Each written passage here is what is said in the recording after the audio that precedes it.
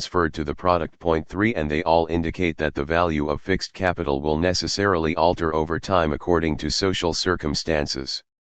Furthermore, they all prove conclusively that the circulation of fixed capital cannot be reconciled with a theory of value that rests solely on past and present embodied labor time. Marx himself drew exactly that conclusion.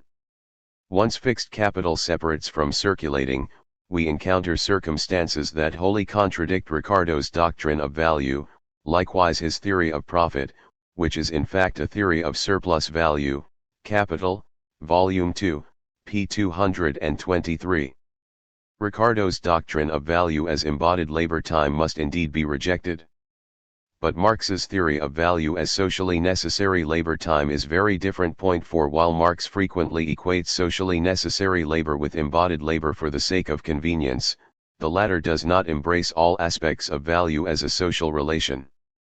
Value, recall, exists only in articles of utility, so that if an article loses its utility, it also loses its value. Capital, Volume 1, p. 202. This is a simple extension of the Marxian rule that commodities must show that they are use values before they can be realized as values, and that if the thing is useless, so is the labor contained in it, the labor does not count as labor, and therefore creates no value. Capital, Volume 1, pages 41, 85. The changing utility of the machine during its lifetime does not, therefore, leave its value unaffected. And chief among the factors affecting the value of machinery are the frequent revolutions in value associated with technological change. It is precisely capitalist production to which continuous change of value relations is peculiar, if only because of the ever-changing productivity of labor that characterizes this mode of production. Capital, Volume 2, p. 72. Technological change plays as much of a destabilizing role with respect to fixed capital circulation as it does in the simple models of overaccumulation and devaluation which we examined in the previous chapter. Value, we have already argued, is not a fixed metric to be used to describe a changing world, but is treated by Marx as a social relation which embodies contradiction and uncertainty at its very center. There is, then, no contradiction whatsoever between Marx's conception of value and the circulation of fixed capital. The contradiction is internalized within the very notion of value itself. 2. The relations between fixed and circulating capital.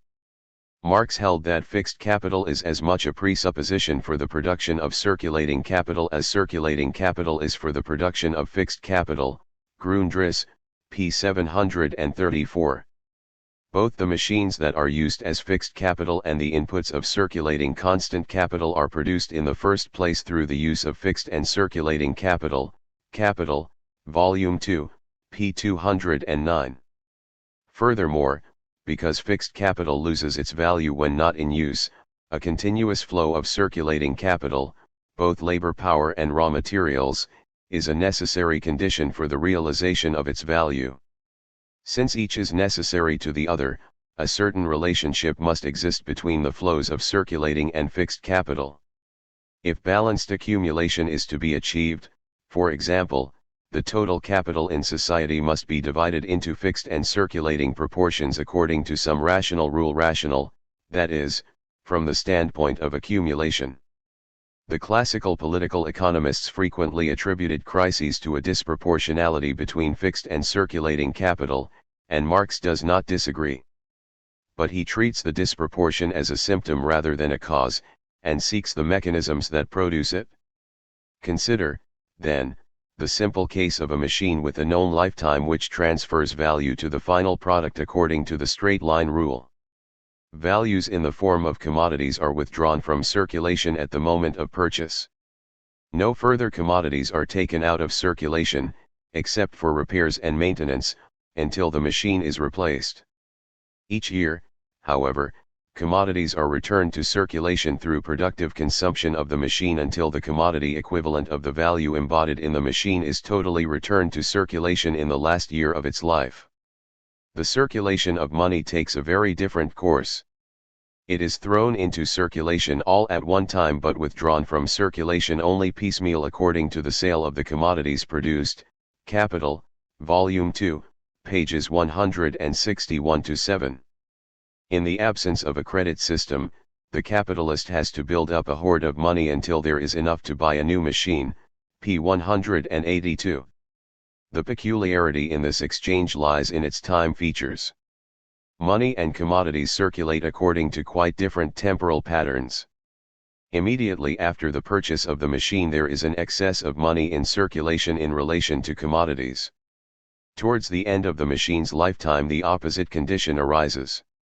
In the long run such imbalances will counteract each other, under the assumptions we have specified, so that there are no aggregative ill effects while the credit system can function to smooth out money payments over the lifetime of the machine. But fixed capital circulation nevertheless exercises short-run disruptive influences even on the processes of simple reproduction.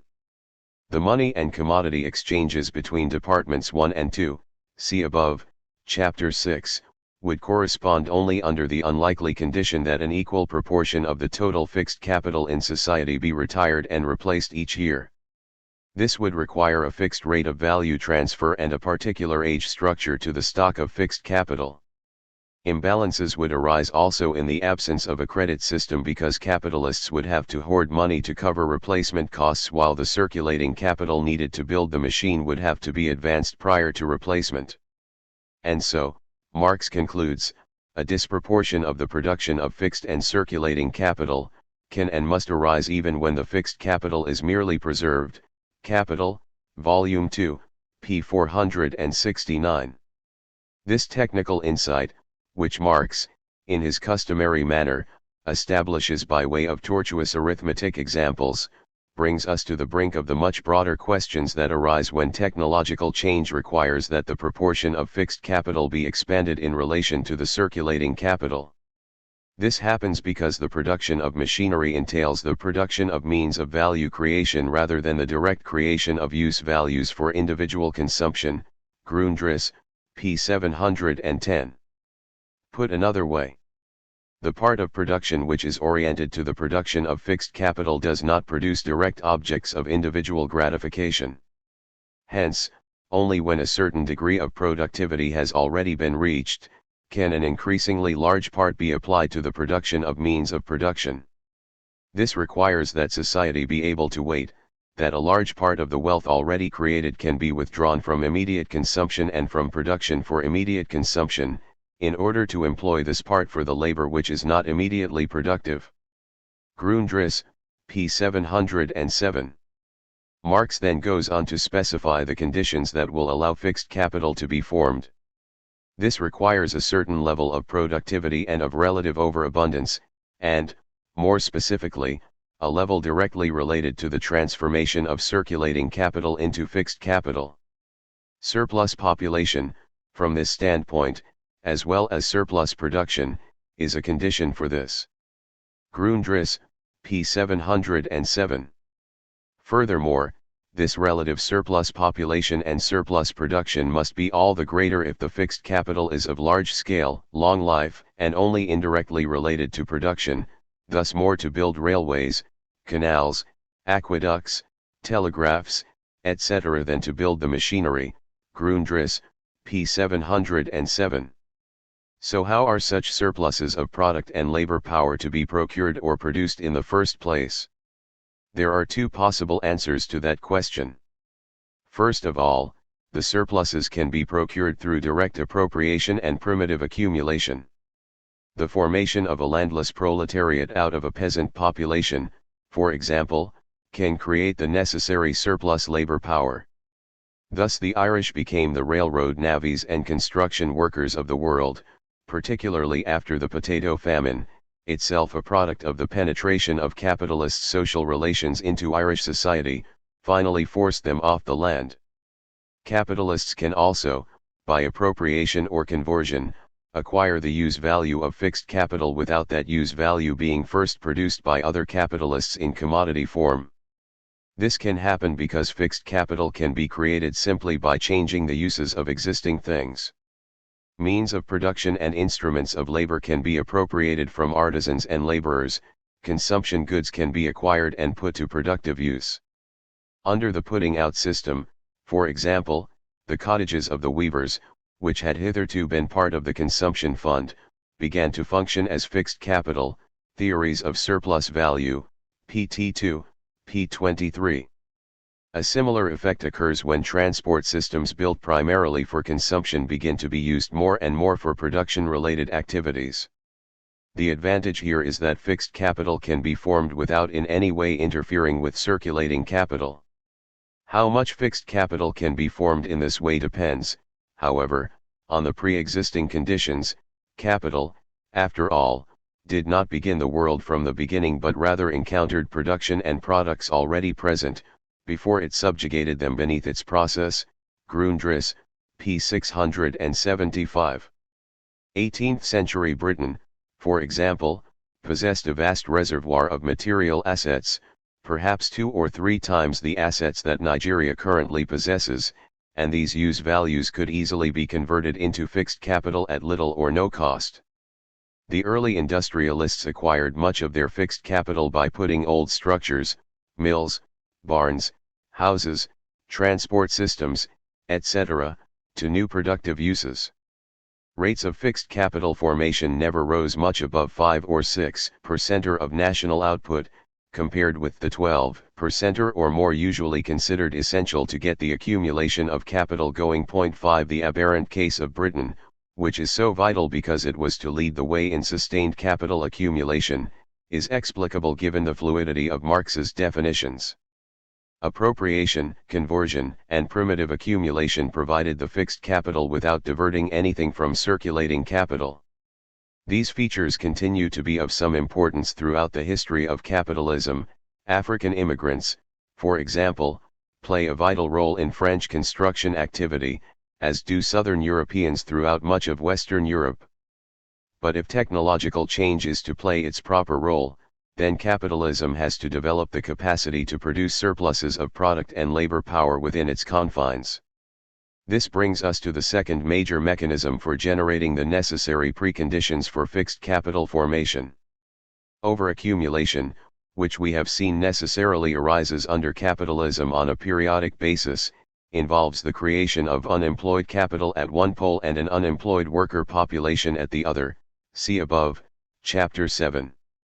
The surpluses of labor power, of commodities, of productive capacity and of money capital are potentially convertible into fixed capital. This is a fundamental and very important theoretical insight. It says, in effect, that the contradictions of accumulation produce the necessary preconditions for fixed capital formation on a periodic basis. We will try to unravel some of the implications of this striking theoretical insight in what follows.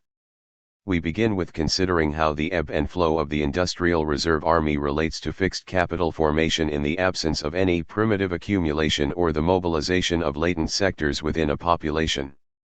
Under such conditions, a relative surplus population is primarily the product of technological change which creates unemployment.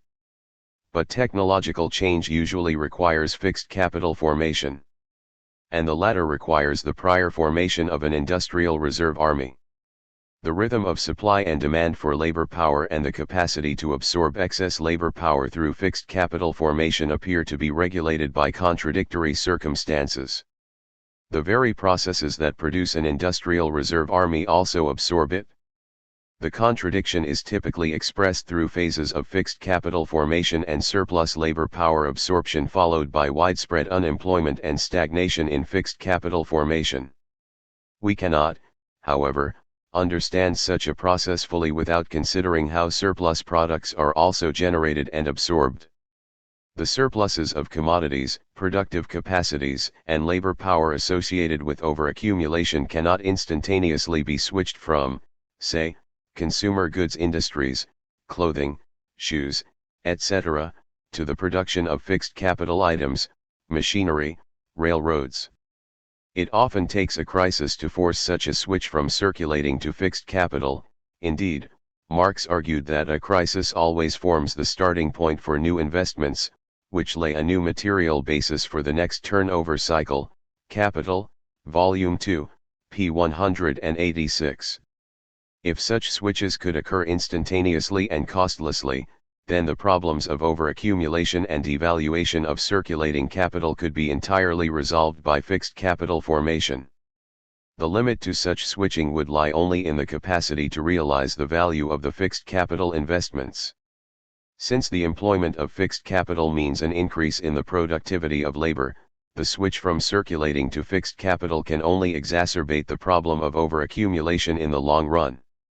A part of the fixed capital will be condemned to forced idleness through overaccumulation, and the fixed capital itself will undergo a devaluation.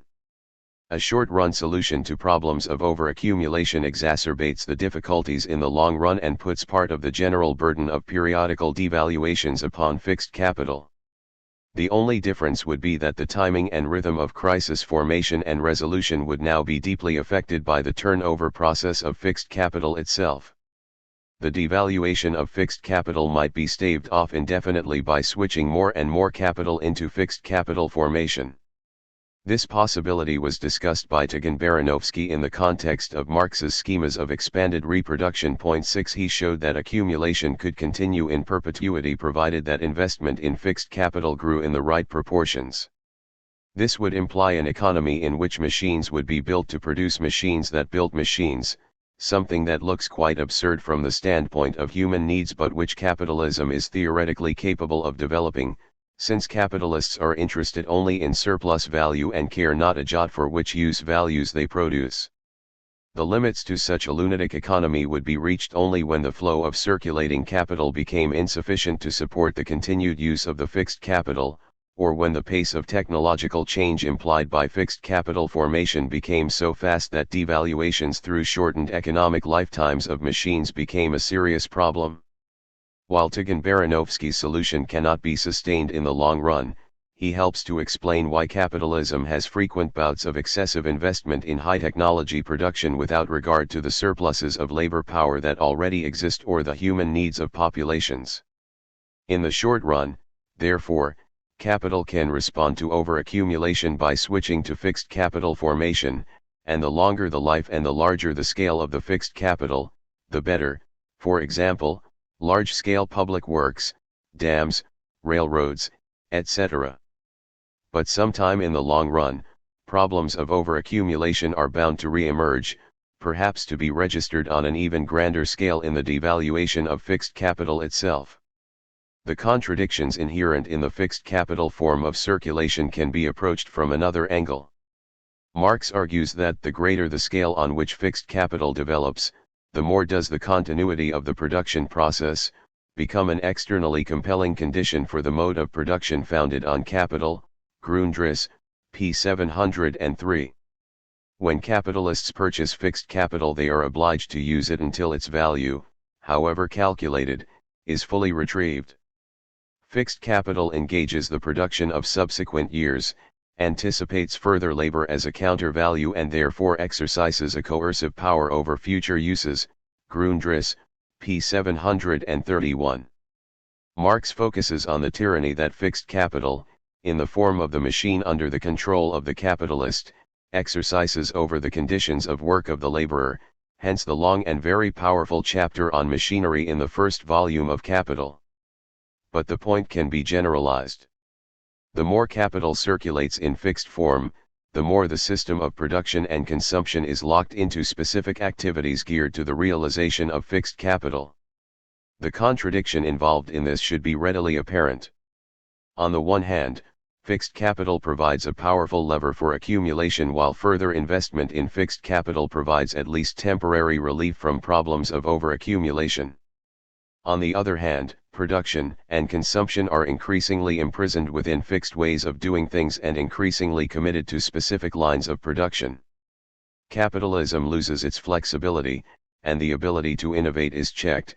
Capital, Volume 2, p. 185. This throws us back immediately into that complex world, which Marx was cognizant of but about which he did little to enlighten us, in which the economic lifetime of fixed capital no longer corresponds to its physical lifetime. Straight-line value transfer can no longer hold as an adequate description of fixed capital circulation. The most serious problem to arise here concerns the impact of new, cheaper, and more efficient machinery on the use value and, hence, on the imputed value of the old. Resorting to the language of prices, Marx notes how the constant changes in the construction of the machines, and their ever-increasing cheapness, depreciate day by day the older makes, and allow of their being sold in great numbers, at absurd prices, to large capitalists, who alone can thus employ them at a profit. Capital, Volume 1, p. 474, Volume 3, pages 114-15. Perpetual revolutions in technology can mean the devaluation of fixed capital on an extensive scale. The exchanges between departments 1 and 2 can also be subject to disruption. But if the pace of technological change is steady, and if capitalists can feel reasonably secure in their expectations with respect to future technologies, then it is possible to plan the obsolescence of their fixed capital and manage the circulation of fixed capital according to some rational plan. 7 In this way the disruptive effects of technological change can be minimized and the impact on the exchange relations between the two departments can be reduced to fairly minor oscillations. But planned obsolescence is possible only if the rate of technological change is contained. Monopolization, government sponsorship of research and development and legal constraints upon the application of innovations, patent and licensing laws in particular, play important roles, then, in regulating the pace of technological change and making planned obsolescence an available means to counter the evident tension between technological change and its inevitable corollary, fixed capital devaluation. Indeed, a case can be made that the incoherent and destructive effects of uncontrolled technological change call forth a capitalist response in the form of various arrangements, such as monopolies and patent laws, to control the pace of that technological change. 8. In the absence of successful controls, planned obsolescence becomes impossible. What begin as minor oscillations and imbalances between departments and in the proportions of fixed to circulating capital quickly build into explosive oscillations or monotonic divergence from a balanced growth path, see above, p. 171. The circulation of fixed capital becomes entangled in the mesh of contradictory forces associated with technological change, disequilibrium, crisis formation, overaccumulation, and devaluation. It was just such a result that Marx had in mind in his studies of the circulation of fixed capital. He argues explicitly, for example, that the competitive search for relative surplus value forces the replacement of old instruments of labor before the expiration of their natural life, and that if this occurs on a rather large social scale it is mainly enforced through catastrophes and crises. Capital, Volume 2, p. 170. He also notes that the continual improvements which lower the use value, and therefore the value, of existing machinery, factory buildings, etc. have a particularly dire effect during the first period of newly introduced machinery, when it continually becomes antiquated before it has time to reproduce its own value. Rapid reductions in replacement cost have similar effects. And so we find that large enterprises frequently do not flourish until they pass into other hands, i.e., after their first proprietors have been bankrupted, and their successors, who buy them out cheaply, therefore begin from the outset with a smaller outlay of capital. Capital, Volume 3, pages 113-14. In the course of partial or general crises, the elements of fixed capital are devalued to a greater or lesser degree. This then forms one of the means imminent in capitalist production to check the fall of the rate of profit and hasten accumulation of capital value through formation of new capital. Capital, Volume 3, pages 249-254. The aggregate value composition of capital is, in short, stabilized in the face of strong technological change by the forced devaluation of a part of the fixed constant capital.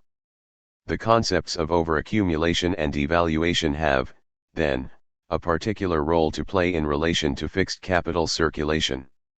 Marx concludes. The cycle of interconnected turnovers embracing a number of years, in which capital is held fast by its fixed constituent part, furnishes a material basis for the periodic crises. During this cycle business undergoes successive periods of depression, medium activity, precipitancy, crisis. True, periods in which capital is invested differ greatly and far from coincide in time. But a crisis always forms the starting point for new investments. Therefore, from the point of view of society as a whole, it lays a new material basis for the next turnover cycle. Capital, Volume 2, p. 186. Crises, then, take on a rather different aspect and a new dimension when we introduce fixed capital circulation into the picture. The fundamental contradiction between the evolution of the productive forces and the social relations of capitalism still remains at the very heart of things. The pace of technological change, itself primarily associated with the drive for relative surplus value, see Chapter 4, continues to be both the main lever for accumulation and the major force making for disequilibrium. But we now see that the very manner in which many of the forces of production are constituted, through commodity and surplus value production, engenders a form of circulation of value that is in contradiction with further technological change. Technological change either slows down, thereby depriving capital of its main lever of accumulation, or presses on apace with the inevitable devaluation of fixed capital as its result. The whole material manifestation and temporal rhythm of crisis formation is, however, fundamentally altered. In such a situation, Marx's first-cut theory of crisis, see Chapter 7, plainly will not do. How that theory should be adjusted to take account of fixed capital formation and use remains to be seen. 3. Some special forms of fixed capital circulation. By clinging to the example of machinery, we have been able to simplify the conception of fixed capital. But fixed capital also includes such diverse items as ships and docks, railroads and locomotives, dams and bridges, water supply and sewage systems, power stations, factory buildings, warehouses and the like. A pickaxe and a railroad may both be classified as fixed capital, but their similarity thereafter quickly ceases. So we ought to disaggregate the concept of fixed capital and consider some of the special peculiarities that then arise. We have also hitherto excluded any detailed consideration of how the interventions of the credit system affect matters, even though the question has lurked in the background of the analysis. Credit certainly appears, at first blush, as an appropriate means to overcome the contradictions between fixed and circulating capital. But, true to his colors, Marx will insist that to the degree that credit successfully performs such a function, it internalizes contradictions within its own sphere. The contradictions get displaced rather than removed.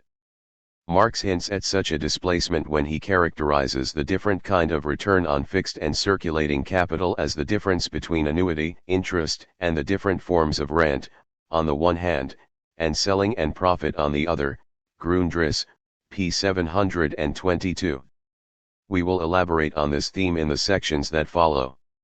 Since the sphere of money, credit, and interest is extraordinarily complex, we must delay consideration of it until the next chapter. The best we can hope to do here is to show how and why the credit system must necessarily exist as a means to deal with some of the chronic problems that arise in the context of fixed capital formation and use. And this we can best do by considering situations in which the problems of fixed capital circulation assume an exaggerated and very special form. 1. Fixed capital of large scale and great durability.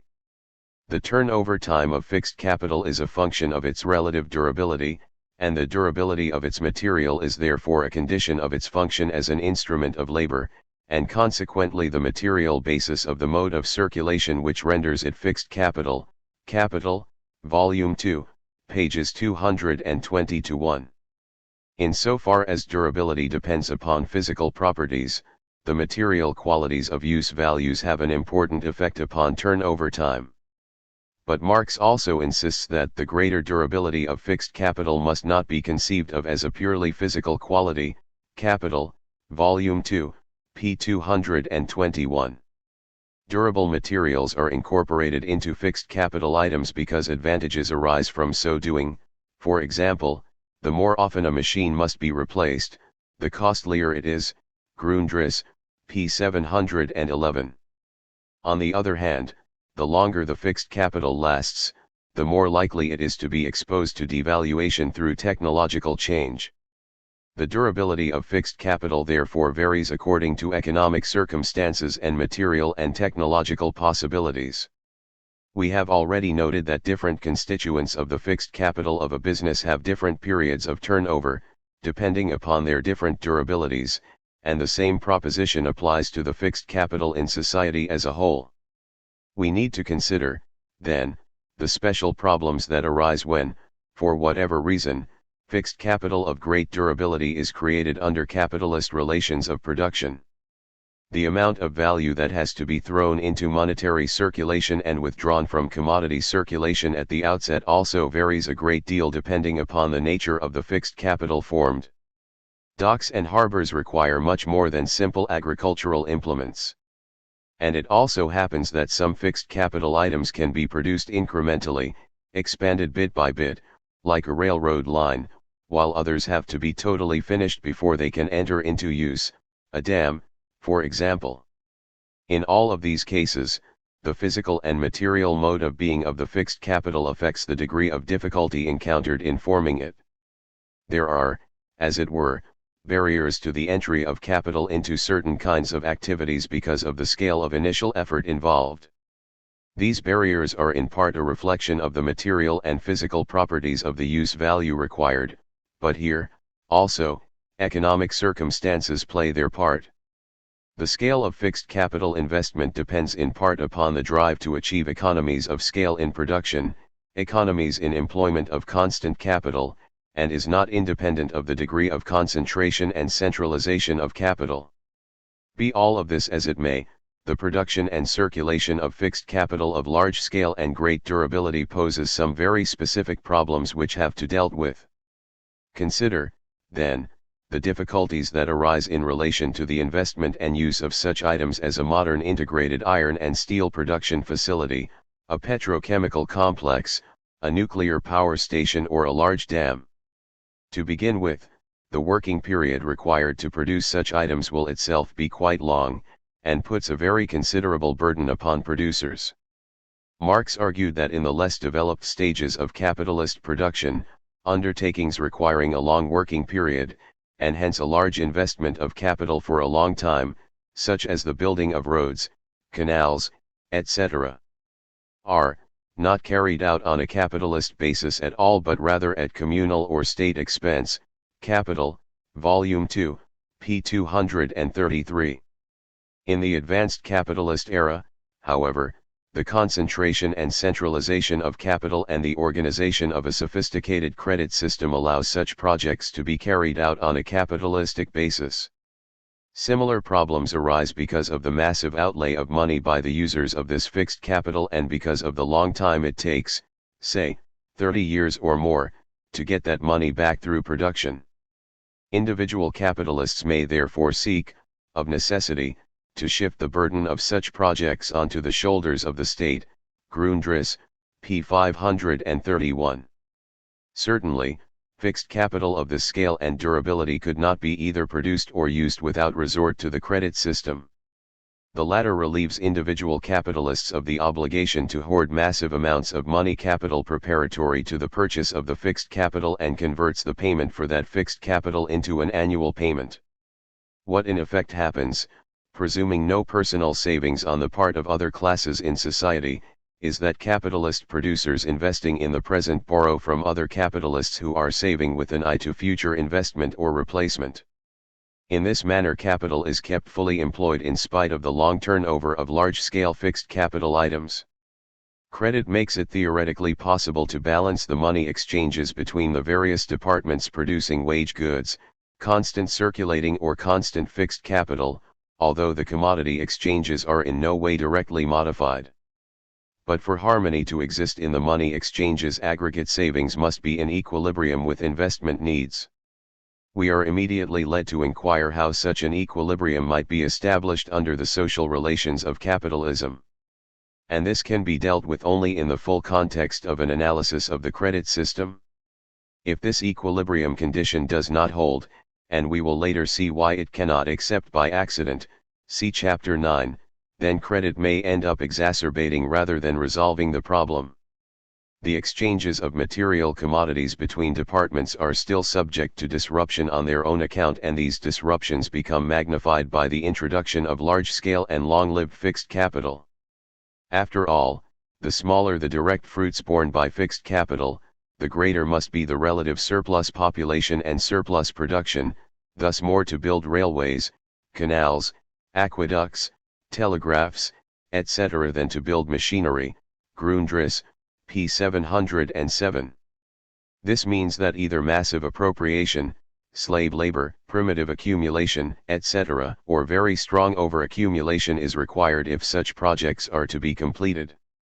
And to the extent that they anticipate the future fruits of labor for a very long period in the future, they also imprison capital in ways that are not always desirable.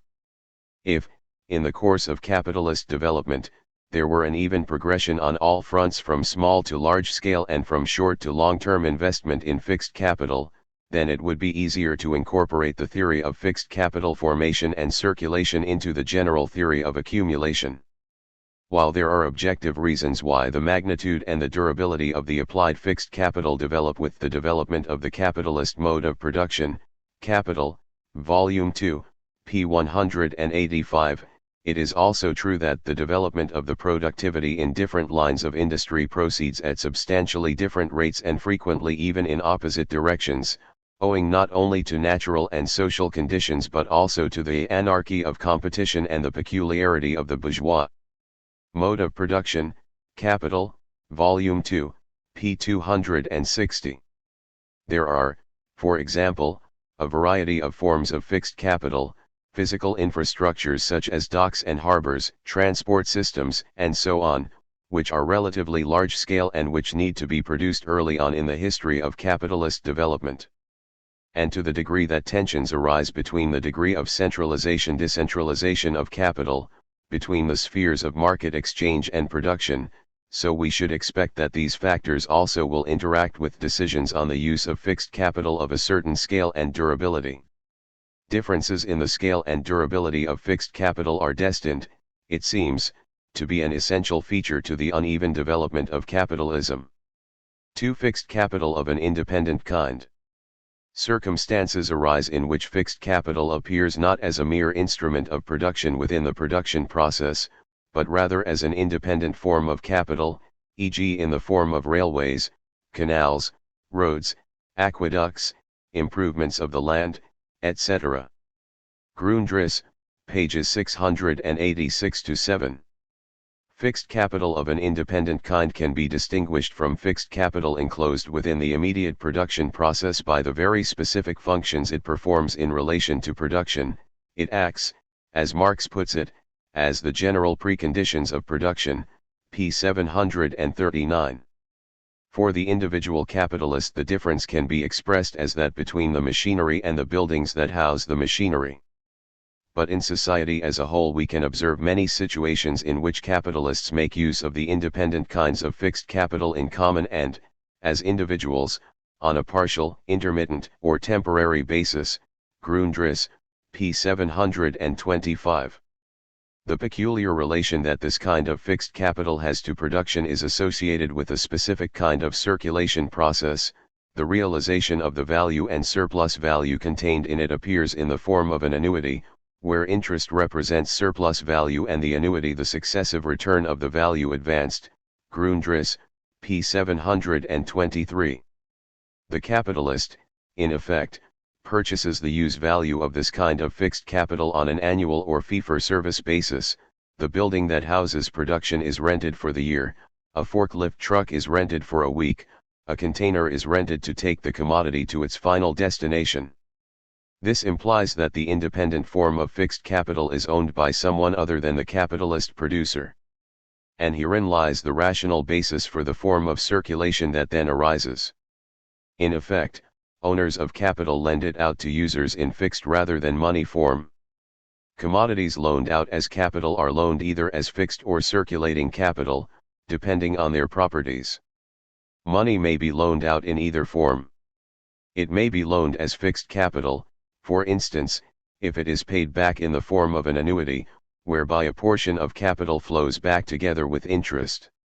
Certain commodities, such as houses, ships, machines, etc., can be loaned out only as fixed capital by the nature of their use values. Yet all loaned capital, whatever its form, and no matter how the nature of the use value may modify its return, is always only a specific form of money capital. Capital, Volume 3, p. 344. It follows, therefore, that we cannot go very far in discussing this form of circulation of fixed capital without a thorough examination of money capital and interest. And it was for this reason that Marx excluded further examination of the problem in the passages dealing with fixed capital and dealt exclusively with fixed capital enclosed within the production process. He does come up with some provocative comments which deserve some explication. He notes, for example, that large-scale undertakings relying heavily upon fixed capital, such as railways, are still possible if they yield bare interest, and this is one of the causes stemming the fall of the general rate of profit, since such undertakings, in which the ratio of constant capital to the variable is so enormous, do not necessarily enter into the equalization of the general rate of profit. Capital, Vol. 3, p. 437. It is possible to stave off crises, therefore, by transforming a great part of capital into fixed capital which does not serve as agency of direct production. Grundriss, p. 750. It is rather odd that Marxists have not taken up this idea and explored its implications, both theoretical and historical. 9 Marx is making two claims. First, if fixed capital is lent out rather than sold, then it functions as a material equivalent of money capital. As such, it can circulate provided the value embodied in it is recovered over its lifetime and provided that it earns interest. Since interest is only a part of surplus value, fixed capital of an independent kind circulates without claiming all of the surplus value that it helps to produce. This releases surplus value which can be competitively divided among the remaining capitalists as they struggle to equalize the rate of profit. Plainly, a growth in the independent relative to the enclosed forms of capital releases surplus value and can so counteract, in the short run at least, the falling rate of profit as Marx defined it. It was for this reason, presumably, that Marx considered it important to analyze the proportion in which the total capital of a country is divided into these two forms. Grundriss, p. 686. And this, in turn, has implications for our interpretation of both the changing scale and organization of capitalism over the past 200 years, see Chapter 5. We can, secondly, examine this whole question from the standpoint of the individual capitalist. If we accept one of Marx's definitions of the rate of profit as the ratio of surplus value produced to total capital employed, then an increase in the use of fixed capital within the production process increases the capital employed in relation to the actual capital consumed in a production period. The use of independent forms of fixed capital does not have the same effect because the total capital employed now includes only the payment that the capitalist makes to use the fixed capital for that one time period. Substituting the independent for the enclosed forms of fixed capital reduces the total capital employed by individual capitalists even though the total capital consumed may be increasing. The rate of profit for the individual capitalist can be raised by such a stratagem. A shift towards fixed capital of an independent kind helps to stem the tendency towards a falling rate of profit. In the context, it is important to recognize that to some degree the relationship between the independent and enclosed forms of fixed capital is fluid. An industrialist can either rent buildings and machinery or purchase the items outright. And when times get difficult, we might anticipate a growth in equipment leasing of the sort we have witnessed in the past few years in advanced capitalist countries. But all of this assumes that forms of organization are created capable of supplying fixed capital of an independent kind, and that its circulation is not beset by any peculiar difficulties or inhibited by any serious barriers. An actively functioning credit system is essential, and forms of organization, such as joint stock companies, have to be created. These are necessary conditions. In addition, the fixed capital that circulates independently incurs a certain risk in so doing. In one sense, the problems of realization of the value embodied, and the calculation of value transfer, etc., are more serious here than in the case of fixed capital enclosed within production. The use of the fixed capital depends entirely upon general economic conditions and is much more vulnerable to sudden devaluations because of declines in use. On the other hand, since we are here dealing with fixed capital which is often used in common and which acts as the general preconditions for production, the competitive search for surplus value within the firm will not prompt devaluations through technological change to anywhere near the same degree, unless, that is, the suppliers of independent fixed capital are in competition with each other. Plainly, we cannot press this matter much further without very specific consideration of how the supply and demand for the independent kinds of fixed capital is organized.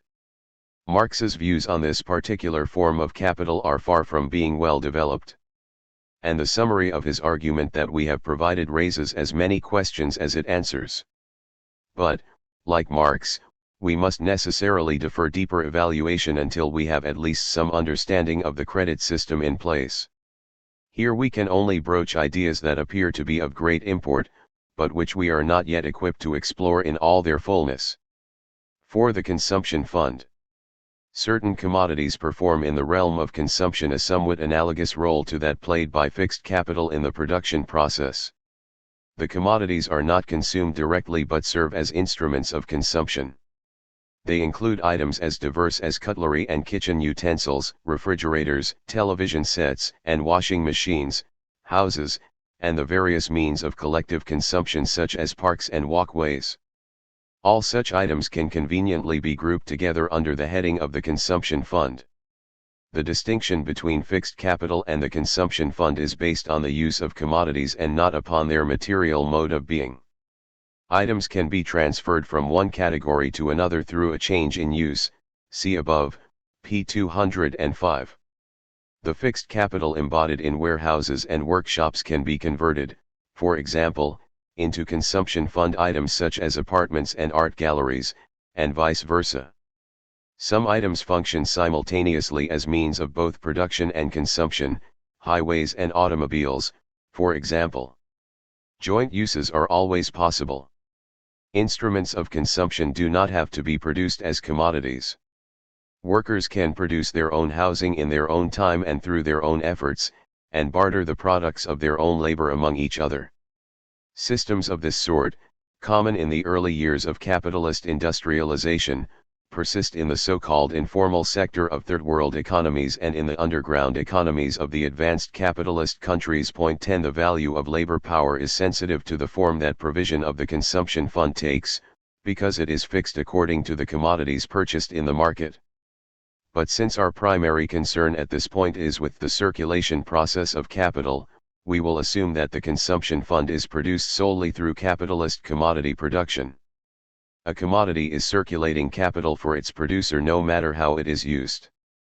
It disappears from circulation when it is sold to the final consumer and the value equivalent of the commodity is returned to the capitalist in money form. If the commodities have a long life and remain in use, they then form a part of the total social wealth of society. But they no longer function as capital in motion. In this regard, there is a crucial difference between the continued use of fixed capital, which keeps value circulating as capital, and the continued use of consumption fund items. If this was all there were to the matter, then we could cheerfully leave the question of the consumption fund to one side. But consider the matter from the point of view of buyers. The latter have to pay the full value equivalent of the commodity at one point in time in order to gain a stream of future benefits. They can hoard money or borrow either the item itself, in which case they pay rent, or the money to purchase it, in which case they pay interest. Rent and interest payments are a standard accompaniment to the use of many consumption fund items. It is important to understand why. Some consumption fund items, such as housing, require such a large initial outlay that they are beyond the means of direct purchase for all but the very wealthy. If housing is to be produced as a commodity, then renting or borrowing of money becomes essential. Without the interventions of the landlord, the credit system and the state, capital would be denied access to an extensive and very basic form of production. 11 Hoarding of money to purchase expensive consumer goods also disrupts the circulation of capital, since it ties up money, which could otherwise be converted into capital, and acts as a barrier to the smooth transformation of the circulation of revenues into the realization of capital through exchange. When the credit system comes to the rescue, it permits some consumers to save, in return for interest, and others to borrow and pay back both the interest and the principal over an extended period of time. The interchanges between the various departments can thereby be protected against excessive hoarding of revenues. The immediate effect, however, is to integrate the use of much of the consumption fund into the circulation of interest-bearing capital. Money is lent out against the future revenues of those who use the consumption fund item. The item acts as security for the loan, which means that it must retain its commodity character as a potentially marketable material use value. If the borrower defaults on the payments, then the lender must be able to repossess the commodity and offer it for sale upon the market. The formation of a second-hand market in many consumption fund items, houses, automobiles, etc., is a necessary corollary to debt financing of their purchase. Capital can and does circulate within and through the consumption fund. To the degree that money capital penetrates, so the instruments of consumption take on the form of stored commodity capital. The rules of circulation of capital within the consumption fund become an important aspect to the circulation of capital in general. Marx himself puts off any detailed consideration of this on the grounds that it is connected with further determinations, renting rather than buying, interest, etc., which have yet to be explored. Grundriss, p. 711. The point is well taken. But a number of initial points concerning the consumption fund can usefully be set down here. 1. The physical and economic lifetimes of items within the consumption fund are fixed by forces different to those that prevail in the case of fixed capital. The competition for relative surplus value that perpetually revolutionizes and periodically devalues fixed capital is noticeably absent within the consumption sphere. The competition that does exist is tied to changing whims, fashions, and the desire to exhibit signs of status. To the degree that rational consumption for accumulation depends upon sustaining a certain turnover of consumption fund uses, the forces of fashion and status have to be mobilized by capital. However this may be, the economic obsolescence of consumption fund items does not occur in response to the same pressures that shape the use of fixed capital. Revolutions in the productive forces create economic obsolescence only indirectly. Cheaper and more efficient consumer goods make it uneconomical to maintain the old. Revolutions in transport relations and industrial relocation make housing in certain regions redundant, and so on. The physical material lifetime of objects has a more important role to play in the case of the consumption fund. Built-in physical obsolescence is therefore just as important to sustaining markets as economic obsolescence. 2. The exchange value of second-hand items within the consumption fund is broadly dictated by the value of new equivalent items. The marketability of such items depends upon their alienability and their capacity, at whatever stage of their physical lifetime, to yield a flow of future revenues in return for their use. The price of the asset is then fixed by the revenue it can generate capitalized at the going rate of interest, see chapters 9 and 11. 3. The purchase of consumption fund items via mortgages and other forms of consumer credit is sensitive to the availability of money.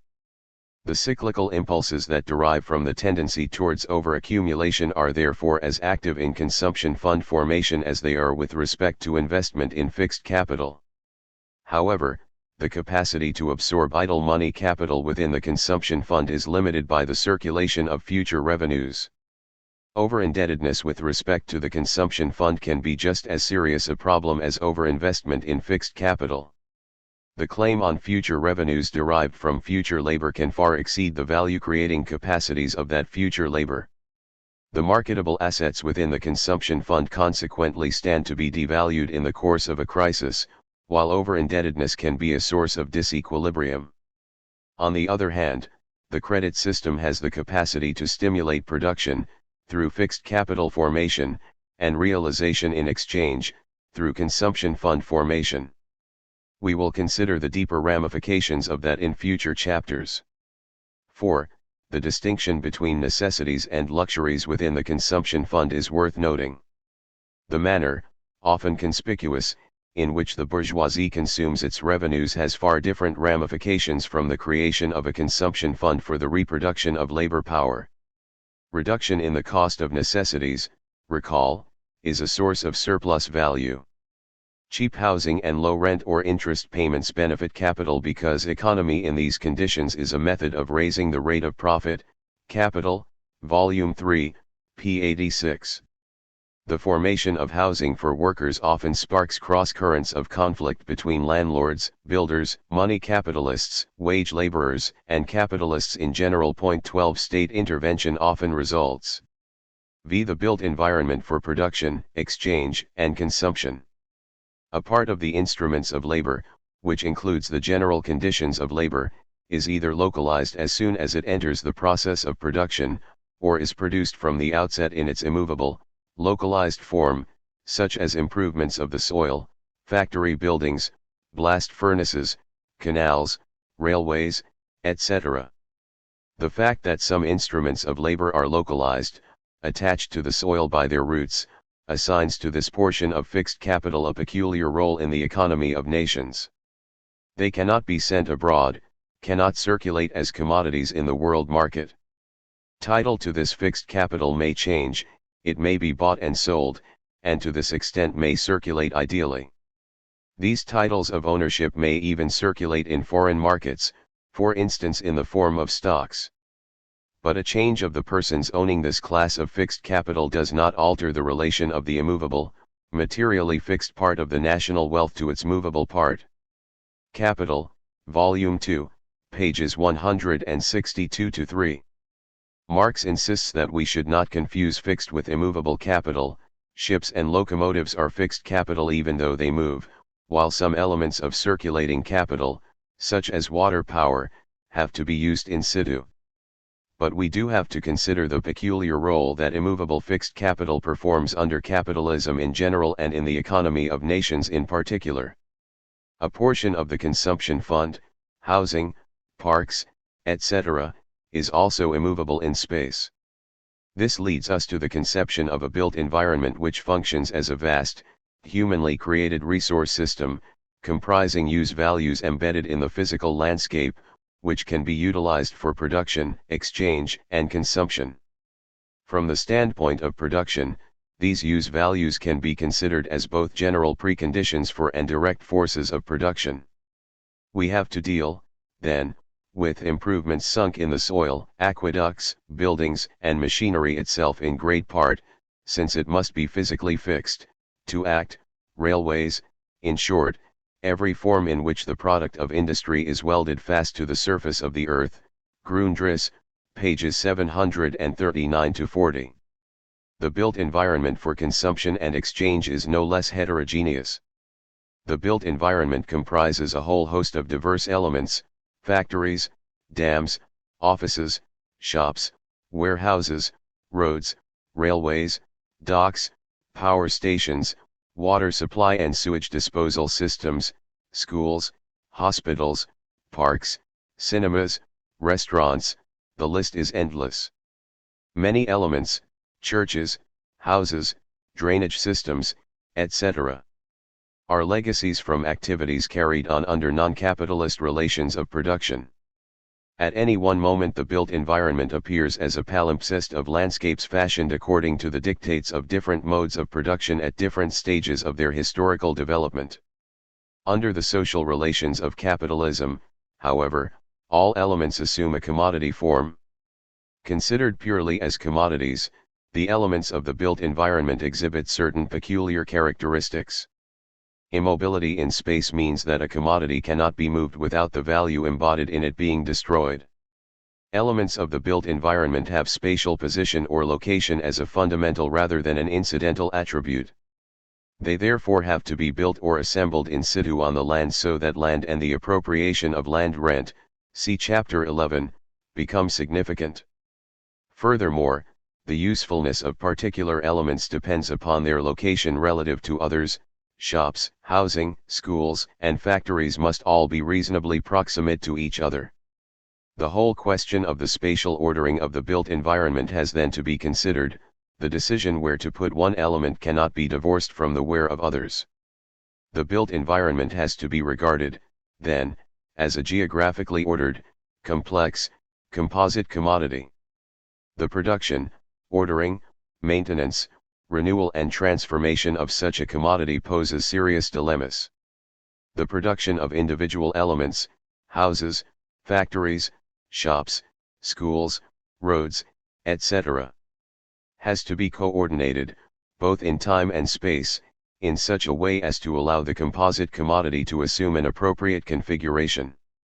Land markets, see Chapter 11, serve to allocate land to uses, but finance capital and the state, primarily through the agency of land use regulation and planning, also act as coordinators. Problems also arise because the different elements have different physical lifetimes and wear out at different rates. Economic depreciation, particularly of elements that function as productive forces for capital, also plays its part. But since the usefulness of individual elements depends, to large degree, upon the usefulness of surrounding elements, complex patterns of depreciation and appreciation, with ramifications for value relations, are set in motion by individual acts of renewal, replacement, or transformation. The spillover effects of individual investment decisions are localized in space. Similarly, disinvestment in one part of the built environment is likely to depreciate surrounding property values. To say that there is commodity production for the built environment implies that markets can form for the production and sale of individual elements which consequently have a use value, an exchange value and a value. Here we encounter some further problems. Exclusivity of use and private appropriation of use values can be established for some elements, houses, factories, etc., whereas collective uses are possible for other elements, roads, sidewalks, etc. The built environment as a whole is part public good and part private, and markets for the individual elements reflect the complex interactions between the different kinds of markets. Also, because the various elements within the built environment function as localized use values, the possibility exists of attaching a price tag to them even after their value has been fully returned to capital.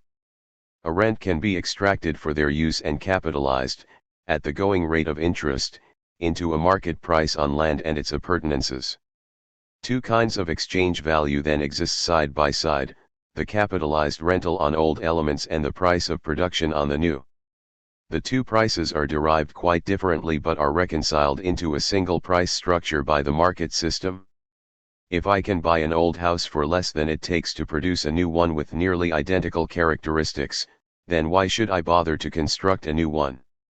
The formation of land and property markets has an extremely important impact upon the circulation of capital through the built environment in general. A rate of return on money capital can be had by investing in old property as well as in the production of new. Idle money capital can just as easily be lent out as property as it can in money form. Since a part of the use value of a property depends upon its relative location, money capitalists can even invest in the land and in the future rent it can command. Since rent is regarded as a portion of surplus value appropriated by landowners, money capital is now being invested in appropriation rather than in production. As a theoretical proposition, this appears quite irrational. The material relevance is, however, that all aspects of production and use of the built environment are brought within the orbit of the circulation of capital. If things were not so, then capital could not establish itself, replete with all its contradictions, in the physical landscape in a manner generally supportive of accumulation. The built environment that capital requires for production, exchange, and consumption could not be influenced in the interests of capital. Point 13. Marx himself was all too aware of the broader implications of all this. The conception of capital circulating through the built environment implies, he wrote, that the mere technological conditions for the occurrence of the process, the site where the production process proceeds, can in itself be considered a form of fixed capital. The appropriation of natural agencies, such as water, land, This notably, mines, etc. is in principle no different from the appropriation of other material uses values and their transformation into fixed capital by putting them into use as such. Grundriss, pages 691, 715. The improvement of land, be it for agriculture or industry, means that the land itself must ultimately function as fixed capital, in some local process of production. Capital, Volume 2, p. 210. How, then, can we possibly discuss the circulation of capital in the built environment without giving due consideration to landed property? And once we permit the entrance of landed property, can the theory of rent be far behind? Grundriss, p. 715. We cannot gain full command of what is going on without a full understanding of the theories of rent and interest. We can now see why Marx argues that the different kind of return on fixed and circulating capital is the difference between annuity, interest, and various forms of rent on the one hand and the direct selling for profit on the other. The tasks before us in the next 3 chapters are hereby clearly defined. Rent and interest as forms of distribution have to be fully integrated into the theory of the capitalist mode of production. 6. Fixed capital, the consumption fund and the accumulation of capital. Capitalists cannot for long look to capture the benefits of technological change without forming fixed capital. They thereby create a distinctive and rather peculiar mode of circulation of capital which in due course hardens into a separate mode of existence of capital. A consumption fund is likewise necessary to the reproduction of labor power, and special forms of circulation of capital arise to embrace its production in commodity form. The aggregate effects upon the accumulation process are dramatic. Specific temporal relationships are introduced into models of accumulation, which are initially specified, see Chapter 6, without reference to any particular time scale. The creation of a built environment obligates us to consider place and spatial arrangements as specific attributes of the capitalist mode of production. The accumulation process has now to be seen as operating within a time-space framework defined according to the distinctive logic of capitalism. Since we will take up the problem of place and space in chapters 11 and 12, I shall confine attention here to a few reflections upon the temporal aspect of affairs. For convenience, I shall refer to the totality of processes whereby capital circulates through fixed capital and consumption fund formation and use as the secondary circuit of capital. Within this secondary circuit we must accord a certain priority of place to fixed capital formation and use in relation to surplus value production, since this defines the relative time scale within which different elements of constant capital circulate.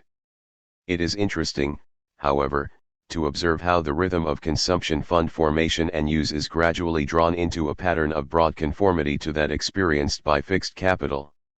We will shortly show why this is so. The circulation process of fixed capital does not establish an absolute time scale against which accumulation can be measured.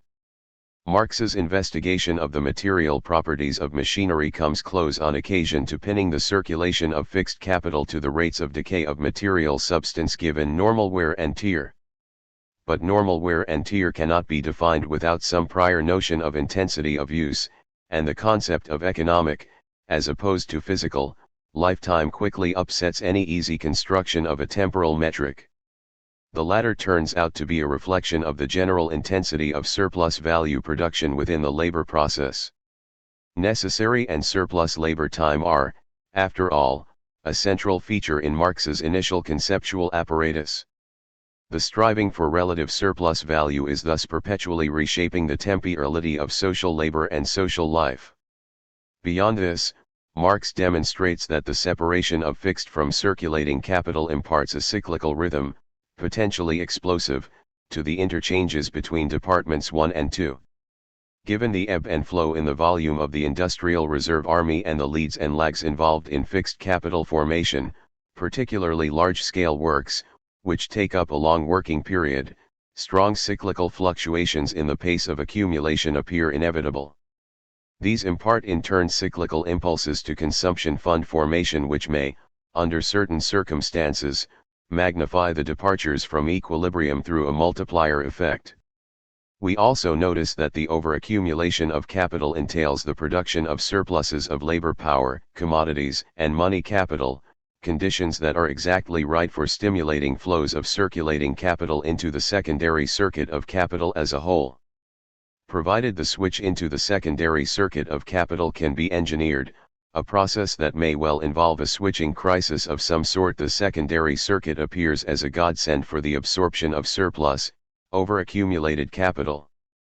The capacity for absorption of excess capital is limited in two distinctive ways. The realization of fixed capital depends upon enhanced productive consumption which, in the long run, generates ever more capital to be absorbed. The realization of capital in the consumption fund depends upon the expansion of future revenues to cover indebtedness on present purchases. In both cases, then, the prospect of devaluation looms if the proper conditions are not fulfilled. But at this point the interaction between fixed capital and consumption fund formation and use becomes of paramount importance. Circumstances can arise in which the expanded fixed capital in production can be realized through the expansion of capital circulating within the consumption fund. That this is a chimerical solution to the problem of overaccumulation should be evident, see Chapter 10. But to the degree that the two processes can bolster and feed off of each other, so they stave off the inevitable denouement.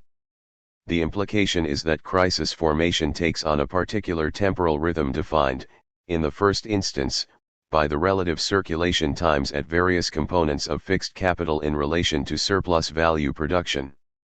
The diversity of potential circulating times is considerable, however. The system appears headed towards total incoherence, unless, that is, we can track down a single unifying force which puts its stamp upon the temporal processes as a whole. The central idea that emerges from the study of fixed capital formation is that the rate of interest performs just such a function. It relates present to future, defines a time horizon for capital in general. If we can discover what it is that regulates the rate of interest, we will uncover the secret of socially necessary turnover time, and that is the task of the next two chapters. But there is in this a certain irony. The circulation of capital through the material form of fixed capital and the consumption fund is regulated by appeal to capital in its pure money form. Herein lie the seeds of a fundamental contradiction. On the one hand, fixed capital appears as the crowing glory of past capitalist development, the power of knowledge, objectified, an indicator of the degree to which social knowledge has become a direct force of production, Grundriss, p. 706. Fixed capital raises the productive powers of labor to new heights at the same time as it ensures the domination of past dead labor, embodied capital, over living labor in the work process. From the standpoint of the production of surplus value, fixed capital appears as the most adequate form of capital. On the other hand, fixed capital is value imprisoned within a specific use value, associated with specific forms of commodity production under specific technological conditions. It must command future labor as a counter-value if its value is to be realized. For this reason fixed capital confines the trajectory of future capitalist development, inhibits further technological change and coerces capital precisely because it is condemned to an existence within the confines of a specific use value. Capital in general is indifferent to every specific form of use value and seeks to adopt or shed any of them as equivalent incarnations. From this standpoint circulating, money, capital appears the most adequate form of capital because it is more instantaneously malleable to capital's requirements, Grundriss, p. 694. Fixed capital, which appears from the standpoint of production as the pinnacle of capital's success, becomes, from the standpoint of the circulation of capital, a mere barrier to further accumulation. Thus does capital encounter barriers in its own nature. And there are only two ways to resolve such contradictions. They are either dealt with forcibly in the course of a crisis, or displaced onto some higher and more general plane where they provide the ingredients for crisis formation of a different and often more profound sort. Bearing this in mind, we now turn to the whole problem of money, credit, and finance in relation to the accumulation of capital. Chapter 9. Money, Credit, and Finance. Marx did not complete his analysis of monetary and financial phenomena. He sets out a very general and highly abstract theory of money in the first volume of Capital, there summarizing the lengthier but more tentative analyses in the Grundrisse and in the Contribution to a Critique of Political Economy. His notes on the functioning of the credit system were left in great confusion. Engels had great difficulty in putting them into any kind of order for publication in the third volume of Capital. There was, Engels complained in his preface to that work, no finished draft, not even a scheme whose outlines might have been filled out, often just a disorderly mass of notes, comments, and extracts. Engels was faithful to Marx and ended up replicating most of the disorder. Here was a major piece of unfinished business in Marx's theory. Just how important Marx thought this piece of unfinished business to be is difficult to tell. He thought the analysis of money of sufficient importance to place it before his investigation of the circulation of capital. But he also insists that the origin of profit, in surplus value, could be understood without appealing to any of the categories of distribution. The analysis of credit, finance, and the circulation of interest-bearing capital is therefore left until after the analysis of general movements in even the rate of profit. It is doubtful if such a tardy introduction of the role of credit can be justified. Even en route to his derivation of the tendency towards a falling rate of profit, Marx frequently indicates that this or that problem could not be resolved without consideration of the role of credit. When we pull together these remarks, the credit system appears more and more as a complex centerpiece within the Marxian jigsaw of internal relations. But it is a centerpiece that depicts relations within the capitalist class, between individual capitalists and class requirements as well as between factions of capital. The credit system is a product of capital's own endeavors to deal with the internal contradictions of capitalism. What Marx will show us is how capital's solution ends up heightening rather than diminishing the contradictions. Unfortunately, Marxists have paid little attention to this aspect of theory. This neglect is all the more surprising given the significance that many, taking their cue primarily from Lenin, have attached to the finance form of capitalism as a specific stage in the history of capitalist development. Hilferding's work, which Lenin drew upon directly, was published in 1910 and remained, until very recently, the only major attempt to deal with the subject of the credit system head-on. 1 Rostalski and de Brunhoff put Marx's analysis of money back into the center of things during the 1960s. But the pickings in the Marxist literature on the credit system are still remarkably slim. 2. In what follows I will try to plug the theoretical gaps. The aim is to integrate the analysis of money and credit with the general theory of accumulation.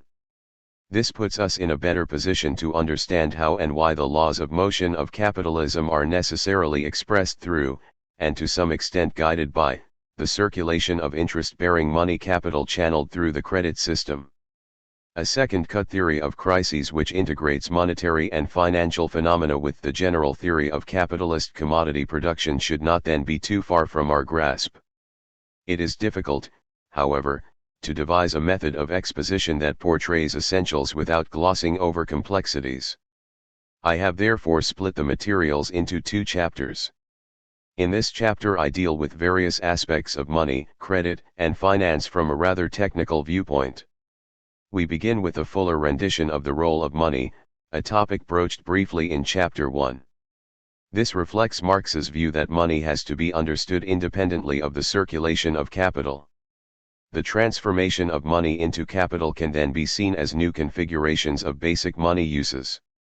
Money thereby acquires the potential to circulate as interest-bearing money capital. So we then consider the functions of this form of circulation in order to show that it is a socially necessary aspect to the capitalist mode of production. The chapter closes with a brief description of the main instrumentalities and institutions that facilitate the circulation of interest-bearing capital in concrete ways. The pieces are first put in place without too much concern for overall dynamics, the full flowering of contradictions or the supposed inner transformation of capitalism which the rise of the credit system promotes. These broader and more exciting questions are taken up in Chapter 10.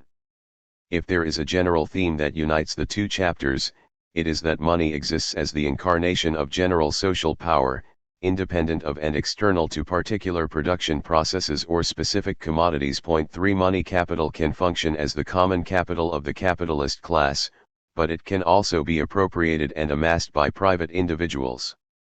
The contradiction between individual action and the requirements for the reproduction of the capitalist class, see Chapter 7, is thereby rendered more acute. But Marx also insists that money expresses a contingent social power, ultimately dependent upon the creation of real value through the embodiment of social labor in material commodities.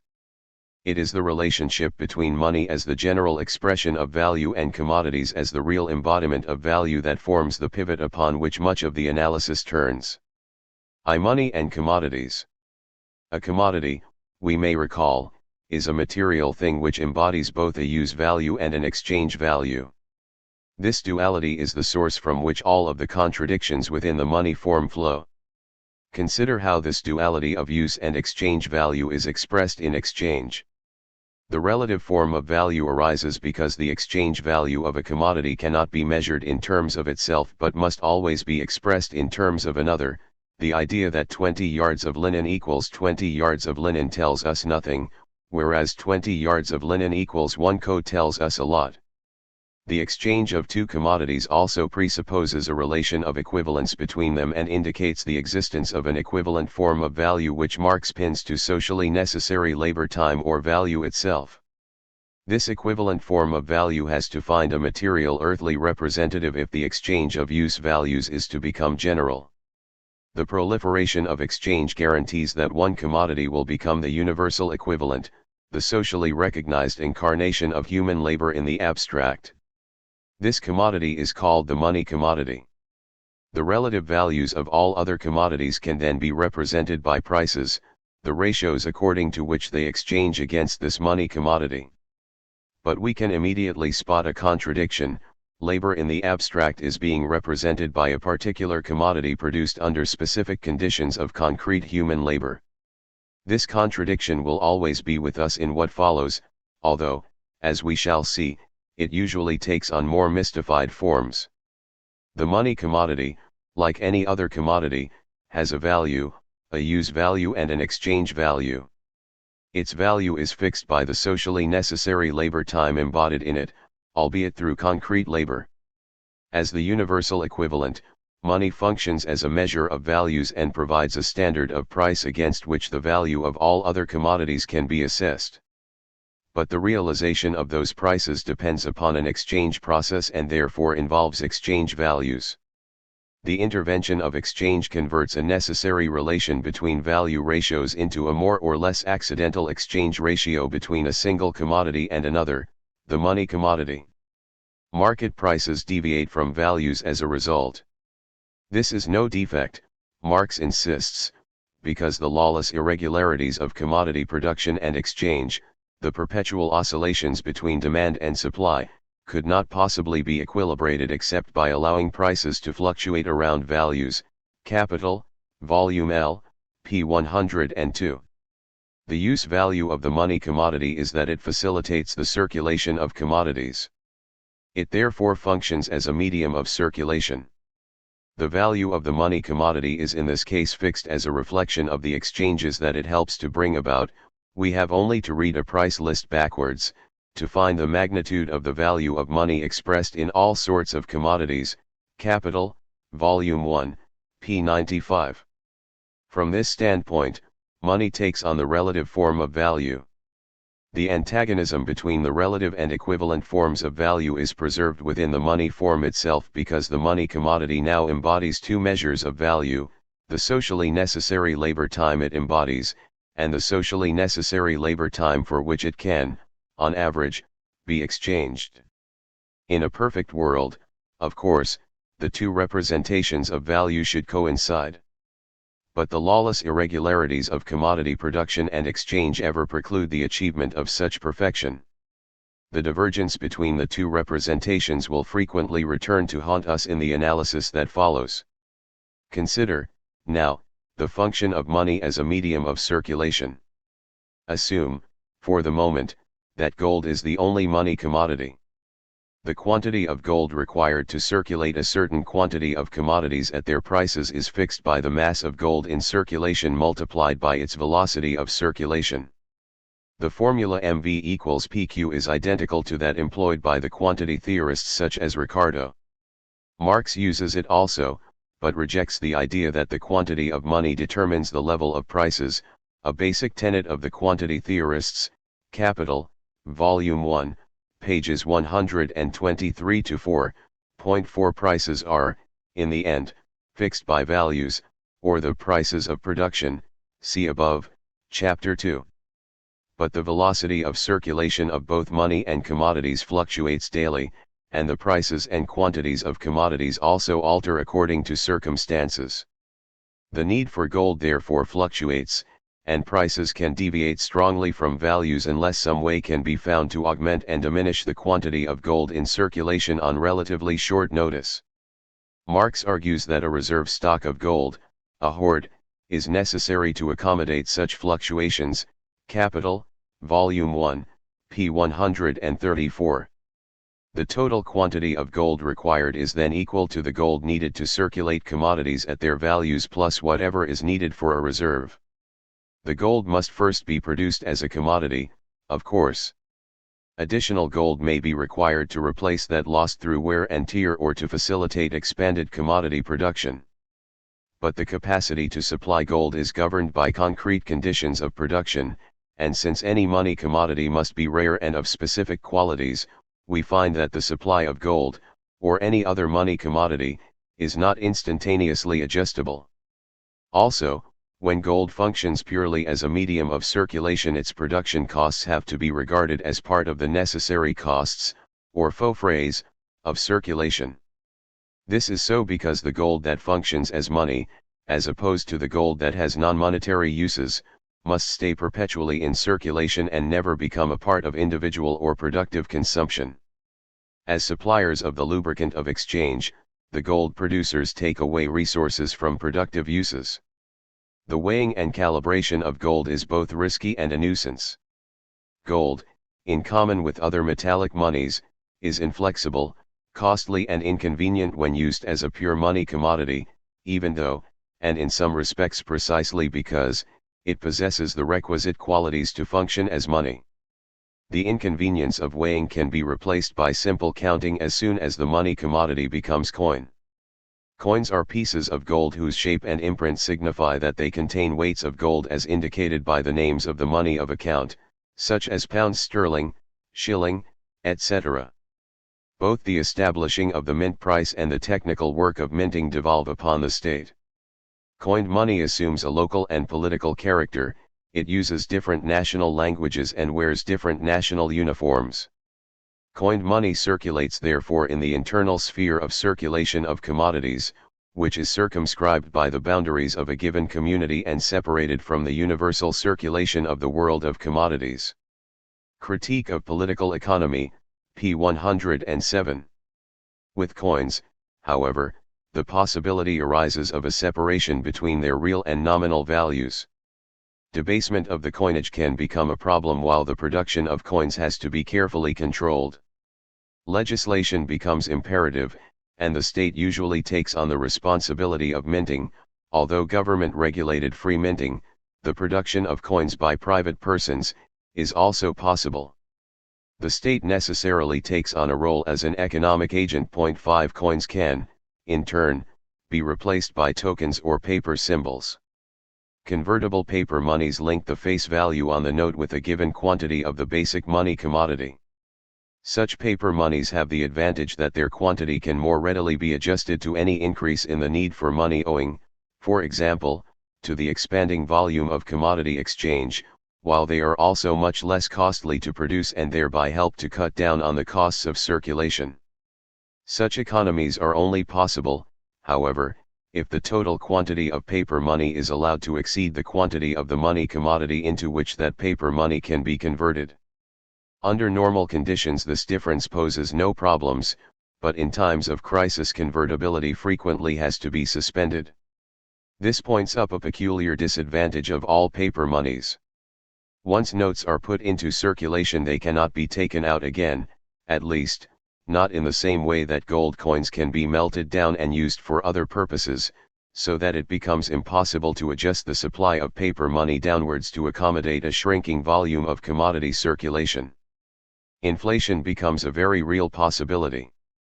Pure paper money, inconvertible paper money issued by the state and having compulsory circulation, Critique of Political Economy, p. 127, completely severs the connection between money and the process of production of any money commodity. The money supply is thereby liberated from any physical production constraints, and the advantages of flexibility of supply and economy of circulation can better be achieved. But the power of the state then becomes much more relevant, because political and legal backing must replace the backing provided by the money commodity if users of pure paper monies are to have confidence in their stability and worth. From the standpoint of a pure medium of circulation, money can equally well take any number of forms. The capacity to lubricate exchange is all that matters. The choice of the form money takes then depends upon the relative efficiency of each in overcoming transaction costs. Indeed, transaction costs can be entirely eliminated and replaced by accounting costs to the degree that transactions can be recorded in a ledger and balanced out between economic agents at the end of the day, month, year, or whatever. From this standpoint, money can be eliminated except as money of account. But money is more than a simple medium of circulation.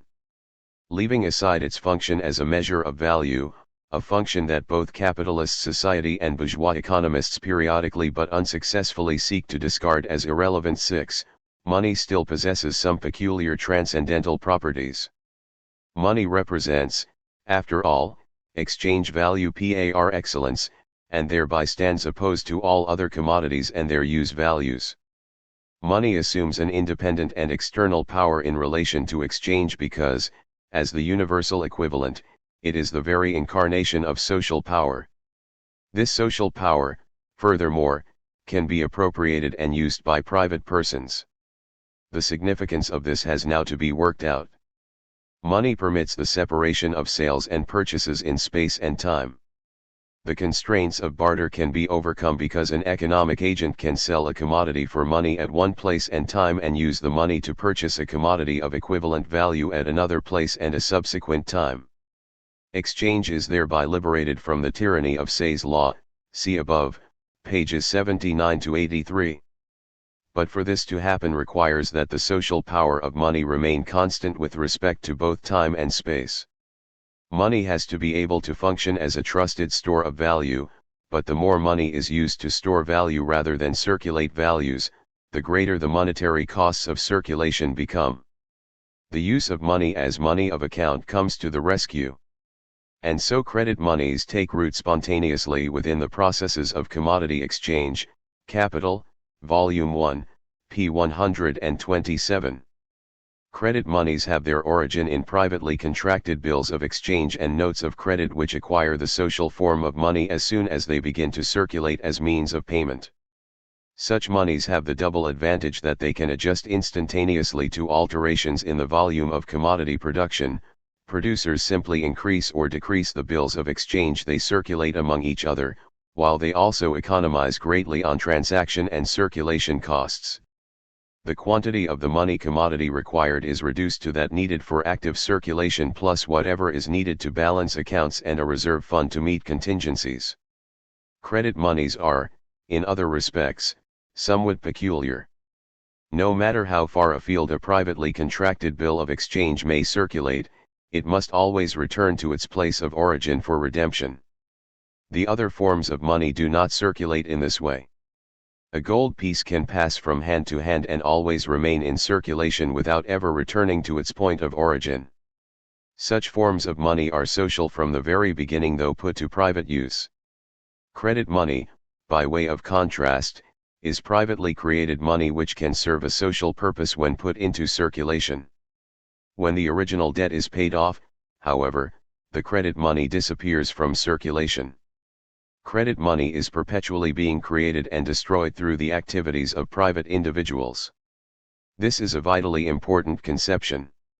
On the one hand, it accounts for the ability of private individuals and institutions, such as banks, to adjust the quantity of money instantaneously to the volume of commodity transactions. Credit money, unlike gold, can be expanded and contracted at will. On the other hand, those who issue the credit must be subject to some discipline, and the quality of the credit money must be guaranteed if credit monies are to circulate securely. In the first instance, credit money is tied to a particular set of commodity transactions engaged in by particular individuals. If the commodity transactions are not completed at the price envisaged, or if individuals fail, then the destruction of credit money takes a rather more ominous turn. The credit money is devalued or depreciated directly because the debt cannot be paid.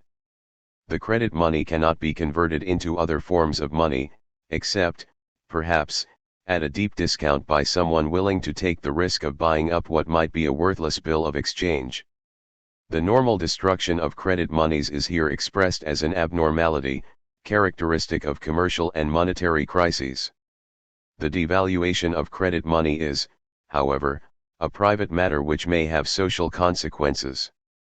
The devaluation of state-issued paper monies, through changes in convertibility or simply running the printing presses over time, is preeminently a social affair, with distinctive private and redistributive consequences. We take up the theme of the devaluation and destruction of money in Chapter 10. For the moment we simply note the formal possibility of such processes through the use of credit money of whatever sort. Monetary institutions are required to relate diverse credit monies to each other as well as to real money such as gold or state-backed money of legal tender. These institutions have their origin with money dealers who, in return for a share of the diminished transaction costs that they achieve, manage the purely technical aspects of the circulation of money. When money is used as a means of payment, the money dealers may record the transactions and assemble together to found the prototypes of the clearing banks. Capital, Volume 1, p. 137. They may then use their own money and provide a centralized discounting function for the innumerable bills of exchange that originate and circulate among individual commodity producers. And at some point, the money dealers may find it more convenient, efficient, and profitable to substitute their own bills of exchange for those of innumerable individual producers. The money dealers then become bankers. The issue of banknotes merely formalizes the matter because these notes are nothing more than drafts drawn upon the bank. With the emergence of banks, the first tier of an hierarchical arrangement within the monetary system is put in place. Bank money replaces the bills of exchange issued by individual producers as the medium of circulation. The bank takes on two basic tasks. First, it provides a central clearinghouse for bills of exchange and thereby economizes greatly on transaction and circulation costs. Secondly, when banks issue their own notes or allow checks to be drawn upon them, they substitute their own guarantee for that of innumerable individual capitalists. When the system of exchange is relatively simple, the personal knowledge and trust of individual capitalists may guarantee the quality of debts incurred, but in a complex market system this cannot form an adequate foundation for the credit system. The bank seeks to institutionalize what was before a matter of personal trust and credibility among individual capitalists. The majority of the bills that originate with individual capitalists will be freely convertible into bank money. But if the bank is to maintain the quality of its own money, it must retain the right to refuse bills it regards as risky or worthless. The bank monitors the credibility of individual capitalists and acts as an intermediary for the latter. But banks are also private institutions in competition with each other. They must also, as facilitators of commodity exchange, enter into relationships with each other. Means have to be found to balance accounts between them. Each bank could preserve a stock of gold for this purpose. Under normal conditions, the gold reserve need be but a small proportion of the total value of commodities in circulation, sufficient simply to balance accounts between banks. When the value of the commodities on the market is in doubt, however, the need for an adequate reserve of the money commodity becomes more pressing, otherwise, the bank may fail. On the other hand, shipping gold around and storing it is cumbersome, risky, and inefficient. Some other way has to be found to make diverse bank monies freely convertible into each other. A central bank of some sort can solve this problem. It provides the means for banks to balance accounts with each other without shipping gold around. To do this, the central bank must possess high-quality money which can guarantee the safety of the transactions between banks. The money of individual banks is freely convertible into central bank money only when the central bank is satisfied as to the quality or soundness of the individual bank money. The central bank forms the next tier in the hierarchy of monetary institutions. From these commanding heights, the central bank seeks to guarantee the creditworthiness and quality of private bank monies. A variety of institutional arrangements can meet the need for a central bank. A single very powerful bank or a consortium of banks can take on the role. Before the collapse of 1907, for example, J.P. Morgan, together with some of the other New York banks, carried out such a function in the United States. But there is a double difficulty with such a solution. Insofar as banks are in competition with each other, bad money drives out good, and this undermines the quality of money the banks are supposed to protect. The ability of a private group to play the role of guarantor depends upon its power over the other banks in the system. Guaranteeing the quality of national money is a luxury only the most powerful can afford. It is no accident that the financial panic of 1907 in the United States took an uncontrollable turn, in part because the power of J.P. Morgan was by then being seriously challenged by the rise of mid and far western competitors. The other difficulty is that the immense power of any bank that can perform such a function is always liable to arbitrary and capricious use by its private directors. 7. Most central banks are therefore set apart from other banks by the granting of certain monopoly privileges. Absolved from the necessity to compete, the central bank can dedicate itself to its sole task, to defend the quality of national money. In order to perform this function, the central bank becomes the guardian of the country's gold reserves.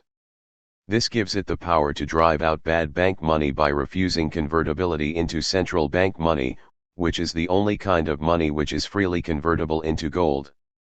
As guardian of the national stock of gold, the central bank can guarantee the quality of money only within the territory of the nation-state. The central bank then takes on the task of balancing payments between nations. All the time that central bank money is convertible into gold, the latter functions as the universal equivalent in world exchange. But once countries abandon convertibility within their own borders, then it becomes progressively more difficult to keep the gold standard intact on an international scale, particularly when capital becomes multinational. If the only way to balance the accounts between nations is by means of the different national currencies, then these have to be freely convertible into each other at some determinate rate of exchange. The problem then arises of guaranteeing the quality of national monies on the world market. Certain extremely powerful countries, such as Britain in the 19th century and the United States between 1945 and 1971, can play the role of world banker. When most of the world's gold reserves were locked up in Fort Knox and the United States had a dominant position in terms of balance of payments and world trade, the dollar standard fixed under the Bretton Woods Agreement of 1944 could prevail, and the dollar became, in effect, the universal equivalent. But the deteriorating balance of payments and the increasingly fierce competition of West Germany and Japan did to the United States internationally what the competition of the mid and far western banks did to J.P. Morgan. The subsequent devaluation of the dollar in 1971 signaled the collapse of the Bretton Woods Agreement, and the search for a new international monetary order began. A series of stopgap expedients have been devised and attempts to establish some kind of supranational superior quality paper money, such as the special drawing rights of the International Monetary Fund, paper gold, have been made. But as de Brunhoff points out, 1976, pages 48 to 53, these attempts are founded on the fallacious proposition that a form of credit money can function as the ultimate measure of value. No way has yet been found to guarantee the quality of national monies except by tying them to the production of some specific commodity. This history also alerts us to the dilemmas of monetary policies as these are designed and carried out through the operations of the central banks. Countries, such as Britain and the United States, that permit their monies to be used as reserve currencies for settling international accounts are perpetually plagued by a policy dilemma, whether to defend the interests of national capital or to defend the interests of capital on a global scale. When a particular economy dominates world commodity production and trade, the dilemmas are relatively muted, but they become more acute as the international environment becomes more competitive. But world capitalism simply could not function without a stable reserve currency of some sort, and this is the difficulty that has faced the international monetary system since the early 1970s. Although we have grossly oversimplified the structure and certainly abstracted from the complexities of historical circumstance, the nested hierarchical character of monetary institutions can be quite clearly established as a necessary corollary to the existence of credit monies. The necessity for such an hierarchical ordering can be traced back to the underlying contradiction between money as a measure of value and money as a medium of circulation. For while credit monies appear superbly adapted to function as almost frictionless media of circulation, their capacity to represent real commodity values is perpetually suspect. The notion of some absolute measure of value may appear redundant at any one particular level in the hierarchy, but the problem of ensuring the quality of money remains, and what is this quality if not a guarantee that a nominal amount of credit money does indeed represent real commodity values? Higher order institutions guarantee the quality of money at a lower order in the hierarchy, as the banks do for the individual capitalists, as the central bank does for the private banks, as a de facto world banker does for national central banks. But what is it that ensures the quality of money at the apex of this hierarchy? Gold. Taper gold. Black gold, petroleum. Dollars. At this level, the notion of money as a necessary measure of value refuses to die. It is, Marx observes, only in the markets of the world that money acquires to the full extent the character of the commodity whose bodily form is also the immediate social incarnation of human labor in the abstract. Capital, Volume 1, p. 142.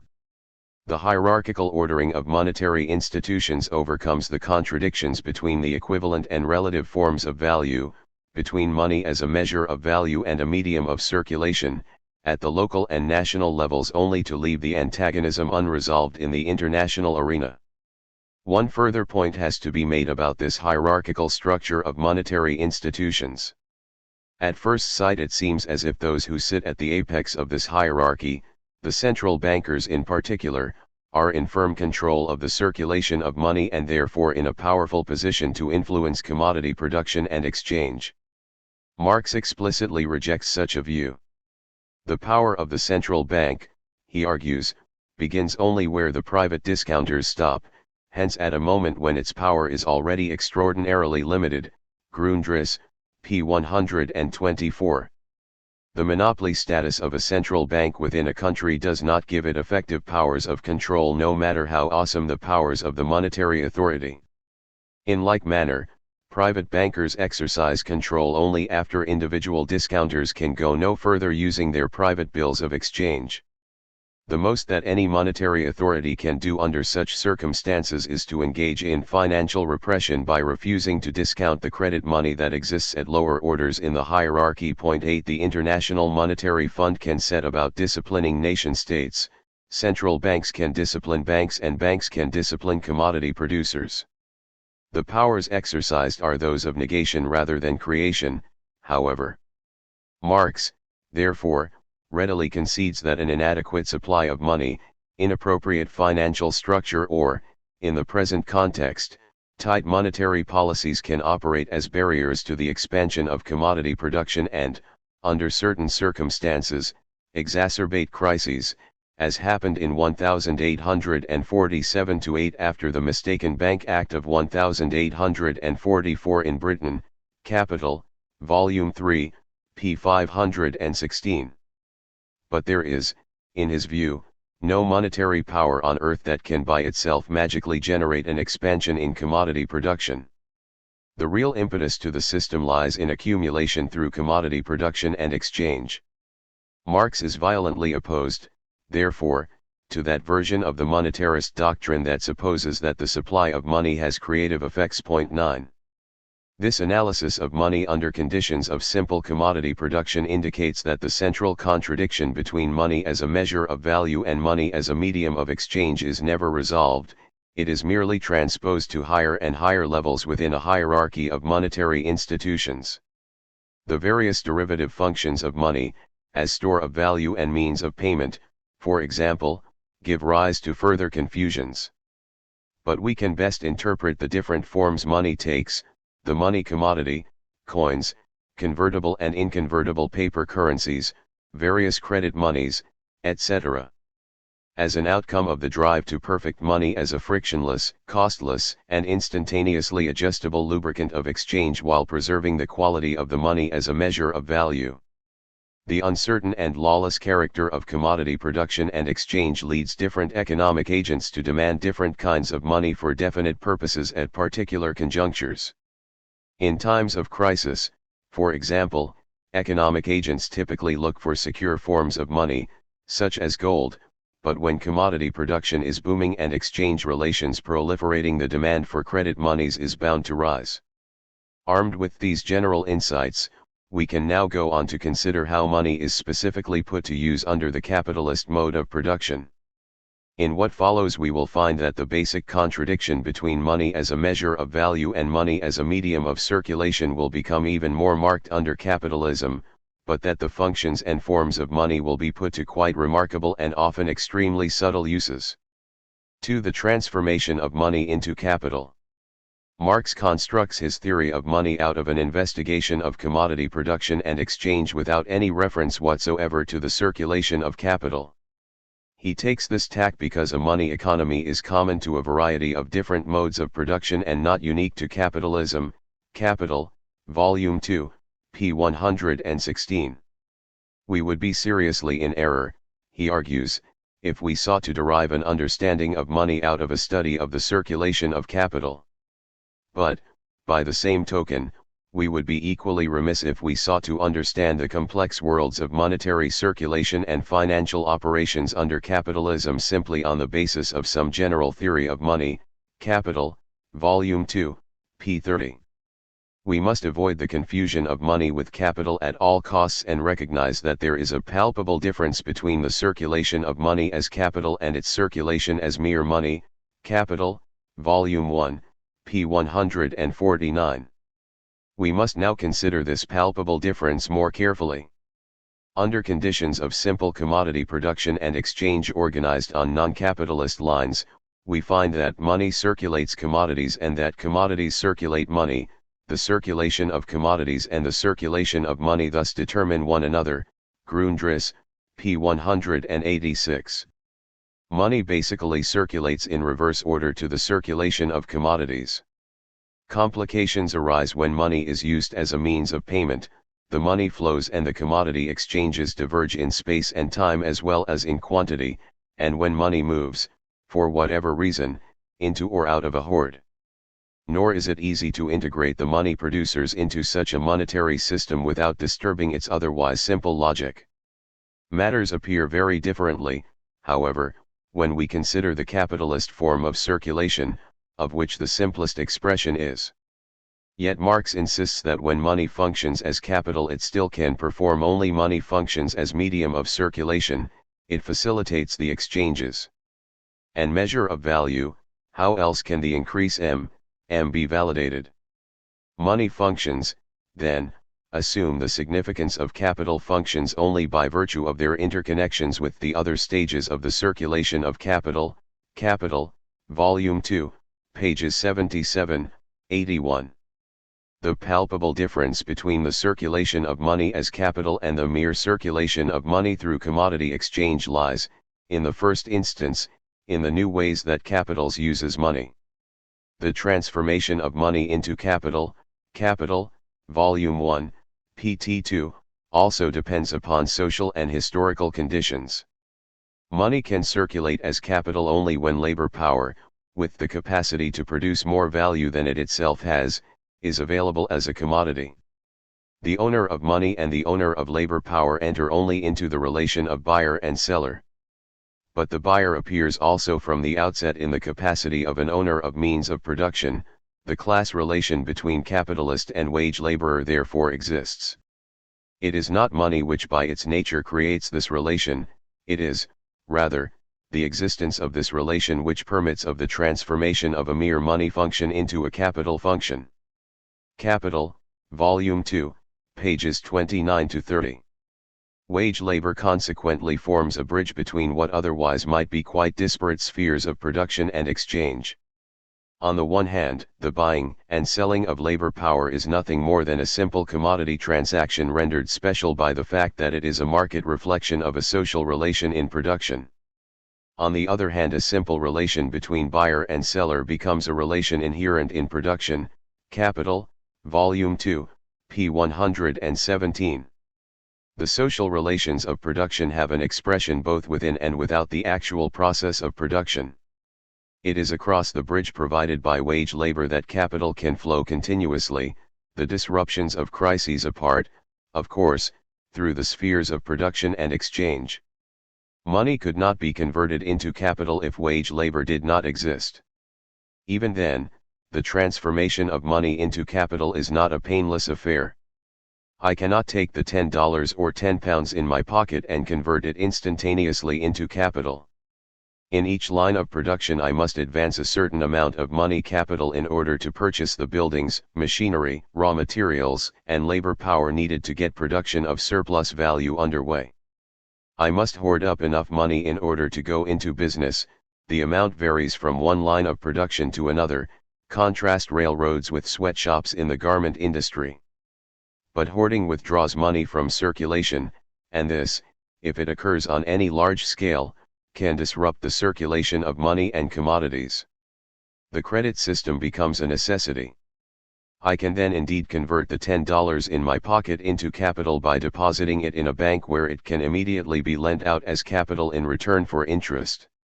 The circulation of capital imposes additional obligations and burdens upon the monetary system, which can be met only through the organization of the credit system as the basis for financial operations.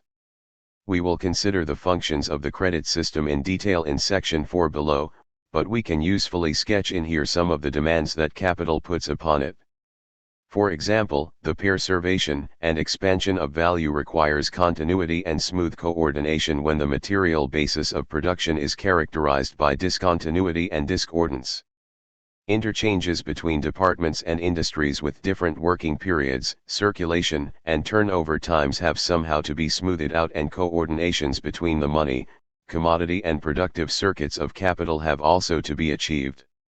The profit rate can be equalized only if money capital can move quickly from one sphere of production to another, while accumulation and reinvestment require periodic outlays of large sums, which would otherwise have to be hoarded. For these and other reasons, the credit system emerges as the distinctive child of the capitalist mode of production, and interest-bearing capital comes to play a very special role in relation to the circulation of capital. Yet this elaborate world of credit and finance is necessarily erected upon the monetary basis defined by conditions of simple commodity production and exchange. And this is so because money can only ever perform money functions even when it is thrown into circulation as capital or proffered as loan capital. To the degree that this monetary basis is riddled with contradictions, so the world of finance is erected upon shaky foundations. To the degree that capitalist finance breaks free from the shackles of the monetary system, so it both internalizes contradictions within itself and moves into an antagonistic posture with respect to its own monetary basis.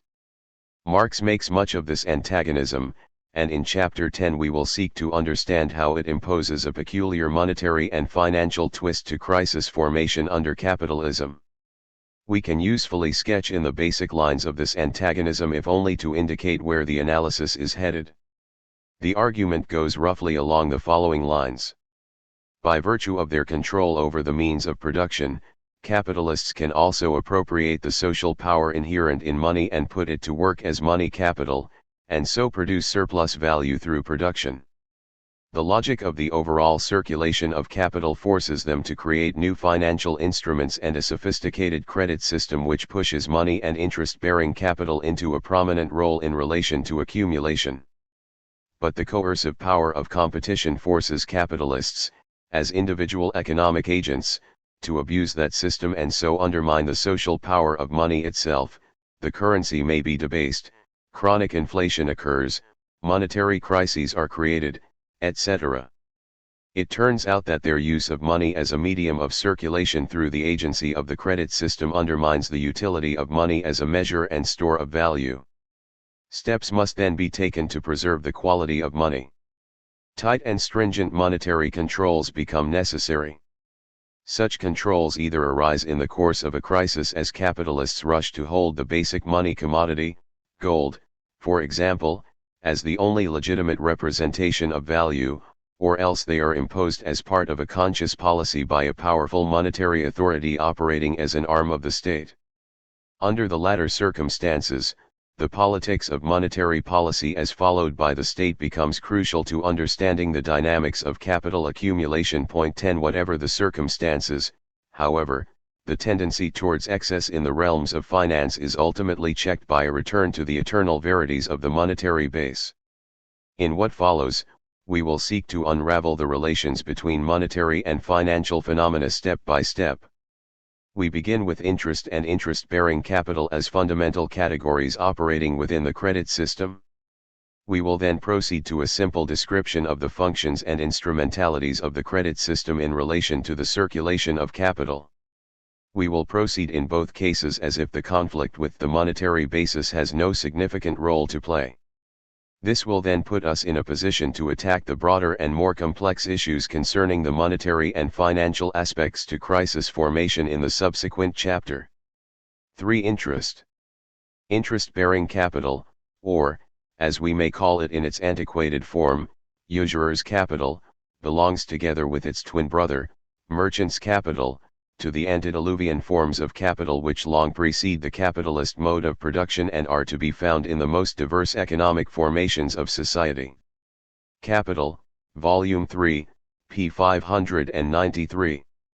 We can quickly establish the conditions that allow money lending and usury to flourish. Through the proliferation of exchange relations, money establishes itself as a power external to and independent of the producers. It thereby acquires a social power which can be appropriated and used by private persons. Usury arises out of the private use of this social power in the form of money lending. It undermined ancient and feudal wealth and ancient and feudal property and the forms of political organization characteristics of such societies. It helped break the power of feudal landowners and separate small peasants, artisans, and small burgher producers from ownership of their own means of production. But although usury has a revolutionary effect, its impacts are destructive and negative rather than positive and creative. It does not alter the mode of production, but attaches itself firmly to the mode of production like a parasite and makes the latter wretched. Capital, Volume 3, ch. 36. Prohibitions and legal sanctions against usury arise for these reasons. To the degree that usurers appropriate the entire surplus value produced, they hold back the circulation of capital. That barrier has to be broken. In the course of its evolution, industrial capital must therefore subjugate usurers and merchants' capital and transform them into derived or special functions of itself. Where capitalist production has become the dominant mode of production, interest-bearing capital is dominated by industrial capital, and commercial capital becomes merely a form of industrial capital, derived from the circulation process. But both of them must first be destroyed as independent forms and subordinated to industrial capital. Violence. The state is used against interest-bearing capital by compulsory reduction of interest rates, so that it is no longer able to dictate terms to industrial capital. The real way in which industrial capital subjugates interest-bearing capital is the creation of a procedure specific to itself, the credit system. The credit system is its own creation. Theories of Surplus Value, pt. 3, pages 468-9. Interest, like the other major distributional categories of rent and merchants' capital, is viewed as an ancient form of appropriation, tamed by capitalism to its own specific requirements. Usury and interest on money capital have, therefore, entirely different social meanings in Marx's lexicon. The difference cannot be attributed to the form of money itself because money can perform only money functions. What distinguishes interest-bearing capital, insofar as it is an essential element of the capitalist mode of production, from usurer's capital is by no means the nature or character of this capital itself. It is merely the altered conditions under which it operates. Capital, Volume 3, p. 600. The conditions that Marx has in mind are exactly those that permit the transformation of money into capital. Money must, in short, be able to command the labor of others. Wage labor must already exist, brought into being through historically specific processes of primitive accumulation, in which usurious practices undoubtedly played their part. The social power of money can then be used by its owners to purchase both labor power and means of production, the first step down the rocky road of the production and realization of surplus value. The antagonism between capital and wage labor now takes on a wholly new dimension. On the one hand, the concentration of the social power of money in the hands of the few is a necessary prerequisite to the initiation of the capitalist form of circulation. This presupposes that an appropriate production-determining distribution of money wealth has already been achieved. On the other hand, the progressive concentration and centralization of money power in the hands of the capitalists is the result of the production of surplus value. Concentration of money power is a distributive condition which is both necessary to and perpetually reproduced under capitalism. Capital, Volume 3, p. 355. All of this puts money in a very special position in relation to the circulation of capital and the production of surplus value. The money exists as a form of capitalist property outside of and independent of any actual production process. A distinction then arises between capitalists as owners of money and as employers of capital who use that money to set up the production of surplus value. The activity of lending and borrowing establishes a class relationship between these two different kinds of capitalists. Marx expounds upon this relationship in the following manner. The owners of money look to augment their capital by lending at interest, which implies a form of circulation of the sort M plus I. Suppose the money is lent to a capitalist engaging in production who has no money resources of his or her own. We then have. But the owners of money and the employers of capital typically confront each other as independent juridical individuals. Lenders plainly will not lend their money unless they can get some kind of reward. Producers will not borrow money unless they, too, can gain something. And so, Marx argues, the surplus value is split between owners of capital who receive interest and the employers of capital who receive profit of enterprise. Since Marx is here, as elsewhere, concerned with roles rather than the particular ways in which those roles are personified, and since the employers of capital always have the option of lending out whatever money they have at interest rather than reinvesting, Marx concludes that the employer of capital, even when working with his own capital, splits into two personalities, the owner of capital and the employer of capital. Capital, Volume 3, pages 374-8.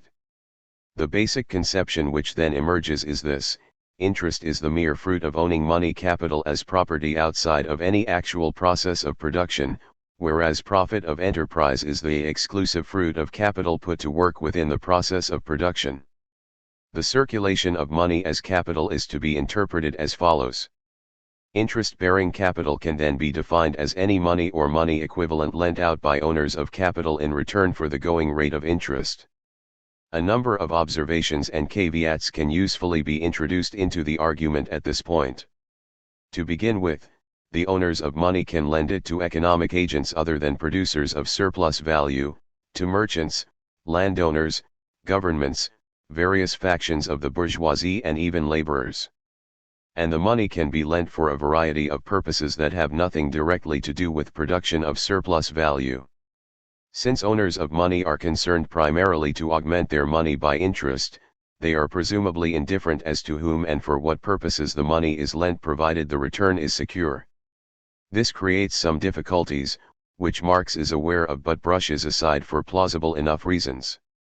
If, in the final analysis, all interest payments have to be furnished, directly or indirectly, out of surplus value, then the crucial relationship to be examined is that between interest-bearing capital and surplus value production.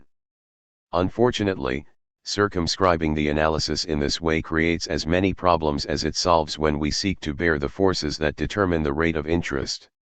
We shall return to this matter later.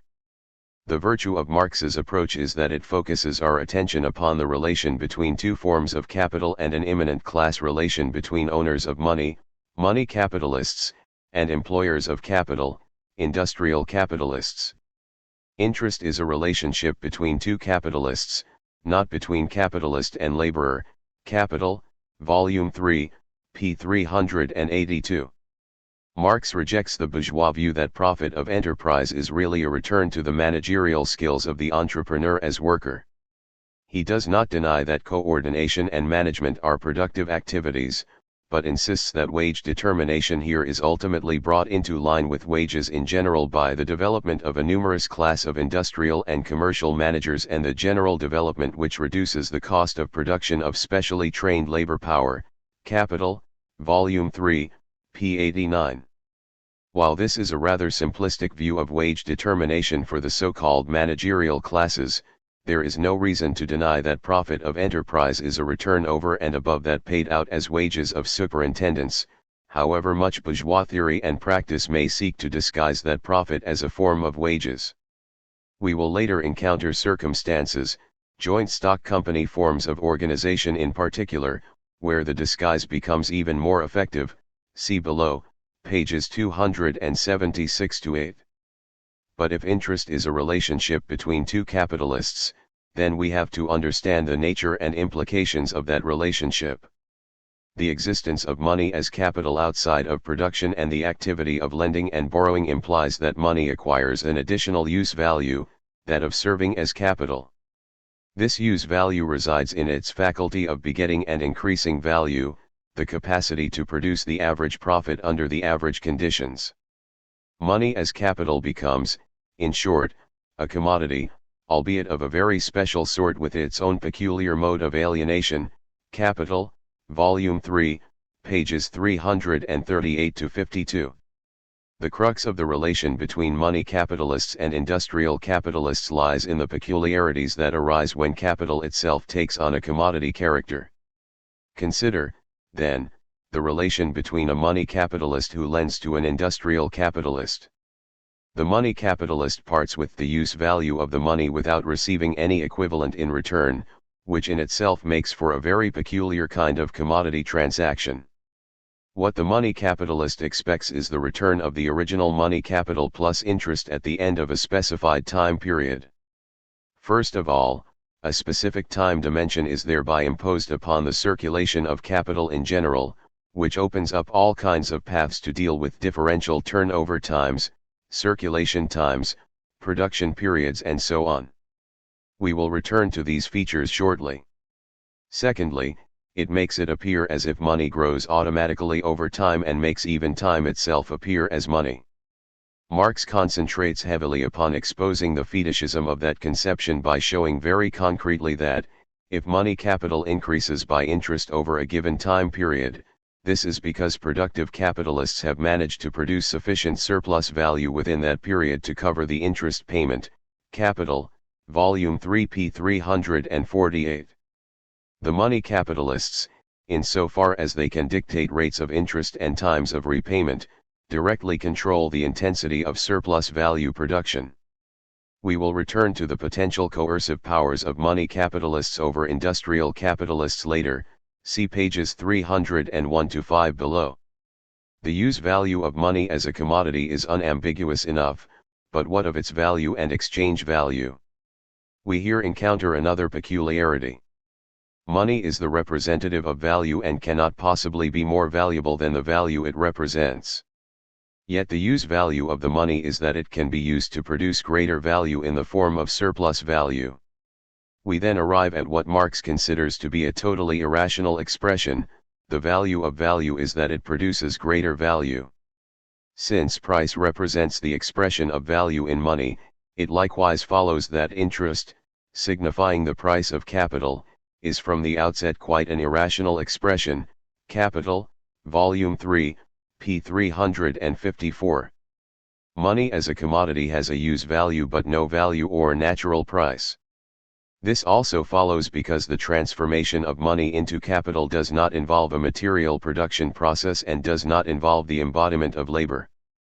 The argument is somewhat of a tongue twister, but it leads directly to Marx's rejection of theories of a natural rate of interest, a doctrine that was widespread in the political economy of the time. He similarly rejects, largely by implication, any marginal productivity theory of the price of money capital on the grounds that such theories fetishize capital as an independent factor of production endowed with mystical powers of self-expansion, theories of surplus value, pt 3, pages 453 to 540. So how is the rate of interest determined? 11. In the absence of any other explanation, Marx turns to demand and supply. In all other cases he rejects explanations of this sort on the grounds that, when supply and demand are equilibrated in the market, they serve to explain nothing. The interest rate is an apparent exception to this rule. It is set by the market forces of supply and demand for money as capital under conditions of competition. Furthermore, if there is no law of division except that enforced by competition, then the interest rate becomes something arbitrary and lawless.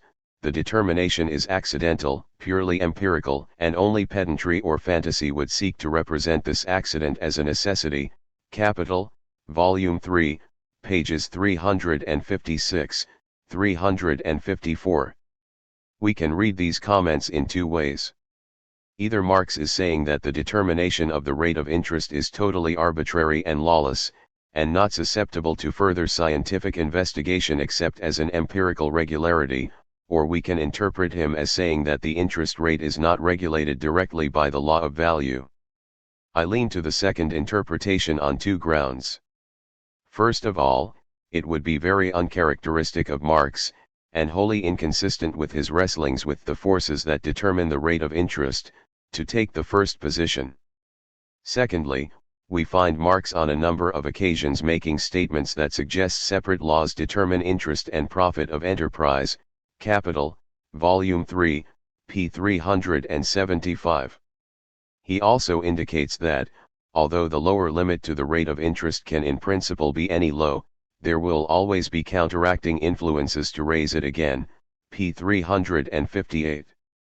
Whenever Marx invokes counteracting influences, we usually find some notion of equilibrium not far behind. That equilibrium is determined by the supply and demand of money capital as distinguished from the other forms of capital. Marx then firmly indicates the direction in which he was headed. It could further be asked, how are demand and supply of money capital determined? p. 419. There is, we can conclude, no natural rate of interest regulated, as the bourgeois economists of the time frequently supposed, by the value of money as a commodity. The value and price of money are entirely irrational expressions. The interest rate is regulated through a market process in which supply and demand have a key role to play. What we now have to establish is how supply and demand for money as capital are structured under the capitalist mode of production. Unfortunately, Marx does not provide us with any coherent analysis of this process. We shall have to fill in some gaps. But, clearly, we cannot understand the demand for money as capital without first understanding the various uses to which money capital can be put and the functions it is called on to perform under capitalism. By the same token, we cannot understand the supply of money as capital without having a general understanding of the institutional frameworks and mediations of financial operations in assembling and consolidating money as lendable capital. We need, in short, to dissect the functions and instrumentalities of the credit system as the distinctive product of the capitalist mode of production, as the system that permits capital to tame usury and convert it into forms of interest-bearing capital appropriate to its own inherently contradictory purposes. In the next two sections we will take up an analysis of the credit system in detail. We shall do so, in the first instance, as if that system is contradiction-free and functioning perfectly in relation to the circulation of capital. This will prepare the ground for considering the contradictions in the subsequent chapter. 4. The circulation of interest-bearing capital and the functions of the credit system. The circulation of money as interest-bearing capital presages the formation of a class of money capitalists who control the social power of money and who are sustained out of interest payments. The actual existence of such a class cannot be attributed simply to the desire of individuals to have done with the bother of engaging in production, although capitalists, given the opportunity, often tend to do just that. The extent and power of any class of money capitalists and the circulation of money as interest-bearing capital is in fact contained within fairly strict limits. If an untowardly large section of capitalists were to convert their capital into money capital, the result would be a frightful depreciation of money capital and a frightful fall in the rate of interest. Many would, hence, be compelled to reconvert into industrial capitalists. Capital, Volume 3, pages 377-8. Indeed, since money capitalists absorb rather than generate surplus value, we may well wonder why capitalism tolerates such seeming parasites. There are two reasons. First, the circulation of capital confers a very special role upon money as the general equivalent of value, and this role inevitably provides a potential source of sustenance for a class of pure money capitalists. Secondly, the circulation of interest-bearing capital performs certain vital functions, and the accumulation of capital therefore requires that money capitalists achieve and actively assert themselves as a power external to and independent of actual production processes. We will, in what follows, explain how and why this is so. The general picture that will ultimately emerge is that balanced accumulation depends upon the achievement of a specific balance of power and allocation of functions between money capitalists operating without and industrial capitalists operating within the actual process of production. The task before us is to determine where this balance point lies and to explain how the internal contradictions of capitalism inevitably violate it only to restore it through crises. As a first step towards this goal, we take up the functions of interest-bearing capital in relation to accumulation. This will help us fix the need for interest-bearing capital and the money capitalist as an independent power in relation to industrial capital. But in taking up such matters we must always remember that money can only ever perform money functions. The circulation of interest-bearing capital is ever bound by such a rule. This implies that the credit system is built up as an elaboration of money functions and forms that exist under simple commodity production and exchange. These functions and forms are extended, generalized, and worked out under capitalism in ways that were neither possible nor desirable under pre-capitalist modes of production. Capital, Volume 3, p. 400. This working out takes place in such a way, however, as to wrap the real movement in mystery to the point where basics disappear almost entirely from view. Capital, Volume 2, p. 148. Our task is then a double one, to depict the relation between the credit system and accumulation while strictly observing the relation between the credit system and its monetary basis. The functions of the credit system and the circulation of interest-bearing capital are considered under 6 main headings without regard to the way in which these functions fuse together or express contradictions. 1. The mobilization of money as capital. Money that does not circulate as capital can be regarded as latent or potential money capital. Under conditions of simple commodity production and exchange, much of the money in society is actively employed as a medium of circulation or is used as a store of value by economic agents who need to maintain a reserve fund for whatever purpose. The numerous points at which money is withdrawn from circulation and accumulates in numerous individual hoards or potential money capitals appear as so many obstacles to circulation, because they immobilize the money and deprive it of its capacity to circulate for a certain length of time. One can understand the pleasure experienced when all these potential capitals become disposable, loanable capital, money capital, which indeed is no longer passive and music of the future, but active capital growing rank. Capital, Volume 2, p. 493. Money can be mobilized as capital via the credit system in 2 distinct ways. First of all, banks can convert a flow of monetary transactions into loan capital. They do so by substituting their own credit money, bank drafts or checks, for cash, internalizing the function of money as medium of circulation within their operations and relying upon compensating deposits and withdrawals to furnish a permanent money balance which can be converted into loan capital.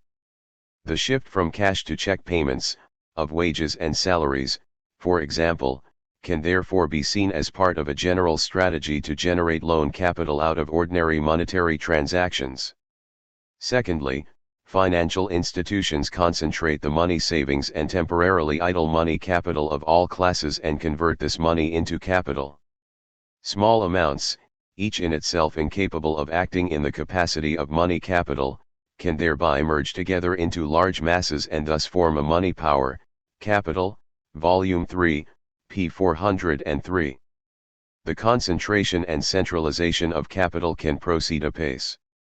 Individual capitalists who are saving can lend at interest to capitalists who are reinvesting, and this cuts down on levels of hoarding because capitalists can amass credits while keeping their monetary reserves active as interest-bearing capital.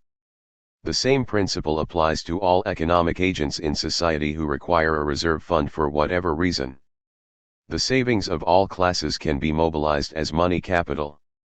The consequence, however, is that capitalists, rentiers, landlords, governments, workers, managers, etc., lose their social identity and become savers. The reserve funds of all classes get indiscriminately lumped together into an undifferentiated homogeneous mass of independent value, money, capital, Volume 3, p. 368. This poses some conceptual problems at the same time as it provides more than a hint of potential confusions and contradictions. Consider, for example, the position of workers. They typically save to purchase consumer durables, to meet the needs of old age, to pay out for extraordinary expenses, illness, pregnancy, burials, etc., and they may also save when times are good and wages are above value to counter the rainy day when times are bad and wages fall below value. The concept of the value of labor power ought to embrace a certain level of workers' savings.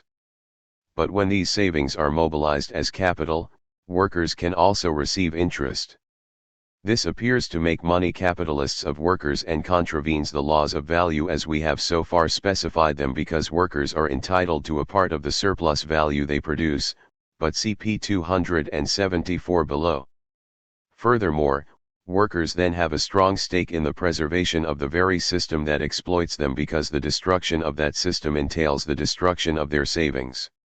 On the other hand, to the degree that workers' savings become a significant source of money capital, worker organizations acquire considerable economic power, hence the fight for control over union pension funds, insurance funds, etc. A whole new dimension is introduced into class struggle. Whatever the social significance of this may be, the supply of money capital is clearly affected by the distributional arrangements that prevail under capitalism and the various stores of value different economic agents have to maintain to function effectively. The real relationships within the credit system become very difficult to discern while the behavior of economic agents as savers is subject to quite different pressures compared with their behaviors as wage earners, landlords, industrialists, or whatever. 2. Reductions in the cost and time of circulation.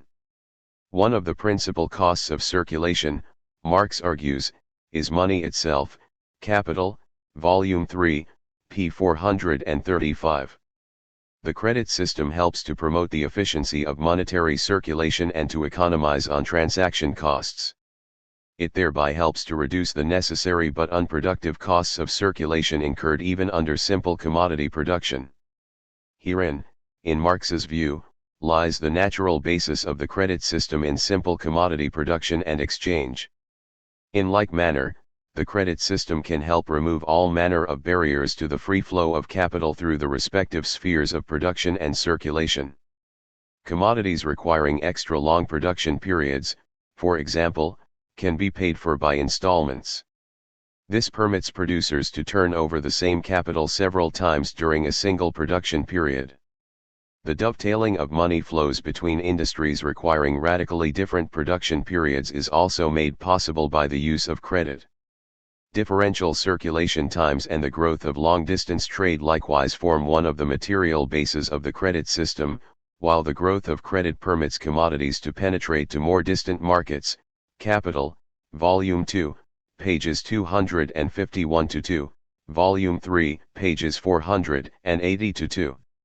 Consumers who wish to acquire the use value of an object, such as a house, for a long period of time may also seek to do so by making periodic payments on credit. In all of these respects, the credit system permits continuity in money circulation while embracing discontinuity in production, circulation, and consumption of commodities. By way of the credit system, all turnover times are reduced to socially necessary turnover time. From the standpoint of capital, turnover time is lost time, and Marx frequently emphasizes that the need to accelerate the turnover of capital is a fundamental determinant of credit and capital's credit contrivances. Grundriss, p. 659, Capital, Volume 2, p. 282. The reduction of turnover time actually releases money capital, which can then be used for further accumulation. We can discern a multiplier effect within the credit system. The use of money capital to accelerate turnover releases more money capital. Point 12. The need to maintain continuity of money flows and to reduce turnover times in the face of myriad commodity movements, proliferating division of labor and wildly divergent production and circulation times is a powerful stimulus towards the creation of a credit system. Without credit, the whole accumulation process would stagnate and founder. Credit is, therefore, indispensable here, credit whose volume grows with the growing volume of value in production and whose time duration grows with the increasing distance of the markets. A mutual interaction takes place here. The development of the production process extends the credit, and credit leads to an extension of industrial and commercial operations. Capital, Volume 3, p. 481. But by the same token, credit permits a far vaster wedge to be inserted into the identities presupposed by Say's law than was ever possible given other forms of money. Purchases and sales can become increasingly separate from each other in both time and space. Under such conditions, the potentiality for crises becomes that much greater. Credit not only permits traditional money functions to be extended, generalized, and worked out, it does exactly the same for the crisis tendencies within capitalism. 3. Fixed capital circulation and consumption fund formation. Fixed capital engages the production of subsequent years and anticipates further labor as a counter value. The anticipation of future fruits of labor is not an invention of the credit system. It has its roots in the specific mode of realization, mode of turnover, mode of reproduction of fixed capital. Grundriss, pages 731-2. What captures the attention in this statement is the implied relation between the formation and circulation of fixed capital, the rise of a credit system and the anticipation of future fruits of labor. The circulation of fixed capital imposes tremendous burdens upon capital. Sufficient money has to be hoarded up to cover the initial purchase price and to bridge the time until the return of values through production. The credit system becomes vital in facilitating the circulation of fixed capital. Even presuming no personal savings on the part of other classes in society, capitalists investing in the present can borrow at interest from capitalists who are saving with an eye to future expansion or replacement. As the circulation of fixed capital hardens into an independent form of circulation, and as its scale, quantity, and durability increase with accumulation, so must capitalism evolve an ever more sophisticated credit system to handle the problems that fixed capital circulation poses. Investments of an independent kind, particularly in the built environment, would be impossible to achieve without access to credit. Long-term investments can be converted into annual payments, or capital can be centralized on a scale capable of funding such vast undertakings as railroads, dams, docks and harbors, power stations, and the like. Credit likewise facilitates the individual consumption of commodities that have a long life. Motor cars and housing are good examples, while government can provide public goods through debt financing. Capital can also be lent out in commodity form. Equipment, buildings, etc., can be purchased by the money capitalist and lent out at interest to users. The net result is that interest-bearing capital can circulate in relation to fixed capital in a variety of ways. The only thing that all forms have in common is that the interest payment is linked to future labor as a counter value. For this reason, credit becomes an essential mediating link between the flows of circulating and fixed capital.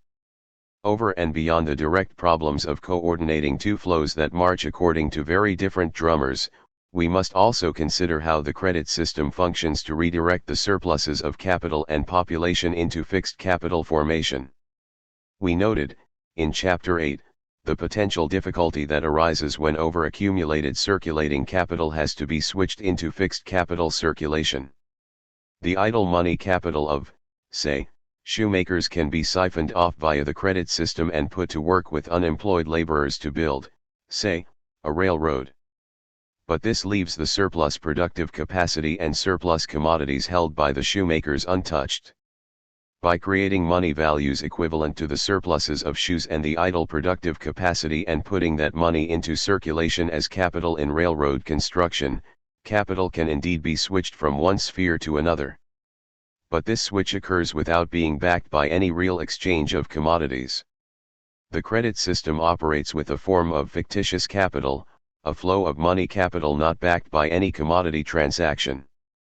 The anticipation is, of course, that the expanded employment in railroad construction will increase the demand for shoes so as to mop up surplus inventories and to set idle productive capacity back to work. In this case, the fictitious capital advanced is subsequently realized in real value form. The category of fictitious capital is in fact implied whenever credit is extended in advance, in anticipation of future labor as a counter value.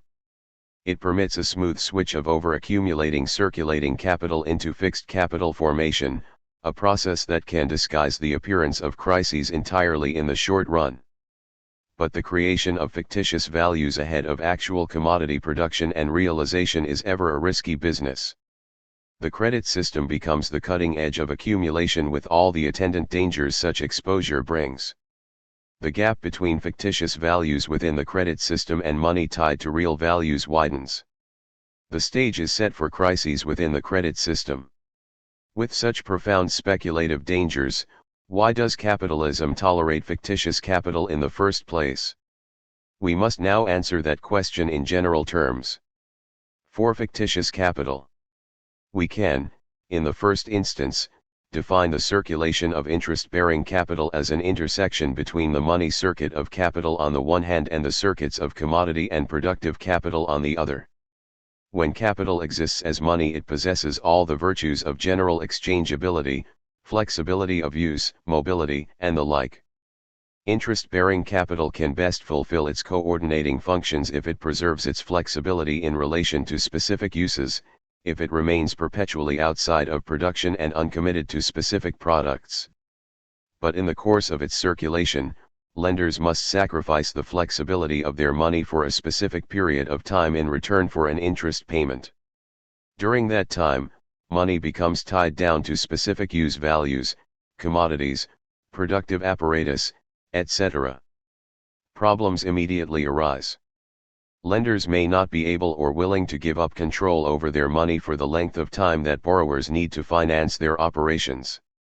The difficulty of coordinating the seemingly infinite variety of needs on the part of both lenders, savers, and borrowers is symptomatic, however, of a deeper dilemma. To the degree that interest-bearing capital becomes committed to specific use values, it loses its coordinating powers because it loses its flexibility. Barriers arise within the very circulation process of interest-bearing capital itself. These barriers are removed by the creation of what Marx calls fictitious capital. The potentiality for fictitious capital lies within the money form itself and is particularly associated with the emergence of credit money. Consider the case of a producer who receives credit against the collateral of an unsold commodity. The money equivalent of the commodity is acquired before an actual sale. This money can then be used to purchase fresh means of production and labor power. The lender, however, holds a piece of paper, the value of which is backed by an unsold commodity. This piece of paper may be characterized as fictitious value. Commercial credit of any sort creates these fictitious values. If the pieces of paper, primarily bills of exchange, begin to circulate as credit money, then it is fictitious value that is circulating. A gap is thereby opened up between credit monies, which always have a fictitious, imaginary component, and real monies tied directly to a money commodity. Capital, Volume 3, pages 573-4. If this credit money is loaned out as capital, then it becomes fictitious capital. In this case, the creation of fictitious capital can be viewed as more or less accidental. Accident is converted into necessity, however, when we connect the circulation processes of interest-bearing and fixed capital. The money capital has now to be advanced against future labor rather than against the collateral of already existing commodities. It has to be advanced, furthermore, for the full lifetime of the fixed capital and committed during that time to a specific use value. The only collateral is the value of the fixed capital, and this, as we saw in Chapter 8, is subject to complex and unstable determinations. What in effect happens is that the claim upon future labor which fixed capital defines is converted via the credit system into a claim exercised by money capital over a share of future surplus value production. Money capital is invested in future appropriation. From the very outset, therefore, the money capital advanced has to be regarded as fictitious capital because it is not backed by any firm collateral. Furthermore, future surplus value production is uncertain and varies according to the state of competition, the pace of technological change, the rate of exploitation and the overall dynamics of accumulation and overaccumulation. Yet, even in the face of such uncertainty, the money capital must be advanced for at least the lifetime of the fixed capital. Serious barriers are posed to the circulation of interest-bearing capital. A variety of solutions can be devised to deal with these barriers. Financial intermediaries can step into the breach and pool savings and risks so as to be able to borrow short-term and lend long-term. They can do this in anticipation of both future savings and future surplus value production, which ultimately must amount to the same thing, because savings are generated out of revenues that flow from production. The other solution is for producers to refinance their debt on an annual basis or to market titles to shares of future surplus value production directly. The buying and selling of stocks and shares permits money owners to preserve flexibility and liquidity while share prices can adjust to the variations in surplus value production. Such solutions, which institutionalize fictitious capital within the credit system, generate some confusions. The stocks of railways, mines, navigation companies, and the like, represent actual capital, namely the capital invested and functioning in such enterprises, or the amount of capital advanced by the stockholders for the purpose of being used as capital in such enterprises. Capital, Volume 3, p. 466, but the title of ownership does not place this capital at one's disposal, and the capital itself cannot be withdrawn because the title is only a claim upon a portion of future revenues. The title is a paper duplicate of the real capital. The paper duplicate can circulate while the real capital cannot. To the extent that the accumulation of this paper expresses the accumulation of railways, mines, steamships, etc., to that extent does it express the extension of the actual reproduction process. But as paper duplicates, the titles are purely illusory, fictitious forms of capital. The prices of these titles may then fluctuate according to their own laws quite independently of the movement of the value of the real capital. Capital, Volume 3, pages 466-77. But in one respect these fluctuating prices can reflect something real with respect to the condition of productive capital. We noted in Chapter 8 how the value of fixed capital was itself an unstable determination because the initial purchase price, the replacement cost and the rate of production of surplus value all provided different measures of value. From this arose the conception of the value of fixed capital as a perpetually shifting magnitude, affected by the state of competition, technological dynamism, and the pace of accumulation itself. To some degree, the variation in stock prices can be viewed as a reflection of the shifting values of the stock of fixed capital itself. Unfortunately, the shifting prices of titles are also shaped by many other forces. Profit, furthermore, is not the only form of revenue in capitalist society. There are, for example, rents and taxes. Marx holds that the form of interest-bearing capital is responsible for the fact that every definite and regular money revenue appears as interest on some capital, whether it arises from some capital or not. Capital, Volume 3, p. 464. These revenues can be capitalized at the going rate of interest, and titles to them can also be traded on the market. Government debt, the ultimate in fictitious capital as far as Marx was concerned, and land, see Chapter 11, have no inherent value, yet they can assume a price. Government bonds are capital only for the buyer, for whom they represent the purchase price, the capital he invested in them. In themselves they are not capital but merely debt claims. If mortgages, they are mere titles on future ground rent. All of these are not real capital. They do not form constituent parts of capital, nor are they values in themselves. Capital, Volume 3, p. 475. In all such cases, money capital is invested in appropriation. The money capitalist is indifferent, presumably, to the ultimate source of revenue and invests in government debt, mortgages, stocks and shares, commodity futures, or whatever, according to rate of return, the security of investment, its liquidity, and so on.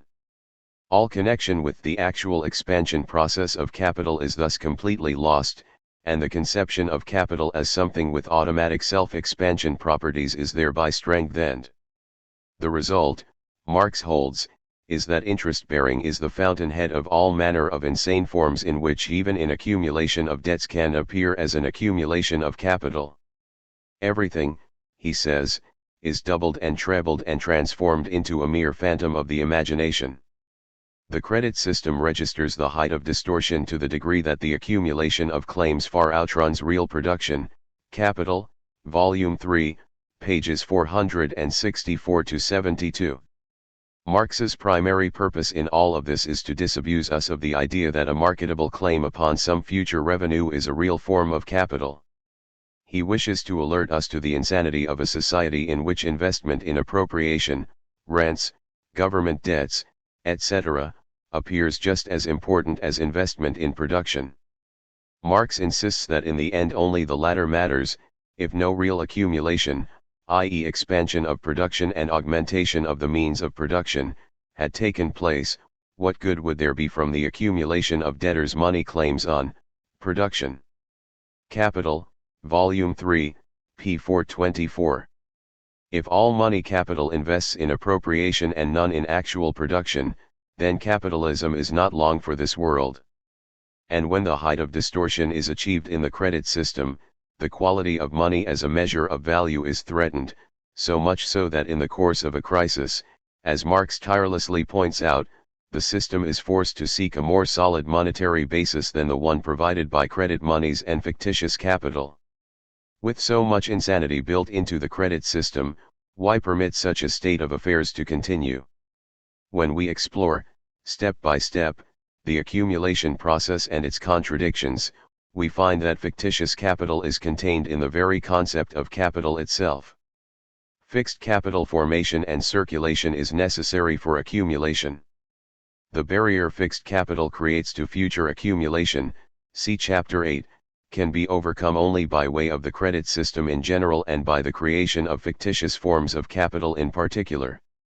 By permitting fictitious capital to flourish, the credit system can support the transformation of circulating into fixed capital and meet the increasing pressures that arise as more and more of the total social capital in society begins to circulate in fixed form. Fictitious capital is as necessary to accumulation as fixed capital itself. And we will later encounter circumstances that will make this conclusion even more emphatic. Given Marx's general line of argument concerning the manner in which the internal contradictions of capitalism are generalized and worked out, it should be no surprise that the circulation of interest-bearing capital is simultaneously the savior of accumulation and the fountainhead of all manner of insane forms. Thus can we understand the double-edged role of fictitious capital. 5. The equalization of the profit rate. There are innumerable barriers to the equalization of the profit rate. But the free flow of interest-bearing capital, enhanced by the existence of fictitious forms of capital, does much to eliminate them. The general rate of profit is, of course, never anything more than a tendency, a movement to equalize specific rates of profit which are in perpetual flux among firms, industries, and enterprises. The equilibration of constant divergences through competition presumes that capital can flow from spheres with below-average profits to spheres with above-average profits. Capital, Volume 3, p. 366. Credit has an obvious role to play here. It is, for example, the means whereby accumulated capital is not just used in that sphere in which it is created, but wherever it has the best chance of being turned to good account. Theories of Surplus Value, pt 2, p. 482. But credit is more than just a helpful means to accomplish a vital end. In the money market only lenders and borrowers face one another. The commodity has the same form, money. Individual capitalists are all thrown together as borrowers of money, and capital confronts them all in a form, in which it is as yet indifferent to the prospective manner of its investment. Capital appears as essentially the common capital of a class, something industrial capital does only in the movement and competition of capital between the various individual spheres. On the other hand, money capital possesses the form in which, indifferent to its specific employment, it is divided as a common element among the various spheres, among the capitalist class, as the requirements of production in each individual sphere dictate. Capital, Volume 3, p. 368. The credit system appears, in short, as a kind of central nervous system for coordinating the divergent activities of individual capitalists. Interest-bearing capital, representing the common capital of a class, flows in response to profit rate differentials. Furthermore, the rate of interest can function as a barometer and thermometer for capitalism in a way that the profit rate cannot. This is so because the rate of interest is achieved as a simultaneous mass effect of the supply and demand for money capital, a result that is known, it is quoted daily on the market, and that varies uniformly, although Marx does acknowledge interest rate differentials between different markets and different countries. Thus, when the long-term rate of interest moves substantially higher than the profit of enterprise received in a given line of production, industrialists have every incentive not to reinvest but to put whatever surpluses they may have on the money market. The information the interest rate provides and the functions interest-bearing capital can perform permit, therefore, far more rapid adjustments in capital flows, and they thereby perfect a set of mechanisms for equalizing the rate of profit. Capital, Volume 3, pages 366-9. And this can happen because interest-bearing capital is capital as property external to production, as distinct from capital as function within production, p. 379. Unfortunately, the common capital of the class of all capitalists is converted, under the social relations of capitalism, into the common capital of a class of money capitalists whose specific interests do not always coincide with those of capital in general. We will take up that contradiction in the next chapter. 6. The centralization of capital. The credit system in its first stages furtively creeps in as the humble assistant of accumulation, drawing into the hands of individual or associated capitalists, by invisible threads, the money resources which lie scattered, over the surface of society, in larger or smaller amounts, but it soon becomes a new and terrible weapon in the battle of competition and is finally transformed into an enormous social mechanism for the centralization of capitals. Capital, Volume 1, p. 626. In this regard we find modern credit institutions are as much an effect as a cause of the concentration centralization of capital. Grundriss, p. 122.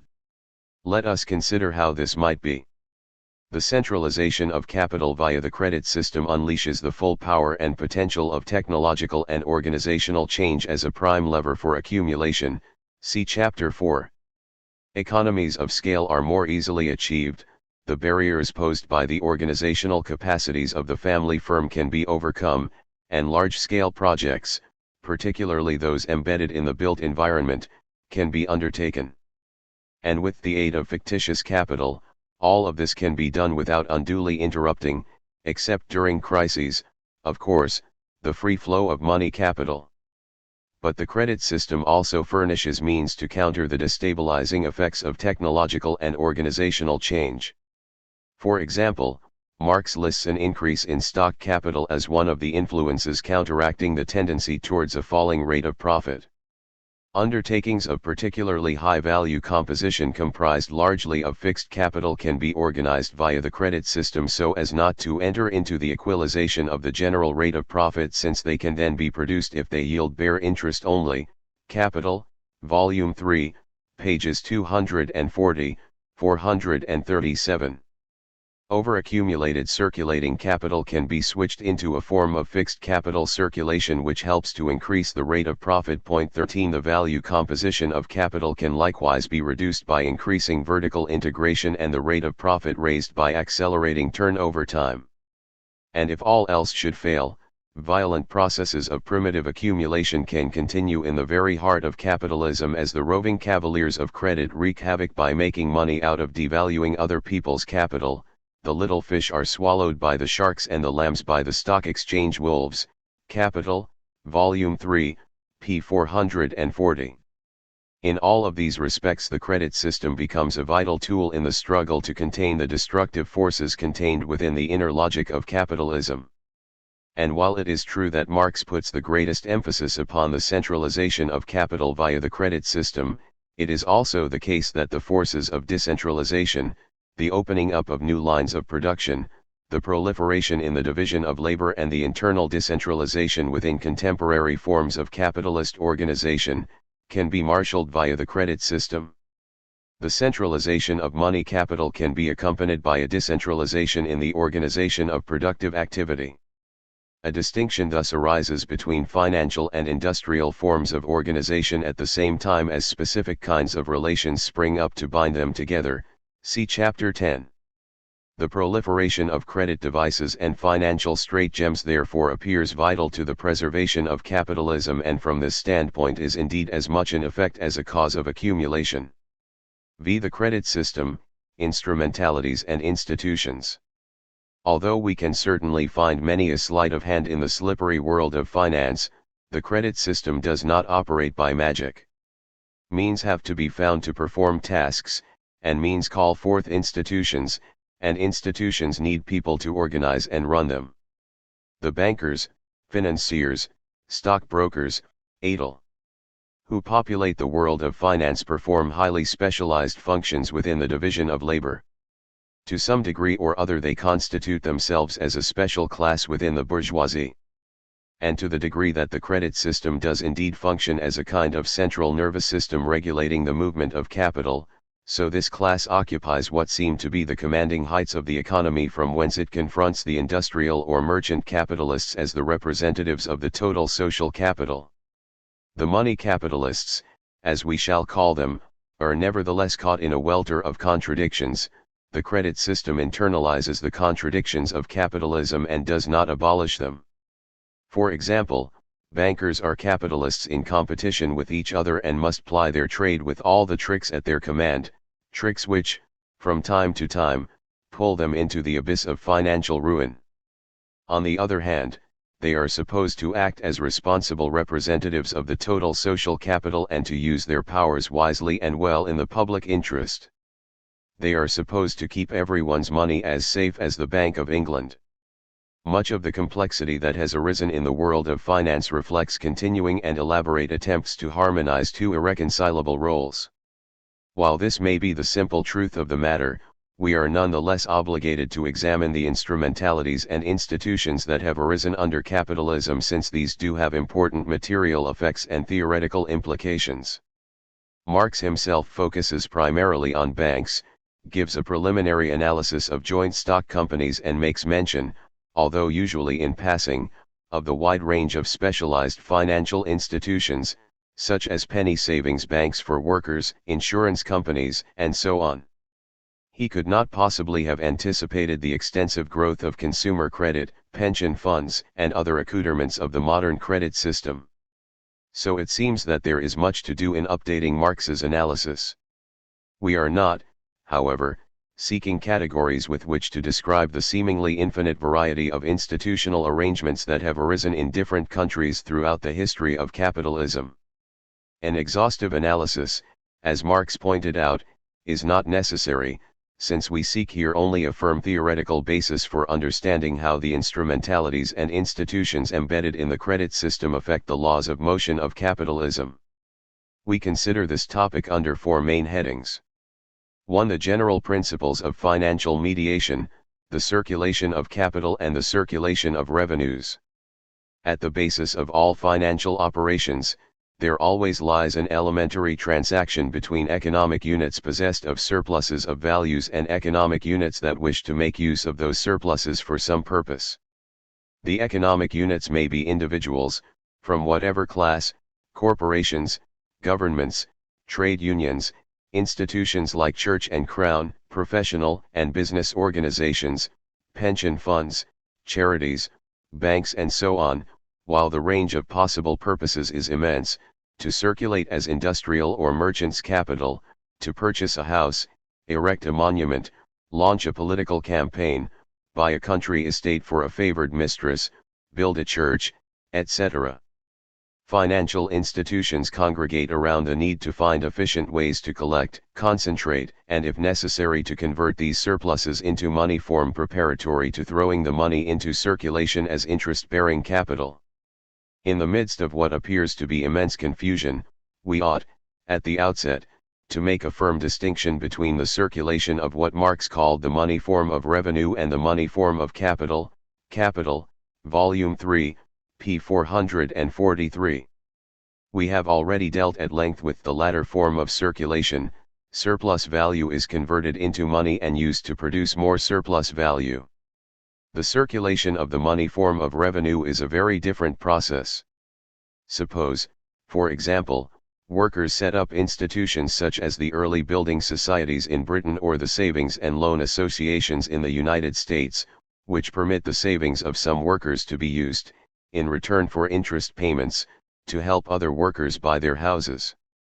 All that is happening here is that the revenues of workers, variable capital, are being redistributed within the working class from families with surpluses to families who need to go into deficit to acquire the housing they need. The problem is to interpret the interest payment that is plainly not a portion of the surplus value. The answer is simple enough. The monetization of relationships within the working class subjugates them to the formal as opposed to the real domination of interest-bearing capital as the centralized coordinator of the supply of workers' savings and the demand by workers for housing. The circulation of revenues is extensive. It encompasses the hiring of menial servants by the bourgeoisie, payments for a whole host of services on the part of all classes. By way of the credit system, many of these transactions are converted into a relation of debtor and creditor with loans being made to consumers against future revenues. The transactions can become as fictitious in this sphere as in the sphere of circulation of capital. Marx did not regard the circulation of revenues as a primary target for investigation, since all such revenues have their origin in the circulation and accumulation of capital. He therefore focuses on the basic circulation process of capital to the exclusion of all else.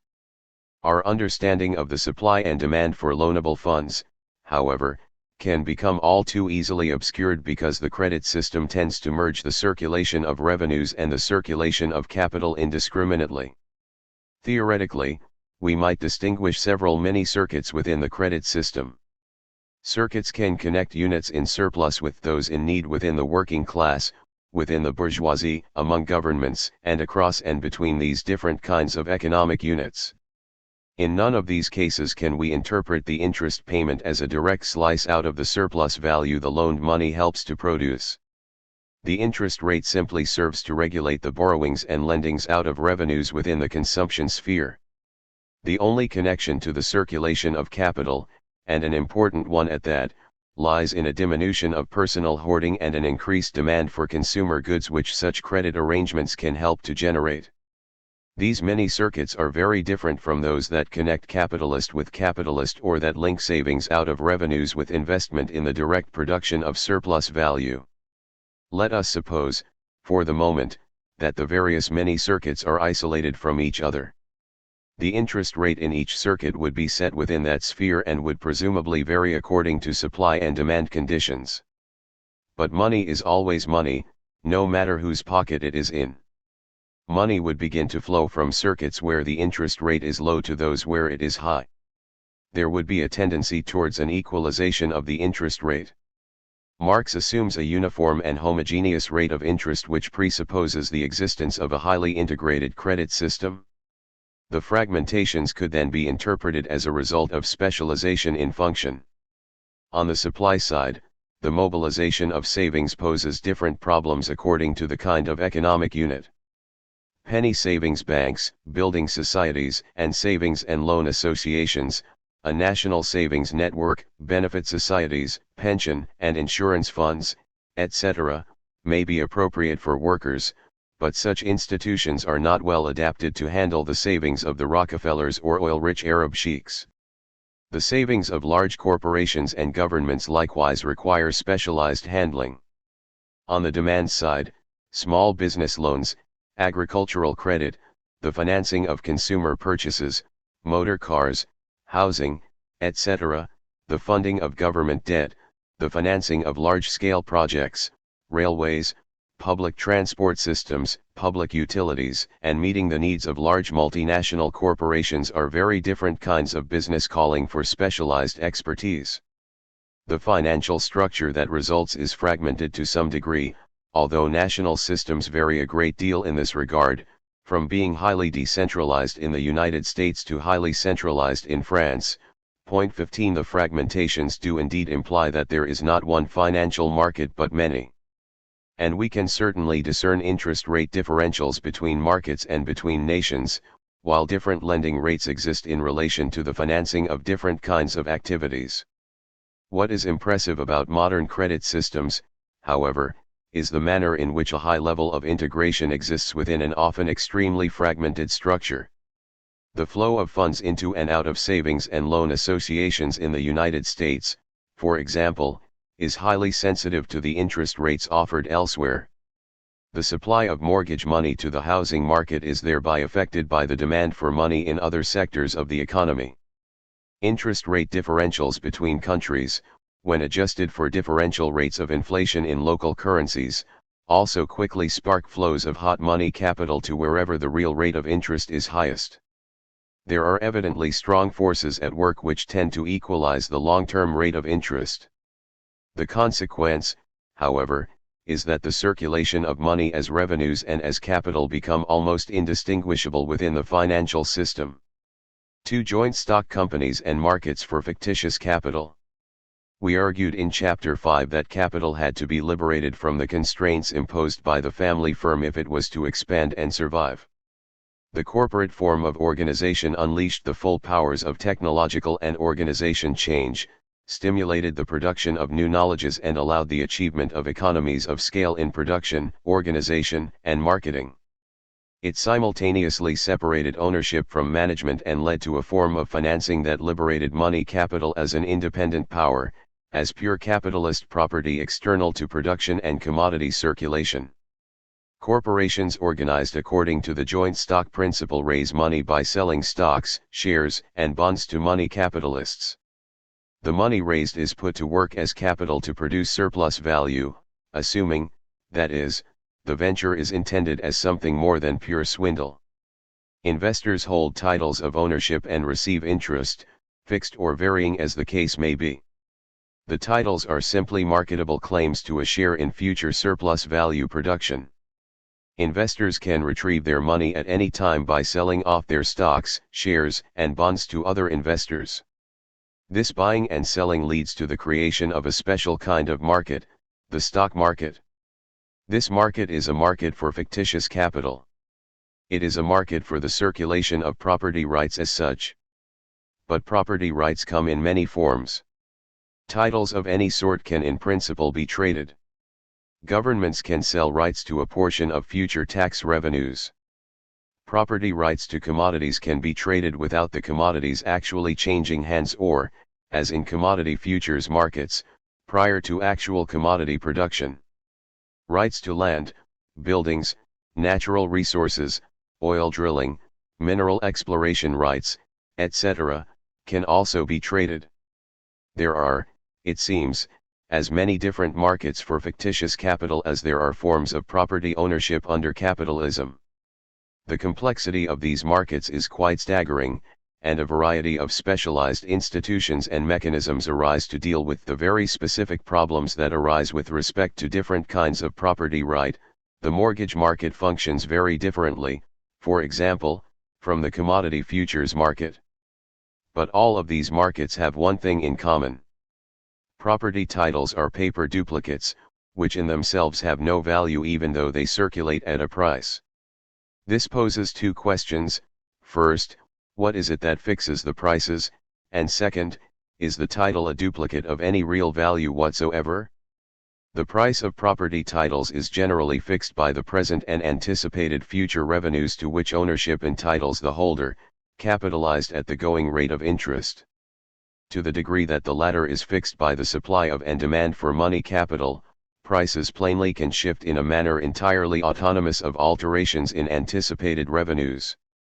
The price is further modified by other considerations, such as ease of marketability, security, term of holding, taxation requirements, and so on.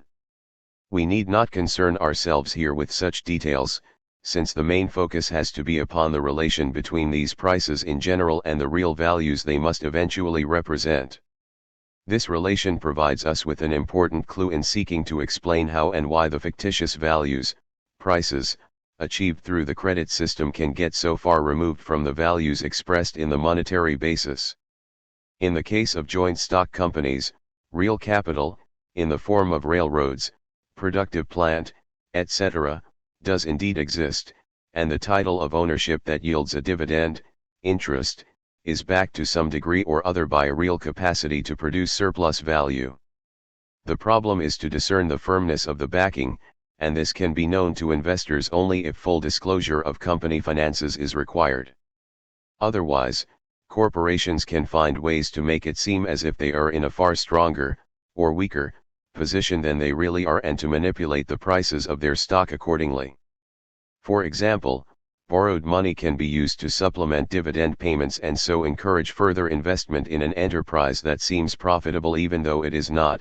This process is known as stock watering, and was very common early in the 20th century. Point 16. Commodity markets usually operate with real value lurking somewhere in the background, and, leaving aside obvious cases of swindling, investors simply speculate over conditions of realization of values in different places and times. Such speculative activity is helpful in the sense that, if not subject to too much manipulation, it can lead to an equalization of prices. Commodity futures markets can perform a similar function by providing a guide to commodity owners as to whether they should store or release commodities at any given moment in time. But this requires an anticipation of future value production in commodity form. Mortgage markets, land and building prices, pose even more complex problems, which can be sorted out only after a thorough investigation of rent as an economic category. See Chapter 11. Government debt is likewise difficult to sort out. Marx considered it a purely illusory form of fictitious capital. The money represented by the national debt has been spent long ago, on fighting wars, meeting state expenses, etc., so investors trade titles to the debt, which is backed simply by the powers of the government to tax surplus value production. This characterization is certainly appropriate for much of the national debt. But there are also forms of public expenditure that do not fit this model. If a municipal enterprise, financed by borrowings from the capital market, sells a commodity, electricity, gas, water, transportation, at a price that creates revenues sufficient to pay interest on the debt and to leave enough over for further expansion of the business, then it is in principle no different from a joint stock company. The only difference lies in its form of ownership and its price-setting powers. If the activity is partially or wholly subsidized out of tax revenues, then the matter begins to appear very differently. But there are many productive activities that can be undertaken by the state with respect to physical and social infrastructures, health and education, for example. By improving the productive forces in society, the state can contribute, directly or indirectly, to surplus value production. The money invested in state debt does not automatically cease to circulate as capital simply because it enters into the framework of public finance. Interest-bearing capital can continue to circulate if the increase in surplus value production achieved through productive state investments generates the increasing tax revenues that form, in turn, the basis for the interest payments to those who invested in state debt in the first place.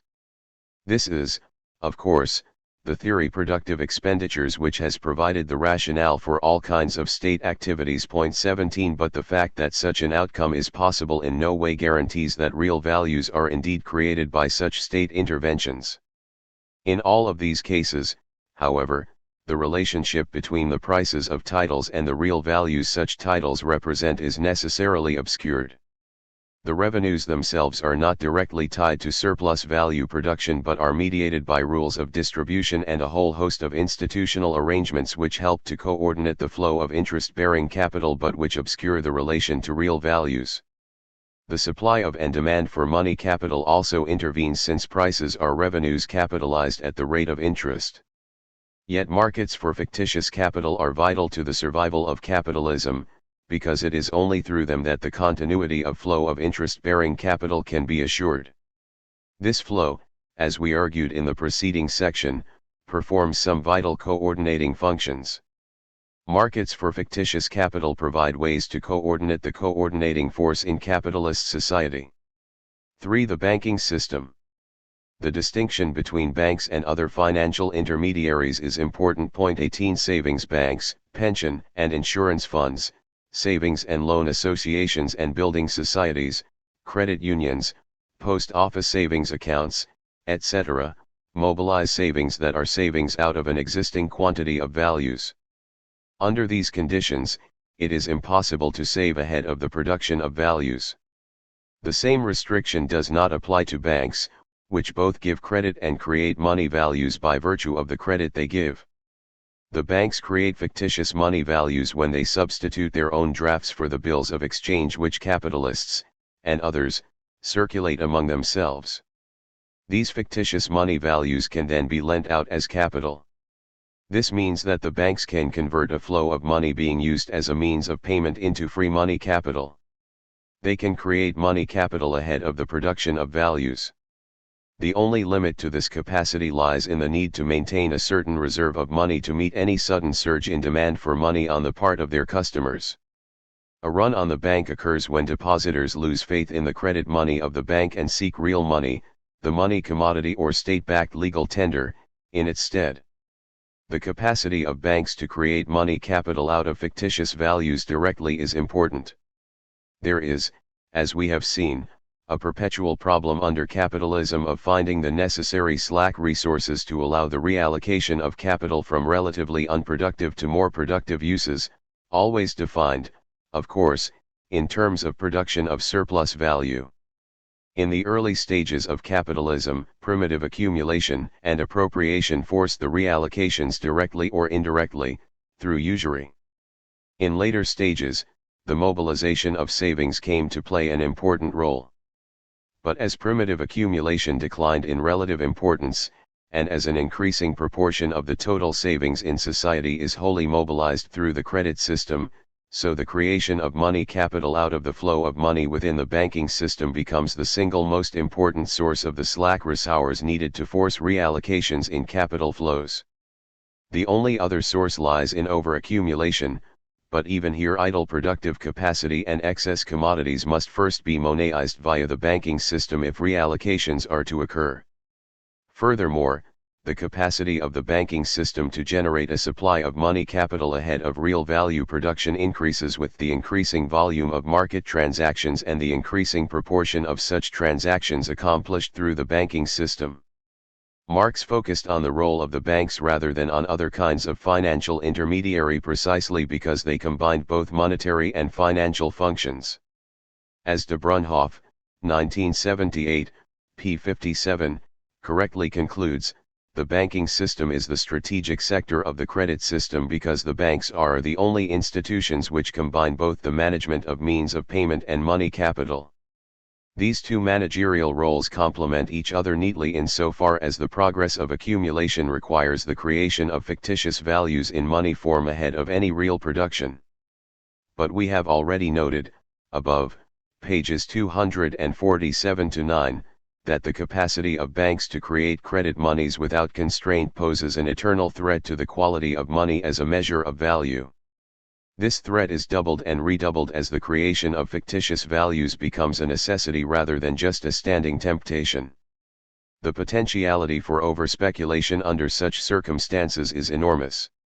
Fictitious values, credit monies, are thrown into circulation as capital and converted into fictitious forms of capital.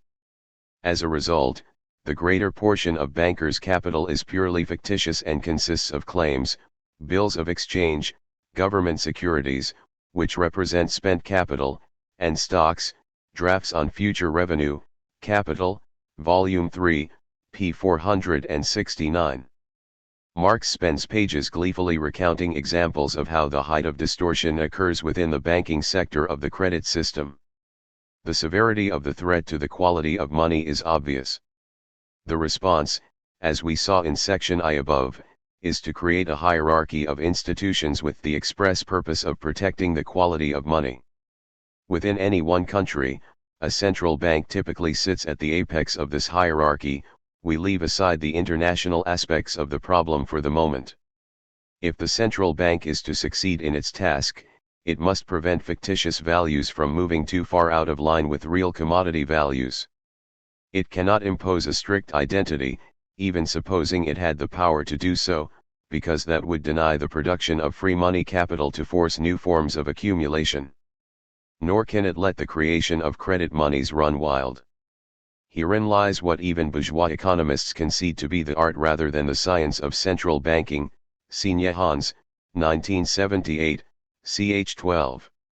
The result, however, is that the central bank is the pivot of the credit system and the metal reserve, in turn, is the pivot of the bank, capital, Volume 3, p. 572.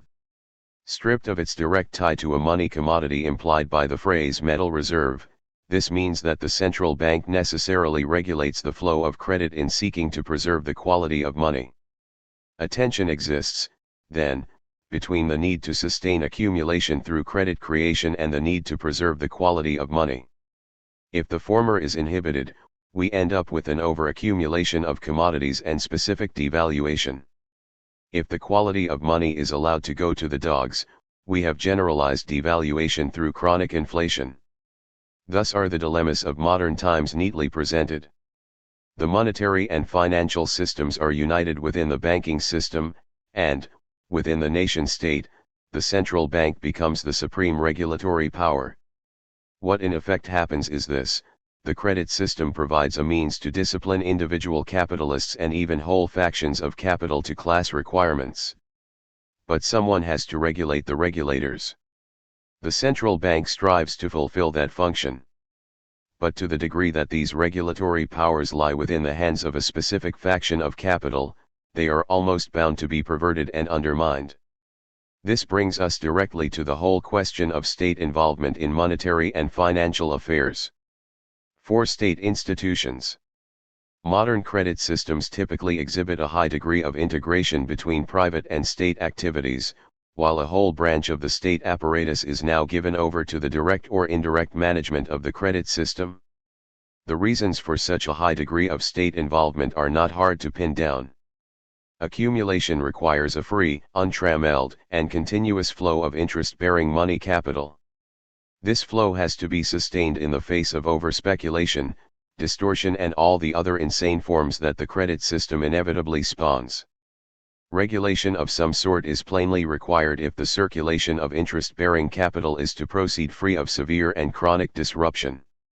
The ability of the money capitalists, the bankers and financiers, to regulate themselves, no matter how perspicacious they may be as regards their obligations to the capitalist class as a whole, is strictly limited by their competitive stance vis-a-vis each other and their factional allegiance within the internal structure of capitalist class relations. Regulation of a limited sort can be achieved under oligopoly. The big five banks in Britain did a fairly good job of regulating themselves until recently, for example, but firm regulatory powers necessarily rest on monopoly, and the latter must necessarily be brought under state regulation. The central banks are, therefore, not only the pivot of the modern credit system, but a central control point within the state apparatus. The need for state regulation does not begin and end with the central bank, however.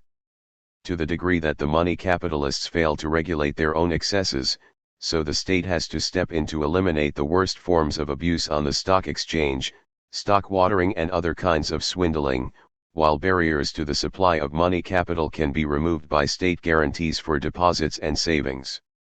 The state may also find it necessary to stimulate certain kinds of credit flow for economic or social reasons. Housing finance is usually set aside as a special kind of credit market for this reason. The state may even set up special purpose credit institutions, for agricultural credit, development projects in depressed areas, small business loans, student loans, etc. The credit system is, then, a major field of action for state policy. In many respects, these state interventions can be viewed as optional or contingent because they depend upon the success or failure of money capitalists in regulating themselves or upon the general state of class struggle as expressed through and within the state apparatus. It would likewise be foolish to deny that monetary and fiscal policy has a strong and overwhelming political content. But it is also necessary to understand that the state can never escape its general obligation to regulate, and that institutionalized state intervention is an inevitable response to the internalization and exacerbation of the contradictory forces of capitalism within the credit system itself. Put in social terms, this implies that the powers of the state have to be invoked to regulate the operations of the money capitalists, and this leads immediately to the question, who controls the state? Put in more general theoretical terms, we find that the powerful contradictions mobilized within the credit system can be contained only by appeal to the higher order institutionalized arrangements characteristic of the state apparatus, and that leads us to consider how the fundamental class antagonisms between capital and labor as well as between various factions of both are internalized within the state. These are, of course, huge and important questions. They are, unfortunately, beyond the scope of the present work. Point 19. Chapter 10. Finance capital and its contradictions. The concept of finance capital has a peculiar history in Marxist thought. Marx himself did not use the term, but bequeathed a mass of not very coherent writings on the process of circulation of different kinds of money capital. The implied definition of finance capital is of a particular kind of circulation process of capital which centers on the credit system.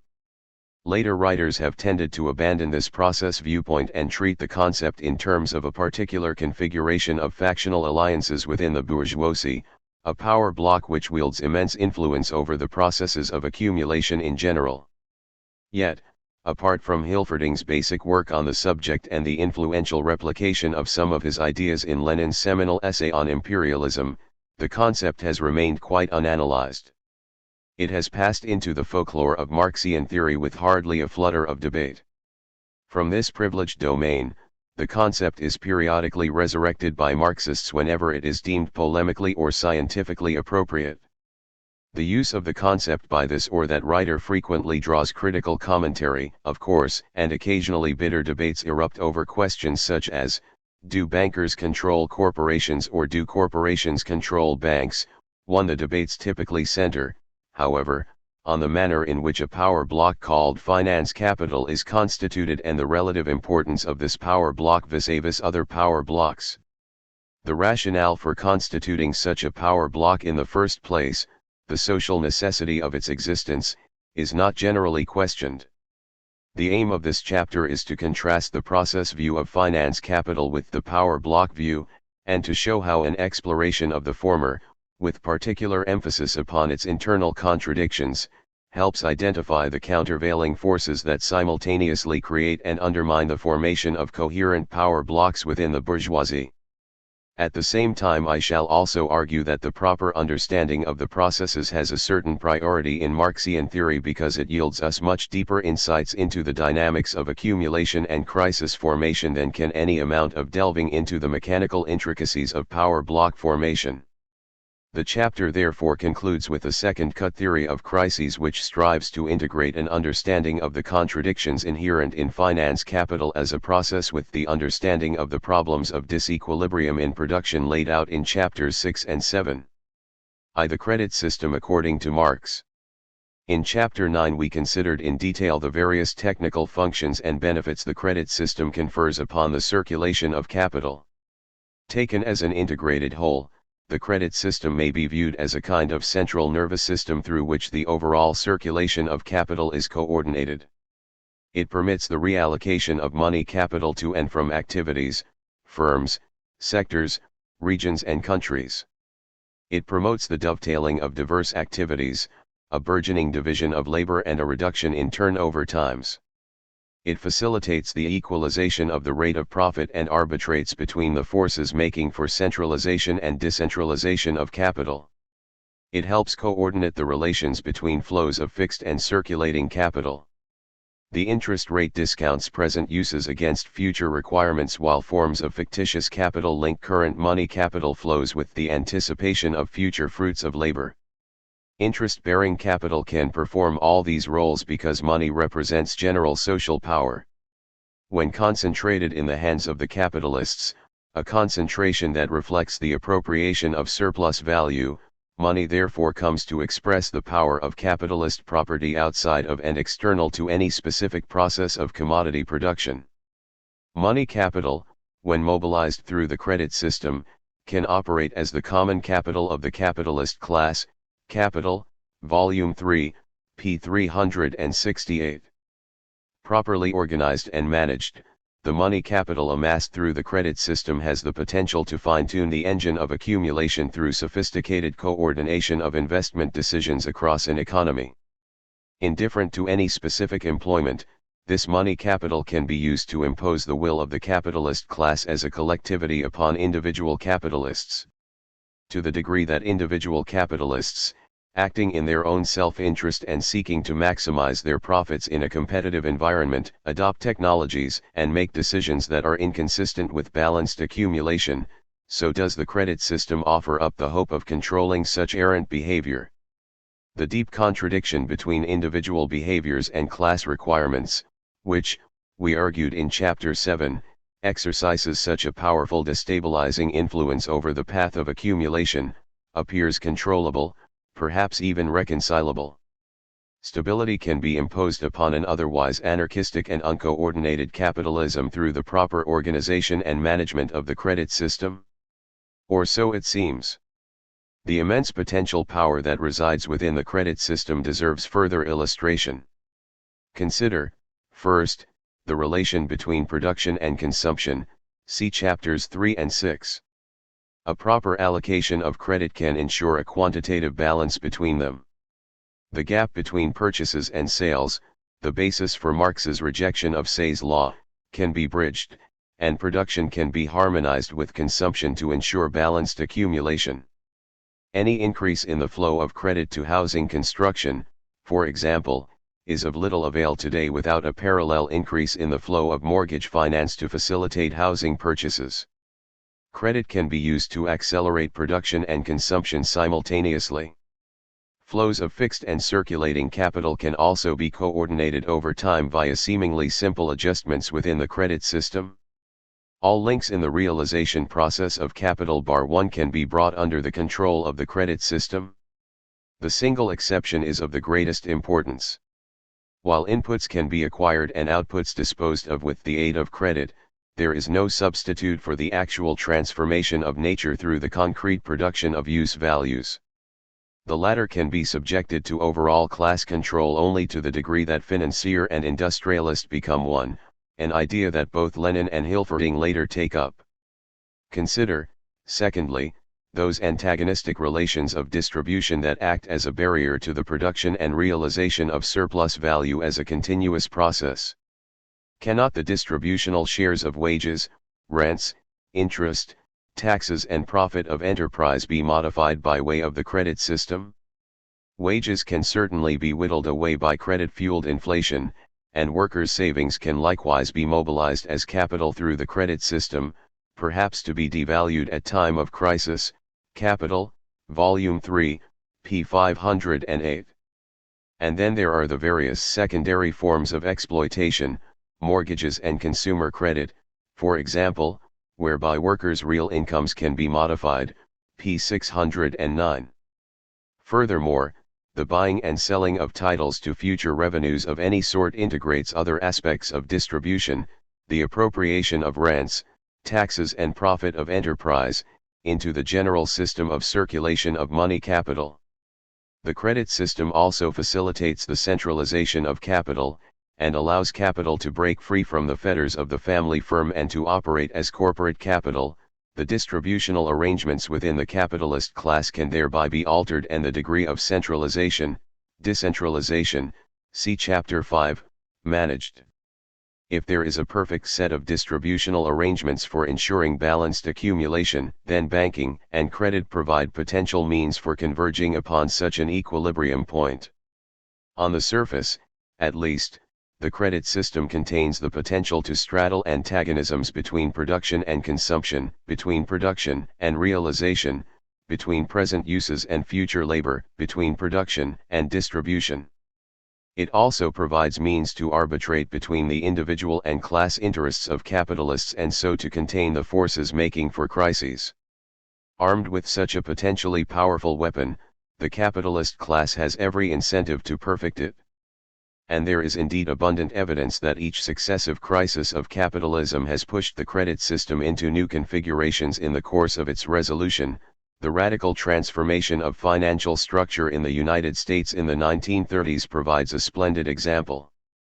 All of which confirms the basic message conveyed in Chapter 9, that capitalism could not for long survive in the absence of a credit system, which daily grows more sophisticated in the coordinations it permits.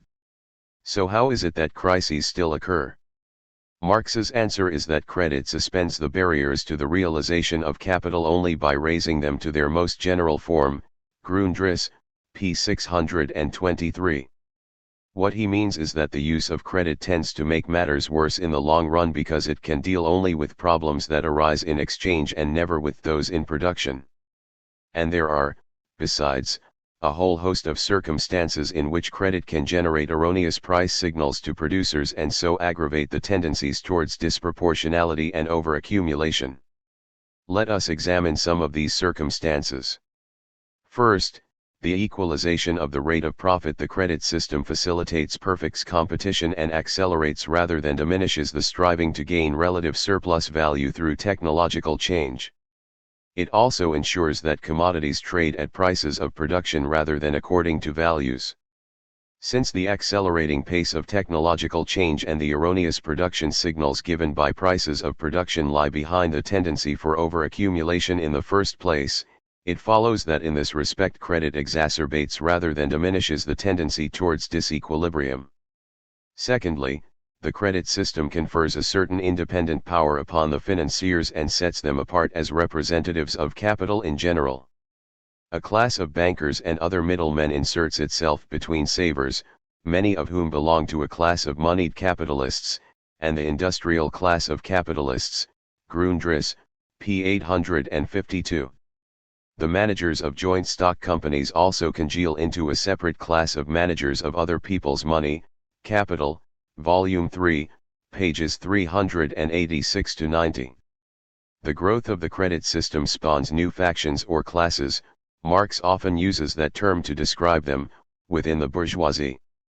The different classes of moneyed capitalist, financiers, and managers are supposedly responsible for the deployment of interest-bearing capital as the common capital of the capitalist class as a whole. They should, presumably, allocate money capital to facilitate accumulation in general. Yet, as individuals, they are bound by competition to act in their own immediate self or factional interest. Advantageously positioned as they are, the bankers and other gentlemen of high finance can set about exploiting the credit system as if it were their own private capital, and thereby can appropriate a good deal of the real accumulation at the expense of industrial capital. Capital, Volume 3, p. 478. The enormous centralization possible via the credit system gives to this class of parasites the fabulous power, not only to periodically despoil industrial capitalists, but also to interfere in actual production in a most dangerous manner. p. 545. The concentration of the external social power of money in the hands of a financial oligarchy is not, apparently, an unmixed blessing. Because the power vested in the common capital of the class is open to individual appropriation and exploitation, the credit system becomes the locus of intense factional struggles and personal power plays within the bourgeoisie. The outcome of such power struggles is plainly important. Yet Marx pays singularly little attention to this aspect of affairs. It is almost as if he regards it as a self-evident conflict on the surface of bourgeois society, a conflict that conceals a much deeper set of underlying relations between the circulation of interest-bearing money as capital and the processes of production of surplus value. In this chapter I hope to show that the theory of finance capital as a process, as opposed to a particular set of institutional arrangements or a catalogue of who is dominating whom within the bourgeoisie, reveals a great deal about the contradictory dynamics of accumulation that would otherwise remain hidden. The third barrier that prevents the credit system from functioning as a fine-tuner of accumulation arises because money capital is not particularly discriminating as to where it comes from or where it flows to. The savings of all social classes, for example, are lumped together so that everyone assumes the role of saver no matter what his or her social position. Workers' savings blend with those of moneyed capitalists in ways that often render them indistinguishable. The money power assembled via the credit system has an extraordinarily broad social base. Any shift in the propensity to save on the part of any class in society can alter the balance of power between financiers and other classes, particularly industrial capitalists. Money capital is equally indiscriminate as to its uses since it typically flows to appropriate revenues of no matter what sort. While this permits the circulation of interest-bearing capital to integrate and perhaps even discipline government, consumer, and producer debt, speculation in stocks and shares, commodity futures, and land rent, there is nothing to prevent speculative investment in the appropriation of revenues from getting entirely out of hand. Worse still, an accumulation of claims can appear as an accumulation of money capital, and the claims can continue to circulate even though they may have no basis in actual production. Speculation in titles to totally unproductive land, for example, can fuel a fictitious accumulation process if these titles can be used as collateral for other sales and purchases. A spectacular example occurred in the United States in the 1830s, when land titles held by individuals and banks effectively acted as money. The paper boom came to a jarring halt when President Jackson insisted that all payments towards purchase of federal lands be made in specie. Circumstances frequently arise, then, in which all capital seems to double itself, and sometimes treble itself, by the various modes in which the same capital, or perhaps even the same claim on a debt, appears in different forms in different hands. Capital, Volume 3, p. 470. What started out by appearing as a sane device for expressing the collective interests of the capitalist class, as a means for overcoming the imminent fetters and barriers to production and so raising the material foundations of capitalism to new levels of perfection, becomes the main lever for overproduction and overspeculation. The insane forms of fictitious capital come to the fore and allow the height of distortion to take place within the credit system. What began by appearing as a neat solution to capitalism's contradictions becomes, instead, the locus of a problem to be overcome. The credit system permits, Marx concludes, an enormous expansion of the scale of production and/or enterprises, the replacement of the individual capitalist by social and associated forms of capital, joint stock companies, corporations, etc., the separation of management from ownership, the creation of monopolies that call forth state interference, and the rise of a new financial aristocracy. It thereby accelerates the material development of the productive forces and establishes the world market. But it also accelerates crisis formation and brings the elements of disintegration of capitalism to the fore.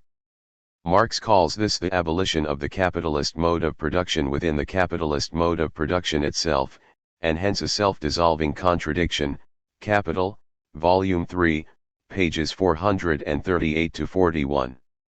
Marx did not elaborate much on these ideas, but history has, and so have a number of subsequent Marxist commentators. So we must consider how Marx's ideas have been interpreted, fleshed out and adapted to fit the realities of 20th century financial operations. In so doing, however, we should bear in mind that Marx nowhere fully explains exactly what he means by the high-sounding, very abstract, and somewhat elusive phrase, a self-dissolving contradiction. The aim, then, is to come up with an interpretation of that phrase and see how well it reflects the dilemmas of the use of credit under capitalism. To finance capital according to Lenin and Hilferding. The 20th century, Lenin wrote, marks the turning point from the old capitalism to the new, from the domination of capital in general to the domination of finance capital. The banks, he argued, could concentrate the social power of money in their hands, operate as a single collective capitalist, and so subordinate to their will not only all commercial and industrial operations but even whole governments. To the degree that industrialists seek monopoly power, largely through the centralization of capitals, industrial and banking capital tend to coalesce. Finance capital is defined, then, as the bank capital of a few very big monopolist banks, merged with the capital of the monopolist associations of industrialists too. A controlling financial oligarchy arises on the basis of finance capital. It systematically transforms the capitalist mode of production and projects the internal contradictions of capitalism upon the world stage in a new way.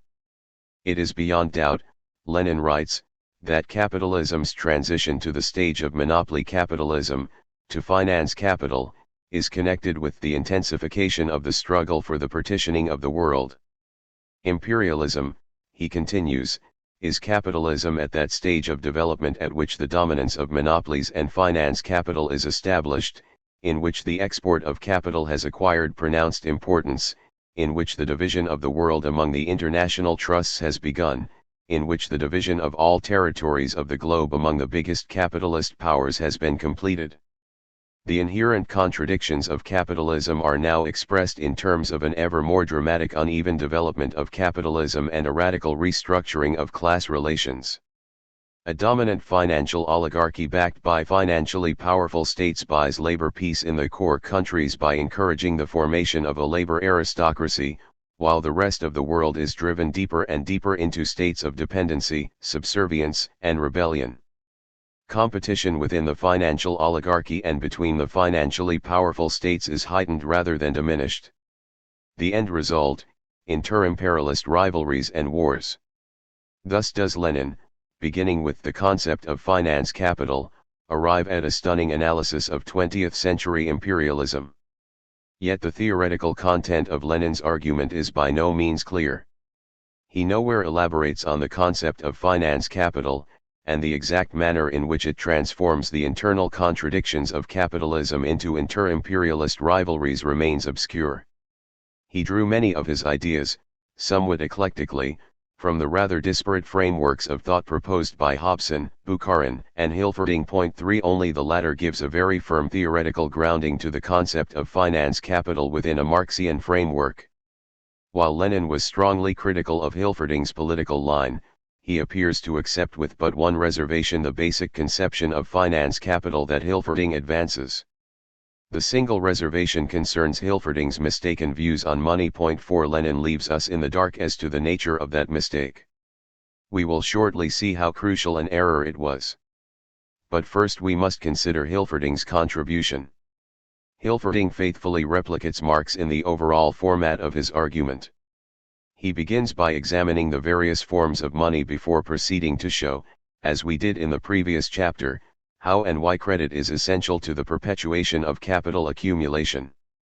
Initially, the banks merely mediate money flows, but the progress of accumulation puts increasing quantities of money capital in the hands of the banks, which then have no choice but to fix an ever-growing part of their capitals in industry and to integrate their activities with those of industrial capital. Since industrialists derive competitive advantages, particularly with respect to scale of operation, from access to bank capital, they must increasingly look to external sources of loan capital. Finance capital, says Hilferding, with Lenin's approval, signifies the unification of capital. The previously separate spheres of industrial, commercial and bank capital are now placed jointly under the direction of high finance, in which captains of industry and the banks are united in intimate personal union. This association has as its basis the abolition of free competition of individual capitalists by the big monopolistic associations. This naturally has as a consequence a change in the relationship of the capitalist class to state power. Hilferding, 1970 ed., p. 409. Hilferding dwells at length, again with Lenin's approval, upon the institutional manifestations of this unity, the creation of monopolies, trusts, cartels, stock exchange operations and so on. He points out that speculation in property titles, fictitious forms of capital, necessarily plays a crucial role. The rise of a financial oligarchy changes the dimensions of class struggle in important ways. Hilferding assumes that the state becomes an agent of finance capital and that finance capital operates as national capital on the world stage. He then develops a particular interpretation of imperialism and its contradictions. The chain of argument is as follows. The rise of finance capital, itself a necessary step to perpetuate capitalism, calls forth state interference just as Marx envisaged. State policies, forged in response to the requirements of finance capital, make the export of capital rather than commodities a primary concern. Relations between states, competition, protection, domination, and dependency, transform the internal contradictions of capitalism into conflict-ridden uneven development on the world stage. The contradictions are now expressed in terms of an imbalance of forces between monopolistic and non-monopolistic sectors, between the financial oligarchy and the rest as well as between nation-states. They originate in the basic processes of capitalist development. Here Hilferding, 1970 ed., ch. 17, appeals to a particular version of Marx's crisis theory. Variations in the value composition of capital, he argues, distort price signals and generate imbalances between departments, producing means of production and wage goods, between production and consumption, between fixed and circulating capital, etc. Cartels and monopolies can control the pace of technological change as well as prices, but this simply exacerbates price distortions between monopolistic and non-monopolistic sectors, the dislocations in the regulation of prices, which eventually lead to disproportionalities and to contradictions between the conditions of surplus value production and realization, are not modified by the cartels but only made more acute. Hilferding, 1970 ed., p. 401. Cartels, in short, cannot abolish crises. The credit system, even though under the total domination of a financial oligarchy, likewise fails because the interest rate must, in the final analysis, be explained by the dynamics of production of surplus value rather than the other way round. Any attempt to fashion credit monies to stabilize this inherently unstable system will ultimately result in a financial crisis. Hilferding then invokes, without further explanation, Marx's view that in the course of a crisis the system necessarily returns to its monetary basis, casting off the numerous fictitious capitals acquired during the phase of prosperity. 1970 ed., p. 372.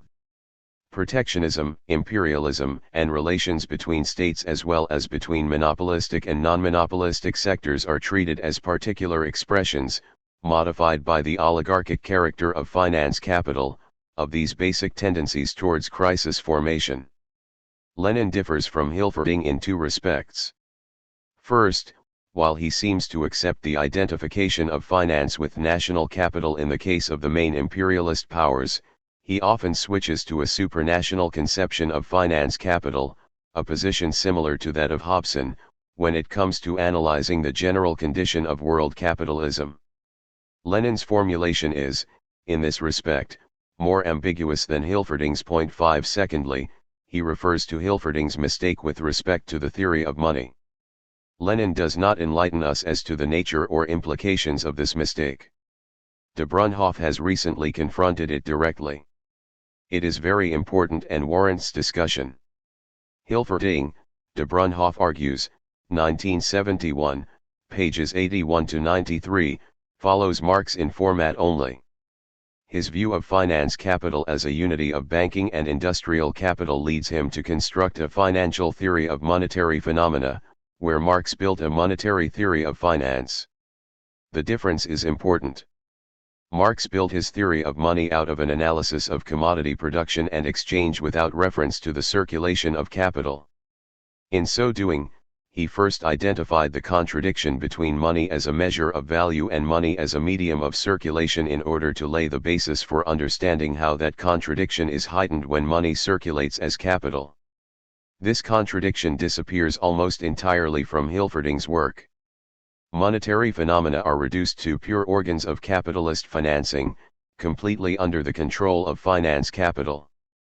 Hilferding depicts finance capital as both hegemonic and controlling, whereas Marx portrays it as necessarily caught in its own web of internal contradictions.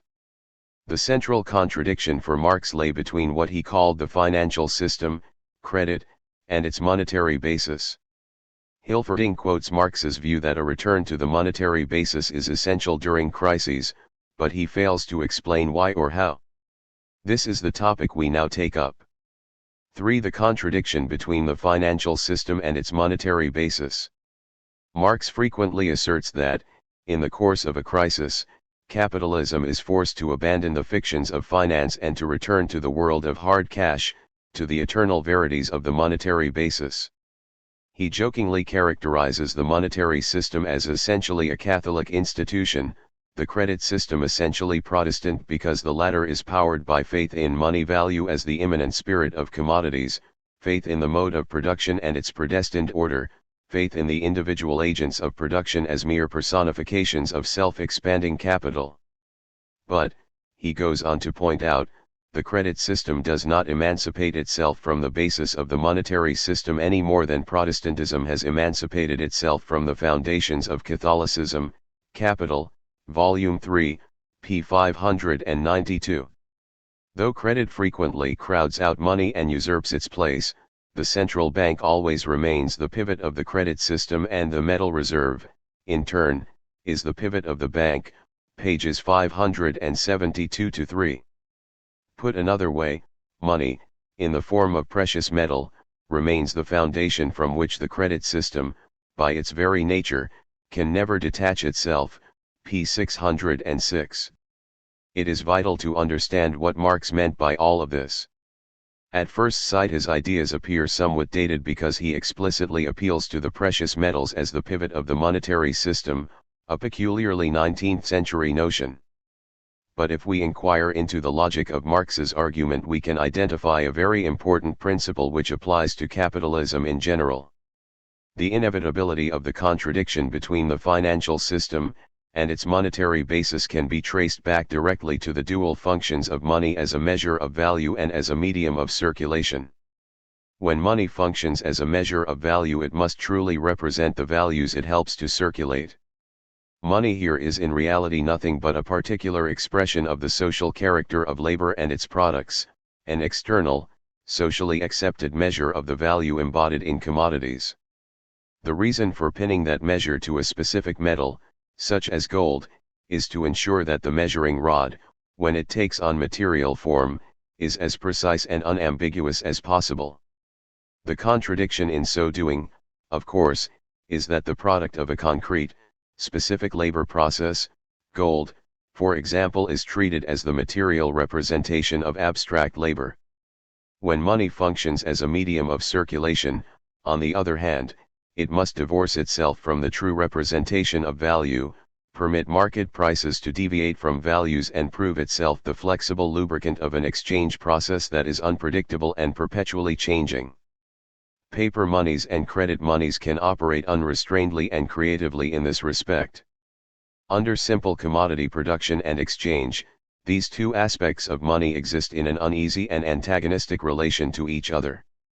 Indeed, the circulation of capital, as we noted in Chapter 1, arises in part to bridge the gap between the inherent value of gold and the reflected value of money as measured against the value of the commodities which that money circulates.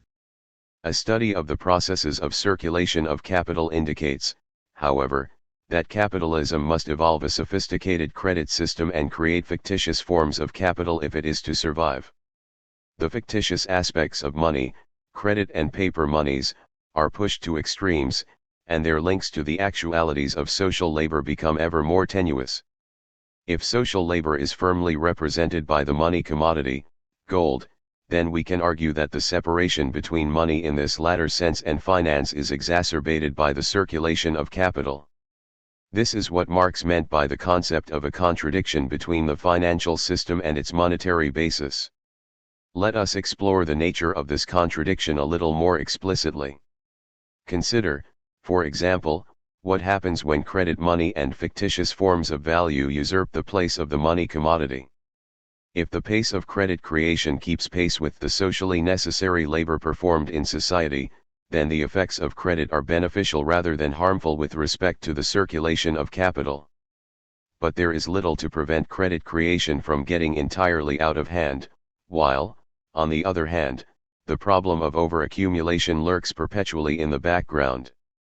If the fictitious values turn out not to be backed by the products of social labor, or if, for whatever reason, faith in the credit system is shaken, then capital must find some way to re-establish its footing in the world of socially necessary labor.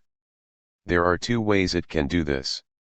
It can either attach all of its operations firmly to the money commodity, gold, as the ultimate measure of value, or it can seek out some other way to establish a direct link with material processes of actual commodity production. Both solutions have defects. In the first case, all values must be converted into the money commodity as a test of the value they represent. This was the general situation with which Marx was familiar. As soon as credit is shaken, all the real wealth is to be actually transformed into money, into gold and silver, a mad demand, which, however, grows necessarily out of the system itself. The sudden surge of demand for liquidity and convertibility into gold far exceeds the available gold and silver, which amounts to but a few millions in the vaults of the bank. Capital, Volume 3, p. 574. The result. It is a basic principle of capitalist production that money, as an independent form of value, stands in opposition to commodities. In times of squeeze, when credit contracts or ceases entirely, money suddenly stands out as the only means of payment and true existence of value in absolute opposition to all other commodities.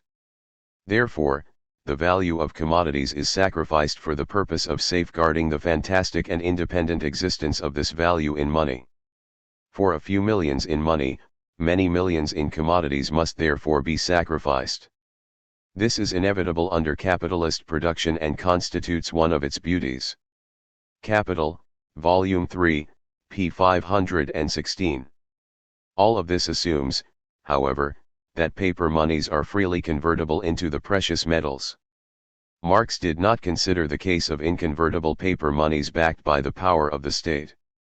Under such circumstances, which have become the rule in the 20th century, things look very different. We have to determine whether we are dealing with fundamental differences or simply with a change in the form of appearance of the conflict between financial and monetary systems. We can approach an answer to that question step by step. Under conditions of inconvertibility into gold, the burden of disciplining the credit system and fictitious capital falls upon the central bank. By raising the rate of interest, the central bank can put on the screw, as the saying goes, increase the cost of converting credit monies into central bank money, and so cool off speculative fevers and keep the creation of fictitious capital in check. Capital, Volume 3, p. 543. By judicious management and manipulation of the interest rate and reserve requirements, a powerful monetary authority can hope to avoid the devaluation of commodities at the same time as it preserves the quality of its own money as a true reflection of the value of social labor. This implies that the supply of central bank money should match the growth in value productivity in the economy as a whole.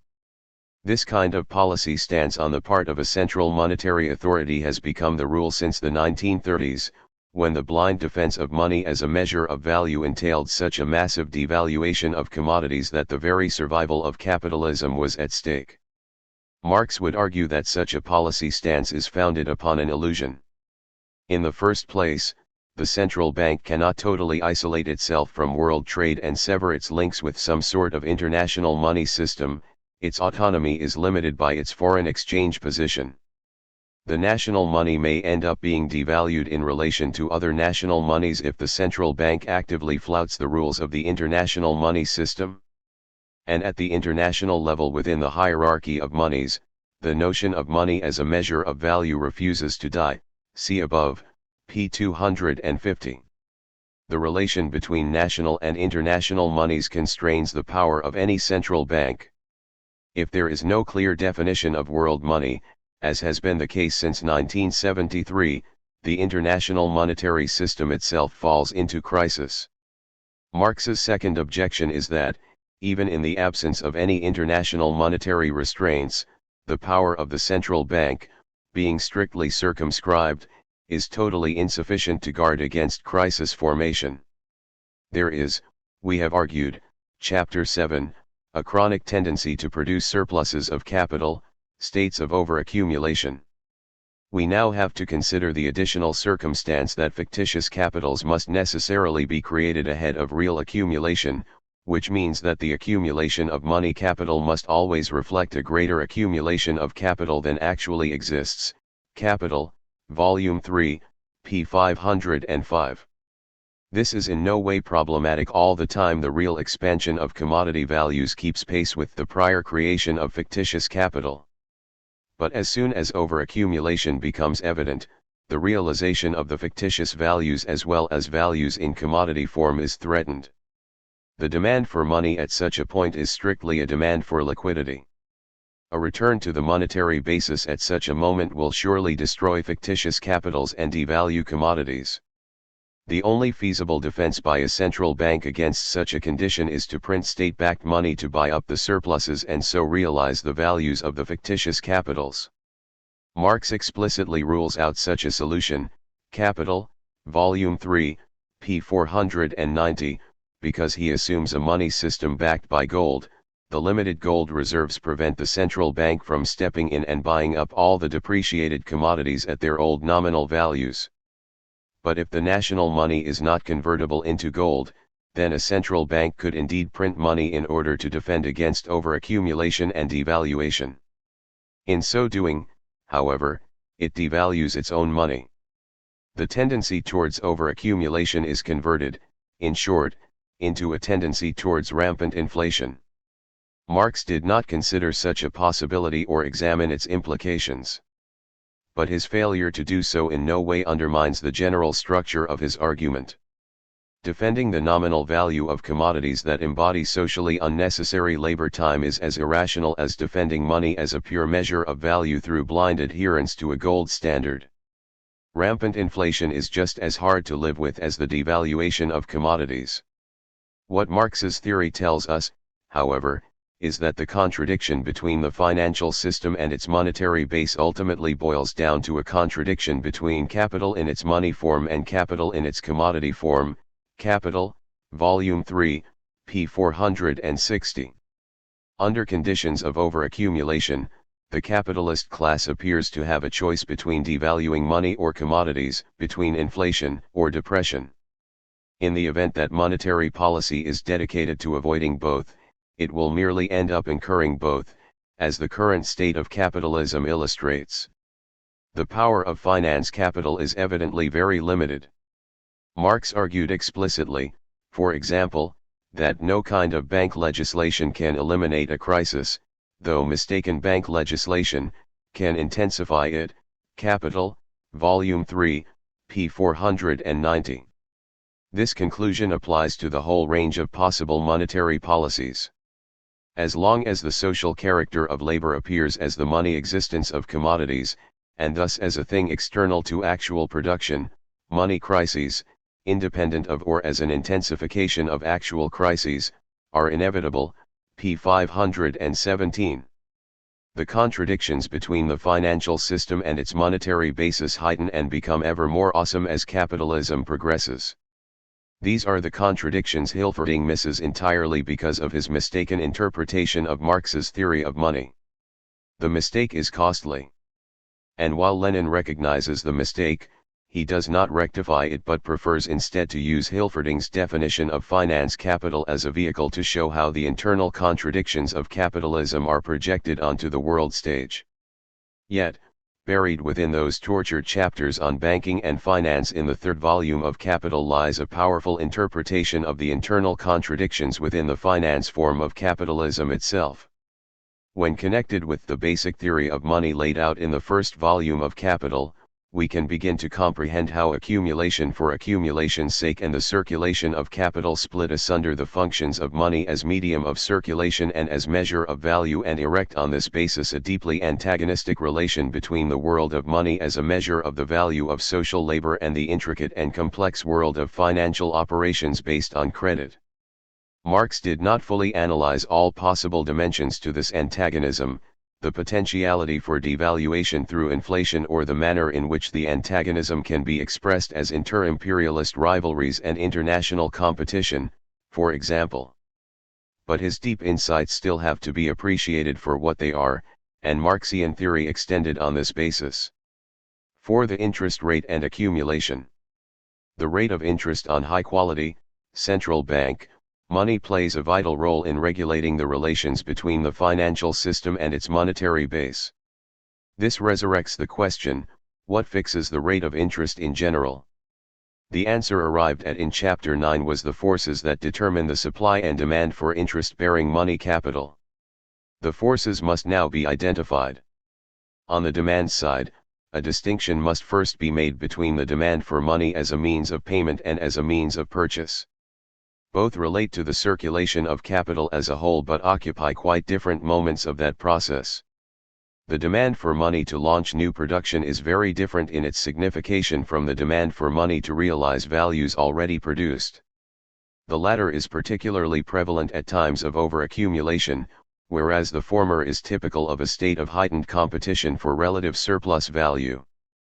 The two demands are not independent of each other, of course, and some kind of time-lagged relationship exists between them. A demand for investment credit now will likely lead to a demand for marketing credit later. Capitalists are not the only economic agents who demand money either as means of purchase or as means of payment. All manner of demands emanate from the circulation of revenues. Workers and bourgeoisie alike seek consumer credit and mortgage finance, means of purchase, and also seek to monetize certain assets they hold prior to any actual exchange, means of payment. The aggregate demand for interest-bearing money comes from both the circulation of capital and the circulation of revenues. But the two forms of circulation are not independent of each other.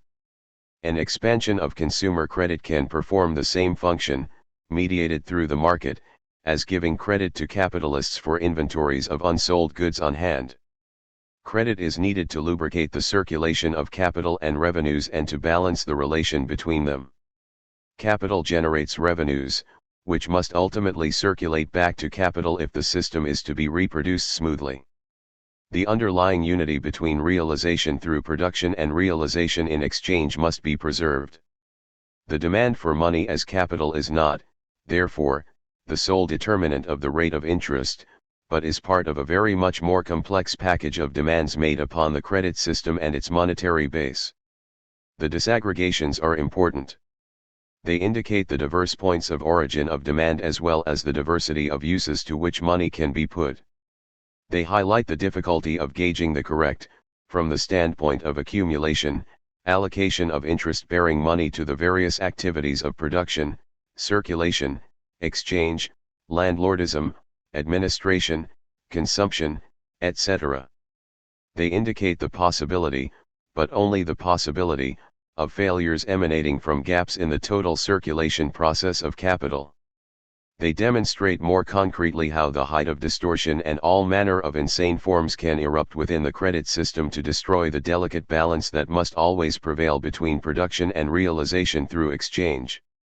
Above all, they sensitize us to the fact that a demand for credit can signify quite different states within the dynamic of accumulation, ranging all the way from over-accumulation to untoward blockages in the circulation of revenues. The supply of interest-bearing money is subject to equally complex determinations. This supply, Marx argues, is partly the product of accumulation, partly the result of circumstances which accompany accumulation but are quite different from it, and partly the result of seemingly quite independent events. Capital, Volume 3, p. 507. 1.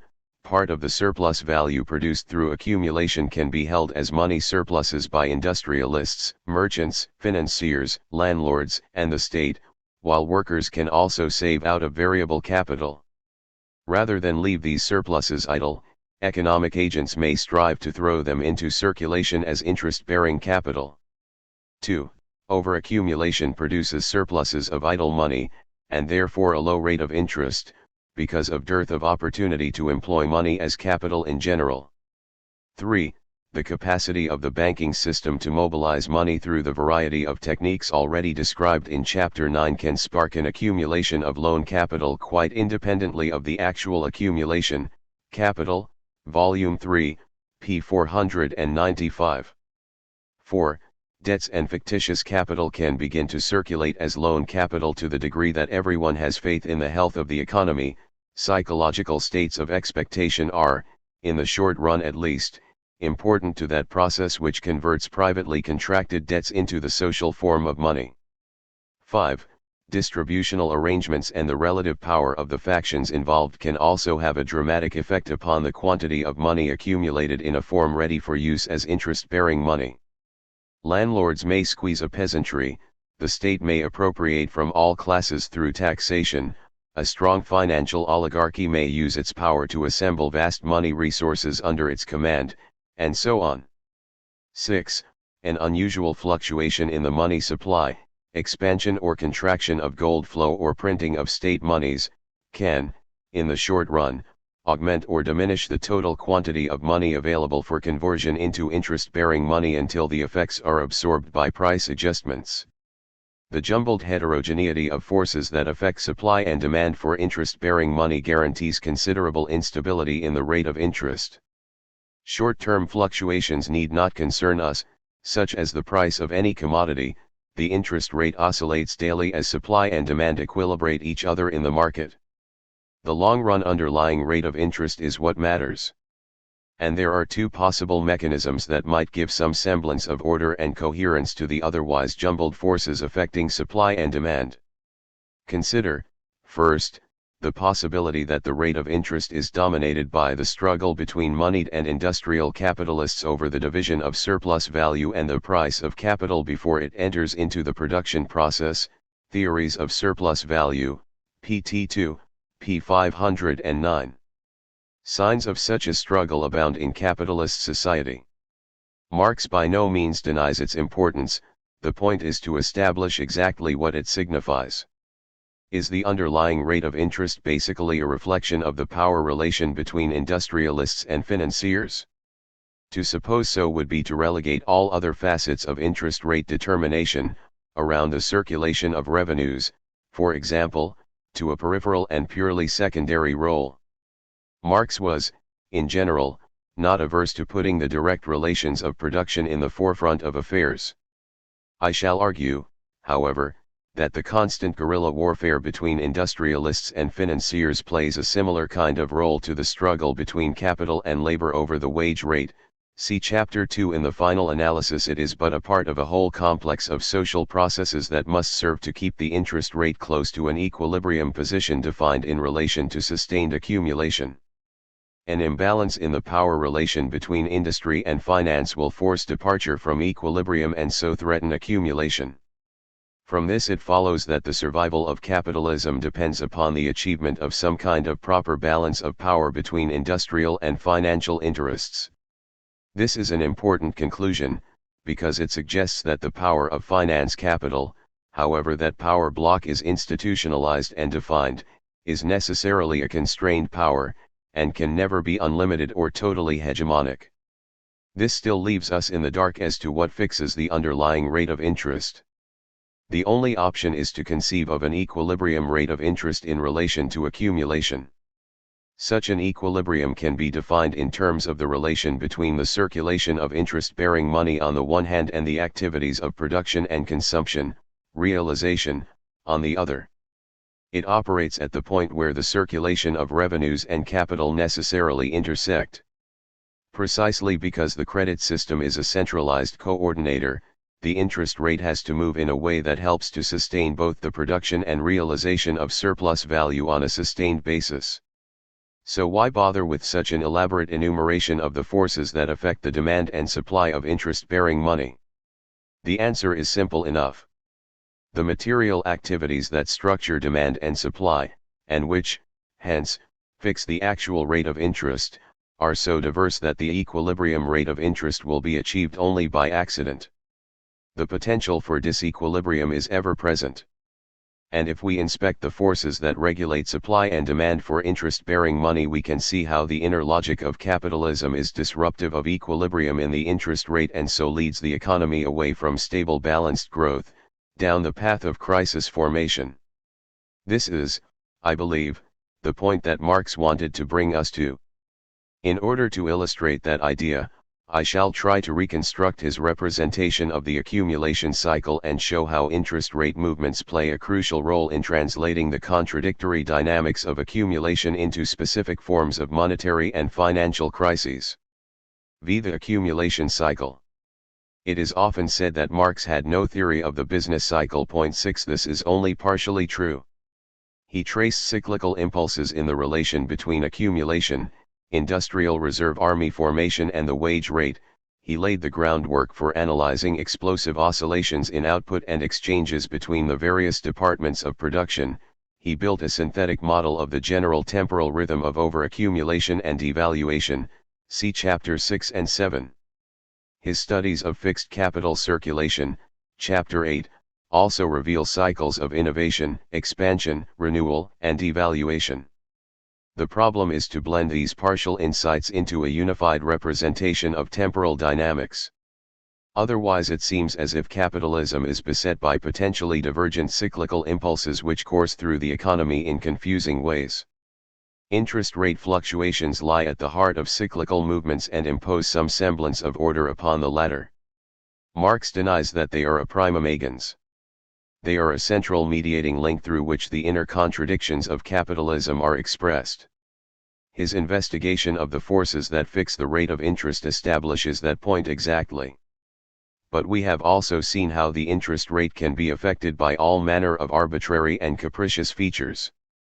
For this reason Marx tries to abstract from the day-to-day dynamics of the industrial cycle and its monetary and financial accompaniments, Capital, Volume 3, p. 358. He moves instead to construct a highly simplified representation of the cyclical course of accumulation in general.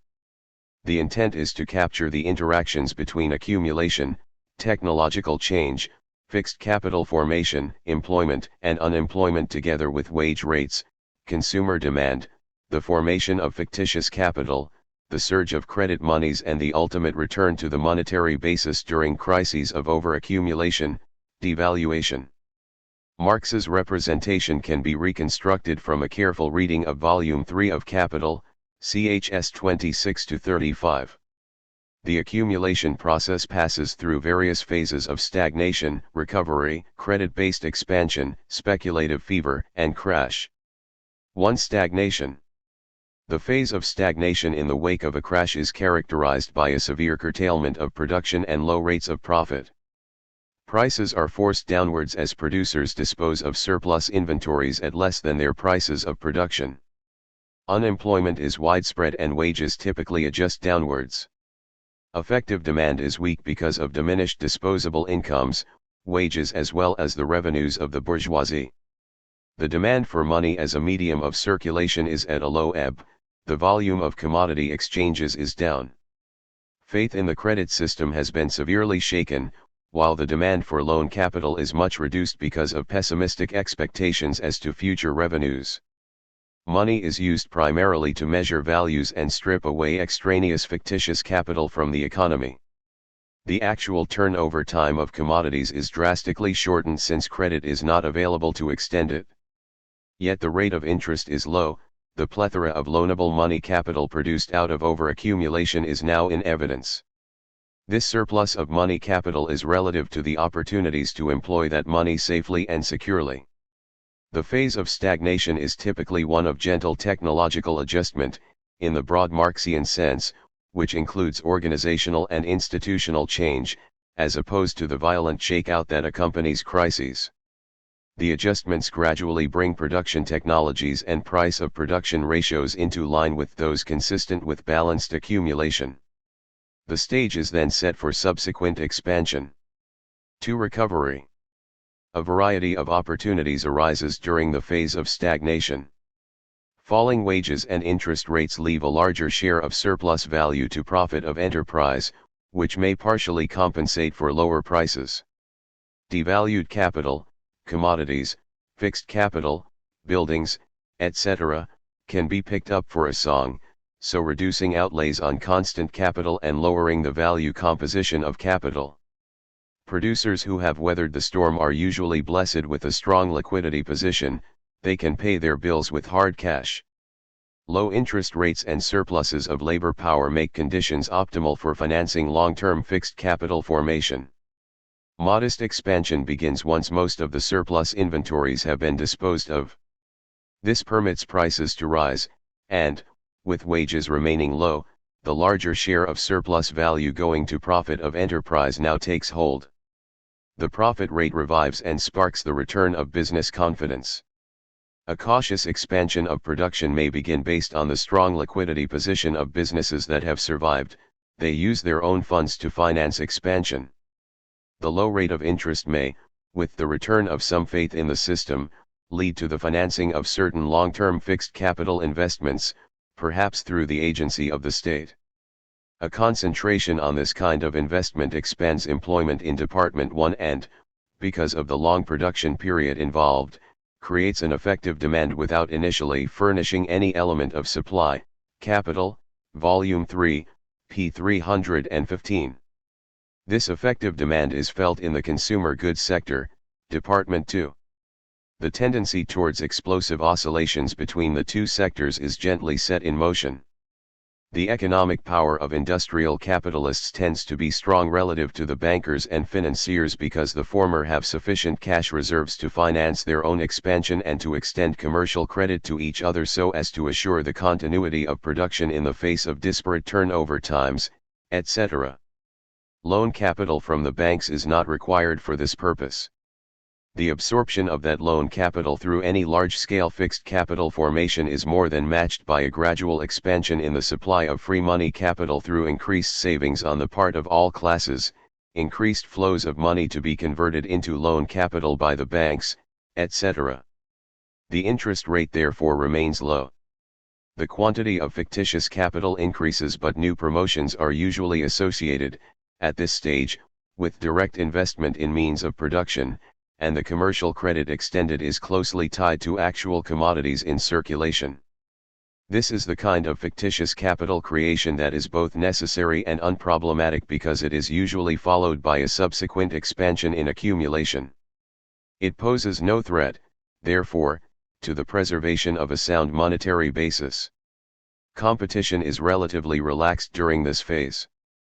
The auto-financing by business generates gradual and uneven concentration, and wide variations in actual rates of profit may coexist because the circuit of productive capital is what counts. The power of the credit system to force an equalization of the rate of profit is not strongly in evidence at this time. The circulation of revenues picks up, as does the demand for money as a medium of circulation. Effective demand for final consumption goods strengthens, and the consumer goods sector begins to take on a leading role in the dynamic of accumulation. 3. Credit-based expansion. Faith in the economic system has by now recovered. The expansion of employment, rising wages, and increased revenues for the bourgeoisie presage a growing effective demand for final consumption goods. The increased circulation of revenues creates optimistic expectations with respect to future revenues of all types, land rents, taxes, mortgages, etc., as well as profit of enterprise. But the piecemeal expansion of the preceding phase now reveals a whole host of imbalances in productive capacity and consequent bottlenecks in the inputs and outputs of the productive apparatus as a whole. All trace of surplus productive capacity now disappears.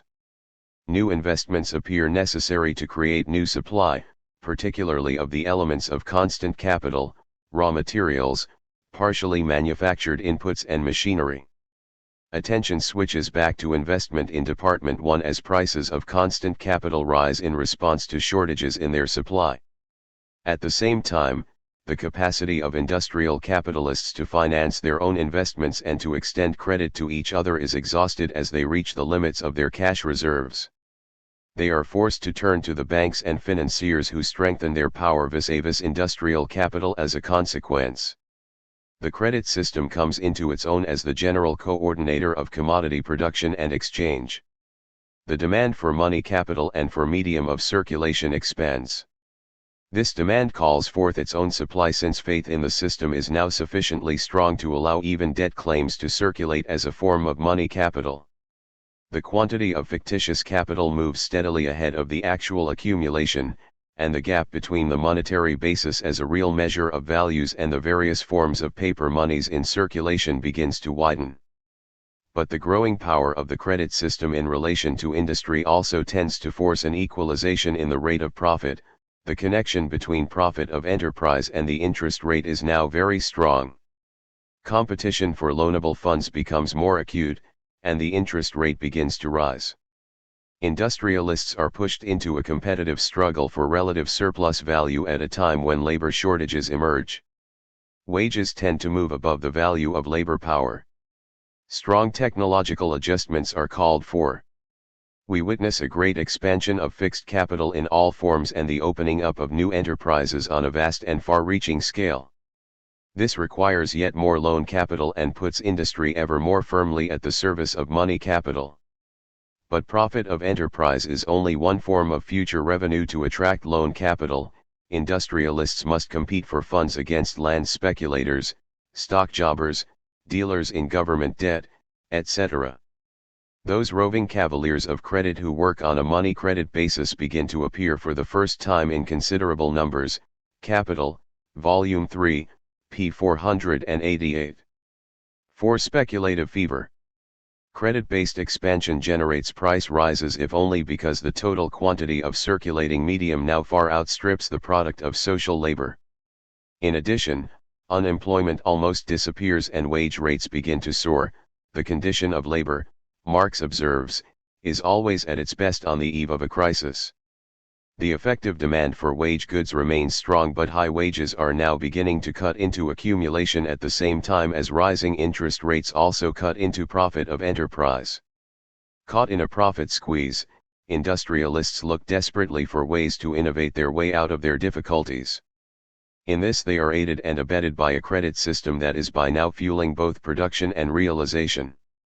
But this it can do only at the price of creating vast quantities of fictitious capital, of making room for the most colossal form of gambling and swindling.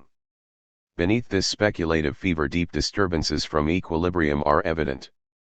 Disproportionalities between departments, between production and distribution and between the quantity of credit money in circulation and real output of values are growing.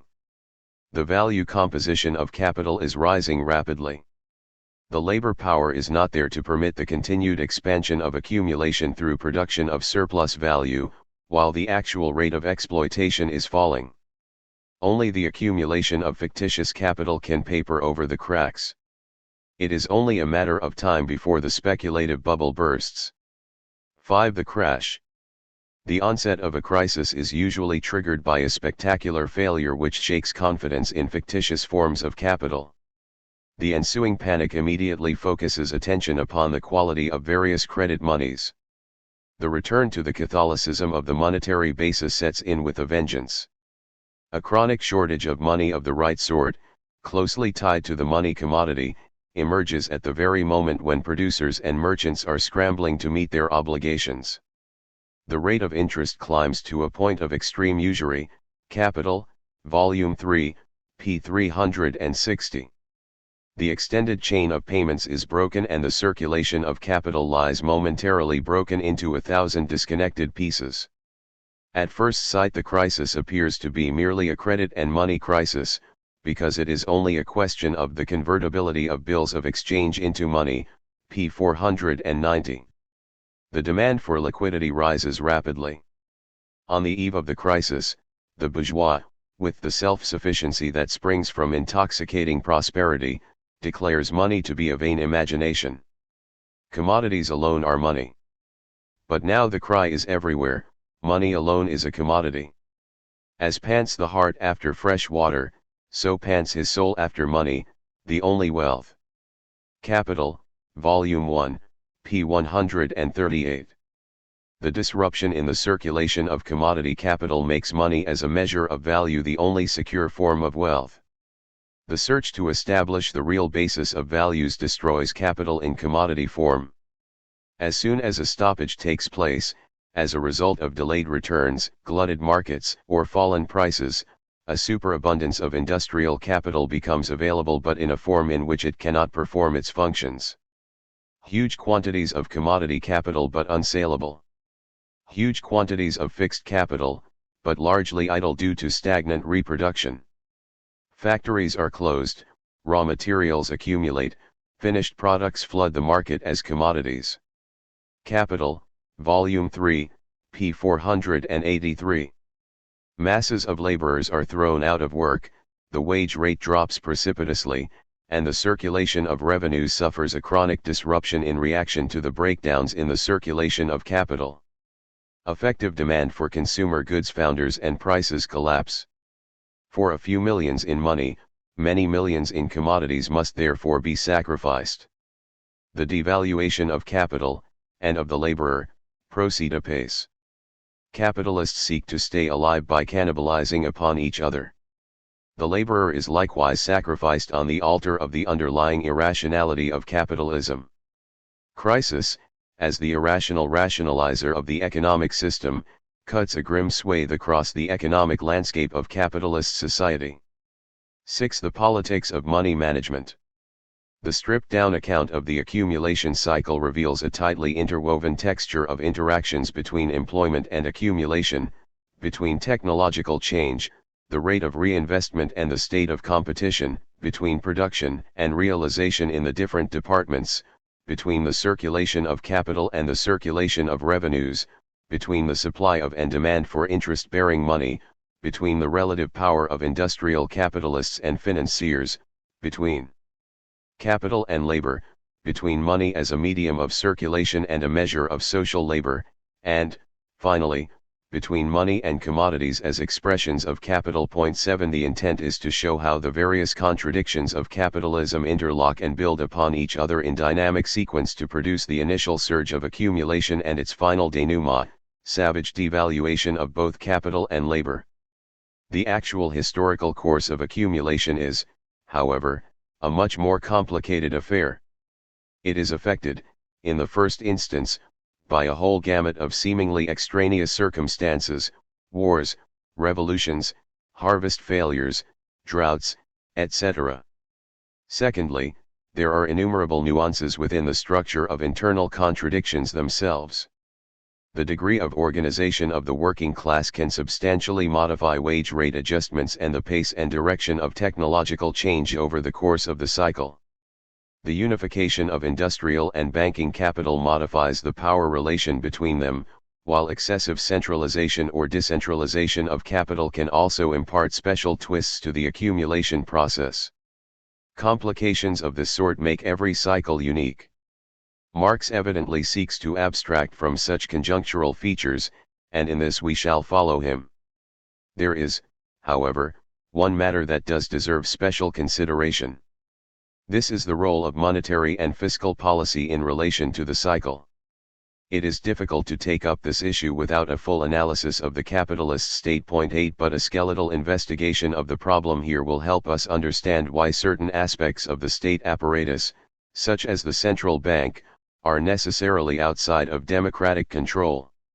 It will also help us understand, albeit in a very general way, the circumstances that permit the devaluation of capital to be transformed into the destruction of money through inflation. The simplest way to regulate the quality of money in society is to tie it to some universally accepted money commodity such as gold. The disadvantage is that the value of social labor is tied to the condition of concrete labor in gold production. If the latter changes, then so does the general expression of social labor as a price. Marx was not unduly bothered by this problem. He considered that the occasional surges in the supply of gold, after the gold rush of 1849, for example, would administer a temporary shock and then be absorbed by price adjustments. Capital, Volume 1, p. 98. The state becomes involved in regulation of money as soon as coins, tokens, paper and credit monies are introduced as means to circulate commodities. The state finds itself drawn willy-nilly into the politics of money management and may even take up an activist stance of some sort. Point 9 By the 18th century, for example, the main nations engaged in capitalist commerce were consciously pursuing strategies of devaluation and revaluation of their respective currencies in their perpetual jockeyings for commercial and political advantage. Mercantilist doctrines reflected such practices. The rise of a full-fledged credit system and the creation of fictitious forms of capital with legal backing posed the capitalist state with even more far-reaching problems. Eventually, as we saw in Chapter 9, the task of securing high-quality money devolves upon a central bank of some sort.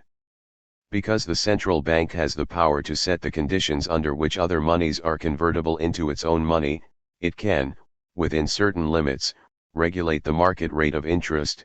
Capital, Volume 3, p. 542. It cannot behave arbitrarily. It is constrained by its foreign exchange position, gold reserves, and other links with some kind of supranational money on the world stage. We must also invoke Marx's rule that the power of the central bankers begins where that of the private discounters stops. This means that the central bank can respond only to money market pressures emanating from within the heart of the system of production and realization of surplus value. How it responds is nevertheless important, because decisions made by the central bank, or foisted upon it by legislation, have a very important role in dampening or exacerbating cyclical oscillations. Stringent money policies at times of overaccumulation can intensify devaluation. The crisis often appears, in the first instance, as a money crisis, forced upon society by an unyielding and obdurate central bank. When the central bank ties its money tightly to a gold standard, it has very little room for maneuver. A limited gold reserve forces it to raise interest rates to a point of extreme usury at a time when all capitalists seek refuge in high-quality money. When convertibility into gold is permanently, as opposed to temporarily, suspended, the quantity of central bank money and the rate of interest on that money can become policy instruments. The art of central banking is to use these policy instruments to try to stabilize the inherently unstable course of accumulation.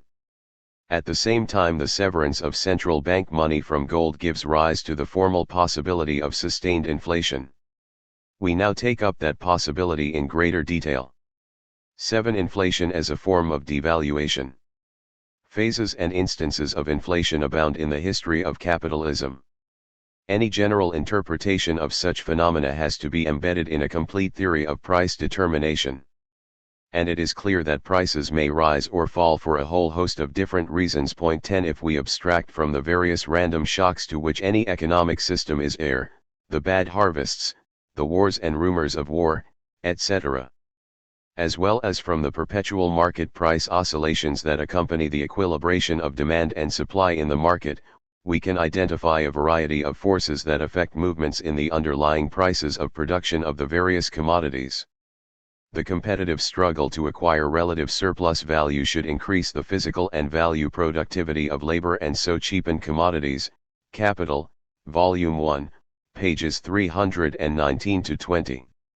The expansion of production upon more fertile lands, the opening up of new sources of raw materials, the searching out of cheaper and more malleable labor power and the reduction in circulation costs, particularly transportation, add up to a whole battery of forces that tend to force prices downwards. Against these must be ranged the rising costs associated with natural resource depletion, congestion, and other bottlenecks in the production apparatus, class struggle on the part of labor, increasing monopolization, and the like.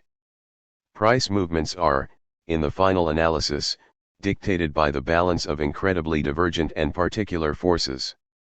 The circumstance we are here considering has, however, a simpler logic. 11 Marx's representation of the accumulation cycle shows that prices are depressed in the phase of stagnation, rise gradually, and then accelerate rapidly during the boom. The return to the monetary basis during the crash forces a price collapse. If a more flexible monetary basis is constructed which, instead of being tied to the money commodity, permits the printing of inconvertible state-backed money during the crisis, then price falls at that time can presumably be kept in check. Such a policy appears, on the surface, to be eminently sensible compared with its opposite, allowing commodity values to go to the wall in order to preserve the integrity of high-quality money. But it violates Marx's rule that the realization of values cannot be achieved through a mere increase in the supply of money, see Chapter 3. It also means that money must abandon its role as a measure of the value of social labor. Furthermore, the idea that the severe crisis tendencies of capitalism, as we outlined them in Chapter 7, can somehow be tamed by such a policy appears somewhat far-fetched. The most that can happen is that the form taken by the crisis will change. Let us see how. Recall, first, what the theory of overaccumulation tells us.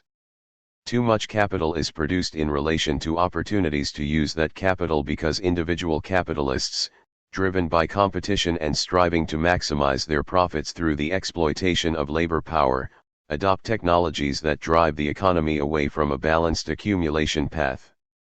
The disequilibrium is made worse because prices of production, formed through the equalization in the profit rate, give erroneous price signals in relation to the potential for social surplus value production.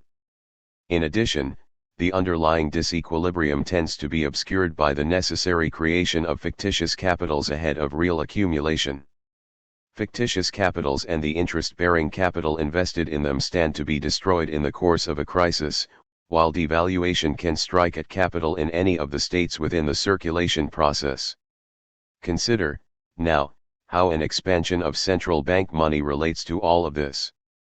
From the standpoint of the individual capitalist, the first sign of overaccumulation occurs with the increasing difficulty of converting commodities or property titles, fictitious capitals, into money at a price that allows the average rate of profit to be realized. The transition C/M is always difficult because it involves the movement from a specific concrete use value, or property title, into the most general form of social power that exists, money. This transition appears to be hindered by a lack of effective demand or, what amounts to the same thing, by a shortage of disposable money. Individual capitalists and other financial agents, private banks, can bypass this difficulty by extending credit. Capitalists receive the money equivalent of unsold commodities, including the average rate of profit thereon. The quantity of lower-order credit monies expands rapidly. Pressure is then put upon the central bank to expand the supply of high-quality money. If the central bank obliges, then it seems as if overall liquidity can be maintained at the same time as all barriers to the realization of values through exchange are removed.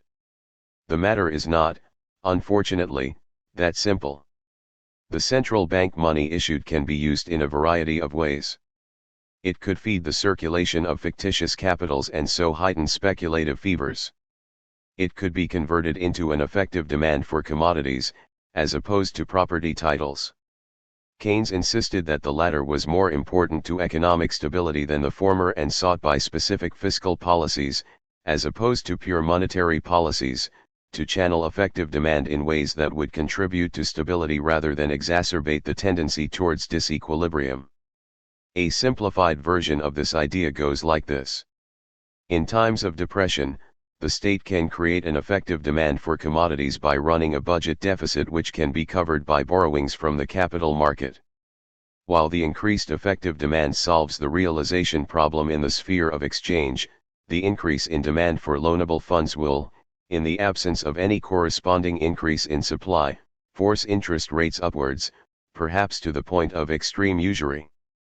This has a disastrous impact upon industrial and commercial operations, though obviously not on banking capital, and can force the very devaluation that state policies were initially designed to avoid. There is, then, a strong pressure to increase the supply of high-quality money in order to bring interest rates down. The central bank, by engaging in such an action, can help avoid the devaluation of commodities. Point 12. Unfortunately, such a strategy also contributes simultaneously to the realization of fictitious capital.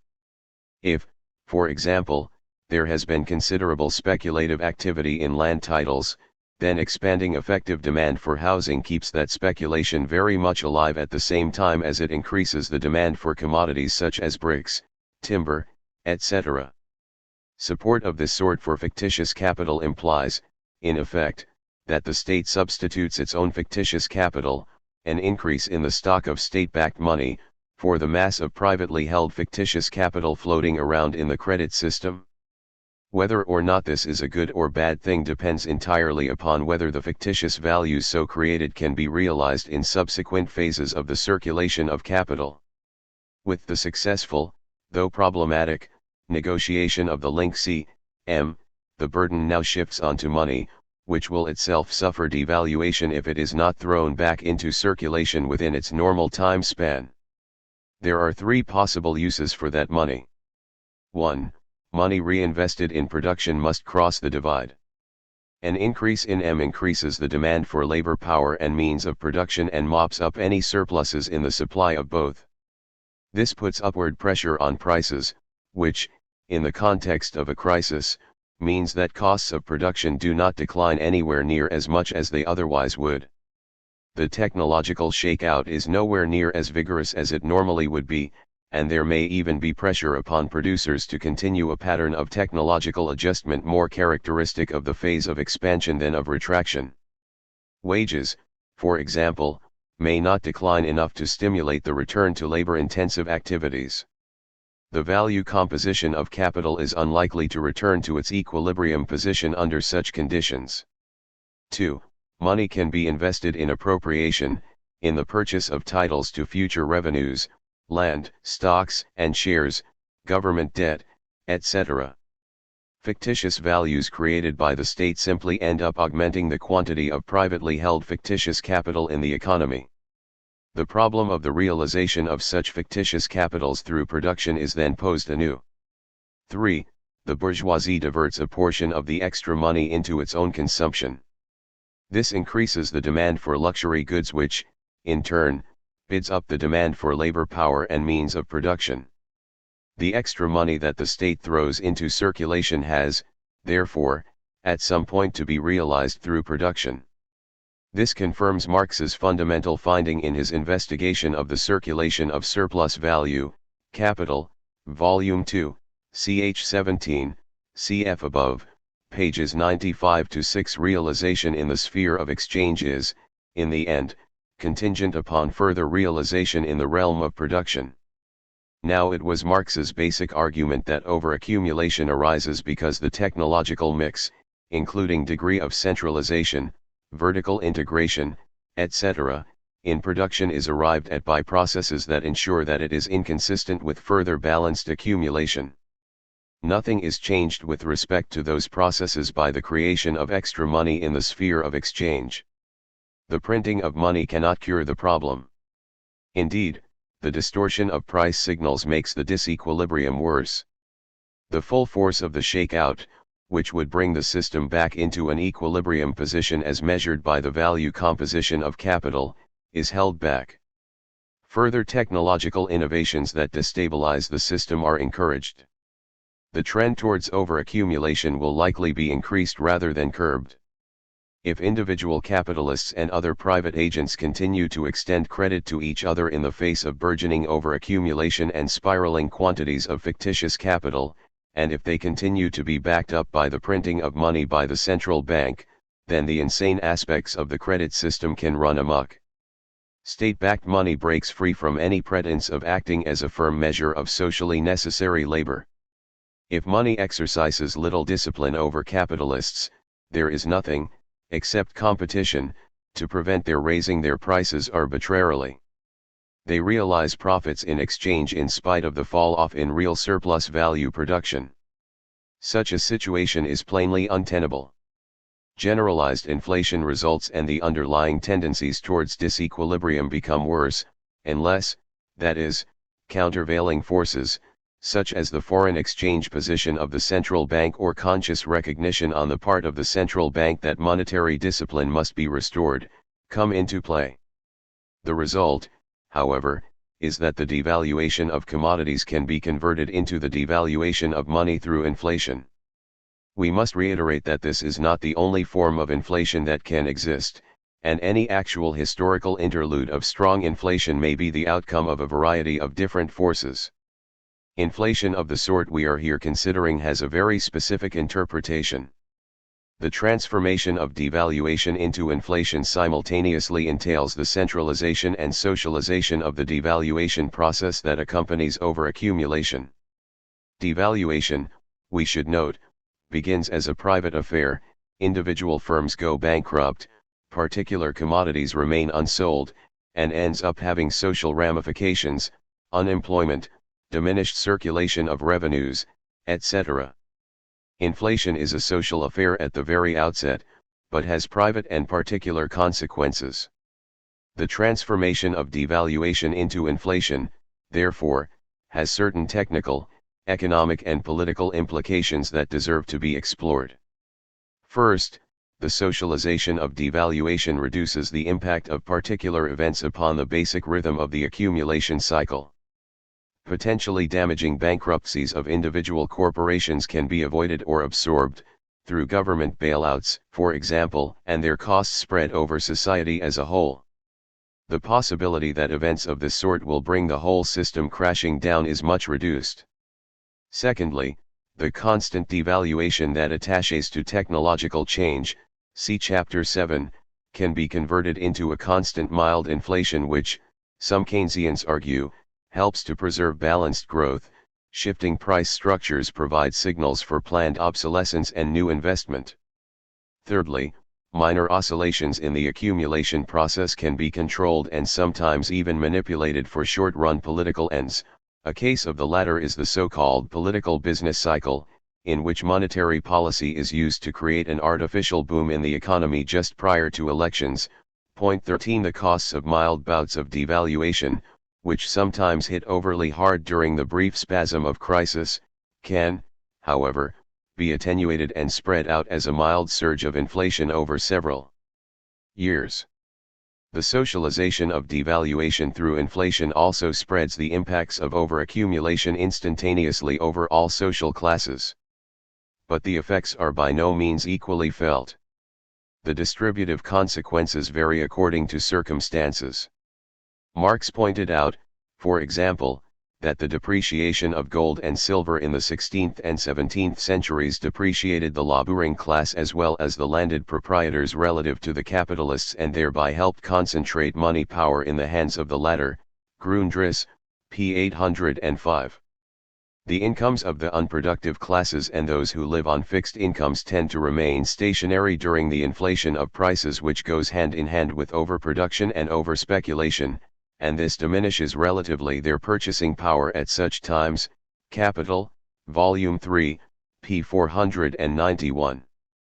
Those on fixed incomes stand to gain during the price deflation that occurs with the return to the monetary basis but are hurt when devaluation is transformed into permanent inflation.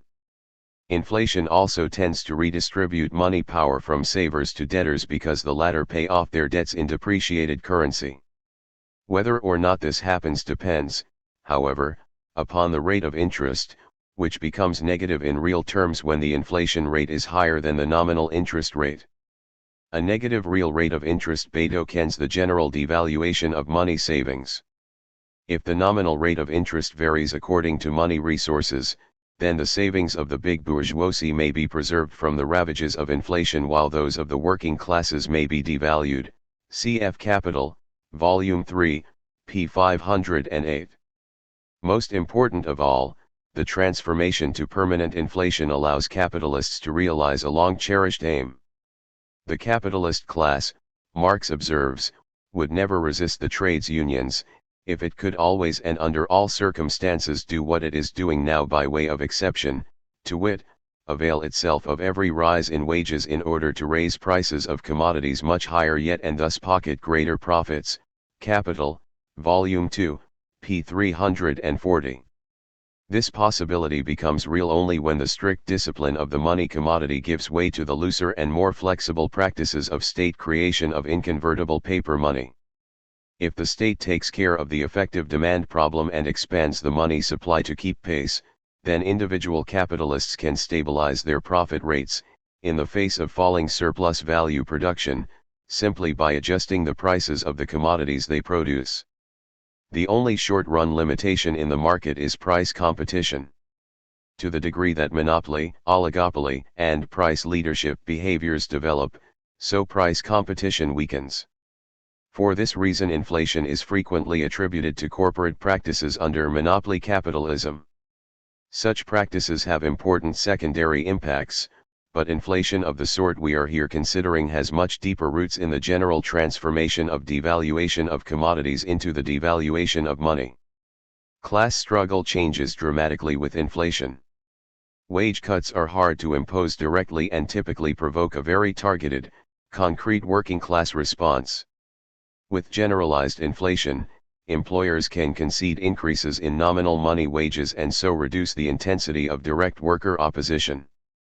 What happens to real wages depends entirely upon the inflation rate, which individual capitalists can claim is not their personal responsibility. The devaluation of labor power is then achieved through inflation. To the degree that such a strategy is successful, it permits the problems of overaccumulation to be countered through a rising rate of exploitation achieved through a diminution in real wages. The mechanisms of wage adjustment that Marx describes in the General Law of Capitalist Accumulation, see Chapter 6, are fundamentally altered. It may even become possible to manage wage adjustments through inflation without the help of a massive industrial reserve army. The significance of the so-called Phillips curve, which depicted a trade-off between inflation and unemployment, was that it appears to offer policymakers a ready-made target for fiscal and monetary policy. Point 14. The struggle over the nominal wage is, as a result, gradually converted into a struggle over the real wage. Workers then find themselves fighting on two fronts. They seek strict cost of living clauses in wage contracts in order to prevent the costs of devaluation being visited upon them via inflation. From this derives a wage push theory of inflation which blames greedy unions for rising prices. This theory is correct, in the theoretical context we are here considering, only in the sense that workers prevent overaccumulation from being cured through a massive devaluation of labor power via inflation. But workers also have to confront the fiscal and monetary policies that allow devaluation to be transformed into inflation in the first place. The focus of class struggle can shift from the direct confrontation between capital and labor onto a confrontation between workers and the state. The latter thereby becomes a protective shield for capitalist class interests. It may even appear, with some not so subtle help from bourgeois propaganda, as if inflation has its origins in inefficient and ineffective government, in erroneous fiscal and monetary policies. This attribution is correct as regards the immediate cause. What it ignores is the underlying structure of class relations which generates crises of overaccumulation, devaluation in the first place. The conversion of devaluation into inflation appears to have both positive and negative effects from the standpoint of capital. On the one hand, it can ease the pressure of direct forms of conflict over wages and even reduce the size of the industrial reserve army needed to equilibrate the wage rate. It also socializes the costs of devaluation across all classes behind the shield of fiscal and monetary policy carried out by the state. On the other hand, it prompts the formation of class alliances directed towards assuming state power. Inflation diffuses conflict by broadening it and refocusing it on the state. But inflation cannot cure the trend towards overaccumulation. If anything, it exacerbates the problem by attenuating and delaying the impacts. State policies allow an enormous head of inflationary pressure to build up to the point where it becomes potentially very explosive. The dead weight of unproductive fictitious capital is increasingly felt, the foreign exchange position of the central bank progressively weakens, bringing about devaluation of national currency in relation to world money, and price structures become so unstable that they lose their coherence as a coordinating power. Above all, the rationalization of production, which is the only solution to overaccumulation, cannot be properly set in motion. The problems of overaccumulation, in short, cannot be spirited away by the socialization of devaluation through inflation. In this light, it is interesting to look at the range of proposed cures for inflation, all of which appeal to some kind of basic change in state involvement. First, the state can reconstitute a strict monetary base for the economy. Though this need not be tied to a money commodity, it does imply very restrictive monetary policies, which force interest rates up, cuts in government stimulation of effective demand, and permission for the raw market forces that devalue commodities and labor power to take hold. A conventional depression, administered by the state, does its work of restructuring the productive apparatus, eliminating excessive fictitious capitals, disciplining labor, and so on. Secondly, the state can impose wage and price controls or seek to cool off inflation through some kind of incomes policy, a social contract with labor, which usually amounts to some kind of negotiated devaluation of labor power, and an investment strategy for industry. Interventions of this sort must be accompanied by monetary and fiscal restraint if they are to have a chance of working. Monetarists argue that policies of this sort merely distort price signals and thereby destroy any proper basis for the resumption of accumulation. Marxian theory accords with that judgment, except under the unlikely circumstance that the price structure mandated and the investment strategies devised stabilize the value composition of capital. This would entail a phased and organized devaluation of capital and labor power through the agency of state policies. Thirdly, the state, in conjunction with capital, can seek to accelerate the development of the productive forces and hope thereby to bring prices down to compensate for the inflationary surge. Failure to increase productivity, it is sometimes argued, lies at the root of inflation. The theory we are here adopting indicates that it is the uncontrolled and unbalanced development of the productive forces in the context of the class relations of capitalism that provokes overaccumulation in the first place. To the degree that inflation is a transformation of devaluation, it cannot be cured by an indiscriminate program of raising productivity.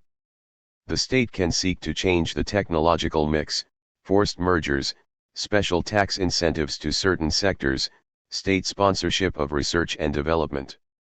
But if it is to cure the problems of overaccumulation, it cannot avoid visiting the costs of devaluation upon certain segments of both capital and labor. And cures of this sort, to the degree that they entail direct or indirect state management of the productive apparatus, though they may not be socialistic, hardly bode well for the future of capitalism, either. While it is true that the devaluation of commodities, including labor power, can be avoided by inflation in the short run, it is equally true that problems of inflation cannot be cured without devaluing commodities. The Marxian theory tells us that, in response to overaccumulation, capital can devalue money or commodities, or some mix of both.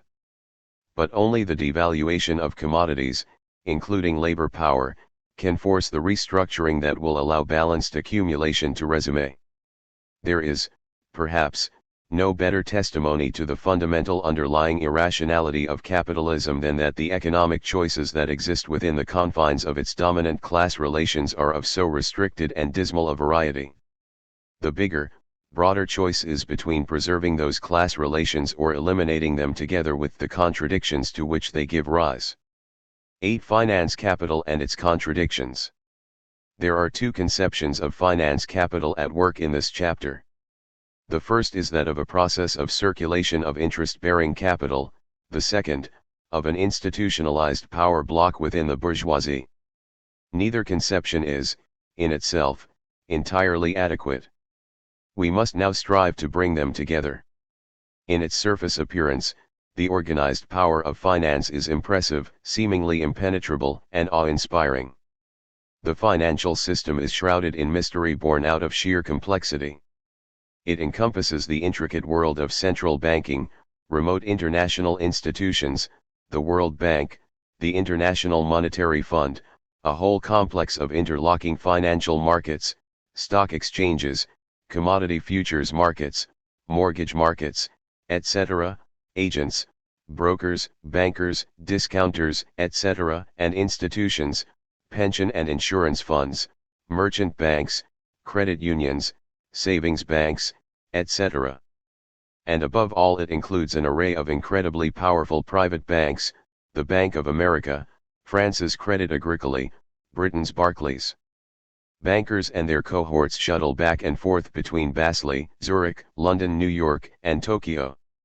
Decisions that clearly affect the fates of millions are made at international meetings, suggesting that the bankers of the world are indeed in control not only of the lives of individuals, capitalists and workers alike, but also of even the largest corporations and the most powerful of governments.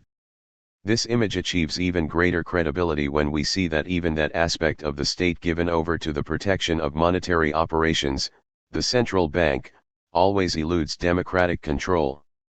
The average citizen can be forgiven for lapsing into a state of total awe when confronted with the sheer magnitude of money power that resides within such institutions and the sophistication of the elite that runs them. The mystery of the financial system, and the potency of the forces operating through its agency, generate a mystique. This mystique is the easy breeding ground for conspiracy theories, conspiracies to divide and rule the world, think tanks, like the celebrated Trilateral Commission, to come up with strategies for global domination, plans to be executed by a powerful cabal of banks, corporate giants, and their political representatives. It is the task of science to demystify all of this, to reveal the compelling logic that courses through the veins of the financial system, to expose the inner vulnerability beneath what appears on the surface to be totally hegemonic controlling power. The task requires a subtle blend of theory and historical materialist investigation for its proper fulfillment. Straight empirical studies typically run into impasses, founder upon seemingly insoluble conundrums. If, for example, a conspiratorially minded elite is so powerful, has at its fingertips such multiple and delicate instruments with which to fine-tune accumulation, then how can the periodic headlong slides into crises be explained? Or, to take another tack, how can financiers simultaneously appear as the sober guardians of an orderly process of accumulation, carried on in the interests of the bourgeoisie as a whole and operating with the common capital of the class, at the same time as they patently engage in venal and excessive appropriation, insane speculation, and all manner of other parasitic practices which serve only to plunge society into paroxysms of chaos and disorder? The conception of finance capital as a contradiction-laden flow of interest-bearing capital, a conception, we should note, that is entirely consistent with Marx's general view of capital as a process rather than a thing, helps penetrate the impasses and unravel the conundrums. It helps us understand the instability of the configurations that arise when finance capital is considered as a power block within the bourgeoisie, or, what amounts to the same thing, the difficulty researchers experience when they seek a consistent definition of finance capital in the first place.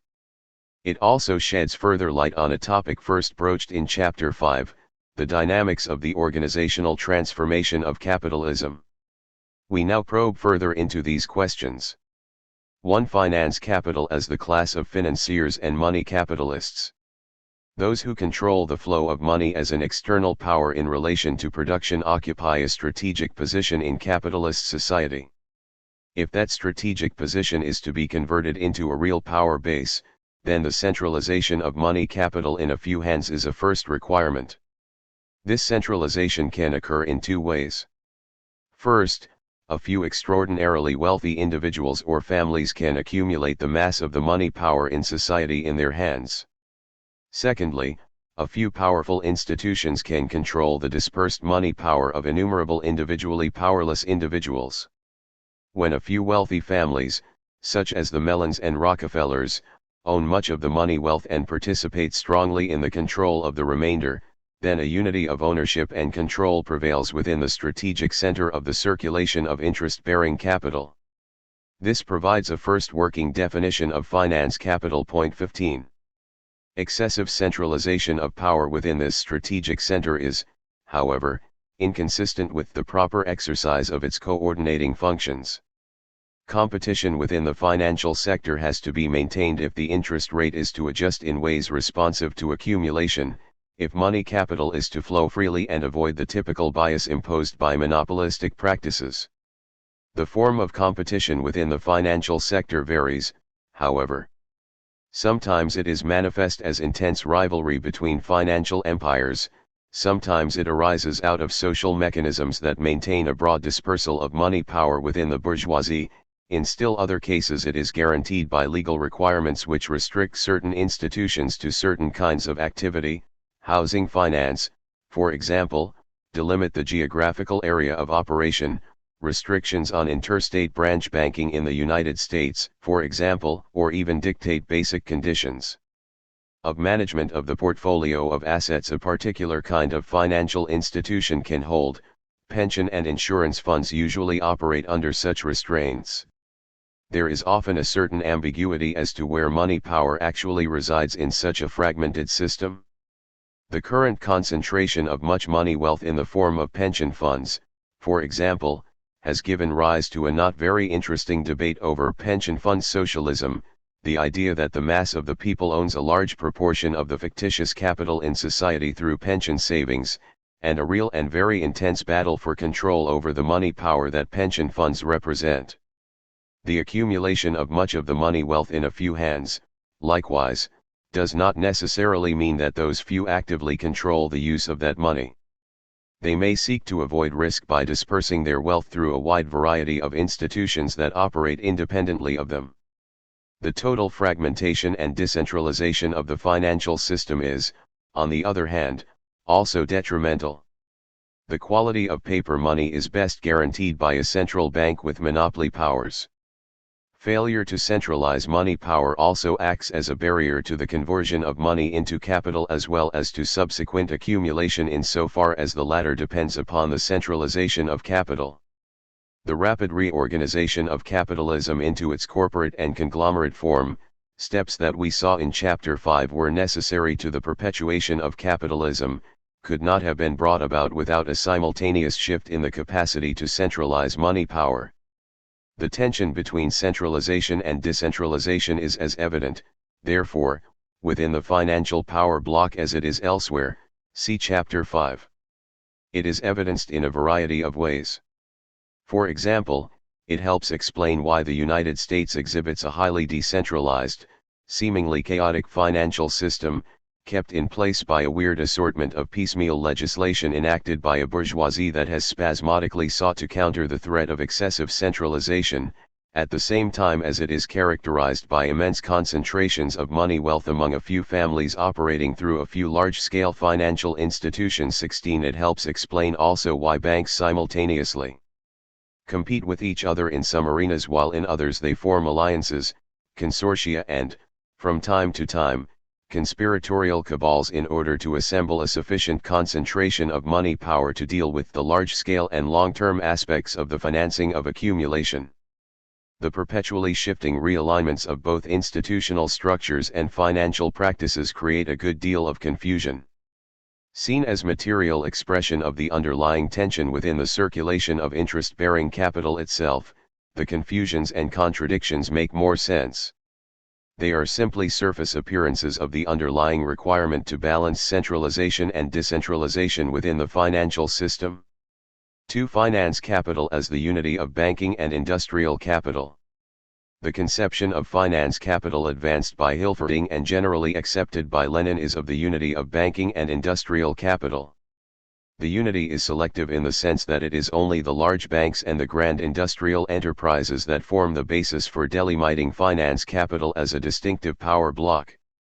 For this reason the concept of finance capital, in Lenin's hands in particular, merges imperceptibly and indiscriminately at a certain point with that of monopoly capitalism in general.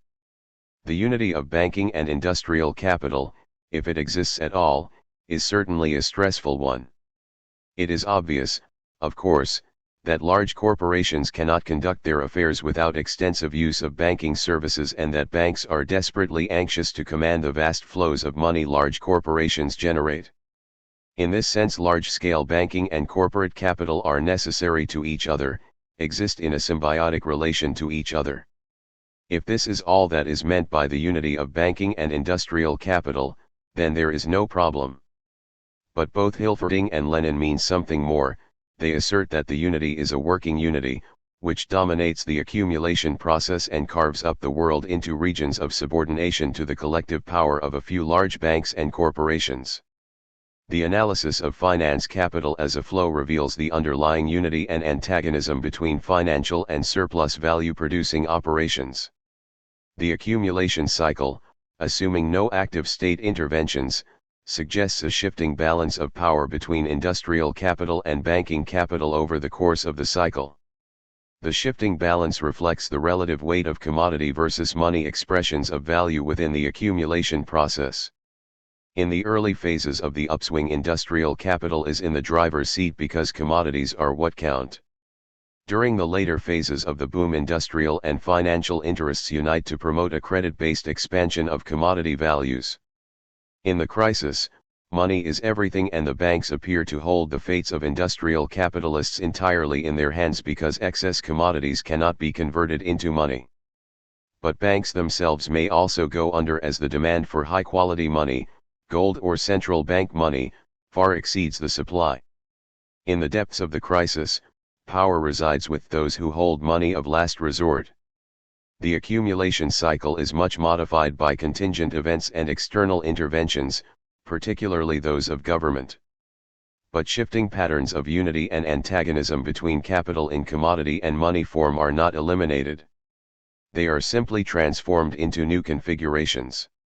They continue to form the basis for the shifting power relation between industrial and banking capital. In other words, the organizational and institutional arrangements, together with the practices of economic agents, have to be seen as a product of an accumulation process that can proceed in no other way except through perpetual opposition between money and commodities within the unity of capital as value in motion. The conception of finance capital as a unity of industrial and banking capital is unobjectionable in principle, provided that the unity is seen as a unity that internalizes tension, antagonism, and contradiction. This leaves open the question as to the specific ways in which the contradictions are internalized within particular organizational structures. Consider, for example, a large-scale conglomerate corporation. Many financial operations are internalized within the firm and apparently united with production into an integrated whole. This appearance of unity is deceptive. In the same way that large corporations are forced to internalize mechanisms of competition if they are to survive, see Chapter 5, so they are also forced to maintain the separation of finance from production. This opens up the prospect for conflict within the corporation, conflict that relates directly back to the antagonism between capital in money or commodity form. The unification of control does, however, provide the firm with alternative strategies for survival in times of crisis or for expansion in times of boom. Financial maneuvers, takeovers, mergers, asset stripping, etc., are just as important as commitment to production operations. The struggle for survival between corporations therefore takes on a wholly new dimension. But the underlying problem is not thereby altered. If all corporations seek to survive by purely financial maneuvers without enhancing or restructuring production, then capitalism is not long for this world.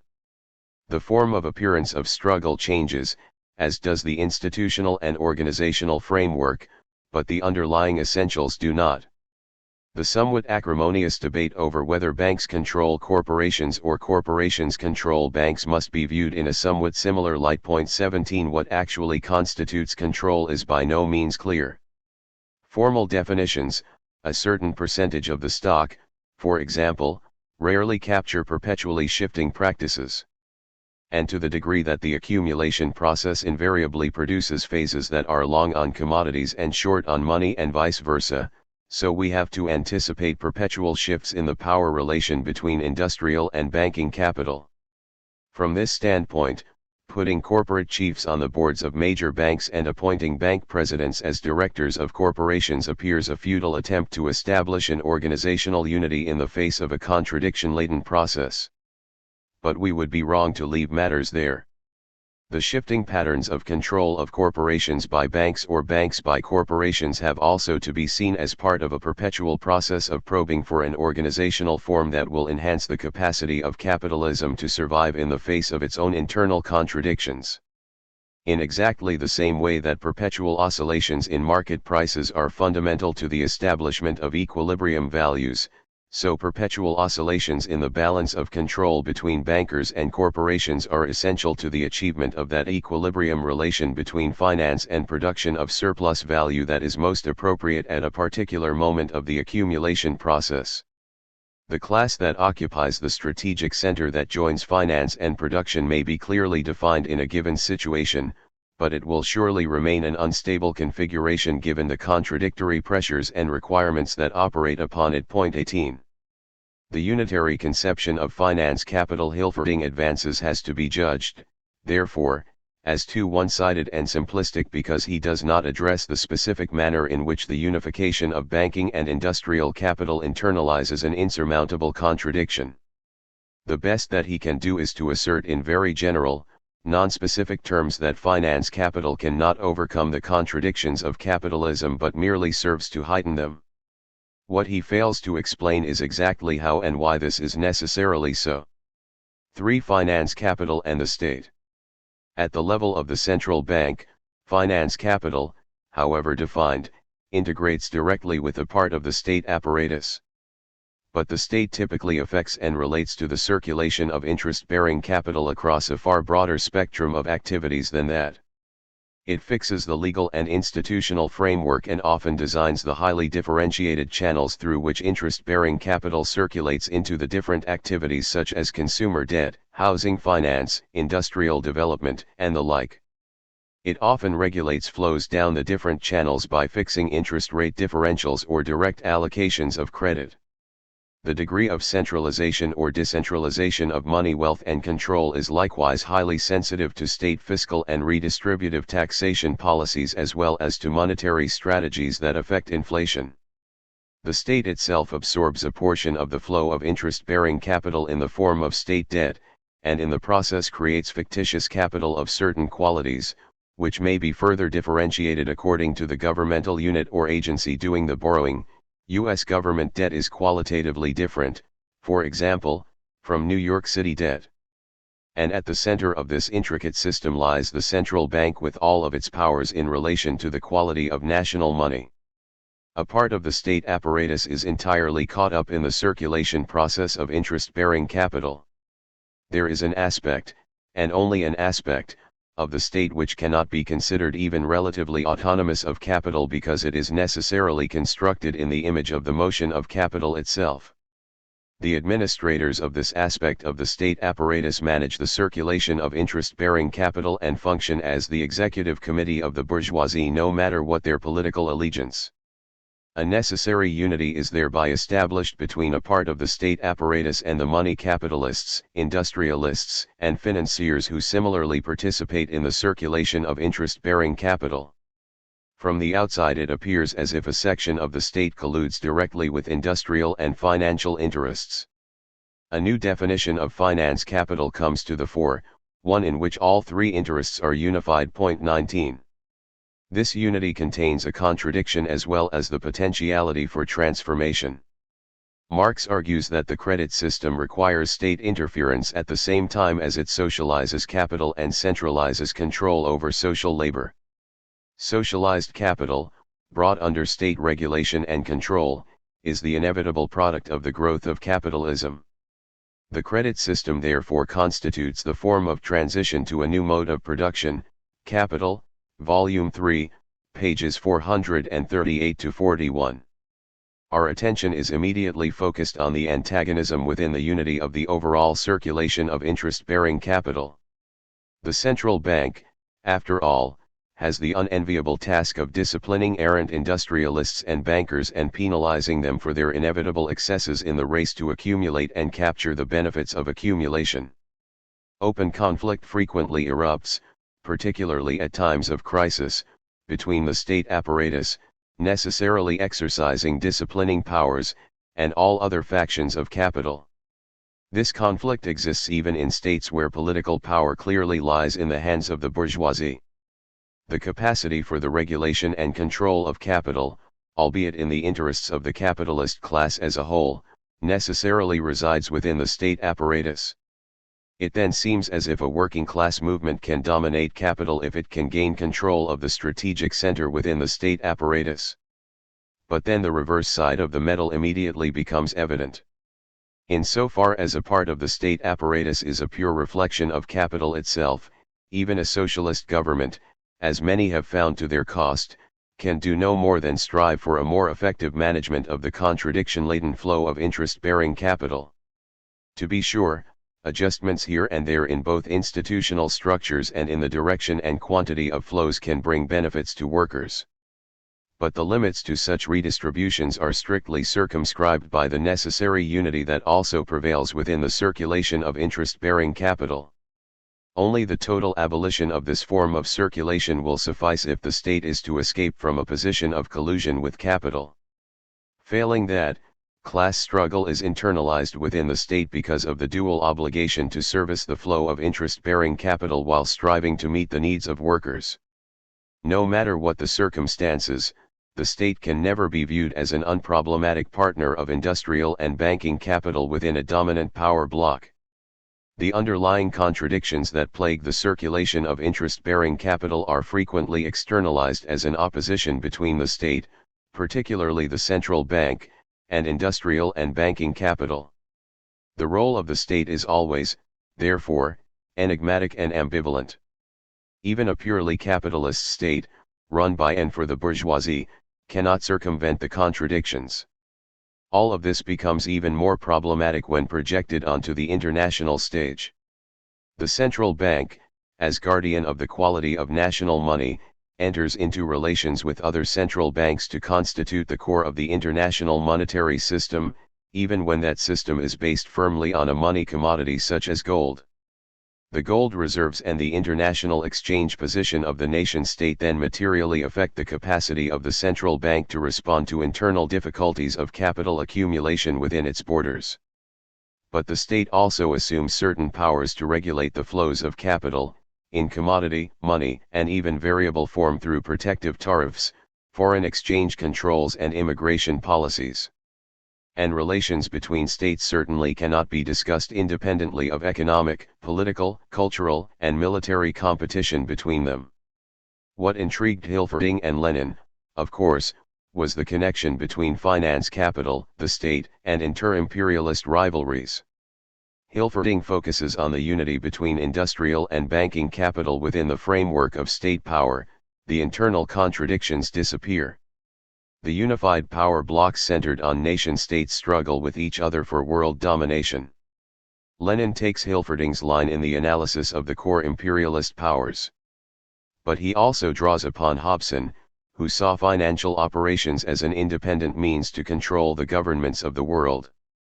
Finance capital, Lenin wrote, is such a decisive force in all economic and in all international relations, that it is capable of subjecting, and actually does subject, to itself even states enjoying the fullest political independence.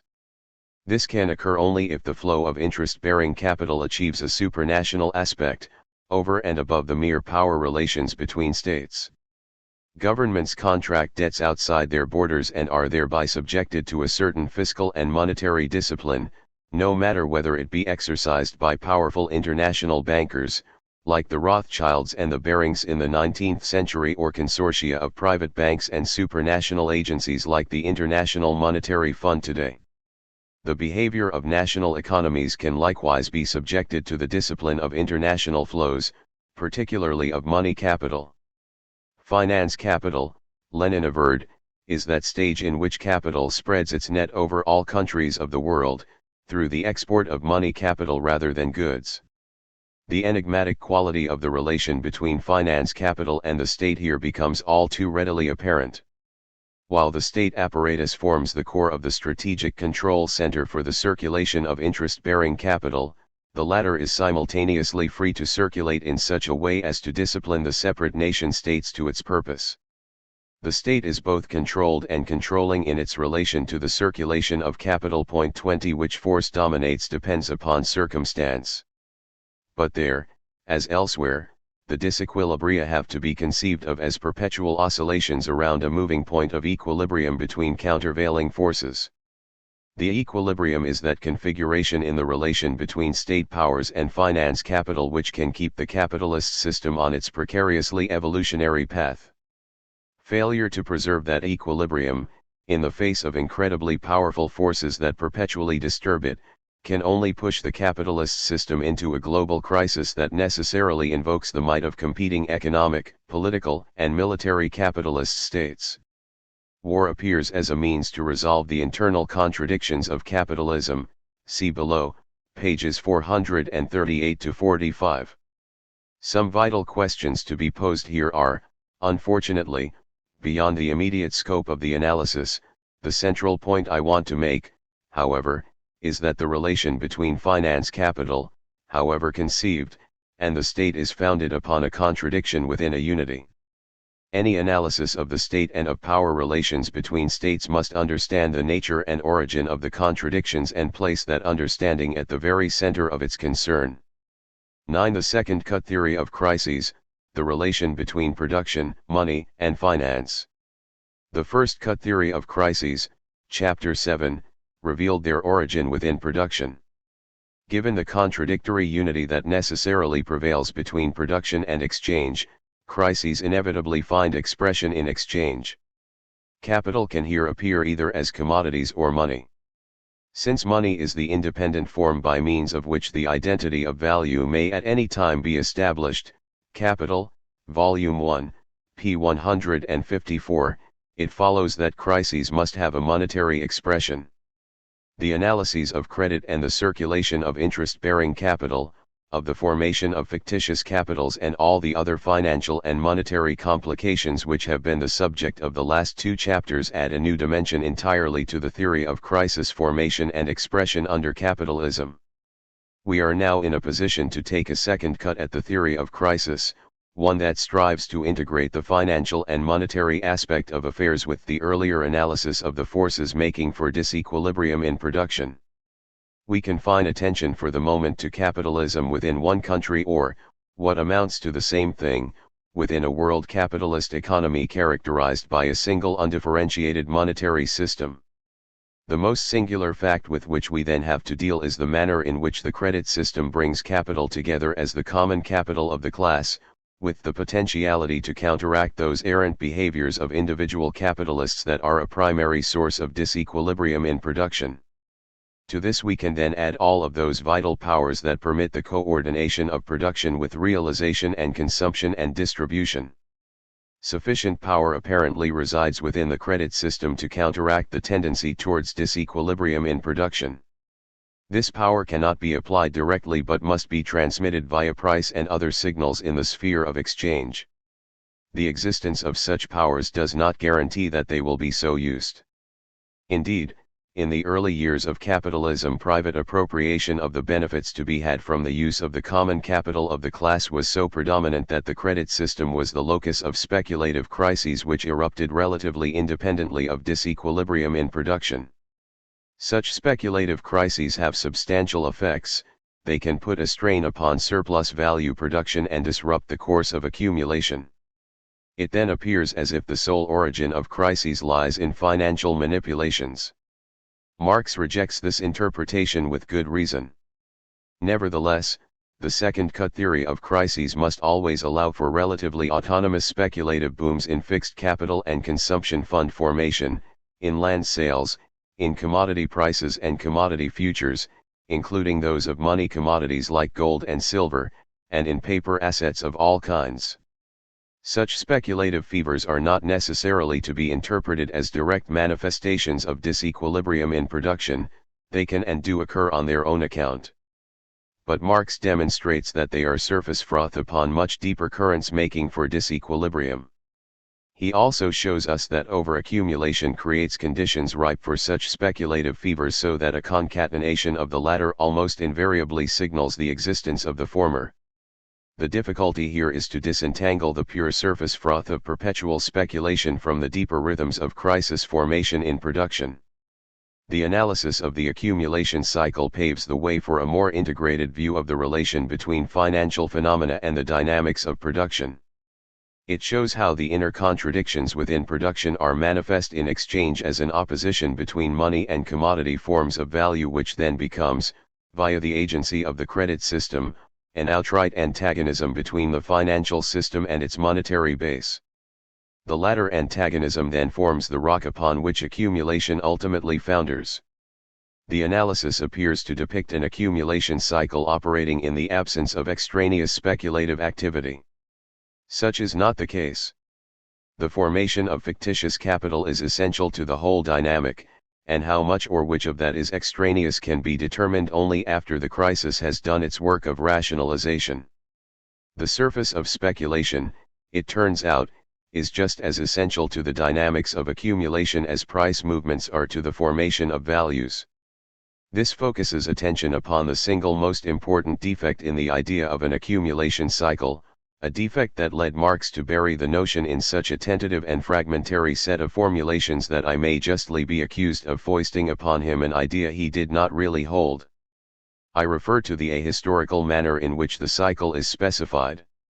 Each cycle looks like any other, see section V above, and therefore appears to return the capitalist system to its status quo ante after the crisis has run its course.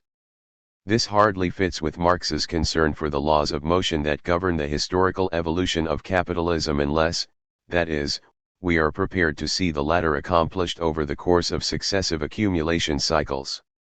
And in such a case our interpretation of how the accumulation cycle works must be adjusted accordingly. From the standpoint of the long-run evolution of capitalism, the accumulation cycle then operates as the means whereby much deeper processes of social transformation are achieved. These processes must at least temporarily relieve the underlying tension between the productive forces and social relations if capitalism is to survive. If the basic class relation remains unaltered, however, then the contradictions are merely displaced and recreated on a different plane. The accumulation cycle provides the open space within which productive forces and social relations can adjust to each other. The speculative activity associated with the upswing allows individualized and private experimentation with new products, new technologies, including organizational forms, new physical and social infrastructures, even whole new cultures, class configurations, and forms of class organization and struggle. This atomistic ferment of experimentation creates much that is superfluous and ephemeral but simultaneously lays the material basis for later phases of accumulation. It is this aspect to speculation that Marx ignores. The crash rationalizes and restructures production so as to eliminate extraneous elements, both old and new alike. It also disciplines all other aspects of social life to capitalist class requirements and hence typically sparks some kind of organized or unorganized response, not only on the part of labor, which goes without saying, but also from various affected factions within the bourgeoisie. This is the time for class-imposed, rather than individually achieved, innovation backed if necessary by repression. Roosevelt's New Deal fits exactly into such an interpretation.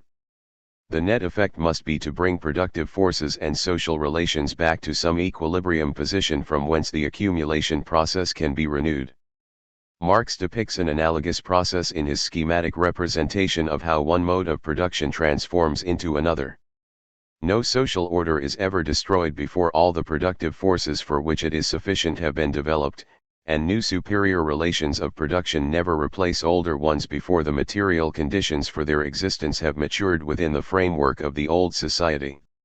Mankind thus sets itself only such tasks as it is able to solve, since closer examination will always show that the problem itself arises only when the material conditions for its solution are already present or at least in the course of formation. Critique of Political Economy, p. 21. The capacity to transform itself from the inside makes capitalism a somewhat peculiar beast. Chameleon-like, it perpetually changes its color; snake-like, it periodically sheds its skin. The study of the circulation of interest-bearing capital sheds light on the concrete material means whereby such internal transformations are wrought.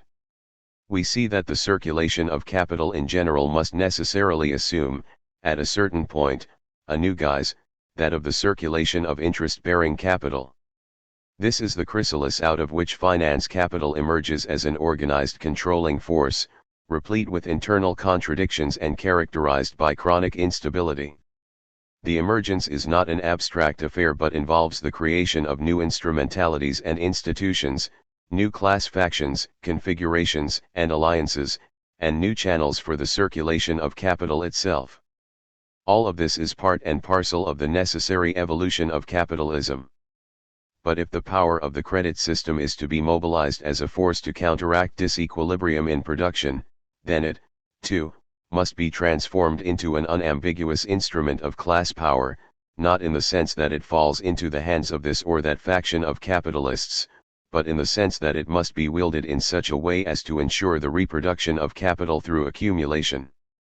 The state then takes on the burden of ensuring the reproduction of capital through fiscal and monetary policies executed by the central bank and various other branches of the state apparatus. The advantage of invoking other aspects of the state apparatus, rather than depending solely on the central bank to defend the quality of national money, is that it gives the capacity to respond to disequilibrium in production by structuring a wide range of market signals and powers within the credit system as a countervailing force. We saw in Section 6 how this can transform the immediate expression of crisis from the devaluation of commodities into the devaluation of money. The second cut theory of crisis must actively embrace this possibility. But while the target of state policy may be unambiguous, the means for achieving it are of a quite different quality. Inflation does not achieve the restructuring required in production and biases the outcome of the accumulation cycle in important ways which are unlikely to compensate for disequilibrium in production in the long run. The target of state policy has then to be to organize restructuring, to organize what it is hoped will be a controlled crisis. Such a strategy encounters two barriers. First, class struggle, not only between capital and labor but also between the various factions of industrial, commercial, banking, etc., capital, becomes internalized within the state apparatus with all manner of unpredictable effects. Secondly, experience suggests that the degree of control is inversely proportional to the success of the enterprise. Bureaucratized innovation and restructuring is a less vigorous and less viable process for evolving new forms of capitalism than the free market version, outlined in Section V above. Its only virtue, of course, is that it permits the worst aspects of the crash to be controlled.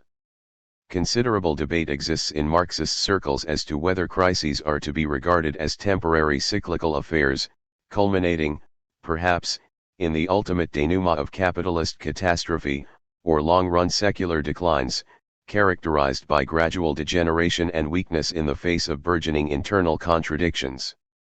The second cut theory of crises differentiates between periodic crashes, which are always the catalyst for the internal transformation of capitalism, and perhaps, ultimately, for the transition to socialism, and long-run problems that arise with the irreversible transformation of configurations in the circulation of capital, class formation, productive forces, institutions, and so on. The latter, as Marx observed, are strongly affected by the increasing socialization of capital itself, first via the agency of the credit system and ultimately through socially necessary interventions on the part of the state. The character of periodic crashes is thereby also transformed. Instead of being the aggregate social effect of an essentially atomistic, individualized process, they become a social affair from the very outset. The state, via its policies, becomes responsible for creating what it hopes will be a controlled recession that will have the long-run effect of putting accumulation back on track. The options for the internal transformation of capitalism become increasingly limited, more and more confined to innovations within the state apparatus itself. And once the limit of the state's capacity to manage the economy creatively is reached, the increasingly authoritarian use of state power, over both capital and labor, though usually with far more devastating effects upon the latter, appears the only answer. Crises embrace the legal, institutional, and political framework of capitalist society, and their resolution increasingly depends upon the deployment of naked military and repressive power. The whole problematic of the transformation of capitalism, either by evolutionary or revolutionary means, is thereby altered. The problems and prospects for the transition to socialism shift dramatically. These shifts take on even starker meaning when we drop the assumption of a closed system and consider international aspects to crisis formation. The disciplinary power of world money, however that is constituted, and the complex relations between different monetary systems become the background to the mobility of capital and labor on the world stage. Crises unravel as rival states, possessed of different money systems, compete with each other over who is to bear the brunt of devaluation. The struggle to export inflation, unemployment, idle productive capacity, excess commodities, etc., becomes the pivot of national policy. The costs of crises are spread differentially according to the financial, economic, political, and military power of rival states. War, as Lenin insists, becomes one of the potential solutions to capitalist crisis, a splendid and immediate means of devaluation through destruction. Imperialism and neocolonialism, as well as financial domination, become a central issue in the global economy of capitalism. We take these matters up in Chapter 13. Chapter 11. The Theory of Rent. Rent, it is fair to say, troubled Marx deeply. He sought a scientific analysis of ground rent, of the independent and specific economic form of landed property on the basis of the capitalist mode of production in its pure form, free of all distorting and obfuscating irrelevancies. Capital, Volume 3, p. 624. Yet his writings on the subject, all of which were published posthumously, are for the most part tentative thoughts set down in the process of discovery. As such they often appear contradictory. The formulations in the earlier theories of surplus value differ substantially from the few well-honed passages in Capital, while his analysis in the latter work, though extensive and often penetrating, is dogged by certain difficulties which do not yield easily to the usual magic of his touch. The result is a good deal of confusion and an immense and continuing controversy among those few hardy souls who have tried to pick their way through the minefield of his writings on the subject. 1. Rent, in the final analysis, is simply a payment made to landlords for the right to use land and its appurtenances, the resources embedded within it, the buildings placed upon it, and so on. The land, conceived of in this very broad sense, evidently has both use value and exchange value. Can it also, then, have a value? If so, how can the existence of that value be reconciled with theories of value that rest on embodied labor time, such as Ricardo's, or, in Marx's case, on socially necessary labor time? Improvements embodied in the land are, to be sure, the result of human labor. Houses, shops, factories, roads, and the like can be produced as commodities and therefore treated as values in course of circulation through the built environment, see Chapter 8. A component of rent can then be treated as a special case of interest on the fixed capital or consumption fund. The part of rent that poses the problem is the pure payment to raw land, independent of the improvements thereon. This component Marx refers to as ground rent. We will, unless otherwise specified, treat ground rent as rent in what follows and assume that the interest on improvements is otherwise accounted for. Marx insists, of course, that rental payments are not made to land and that rents do not grow out of the soil. Payments of this sort are made to landlords and would be impossible without general commodity exchange, full monetization of the economy and all of the legal and juridical trappings of private property in land. But he is equally aware that this legal basis decides nothing and that the full explanation of rent has to render compatible a payment made ostensibly to land with a theory of value that focuses on labor. Marx could see quite clearly where Ricardo had gone wrong in seeking answers to this question. But he could not quite figure out how to get over the same difficulty. He had a strong prejudice against admitting the facts of distribution into the heart of his theorizing and was strongly inclined to treat rent as a pure relation of distribution and not of production. But distribution relations can, as the case of interest amply demonstrates, occupy strategic coordinating roles within the capitalist mode of production. The circulation of interest-bearing capital does not produce value directly, but it helps to coordinate the production of surplus value, replete, of course, with all of its contradictions. Could it be, then, that the circulation of capital in search of rent performs an analogous coordinating role? I shall later seek to show that a positive answer to this question lies deeply buried within Marx's writings, that the proper circulation of capital through the use of land and therefore the whole process of fashioning an appropriate spatial organization of activities, replete with contradictions, is key to the functioning of land markets, which in turn rest upon the capacity to appropriate rent. Like interest-bearing capital, rental appropriation has both positive and negative roles to play in relation to accumulation. Its coordinating functions are bought at the cost of permitting insane forms of land speculation. But such an argument is barely discernible within Marx's texts, and he appears extraordinarily reluctant to admit of any positive role for the landlord under capitalism. His dilemmas here can in part be traced back to his perpetual justing with classical political economy. The Ricardians depicted landlords as parasites, as useless and superfluous holdovers from the feudal era. Malthus gave them a more positive role, as consumers, and therefore as a source of effective demand. Where was Marx to put himself in all of this? He obviously did not want to put himself in Malthus's camp.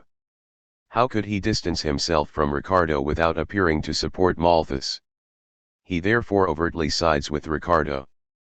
But this then presents him with a dilemma. He cannot, on the one hand, treat the landlord as a purely passive, parasitic agent, appropriating surplus value without doing anything in return, and on the other hand provide a theoretical basis for the continued appropriation of rent under capitalism and for the social reproduction of a distinctive class of landed proprietors. When he considers landed property in this last aspect, it is difficult to avoid the conclusion that rent entails something more than a simple relation of distribution and that some kind of relation of production exists either within it or behind it. He knew full well, of course, that landed property had played a vital role in that initial production determining distribution which separated labor from means of production in the land. But the suspicion also lurks that landed property differs from other kinds of property in that it appears superfluous and harmful at a certain stage of development, even from the point of view of the capitalist mode of production. Capital, Volume 3, p. 622. Behind the ambiguous verb appears lies the more assertive idea that indeed this could be so. And this view gathers some strength as he builds his case. If the dominant class relation is that between capital and labor, then the circumstances under which the capitalist has in turn to share a part of the surplus value which he has captured with a third, non-working person, are only of secondary importance. Theories of Surplus Value, pt2, p. 152. And if that is not explicit enough, he later speaks of the reduction ad absurdum of property in land and the total separation of the landowner from control over the land as one of the great achievements of the capitalist mode of production. Capital, Volume 3, p. 618. We might well wonder, of course, what compels capital to share its pickings with so diminished a social group. But, more disturbing, we then read on the very same page that ground rent is that form in which property in land produces value and, even more surprisingly, that here, then, we have all three classes, wage laborers, industrial capitalists, and landowners constituting together, and in their mutual opposition, the framework of modern society. And this last thought is expounded upon in the chapter on classes, which Engels places at the very end of Capital. It seems passing strange to be told, at the end of a work that has built an interpretation of the dynamics of capitalism on the basis of the class relation between capital and labor, that in fact three classes constitute the framework of modern society. In what sense, then, can property in land produce value when land itself is by definition not a source of value? And what is the exact class position of landowners within a capitalist mode of production stripped of all distorting and obfuscating irrelevancies? Does rent pit landed property against capitalists, workers, or both? The appropriation of rent, in short, entails the exploitation of who, by whom, to. The answers to such questions are all the harder to spot because of a world of appearance that makes it seem as if various factors of production, land, labor, and capital, are endowed with magical powers that make them the source of value. Marx, as might be expected, is at his pungent best in dealing with such fetishistic notions, theories of surplus value, pt. 3, pages 453 to 540, Capital, Volume 3, ch. 48. Yet he also concedes that it is natural for producers to feel completely at home in the estranged and irrational forms of capital interest, land rent, labor wages, since these are precisely the forms of illusion in which they move about and find their daily occupation. Individual producers can afford to care only about the profit they make over and above what they pay out on wages, interest, rent, and constant capital, Capital, Volume 3, pages 830 to 5.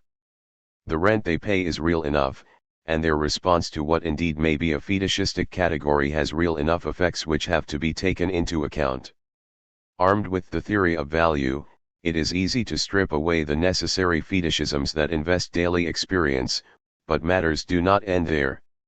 And the theoretical challenge is to define a coherent theory of ground rent within the framework of value theory itself. This is the immediate task at hand. I shall take on the problem in stages. I shall begin with the use value of land. This might be thought a somewhat incongruous starting point, but it poses no dangers if it is well understood that material qualities are here being examined in their social aspect. I shall then examine the role of landed property in the history of capitalism in order to try and identify the truly capitalist form of land ownership. The first two sections lay the basis and necessary background to dissect the forms of rent, the contradictory role of landed property under the capitalist mode of production and the consequent distributional struggles that arise between capitalist and landlord. The final section considers landed property as a form of fictitious capital operating in land markets, and attempts, on this basis, a full justification for the existence of ground rent by virtue of the coordinating functions that it performs in allocating land to uses and shaping geographical organization in ways reflective of competition and amenable to accumulation. These positive roles of land ownership also have negative consequences. But the social basis for landowners as a faction of capital in general is thereby defined. The use value of land. The land, together with the laborer, constitute the original sources of all wealth. Capital, Volume 1, p. 507. In its virgin state, the land is the universal subject of human labor, the original condition of all production, and the repository of a seemingly infinite variety of potential use values spontaneously provided by nature.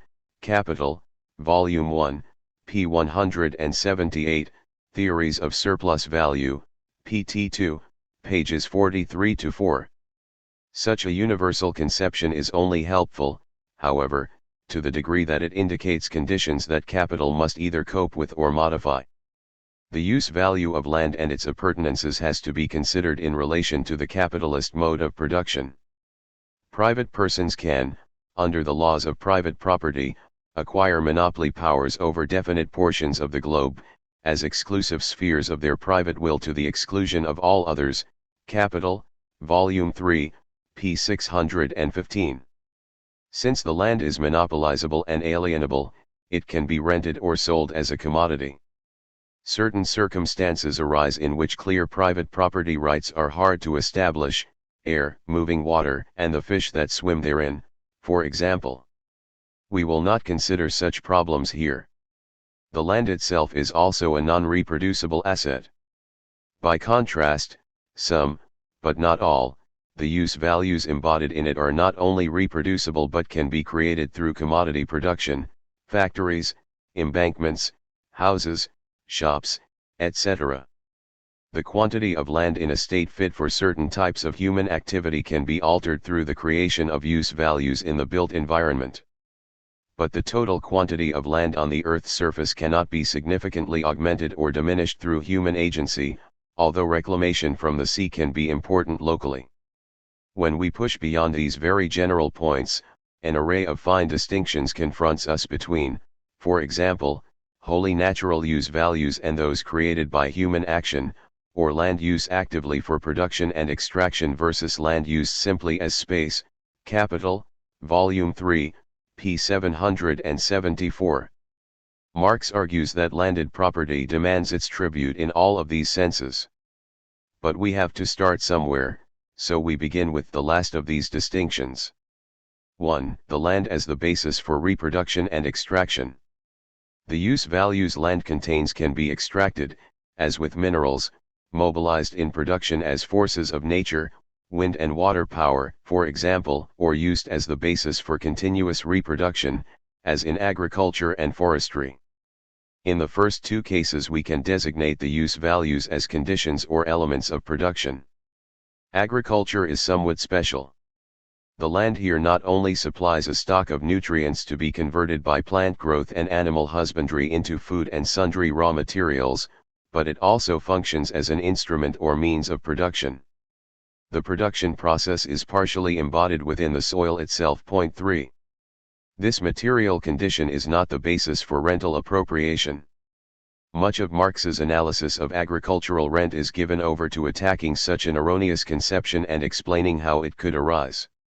The distinction between produced and unproduced means of production suggests a valid basis for a distinction between profit on capital, regarded as produced means of production, and rent on land, considered as unproduced means of production. This is, Marx argues, one of the most pervasive of all illusions within bourgeois political economy. Capital, Volume 3, p. 825. It implies that rents grow out of the soil and that land has value even though it is not the product of human labor, propositions that are as inconsistent with Ricardo's value theory as they are with that of Marx. But we see how such an illusion can arise. We attribute social meaning directly to purely use-value distinctions. Marx argues, by way of contrast, that the hallmark of landed property under capitalism is the total separation of the land as an instrument of production from landed property and the landowner, p. 618. Only capital commands the means of production, no matter whether these means are embodied in the soil or in the factory. This presumes, of course, that intermediate forms of land ownership, such as peasant proprietorship, have given way to a purely capitalist mode of production on the land. See section 2 below. The use values in and on the land are free gifts of nature, and vary greatly as to their quantity and quality. The physical productivity of labor power therefore varies according to natural circumstances, which are monopolizable and non-reproducible. Relative surplus value, excess profits, can accrue to capitalists with access to use values of superior quality, easily mined mineral resources, powerful forces of nature or land of superior natural fertility. The relative surplus value is a permanent fixture, however, as compared with the normal case where it is achieved only fleetingly through ephemeral technological advantage. Theories of surplus value, pt2, p95. This distinction is important in understanding the basis for rent. The illustration Marx provides is instructive. One capitalist uses a waterfall, not a product of human labor, while another uses coal, a product of human labor, to power machinery. Any capitalist can go on the market and purchase coal and machinery.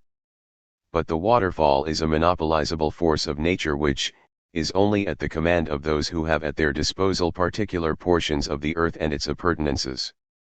Furthermore, manufacturers who own waterfalls are in a position to exclude those who do not from using this natural force, because land, and particularly land endowed with water power, is scarce.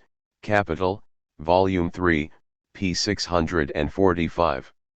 Such manufacturers stand to receive excess profits in perpetuity by virtue of the natural advantages they enjoy. Landowners can appropriate these excess profits and convert them into ground rents without in any way diminishing the average profit. The level of excess profit, and, by implication, the rent, is fixed by the difference between the individual productivity and the average productivity and price of production prevailing within the industry. The natural force, it must be stressed, is not the source of surplus profit, but its natural basis, and the excess profits would exist even without their conversion into ground rent. The circulation of capital, rather than landed property, is the active factor in this process.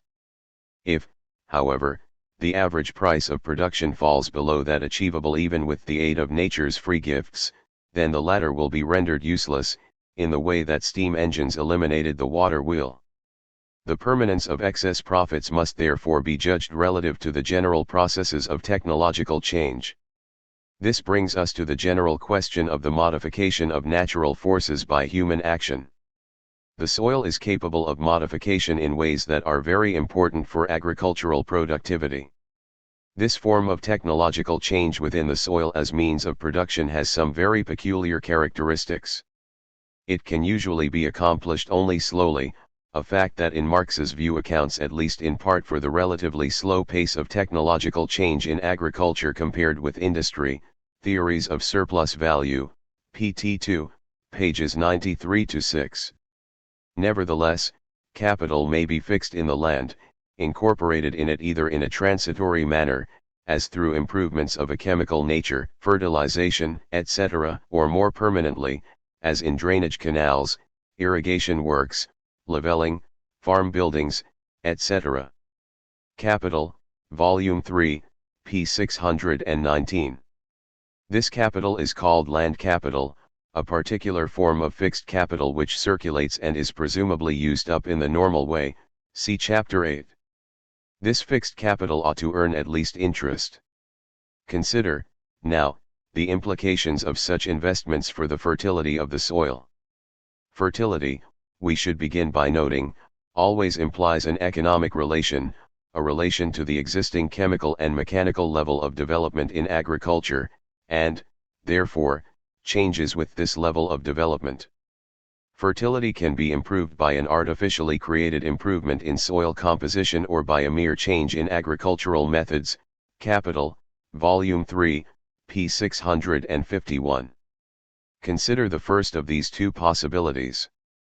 Two peculiarities immediately stand out. Successive investments have the capacity to build upon one another and generate permanent improvements. Successive investments in machinery, by way of contrast, do not have such an effect. Indeed, technological revolutions in industry often entail the devaluation of old equipment. Soil improvements are not subject to devaluation in the same way. The soil, if properly treated, improves all the time, p. 781.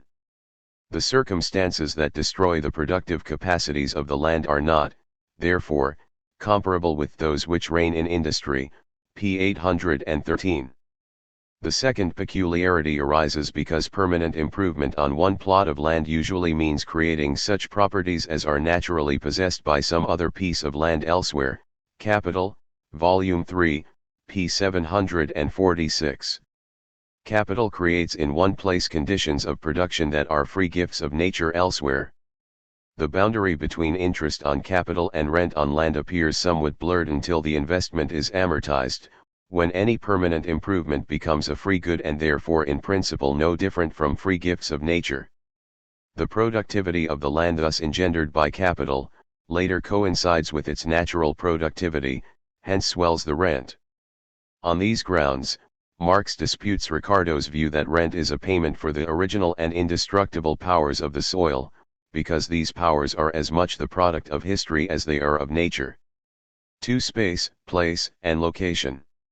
Rent is that theoretical concept through which political economy, of whatever stripe, traditionally confronts the problem of spatial organization. Rent, we will later show, provides a basis for various forms of social control over the spatial organization and development of capitalism. This can be so because land serves not only as a means of production but also as a foundation, as a place and space providing a basis of operations. Space is required as an element of all production and human activity. Capital, Volume 3, pages 774, 781. Marx did not tackle the use value of space systematically, but there are various scattered references to it throughout his work. His treatment of it in Capital, for example, is founded in pure common sense, untrammeled by appeal to any particular theory of space. But certain theoretical principles are implied, exactly which is a question that has bemused and divided those concerned with the problem ever since. Point 4. The difficulties are more apparent than real. Their solution lies readily to hand if we go back to the basic concepts of use value, exchange value, and value. A use value, recall, is not a thing of air but is limited by the physical properties of commodities. Spatial properties of location, situation, shape, size, dimension, etc., are to be viewed, in the first instance, as material attributes of all use values without exception. And we could, if we wished, equalize all objects under the aspect of space, distinguish them as different points in space and examine the spatial relations between them. Theories of surplus value, pt 3, p 143. But the material properties of use values claim our attention only in so far as they affect the utility of commodities. The social aspect of use values is what counts in the end. But we cannot understand this social aspect to use values under capitalism independently of exchange and the formation of values. We note, then, that commodities have to be brought to market for exchange, although trading of titles can take place at one location, and that this eventually involves a physical movement in space. The latter is essential to the formation of prices. To the degree that exchange becomes general and is perfected, so the circulation of commodities bursts through all restrictions as to time, place and individuals. Prices form which reflect production conditions at diverse locations under varied conditions of concrete labor. The exchange process is, in short, perpetually abstracting from the specifics of location through price formation. This paves the way for conceptualizing values in place-free terms. The abstract labor embodied at particular locations under specific concrete conditions is a social average taken across all locations and conditions. The accumulation of capital involves the expansion of value over time.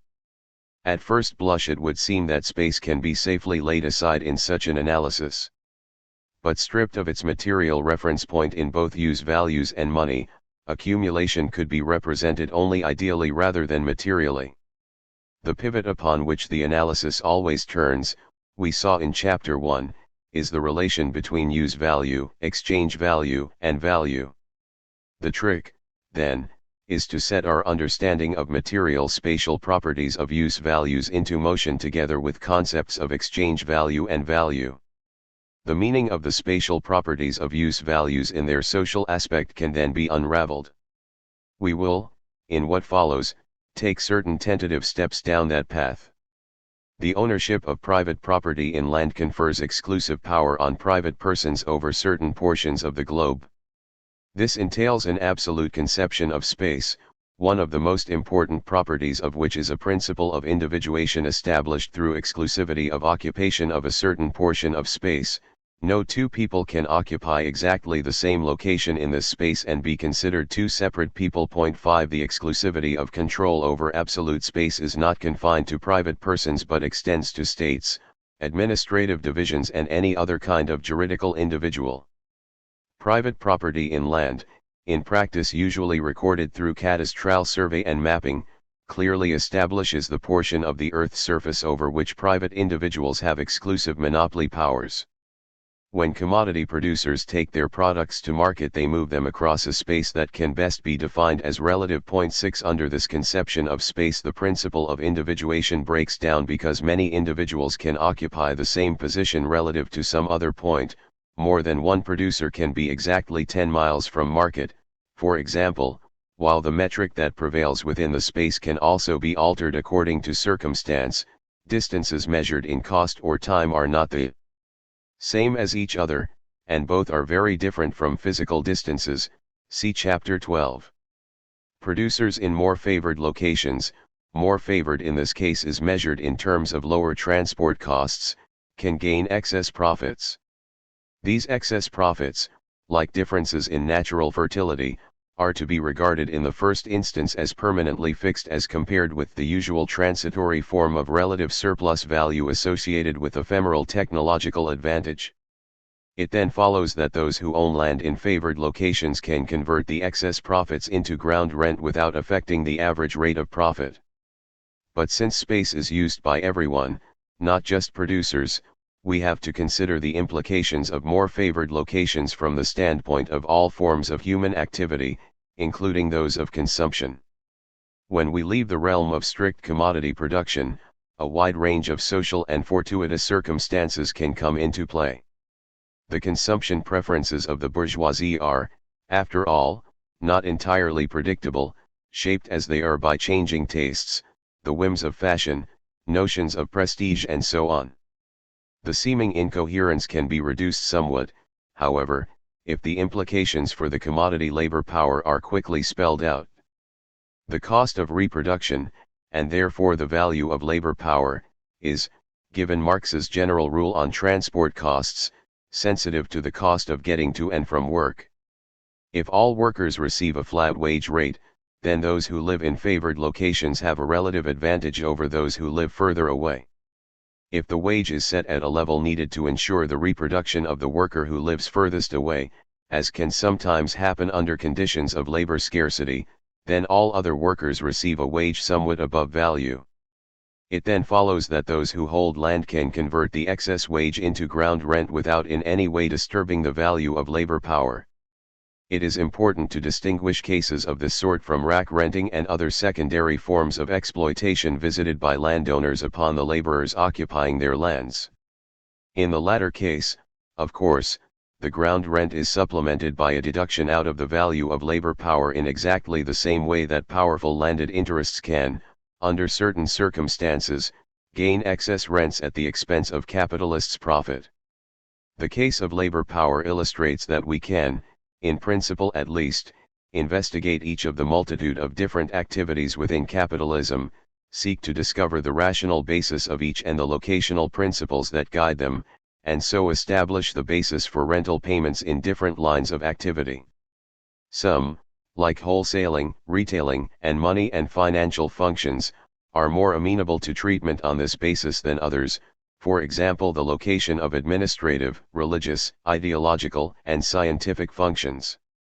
In the final analysis, however, the use value of a particular location cannot be understood independently of the variegated needs of a whole host of activities with which Marx was only peripherally concerned, and which he therefore excluded from his analysis. Theories of Surplus Value, pt. 2, p. 270.7. The appropriation of rent on the basis of location becomes a much more complicated affair as soon as we allow that relative advantages, though a permanent feature of any landscape, are perpetually altering with respect to particular land parcels. They alter historically, according to economic development, the installation of means of communication, the building of towns, etc., and the growth of population. Theories of Surplus Value, p. 312. The changing capacity of the transport industry is particularly important since the relative differences may be shifted about, in a way that does not correspond to the geographical distances. Capital, Volume 2, pages 249-50.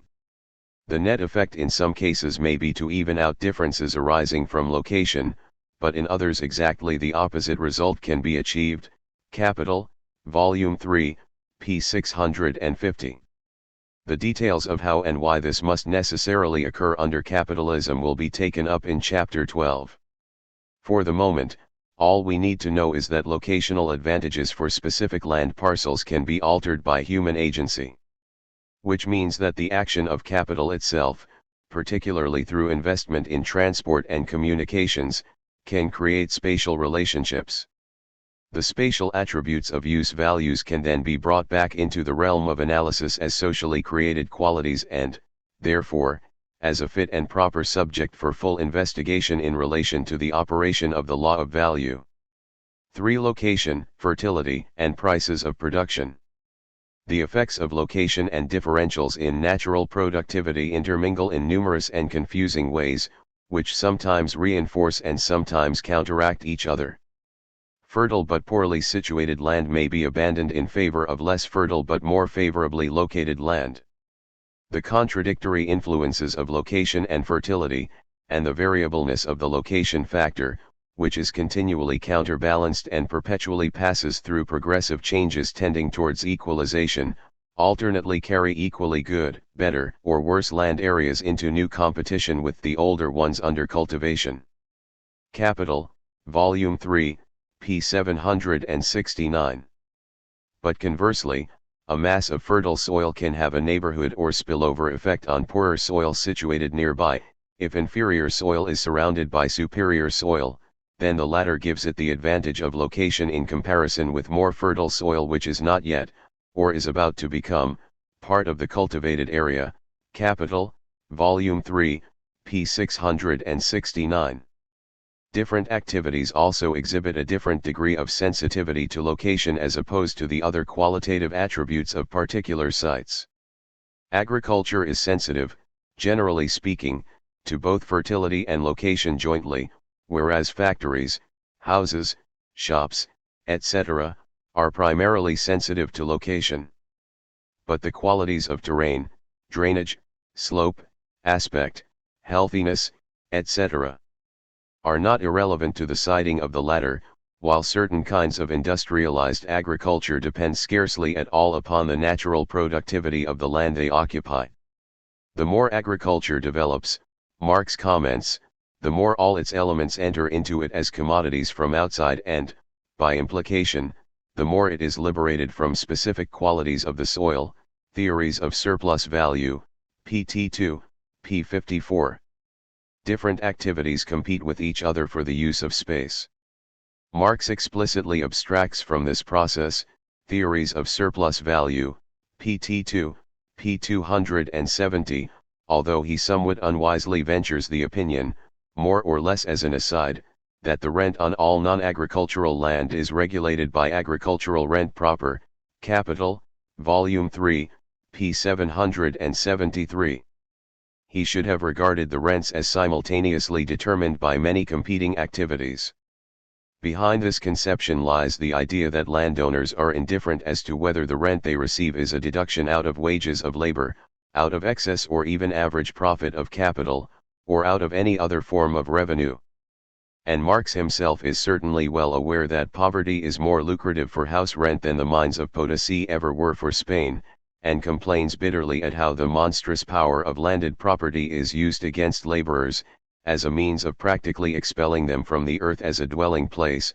Capital, Volume 3, p. 773. More serious difficulties arise when we consider the manner in which the investment of capital modifies both spatial relations and the qualities of land at particular sites. Capital has, in this, a certain amount of choice. Money can be put to improving transportation and so opening up more fertile lands for exploitation, or it can be put to improving the inferior lands already in cultivation.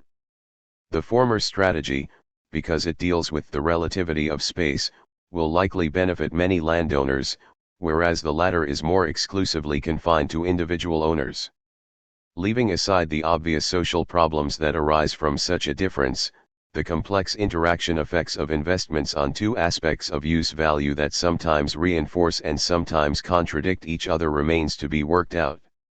And if Marx had bothered to do so in any detail, he would have picked up on certain aspects of rent that are now missing from his analysis.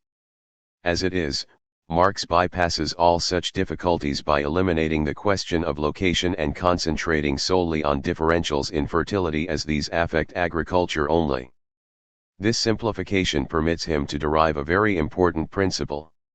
The price of production of agricultural commodities is usually fixed by the cost of production on the worst soil plus the average rate of profit. This is a radical departure from price determination in industry, where it is the social average that prevails. The departure can be justified on two grounds. First, naturally based differentials in productivity cannot be eliminated by technological change in the same way as in industry. Excess profits are a permanent fixture for those blessed with more fertile soils. Secondly, an expansion in agricultural production entails drawing more inferior lands into cultivation and intensifying production on superior soils only when that is more profitable. Whichever the case, the worst soil must always realize the average rate of profit if it is to stay in cultivation. This is the principle that Marx is most anxious to establish. It forms the basis for much of his theory of rent.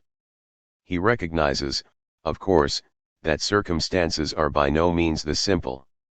He presumes an equilibrium in demand and supply of agricultural commodities, for example. And he assumes also that the interaction effects between fertility and location, and the differential patterns of capital investment in both, as well as the competition among different lines and branches of production for the land, have, in the final analysis, no effect upon the theoretical coherence of the principle. In section 3 below we will return to consider the validity of such assumptions. But first we must consider the social position of landowners, with their exclusive rights to certain portions of the globe, under the social relations of capitalism. 2. Landed property. In each historical epoch, Marx writes, property has developed differently and under a set of entirely different social relations. Poverty of Philosophy, p. 154. The rise of capitalism entailed the dissolution of the old economic relations of landed property and their conversion to a form compatible with sustained accumulation. From this standpoint, capital can be regarded as the creator of modern landed property, of ground rent. The latter has to be understood as a theoretical expression of the capitalist mode of production. Grundriss, pages 276-7, Capital, Volume 3, p. 782. The hallmark of landed property under capitalism, Marx argues, is such a thorough dissolution of the connection between land ownership and the land that the landlord, in return for a straight monetary payment, confers all rights to the land as both instrument and condition of production upon capital. The landlord thereby assumes a passive role in relation to the domination of labor, which control of the land allows, and to the subsequent progress of accumulation. Capital, Volume 3, pages 617-18, 636. It follows that, although the income of the landlord may be called rent, even under other forms of society, the meaning of that payment differs essentially from rent as it appears in the capitalist mode of production. p. 883. The appropriation of rent can then simply be defined as that economic form in which landed property is realized under capitalism. p. 634. The actual history of the transformation of feudal rent into capitalist ground rent, of the subjection of feudal property to the capitalist mode of production, is strewn with complexities generated to a large degree out of the cross-currents of class struggle and social conflict. 8 Difficulties also arise because capitalist production starts its career on the presupposition of landed property, which is not its own creation, but which was already there before it. Theories of surplus value, pt. 2, p. 243. The original conditions of land ownership varied greatly, and some, such as those in England, appeared easier to transform than others. 9 Since the separation of labor from the land as a means of production was, and still is, an essential precondition for the formation of wage labor, the form of pre-capitalist land ownership played just as important a role in primitive accumulation as capital played in the creation of the modern form of landed property. Private property in land, like merchants' capital and usury, is as much a prerequisite as a product of the capitalist mode of production. The history of landed property, which would demonstrate the gradual transformation of the feudal landlord into the landowner, of the hereditary, semi-tributary, and often unfree tenant for life into the modern farmer, and of the resident serfs, bondsmen, and villeins who belonged to the property into agricultural day laborers, would indeed be the history of the formation of modern capital. Grundriss, p. 252. Marx's general version of this history can be divided into two phases. In the first, feudal labor rents are transformed into rent in kind and finally into money rents. This transformation presupposes a considerable development of commerce, of urban industry, of commodity production in general, and thereby of money circulation. Capital, Volume 3, p. 797. The law of value begins to regulate prices through market exchange. The monetization of feudal rents opens up the possibility for leasing out land in return for money payments and, finally, to the buying and selling of land as a commodity. Urban-based capital can penetrate the countryside and transform social relationships there. To the gentler processes of monetization can be added the more grasping practices of the usurer, who does much to loosen the grip of traditional landholders on their lands, and, finally, violent expropriation, with or without the sanction of the state. The spoliation of the church's property, the fraudulent alienation of the state domains, the robbery of the common lands, the usurpation of feudal and clan property, and its transformation into modern private property under circumstances of reckless terrorism, were just so many idyllic methods of primitive accumulation. Capital, Volume 1, p. 732. But the privatization of land ownership and the formal subjection of the producer to a system of commodity production and exchange does not necessarily achieve that form of landed property which is a pure reflection of capitalist relations of production. All kinds of intermediate forms can arise that are perhaps better interpreted, in the manner of Ray, as complex articulations of different modes of production, one upon the other. This does not imply acceptance of Ray's basic conclusion that rent under capitalism can be understood only as a relation of distribution, which reflects a relation of production of another mode of production, e.g. feudalism, with which capitalism is articulated. Ray, 1973, p. 60. Situations arise in the transition to capitalism, however, in which Ray's conception is highly appropriate. Landowners frequently exploit the laboring producers directly, for example. This is as true for slave economies, the American South prior to the Civil War, as it is for systems of peasant production that have survived into the present era. In the latter case, the landlord has every incentive to extract the maximum rent, not only because this maximizes the landlord's revenues, but also because it forces the peasant to work harder and to produce more and more commodities for the market at ever lower prices, given the increase in supply. The massive exploitation of a rural peasantry by a landlord class is, from this standpoint, entirely consistent with industrial capitalism when it provides cheap food for the urban workers and a cheap supply of raw materials for industry. A powerful alliance can be created between the landed interest and an industrial bourgeoisie on this basis. But such a form of rural exploitation, like absolute surplus value in general, has its limits. The intermediate forms of production tend to inhibit the development of the social productive forces of labor, social forms of labor, social concentration of capital, and the progressive application of science. Capital, Volume 3, p. 807. For this reason the intermediate forms ultimately give way to a production system which achieves the real subjection of labor to capital, rather than to the landlord, and which liberates the land from the barriers that inhibit the development of the productive forces.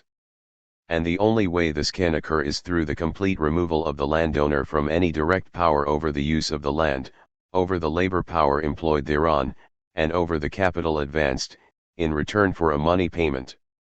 Marx evidently did not feel too secure in his rendition of how the capitalist form of landed property came to be. He was later to claim that he had merely sought to trace the path by which, in Western Europe, the capitalist economic system emerged from the womb of the feudal economic system. He attacked those who transformed my historical sketch of the genesis of capitalism into an historico-philosophical theory of the general path of development prescribed by fate to all nations, whatever the historical circumstances in which they find themselves, and freely admitted that events strikingly analogous but taking place in different historical surroundings led to totally different results. Marx and Engels, Selected Correspondence, pages 312 to 13. He was, for example, somewhat exercised by the problem of the form landed property took in those countries, such as the United States, where there was no feudalism to replace. His argument here is that, where capital does not find landed property as a precondition, it creates it itself, for the very simple reasons that the separation of the laborer from the soil and from ownership of land is a fundamental condition for capitalist production and the production of capital. Theories of Surplus Value, PT1, P51, PT2, P310. His chapter on the theory of colonization in the first volume of Capital makes the same point. But there are occasional hints that the form that landed property was taking in the United States was somewhat special. Capital, Volume 3, pages 669 to 72, Marx and Engels, Selected Correspondence, pages 226 to 8. It is a pity he did not examine this form in greater depth because the United States, as we shall see, is the one country in which land, from the very beginning, was treated in a manner that came closest to that dictated by purely capitalistic considerations, though even here the correspondence was far from exact. Instead, Marx spent immense energy in his later years tracing the history of landed property in Russia. He was fascinated by the possibility that the Russian village commune might provide the basis for a direct passage to the highest communist form of landed property without going through the same process of disintegration as that which has determined the historical development of the West. Whether this could happen depended, in his view, upon the prior elimination of those deleterious influences, chiefly those of money and merchant capital, that normally assailed such communal forms of property from every quarter. Under conditions of general socialist revolution, the traditional forms of communal property could indeed be the mainspring of Russia's social regeneration. Preface to the Russian edition of the Communist Manifesto, Selected Correspondence, p. 340. But even within the West, Marx had to concede that there was a great deal of historical variation which differentiated the experience of one nation from another and even one region from another. This could be attributed in part to residual features dragged over into modern times from the natural economy of the Middle Ages, but also to the uneven penetration of capitalist relations under historical circumstances showing infinite variations and gradations in appearance, which demand careful empirical study. Capital, Volume 3, pages 787 to 93. The actual history of landed property under capitalism has been a confused and confusing affair. It is difficult to spot within that history the logic of a necessary transformation of landed property into its capitalistic form. These confusions are still with us. They are the focus of great controversies in societies where pre-capitalist elements are strongly entrenched, where landed property exercises a powerful independent influence, and where the alliance between a rural oligarchy and an industrial bourgeoisie still reigns. In these societies, Ray's thesis still holds good, indicating that relationships on the land have been extraordinarily slow to adapt to the dictates of purely capitalist relations of production in many areas of the world. Point 10. But the confusions are equally in evidence in advanced capitalist countries.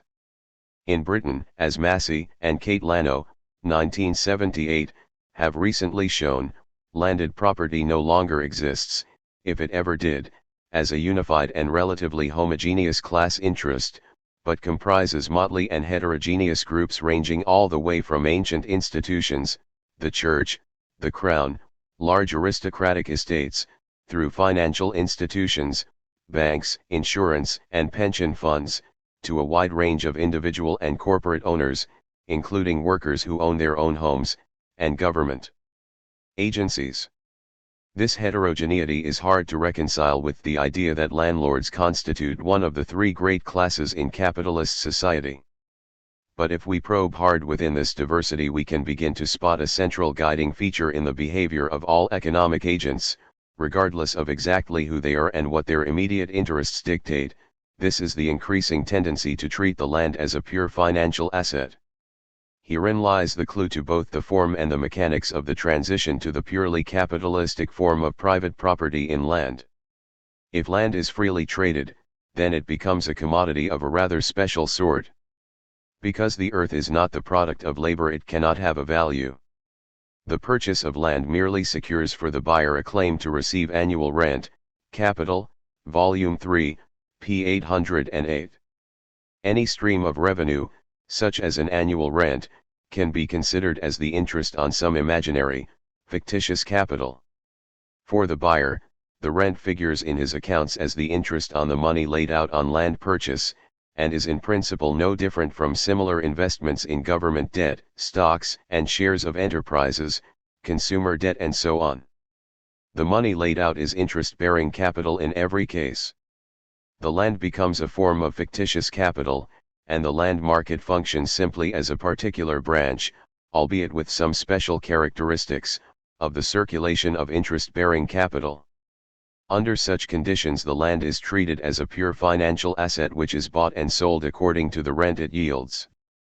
Like all such forms of fictitious capital, what is traded is a claim upon future revenues, which means a claim upon future profits from the use of the land, or, more directly, a claim upon future labor. When trade in land is reduced to a special branch of the circulation of interest-bearing capital, then, I shall argue, land ownership has achieved its true capitalistic form.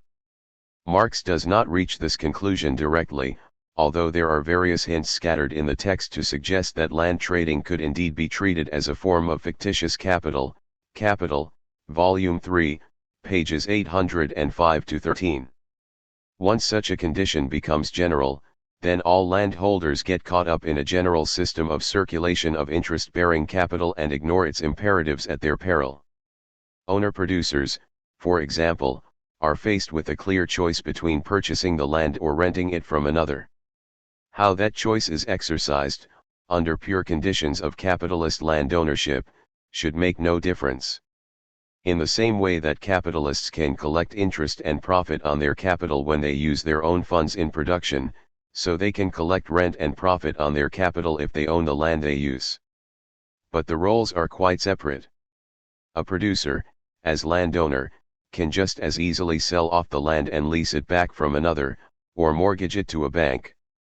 The rent must be paid either directly to another or indirectly in the form of an income foregone because the producer fails to mobilize the fictitious capital that the land represents and put that money into motion to realize surplus value through production. But this also presupposes a capitalistic form of production upon the land itself. Peasant proprietorship has been eliminated, etc.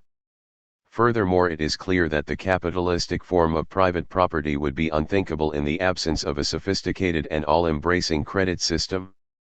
Marx makes very little of this idea. We will return to it in section 6 below. It is all very well, and undoubtedly useful, to specify the characteristics of landed property as these ought to exist in pure capitalist state. But we ought also to specify the historical process whereby landed property is reduced to such a condition.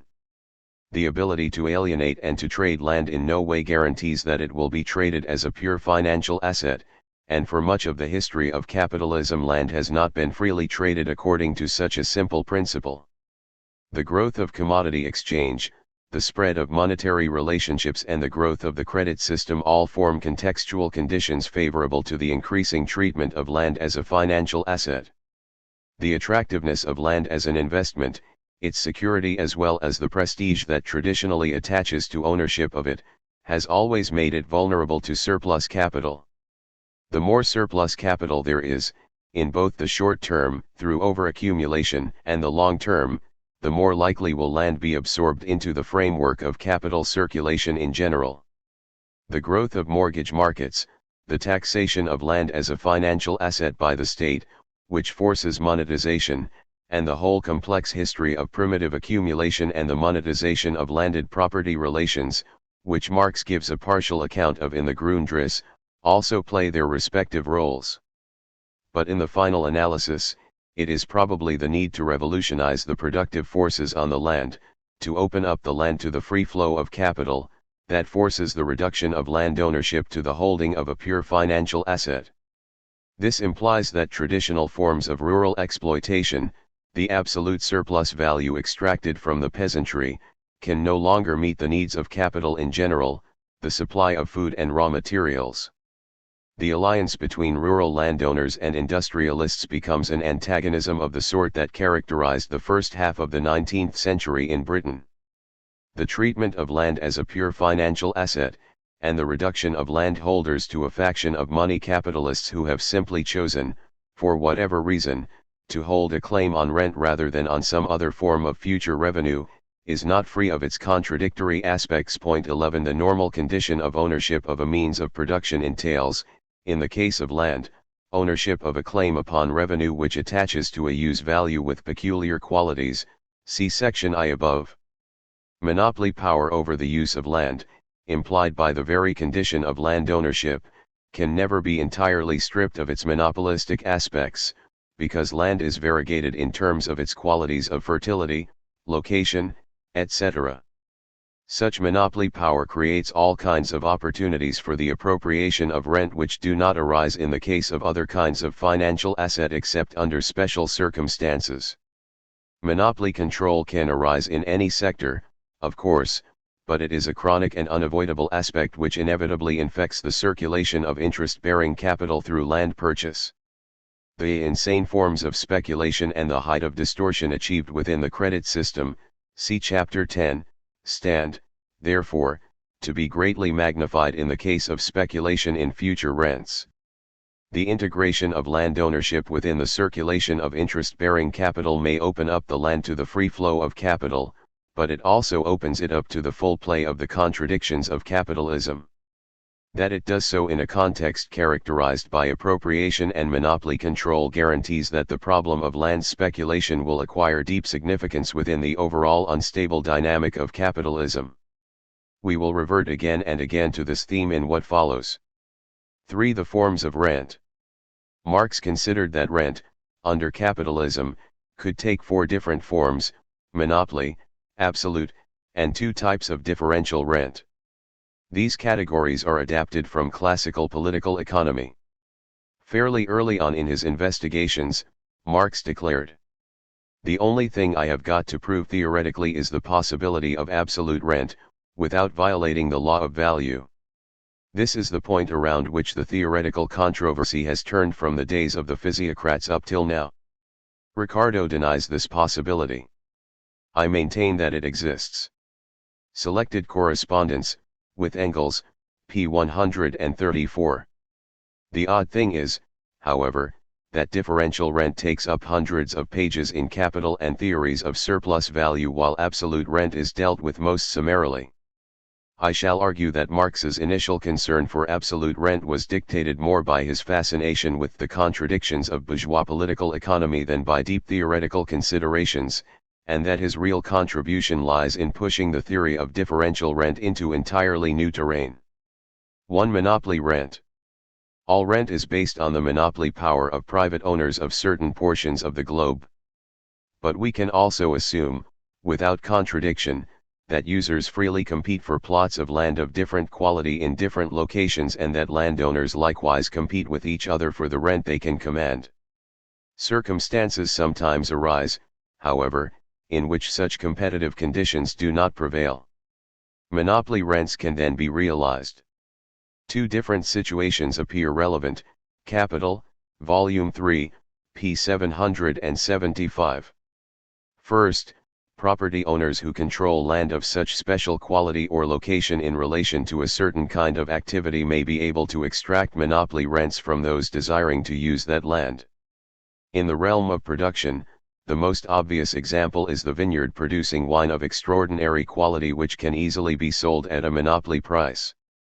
In this circumstance, the monopoly price creates the rent. Marx did not, evidently, think this kind of monopoly rent would be very widespread in agriculture, but suggests that in densely populated areas house and land rents may be explicable only in these terms. Theories of Surplus Value, pt2, pages 30, 38. Prestige and status locations create all kinds of possibilities to realize monopoly rents from other factions of the bourgeoisie, for example.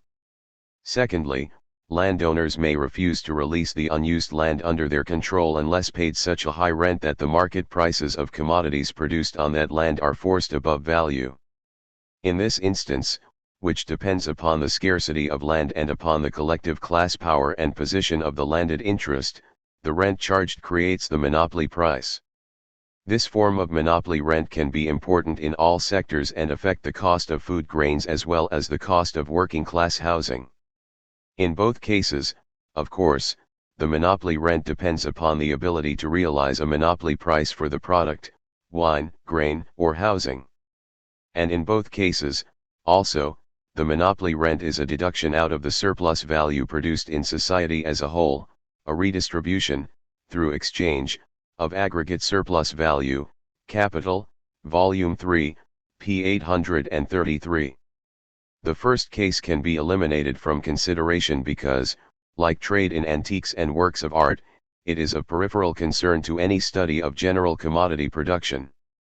The second case poses some more general problems, which can best be taken up in relation to absolute rent. To absolute rent. The conditions for the existence of absolute rent are not hard to derive given the tools already to hand. We begin by noting the general difficulty of instituting technological change in sectors using land as a means of production, see above, p. 336. Agriculture is the most obvious example. There is, then, a strong likelihood that the value composition of capital in agriculture will be lower than the social average. If a complete equalization of the rate of profit across all sectors is assumed, then the prices of production in agriculture will be well below values, see Chapter 2, Section 3. In other words, a capital of a certain size in agriculture produces greater surplus value than it receives in the way of profit, because sectors contribute to the total social surplus value according to the labor power they employ but receive surplus value according to the total capital they advance. But this supposition rests upon the constantly changing proportional distribution of the total social capital among the various spheres of production, upon the perpetual inflow and outflow of capitals, and assumes that no barriers exist to the equalization of the rate of profit. Absolute rent can arise when landed property erects a systematic barrier to this free flow of capital. If capital meets an alien force which it can but partially, or not at all, overcome, and which limits its investment in certain spheres, admitting it only under conditions which wholly or partially exclude that general equalization of surplus value to an average profit, then it is evident that the excess of the value of commodities in such spheres of production over their price of production would give rise to a surplus profit, which could be converted into rent and as such made independent. With respect to profit, such an alien force and barrier are presented by landed property. When confronting capital in its endeavor to invest in land, such a force is the landlord vis-a-vis the capitalist. Capital, Volume 3, pages 761-2. It follows that agricultural products can trade above their prices of production, and so yield absolute rent, while selling below or even up to their values. An absolute rent can exist without in any way infringing the law of value. The apparent dilemma that led Ricardo to deny the possibility of absolute rent is neatly overcome. Part of the excess surplus value produced in agriculture by virtue of its labor intensity, lower value composition, is filched, as Marx puts it, by the landlord, so that it does not enter into the equalization of the rate of profit. To be sure, the commodity sells at a monopoly price. But this represents a failure to redistribute surplus value from agriculture to sectors with higher than average value compositions, rather than an active redistribution of surplus value into agriculture, as would be the case under monopoly rent. The level of absolute rent depends upon supply and demand conditions as well as upon the area of new land taken into cultivation. The increase in the price of the product is not the cause of rent, but that rent is the cause of the increase in the price of the product, even though the commodity still trades at less than or equal to its value. Capital, Volume 3, pages 762-3. A number of comments on this conception of absolute rent are in order. First of all, its validity has frequently been attached to the successful resolution of the so-called transformation problem, Chapter 2, Section 3. Marx's errors with respect to the latter, it is sometimes argued, totally destroy his conception of absolute rent. Certainly, the level of absolute rent would depend upon the excess profit available after all interaction and feedback effects had been taken into account. Far from disturbing Marx's conception of absolute rent, I believe his approach to the latter sheds light upon the proper interpretation to be put upon the transformation process. Point 12. What Marx was after was to identify the rules of distribution of surplus value as these are achieved through social processes, market exchange in particular, and to show that these rules were entirely distinct from, and therefore in potential conflict with, the processes of production of surplus value. Without such a separation and opposition between production and distribution, the whole Marxian interpretation of crises would fall apart. We now encounter a specific version of this opposition. The social necessity for private land ownership under capitalism entails distributional arrangements, the capacity to appropriate rent, which are in potential conflict with sustained accumulation. What Marx will ultimately seek to show us is that a rational organization of agriculture is impossible to achieve. The use of the land is necessarily irrational, not merely from the point of view of meeting human wants and needs, for that goes almost without saying, but also from the standpoint of sustained accumulation through expanded reproduction. This is a fundamental contradiction, to which we will return in due course. The second point is that absolute rent depends upon the power of landlords to create a barrier to the equalization of the rate of profit and the persistence of a low-value composition of capital within agriculture. If the value composition becomes equal to or higher than the social average, then absolute rent disappears. Capital, Volume 3, p. 765, Theories of Surplus Value, pt. 2, pages 244, 393. To what extent, then, does the barrier posed by landed property to the free flow of investment discourage agricultural improvement and thereby ensure the basis for the perpetuation of absolute rent? Marx barely hints at such a possibility on one occasion, Theories of Surplus Value, pt. 2, p. 112, and this seems not to be his main point. Certainly, anachronistic social structures on the land, peasant proprietorship, for example, are associated with the retardation of the productive forces in agriculture, but Marx does not tie absolute rent to the persistence of such structures. He considers it, rather, in relation to large-scale land ownership open to capitalistic agriculture. The low-value composition of capital in agriculture is attributable more to technological and scientific lag in that sector than to anything else. Once agriculture catches up, which at some point it must, then absolute rent disappears, leaving the landowners to take monopoly rents if they can. Point 13. But if landlords are sufficiently powerful to extract absolute rent, then why do they not take monopoly rent also by forcing the price of commodities above value to an arbitrary monopoly price? They can, and frequently do, artificially withdraw land from production and so raise the rents on the remainder. Theories of Surplus Value, pt. 2, pages 332-3, Capital, Volume 3, p. 757. The answer is that landlords may indeed do so under certain conditions. But the implications are fundamentally different. With absolute rent, landlords do not interfere with surplus value production directly. They simply intervene with respect to the distribution of the surplus value produced. Monopoly rent actively curtails surplus value production, though not, of course, when levied on consumption, and forces a redistribution of surplus value from other sectors not into agriculture but into the hands of the landlords. The effects on accumulation are likely to be quite different. Both kinds of rent depend, however, upon the ability of the capitalist producers to realize monopoly prices. Competition between producers therefore limits the ability of landlords to appropriate either absolute or monopoly rent. The spatial aspects to this competition are dealt with in Chapter 12. The capacity of landed property, by virtue of its ownership of land, to erect a barrier to investment does not automatically presume that the users of that land are in a position to charge a monopoly price for the commodities they produce, or that capitalist producers will be willing to pay the exorbitant rents charged. For this reason, Marx argues that under normal conditions even the absolute rent charged in agriculture would be small, no matter what the difference was between price of production and value. Capital, Volume 3, p. 771. We can, on this basis, better interpret Marx's rather summary treatment of a problem that initially loomed so important to him. Absolute rent is not the important category. The real theoretical problems, he discovered, lay not so much with Ricardo's failure to admit of absolute rent, but in Ricardo's erroneous interpretation of differential rent. This is the topic to which we must now turn. 3. Differential rent.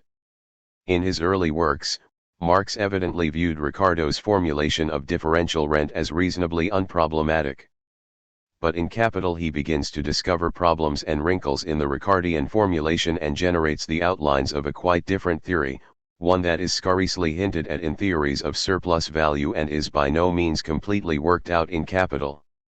Recent works by Ball and Fine, however, have begun to unravel what it was that Marx was driving at in chapters full of seemingly convoluted argument and elaborate arithmetic calculations. Point 14. The conditions necessary to derive differential rent of the first type, Dr1, have already been described. The market value of products in which land is used as a basic means of production is fixed by the price of production on the worst land, that land which has the highest price of production because of its particular combination of fertility and location. Producers on better land therefore receive excess profits. If we assume equal applications of capital to land of differing qualities, then the excess profits can be considered a permanent feature. They can be converted into Dr1 without affecting market values. In other words, Dr1 is fixed by the difference between individual prices of production and the market value determined by conditions of production on the worst land. This conception is, in principle, no different from that which Ricardo advanced. True, Marx modifies Ricardo to the extent that he shows that, when the dual effects of location and fertility are taken into account, agriculture can just as easily expand onto more fertile as onto less fertile soils, depending upon where they are located, and that the general Ricardian assumption of diminishing returns in agriculture was not therefore justified. But, interestingly enough, Marx himself eliminates location from consideration and concentrates solely on fertility in fashioning his argument. Capital, Volume 3, p. 651. The exclusion is not entirely innocent. Locational advantages are as important to certain branches of industry as they are to agriculture, and this undermines the uniqueness of the agricultural case. It also happens that the permanence of locational advantage is perpetually in the course of alteration through investment in transportation and the shifting geographical distribution of economic activity and population. Locational advantages therefore alter for reasons that may have nothing to do with agriculture per se and that are, in any case, generally outside the control of individual producers. Changes occur as the result of social processes of great complexity and generality, although we should note the important role played by speculation in land rents, of all sorts. But Marx eliminates speculation, Capital, Volume 3, p. 776, as well as location and competition of different uses from the picture. We will take these matters up in Section 6, below. Dr1 is easy to interpret given such simplifying assumptions. It reflects the material conditions that make fertility differentials permanent features to production. Landed property, which appropriates the Dr1, assumes a neutral position with respect to the determination of market value and can therefore be exonerated from all blame for lagging accumulation or any other social ills. This interpretation undergoes substantial modification when we introduce the second form of differential rent, DR2, into the picture. It is fairly easy to set up a version of DR2 in isolation from DR1. It simply expresses the effects of differential applications of capital to lands of equal fertility. But Marx insists that DR1 must always be viewed as the basis for DR2, while the whole thrust of his inquiries is to discover exactly how the two forms of rent serve simultaneously as limits for one another. Capital, Volume 3, p. 737. The relationships between the two forms of rent are, in the end, what count.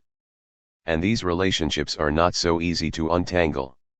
It is here that Marx departs most radically from Ricardo and makes his original contribution to the theory of rent in general.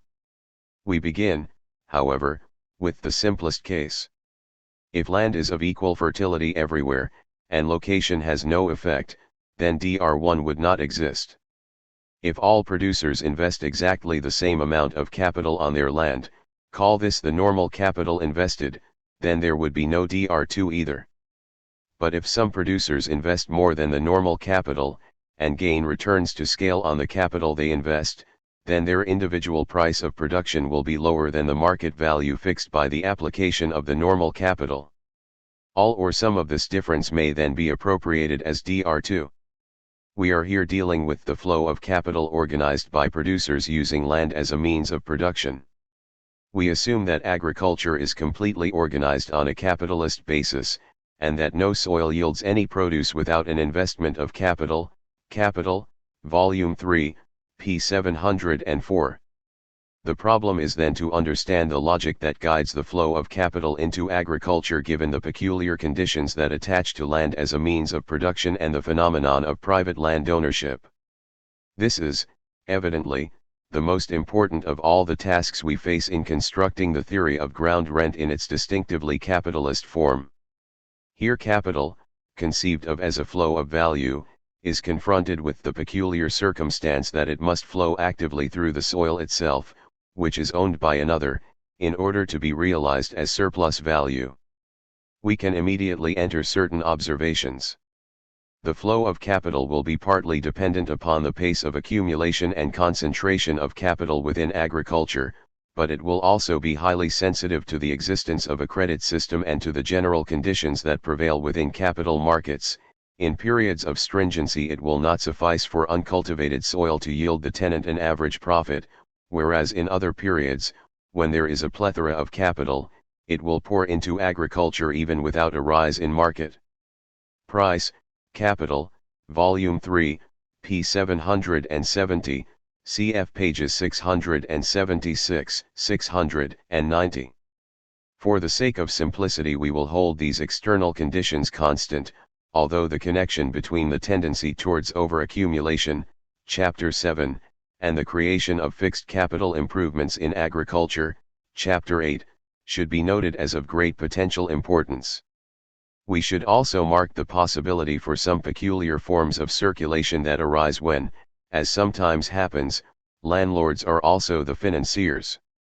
In such cases, the money rents landlords appropriate may be circulated directly back into agriculture as credit. The landlord then receives both rent and interest while the producer is confined to profit of enterprise, which, under particularly repressive conditions, may end up being more like a managerial wage. More important for our present purpose, however, is to consider the implications of shifts in the normal flow of capital. This, Marx argues, can alter gradually as the result of successive investments. As soon as the new method of cultivation has become general enough to be the normal one, the price of production falls. Capital, Volume 3, p. 706. The basis for DR2 is therefore likely to be eroded with the passage of time. Since DR2 is the product of shifting flows of capital onto the land, it must also be regarded, in the first instance at least, as a transient, as opposed to permanent, effect. How is it, then, that landlords are in a position to appropriate DR2? The most obvious, but least interesting, case arises when investments create permanent improvements, because successive investments, as we have seen, can often build upon rather than devalue each other. Such improvements, although products of capital, have the same effect as natural differences in the quality of the land, p. 707. But what happens is that investment destroys the equal fertility assumption and so creates a basis for the appropriation of Dr1. Fertility is, after all, a social product. Dr2 is converted directly into Dr1. The more interesting cases arise because Dr2 at any given moment occurs only within a sphere which is itself the variegated basis of differential rent 1, Capital, Volume 3, p. 677. And we here find that Dr2 can be appropriated only on the basis of Dr1. It is the latter that converts the otherwise transient qualities of the former into permanent enough effects to allow a rental appropriation to occur. Let us see how this can be. Since fertility always implies an economic relation, it changes with the level of development, Capital, Volume 3, p. 651, above, p. 336. The worst soil cannot be identified, therefore, independently of the application of the normal capital, and the technology and methods that go along with it. But the normal capital must also vary according to the nature of the soil. What is normal for heavy clay soils would not do for light loams, assuming the same commodity is produced. The concept of normal capital becomes as variegated as the variegated fertilities to which that capital is applied. The normal case is, therefore, the unequal application of capital to soils of unequal fertility. Marx then considers what happens when an extra investment of capital is made. He considers 9 cases, cross-tabulated according to whether the market price is constant, rising or falling, and whether the productivity of the second investment in relation to the first increases, declines or remains constant. Depending upon the particular combination, Marx is able to demonstrate situations in which the worst soil goes out of cultivation, remains the regulator, or is replaced by an even more inferior soil. Dr1, which was originally conceived to be the reflection of permanent differentials, now becomes variable according to the condition of supply and demand, as reflected in market price movements, and the productivity of the capital flowing into agriculture. Furthermore, we can now see that even investments of decreasing productivity would lead to a rise in market price only when such investments were made on the worst land, p. 680. Since increasing investments will normally be on the better lands, it is entirely possible that increasing concentration of production on the better lands will, even under conditions where the investments entail diminishing returns, lead to a fall in market prices and a diminution of Dr1, because production on the worst soil ceases altogether. The regulator of market prices shifts to better soils. There are 2 immediate implications of all this. First, as Fine, 1979, p. 254, puts it, there is no presumption that the interaction of Dr1 and Dr2 is simply additive. We see more clearly how the 2 forms of rent indeed do serve simultaneously as limits for one another. But by the same token, it also becomes impossible for either landowner or capitalist to separate the 2 forms of rent, to distinguish what is due to the flow of capital and what is due to the permanent effects of natural differences in fertility. The true basis for the appropriation of rent is rendered opaque. In the end, the landowner appropriates differential rent without knowing its origin. But exactly how the landowner appropriates it does indeed have implications for market prices and the accumulation of capital. And it is here that the second, even more interesting, implication of Marx's argument becomes apparent. Consider the case of decreasing productivity of additional capital applied to the worst soil. Whether the price of production is equalized at the average price or whether the individual price of production of the second investment becomes regulating depends entirely upon whether the landowner has sufficient time until demand is satisfied to fix as rent the surplus profit derived at the price dictated by the second investment, Capital, Volume 3, p. 744. The intervention of landed property here affects market value, and the neutral posture of the landowner with respect to accumulation is undermined. Consider, by way of contrast, the case of additional capital of decreasing, even negative, productivity moving on to superior soils when the market value remains constant at a level fixed by production conditions on the worst soil.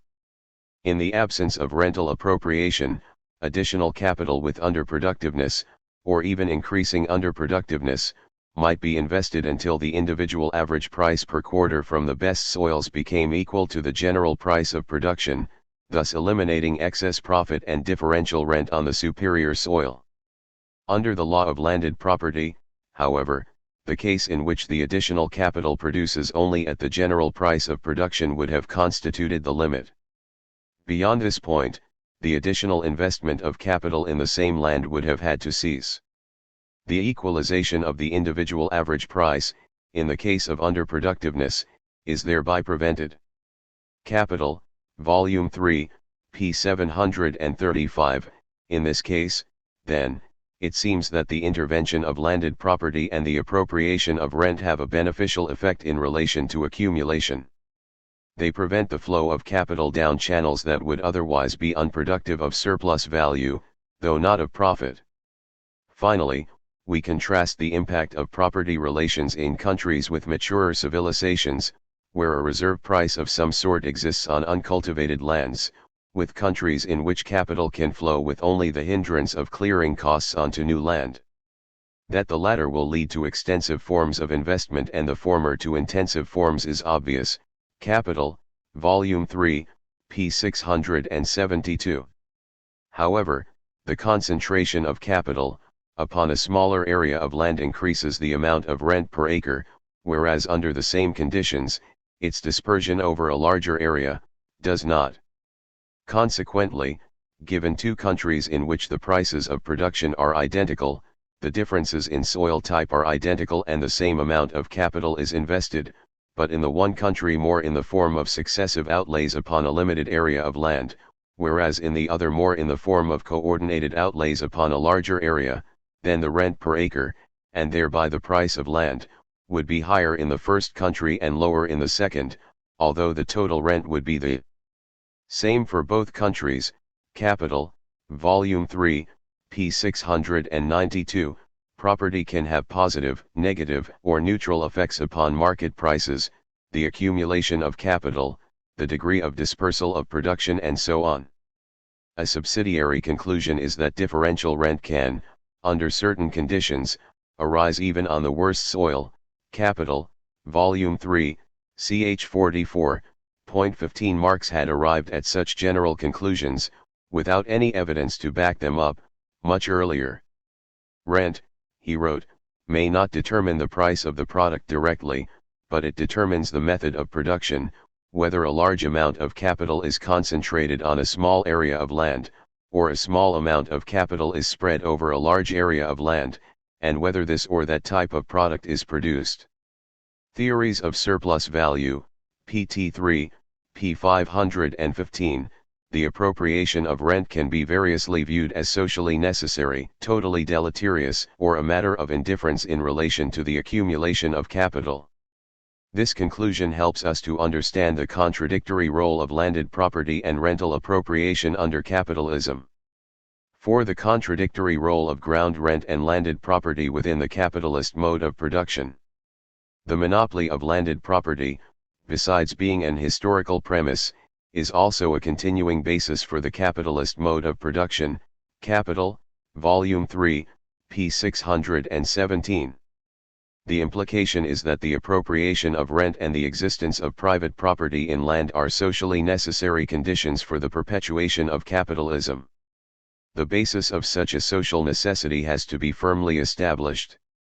We can then explain why the revolutionary force of capitalism, which is so frequently destructive of other social barriers that lie in its path, has left landed property intact, albeit in a transformed state, and permitted the appropriation of rent, a part of the surplus value that would otherwise accrue to capital, by a class that neither works itself, nor directly exploits labor, nor can find morally edifying rationalizations for its continued existence.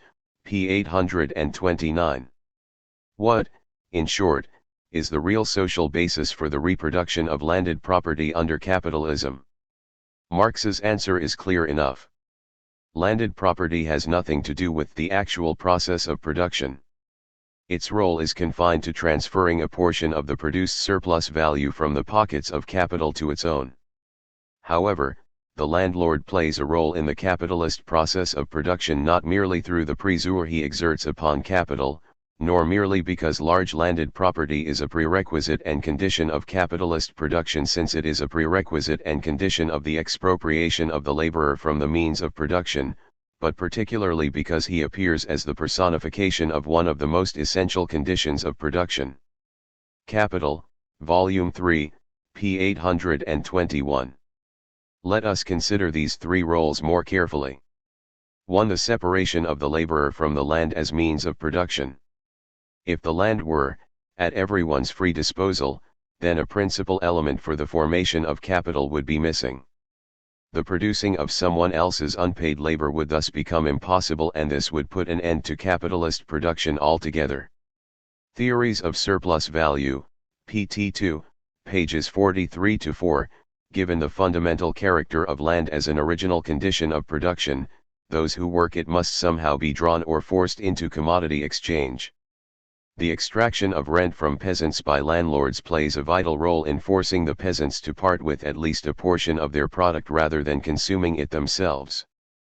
But if the full domination of capital over labor is to be achieved, then a wage labor force, a landless proletariat, must first be brought into being. Primitive accumulation off the land produces wage laborers. A definite form of landed property fulfills this historical role and continues to fulfill it insofar as the widening and deepening of capitalism on the world stage requires it. When capital encounters situations in which private property in land does not exist, then it must take active steps to create it to ensure the production of wage labor. And the need to deny labor access to the land as means of production in no way diminishes with the advance of capitalism. Indeed, it remains a permanent necessity if the reproduction of the class relation between capital and labor is to be assured. The barrier that landed property places between labor and the land is socially necessary to the perpetuation of capitalism. But in creating landed property as a barrier to labor, capital also creates barriers to itself. In making the reproduction of wage labor possible, the appropriation of rent also becomes possible. Herein lies one aspect to the contradictory position of landed property under capitalism. 2. Land ownership and the principle of private property. Capitalists could organize the separation of labor from the land simply by ensuring that the land should not be common property, that it should confront the working class as a condition of production not belonging to it, and this purpose is completely fulfilled if it becomes state property, the common property of the bourgeois class, of capital. Theories of Surplus Value, pt. 2, p. 44. This state ownership of the land should not be confused with people's property, which would effectively abolish the whole basis of capitalist production, p. 104. But there is a serious barrier to state ownership of the land and the abolition of rent. Apart from the practical fact that many members of the bourgeoisie, including capitalists, are landowners, an attack upon one form of property might cast considerable doubt on the other form, p. 44. And the other form is ownership of the means of production from which capital derives its own legal standing and legitimacy. The preservation, and even the enhancement, of private property in land therefore performs an ideological and legitimizing function for all forms of private property. Hence, some would argue, the importance of conferring privileges of home ownership, possession of a means of consumption, upon the working class. From this standpoint, we can regard rent as a side payment allowed to landowners in order to preserve the sanctity and inviolability of private property in general. This ideological and juridical aspect to landed property has important implications, but it is not in itself sufficient to explain either the capitalist form of rent or the contradictions to which the capitalist form of landed property gives rise. 3. Landed property and capital flow. The flow of capital onto and through the land as both condition and means of production is modified in important respects by landed property and the appropriation of rent. While much is made of the barrier that landed capital poses to capital flow and of the negative impacts of rental appropriations on accumulation, it turns out that landed property also has a role to play in forcing the proper allocation of capital to land. The difficulty is to ensure the enhancement of this positive role while restricting the negative. In the case of both monopoly and absolute rent, landed property poses barriers that are hard to justify in relation to the basic requirements of capitalism. The appropriation of these forms of rent must therefore be regarded as a totally negative influence over the proper allocation of capital to the land and, hence, to the formation of valid market prices and the sustenance of accumulation. For this reason it is plainly in the interest of capital in general to keep absolute and monopoly rents strictly within bounds, to ensure that they remain small, as Marx insisted they must be, and of sporadic occurrence. The most interesting problem arises in the case of the complex interaction between the two forms of differential rent which, see section 3, above, can have positive, negative, or neutral effects upon the formation of market prices, the concentration, dispersal of capital, and accumulation. Unfortunately, much of the polemic directed against the monopoly and absolute forms of rent and the parasitic and superfluous role of the landowner in such situations has carried over into the discussion of differential rent. The negative aspects of the interventions of landed property have therefore been stressed, while very little attention has been paid to the positive role of coordinating the flow of capital onto and through the land in ways broadly supportive of further accumulation. Let us consider landed property in its positive aspect. One of the great achievements of the capitalist mode of production, Marx wrote, was the rationalizing of agriculture so that it could operate on a social scale with the conscious scientific application of agronomy, capable of generating the surplus agricultural products so vital to the accumulation of capital through industrial production. The achievement of a proper balance in the division of labor between industry and agriculture, and of a proper allocation of the total social labor in society to different lines of production within agriculture, depends crucially on the ability of capital to flow freely on and through the land. Capital, Volume 3, pages 617-18, 635. The form that landed property assumes under capitalism, in contrast to all preceding or alternative modes of control over the land, appears a superlative set of arrangements totally adapted to capital's requirements. The fact that such arrangements entail the appropriation of ground rent makes no difference. The land is liberated and transformed into an open field for the operation of capital. Marx put it very succinctly in The Poverty of Philosophy, p. 159. Rent, instead of binding man to nature, merely bound the exploitation of the land to competition, and, we may add, to the accumulation of capital. There is a sense in which the appropriation of differential rent enhances rather than limits competition. By taxing away excess profits that are relatively permanent, the landlord operates to equalize rates of profit between competing producers. To the extent that producers compete, they must do so on the basis of new methods, which, like those in industry, can quickly become general, rather than upon the basis of unfair advantages which are due either to free gifts of nature or to the inherited results of human endeavors that stretch back over many centuries. When the unfair advantages are eliminated, competition forces producers into further development of the productive forces and further rationalization of production. This principle carries over, as we shall see in section 6 below, to the rationalizing of the spatial organization of capitalism through competition. The trouble is that there is no way to ensure that the appropriators of rent take their due and only their due. The brilliance of Marx's analysis of differential rent now becomes apparent. The complex interactions of Dr1, owing plainly to the landlord, and Dr2, at least partially due to capital, make it impossible to distinguish who should get what. The real relations are rendered opaque. The existence of land rent not only binds the use of the land to competition and all the contradictions that flow therefrom, but it also introduces a wholly new kind of difficulty into the processes of reproduction of capitalism. What at first appears as a neat rationalizing device for coordinating investment in and on the land becomes a source of contradiction, confusion, and irrationality. 16 It is against such a background that we have to interpret the active struggle between landed proprietors and capitalists. A social process of some sort has to fix, openly and clearly, what has become opaque from the standpoint of the real social relations of production. V. Distribution relations and class struggle between landlord and capitalist. The total annual value produced in capitalist society is distributed in the forms of wages, rent, interest, profit of enterprise and taxes. What is the equilibrium share of rent in this total annual value, and how is that equilibrium share determined? The most obvious answer is to appeal to the relative power of the different classes and to see distribution relations as an outcome of class struggle. From the standpoint of landed property, such a struggle is multidimensional because the landowner is pitted against all users of land, capitalists, using the land as means of production or simply as space, peasants, workers, financiers, the state, and various other factions of the bourgeoisie. Rent can be appropriated out of revenues, thus giving rise to many secondary forms of exploitation, as well as out of the surplus value directly produced through production. The landlord is presumably indifferent to the particular source as long as the rent keeps rolling in. Marx's theoretical investigation of ground rent deals only with the relative shares of landlord and capitalist in surplus value produced on the land.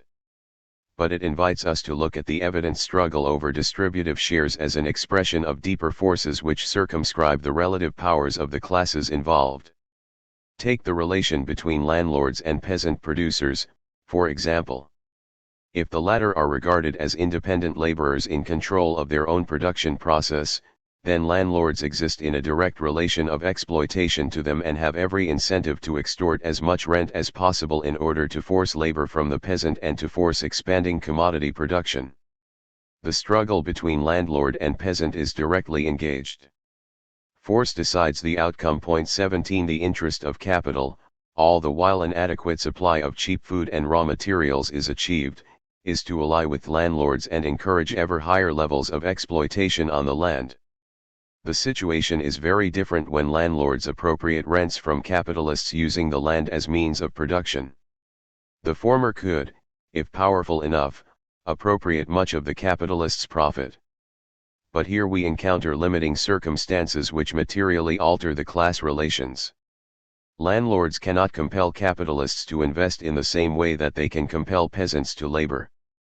And to the degree that maximizing the extraction of rent diminishes the flow of capital onto the land, it is plainly a self-defeating tactic on the part of the landlord. Indeed, if we look more closely, we see strong incentives for landlords to open up the land to capital flow. The use value of land to its owner, after all, is that it permits the appropriation of rent, and it is the rent per acre that matters. The use value of land to the capitalist is as a means for the production of surplus value, it is the rent in relation to capital advanced and surplus value produced that matters. The difference between the two perspectives permits a terrain of compromise to exist between them. The rate of rent on land can continue to rise, for example, at the same time as the rate of rent on capital advanced remains constant or even diminishes. Capital, Volume 3, p. 683. Under certain conditions, the landlord has a strong incentive to remain passive and to minimize the barriers that landed property places to the flow of capital. 18. The relationship between capital and landed property is not reduced thereby to one of perpetual harmony. It is not easy to distinguish, for example, between peasant producers and independent capitalist producers, and landlords are not necessarily sophisticated enough to see the virtue of altering their strategy from maximizing the rent they extract from peasants and adjusting their sights when it comes to capital. Also, the development of social labor stimulates the demand for land itself, and landed property acquires thereby the capacity of capturing an ever-increasing portion of the surplus value produced.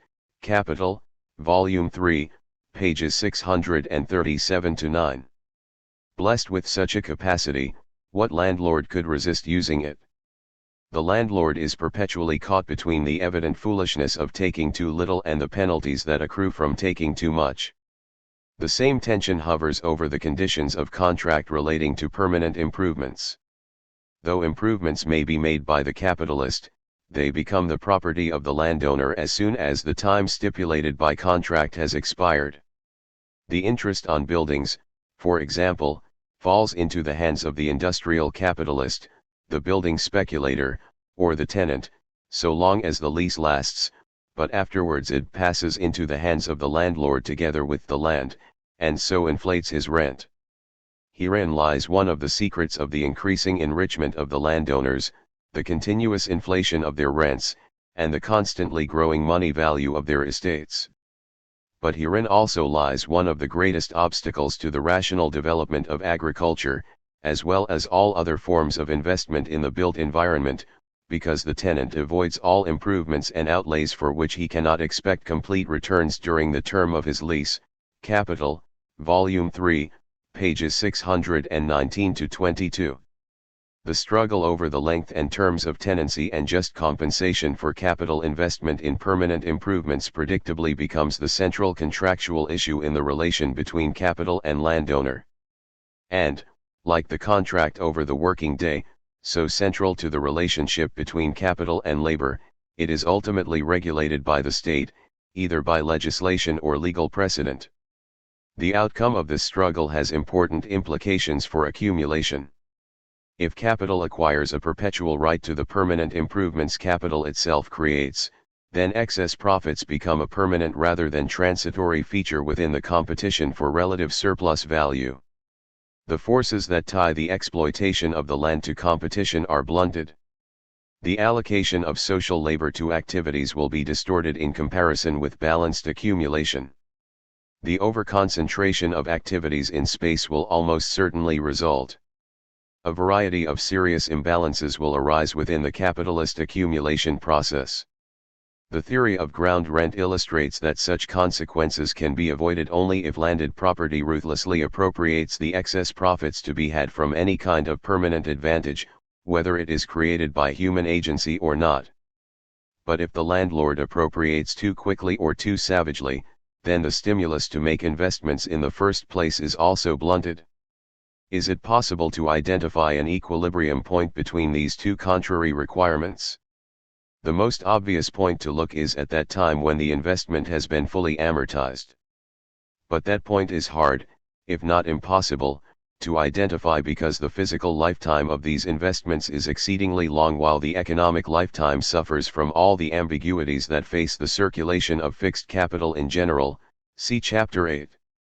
To the degree that the lifetime of fixed capital is standardized according to the interest rate, and to the degree that rent is assimilated to interest on a form of fictitious capital, so the conflict is regulated by at least some kind of social process, although the interest rate, as we saw in chapters 9 and 10, is not exactly a coherent or contradiction-free regulator. The evident tensions involved in all of this admit of a variety of possible solutions. Perhaps the most interesting, from the standpoint of the social history of capitalism, is the owner-occupied family farm. Under such a system, producers can be both capitalists and landowners so that the conflict between the two roles seems to disappear.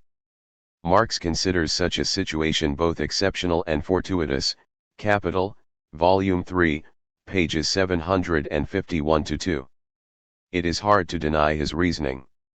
Owner-occupiers are liable for the purchase price of the land, and even when the land has been handed down freehold over many generations, the income foregone by virtue of the fictitious capital locked up in the value of the land cannot be cavalierly thrust aside. And in many instances, nominal owner-occupancy conceals a mortgage relation, equivalent to rent, and a credit relation, equivalent to interest on capital loaned for current production, leaving the owner-occupier with profit of enterprise only. To the extent that ownership of land guarantees the circulation of interest-bearing capital, modern forms of owner-occupancy in agriculture simply achieve all that would be expected under the social relations of capitalism. Indeed, some curious forms of circulation can arise here which deserve fuller investigation. If producers grow on contract, perform much of the labor themselves and are heavily indebted to financial institutions for both mortgage payment and credit on current operations, the nominal owner-occupier is probably better regarded as a manager or even a laborer who receives a kind of piecework share of the total surplus value produced. It is important, as always, to penetrate beneath the surface appearance and to establish the real social relations of production that prevail. While the struggle between capitalist and landlord occurs most obviously on the terrain of 1. The conditions of contract regulating the use of land, 2. The magnitude of rent and 3. The length of lease and compensation for improvements, there are other more general considerations that affect distributional arrangements. Landlord revenues, rents, form part of the general revenues of the bourgeoisie. These revenues can be either hoarded or thrown back into circulation. In the former case, the circulation of capital in general stands to be seriously disrupted.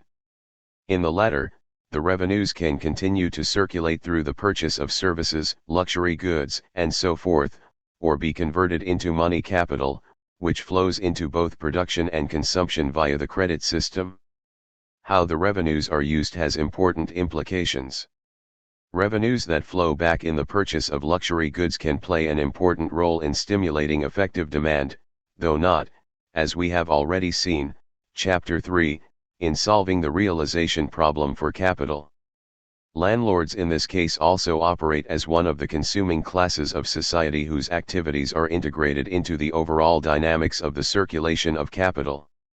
But, given their placement within the system, it is not hard to see their activities as disruptive of the necessary proportionalities between agriculture and industry, between city and countryside, and between the production of basic wage goods, food, in particular, and luxury items. The use of landlord revenues as money capital is more interesting to contemplate. It suggests a strong potential link between landed property and banking, a link that is easily observable and of great importance in capitalist history. It also indicates a powerful potential to mobilize surplus product off the land, by forcing producers into commodity exchange, while centralizing capital, albeit in the hands of landowners, through the appropriation of rent from innumerable small producers. To the degree that landlords use the capital they centralize in productive ways, rather than living off the fat of the land in conspicuous consumption, they play a vital and very central role in the history of accumulation. Indeed, one of the triumphs of capitalism has been to force upon landowners such a positive role as a condition for survival. But herein lies a rather more general line of class struggle, because the landed interest was by no means necessarily willing to treat the land under its command as a pure financial asset, nor was it necessarily willing to use the money power it centralized simply as money to be thrown into circulation as capital. But the social power of money was, in the end, destined to dominate over the social power of land. The use of land to acquire money had long been the goal of the most dynamic segments of the landed interest, and in the long run this meant, quite simply, the fusion of landed property with rentiers of all types. 19 The landed interest lost its autonomous and independent role and was necessarily transformed into a faction of capital itself.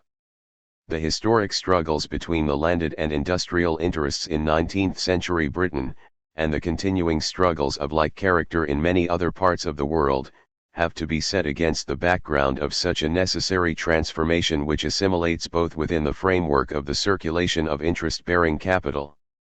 In the process, the share of rent in total surplus value produced is less and less the product of overt class conflict between two quasi-independent social classes and more internalized within the logic that fixes the circulation of interest-bearing capital among the various forms of fictitious capital that arise within the capitalist mode of production. Which brings us more directly to how and why interest-bearing capital comes to circulate through land itself. 6. The land market and fictitious capital. Marx did not undertake any detailed analysis of land markets. He gave priority to constructing the theory of ground rent because this was where he considered the real theoretical challenge lay. But, in the same way that pinning the origins of money to the different forms of value embodied in the commodity does not say everything there is to say about the role of money and credit, So tying the origin of land price to a capitalized ground rent does not exhaust all of importance that can be said about land markets under capitalism. Land markets exhibit peculiar characteristics and perform important functions. They deserve analysis in their own right. The theory of ground rent resolves the problem of how land, which is not a product of human labor, can have a price and exchange as a commodity. Ground rent, capitalized as the interest on some imaginary capital, constitutes the value of the land.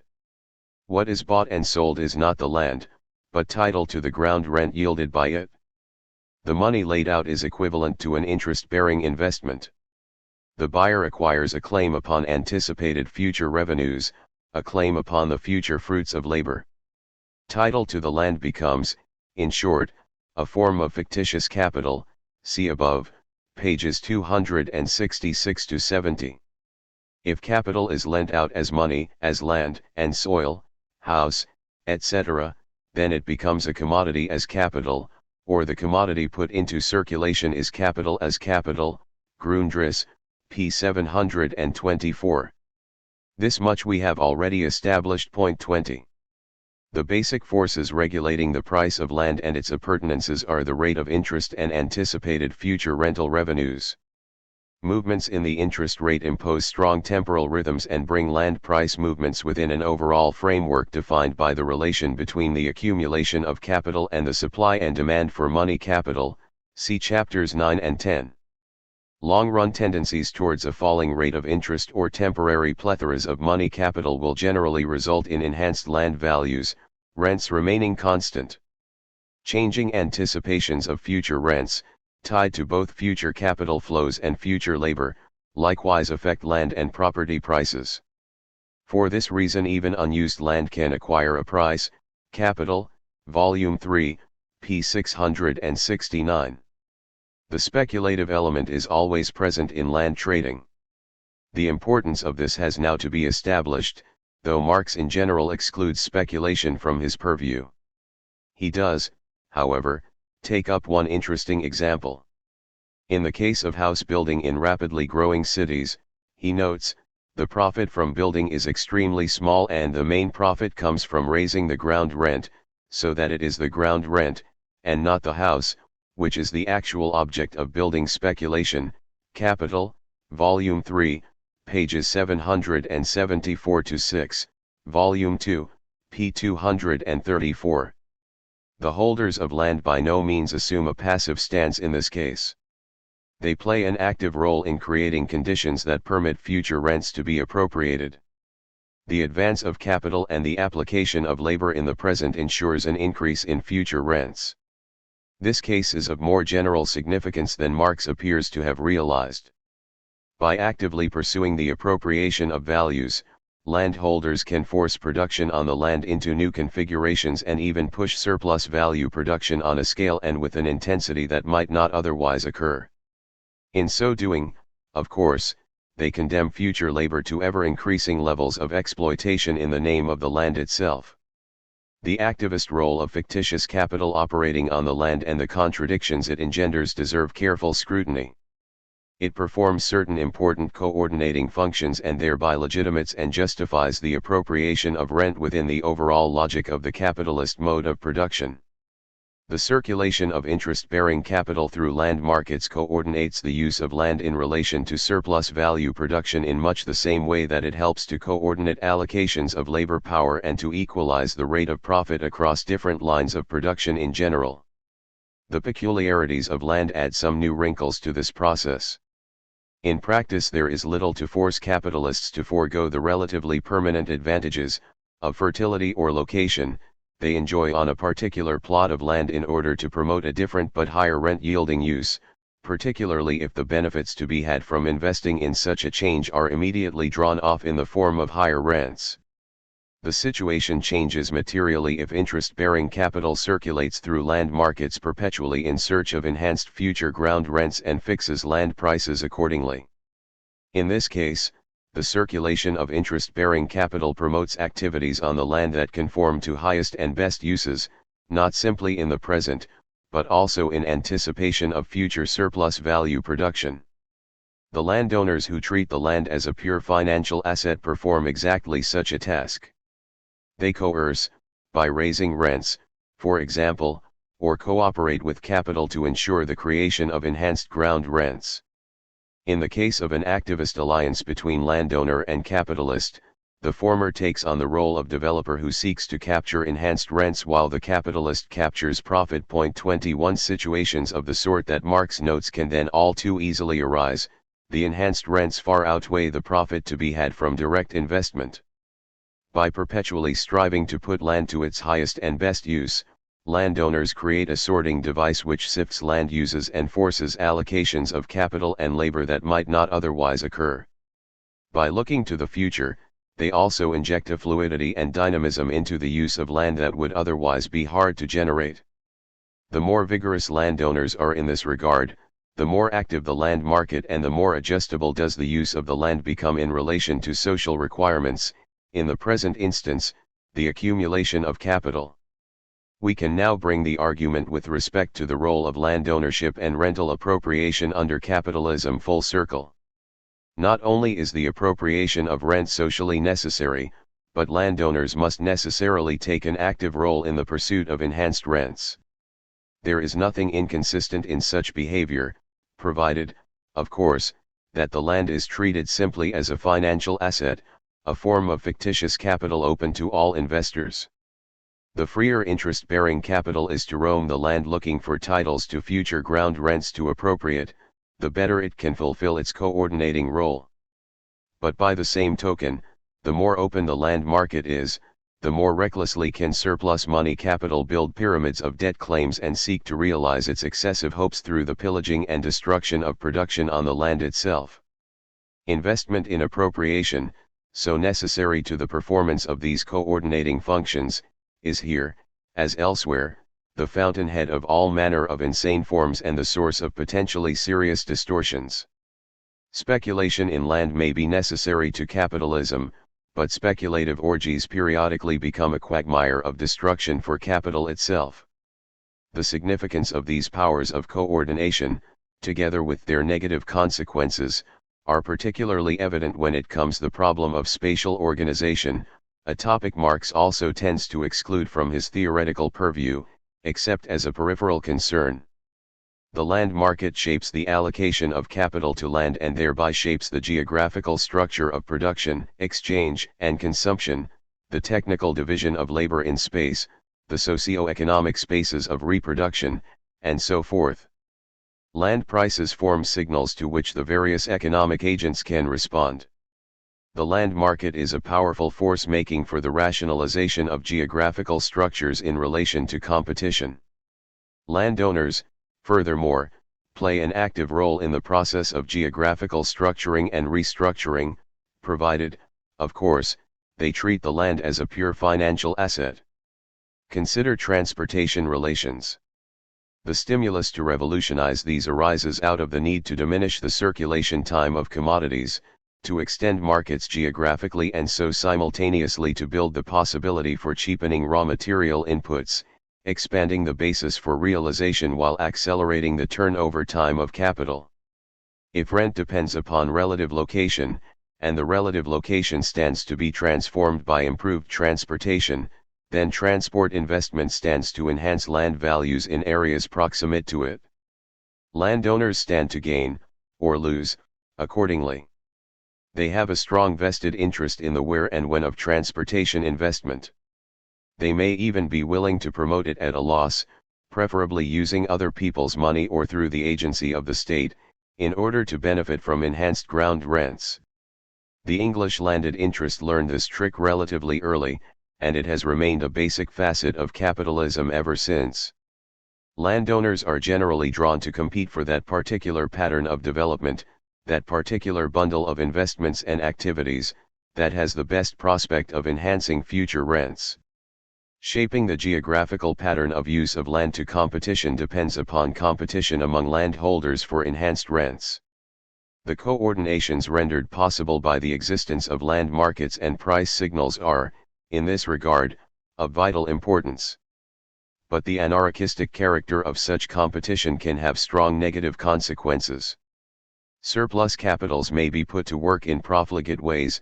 Individual landholders, acting in their own immediate self-interest and seeking to maximize the ground rent they can appropriate, may force allocations of capital to land in ways that make no sense from the standpoint of the overall requirements of accumulation. To this landed property version of the forces that create general disequilibrium under capitalism, see Chapter 7, must also be added the particular problems that arise out of the complex interactions of DR1 and DR2. These ensure that no one landowner can confine the costs and benefits of the schemes he or she promotes to his or her own plot of land.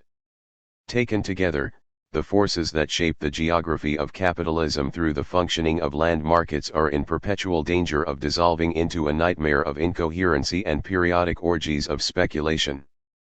Future labor is forced into configurations that are unsustainable, from the point of view of labor, capital, or both.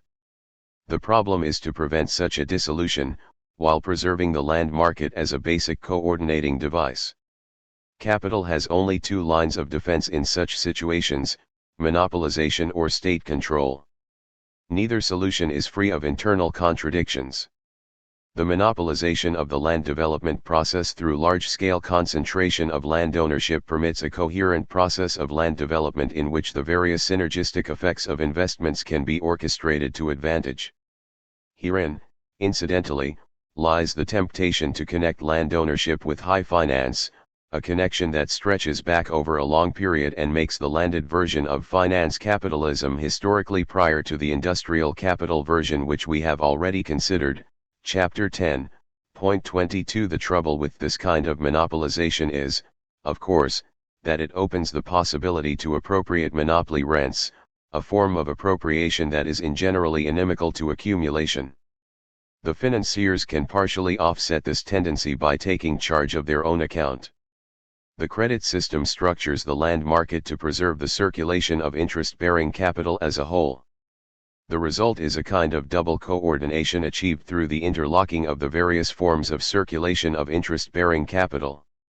The trouble with this solution is that, although land markets may be better coordinated, they become more directly exposed to all the problems inherent within the credit system itself. The final line of defense is the state, which can take on a variety of powers of land use regulation, land expropriation, land use planning and, finally, actual investment, to counter the incoherency and periodic speculative fevers land markets are periodically heir to.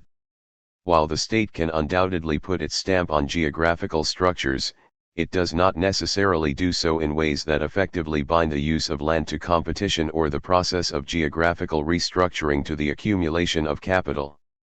Too great a level of state involvement also begins to call into question the whole validity of property rights over the means of production in general as well as over the land.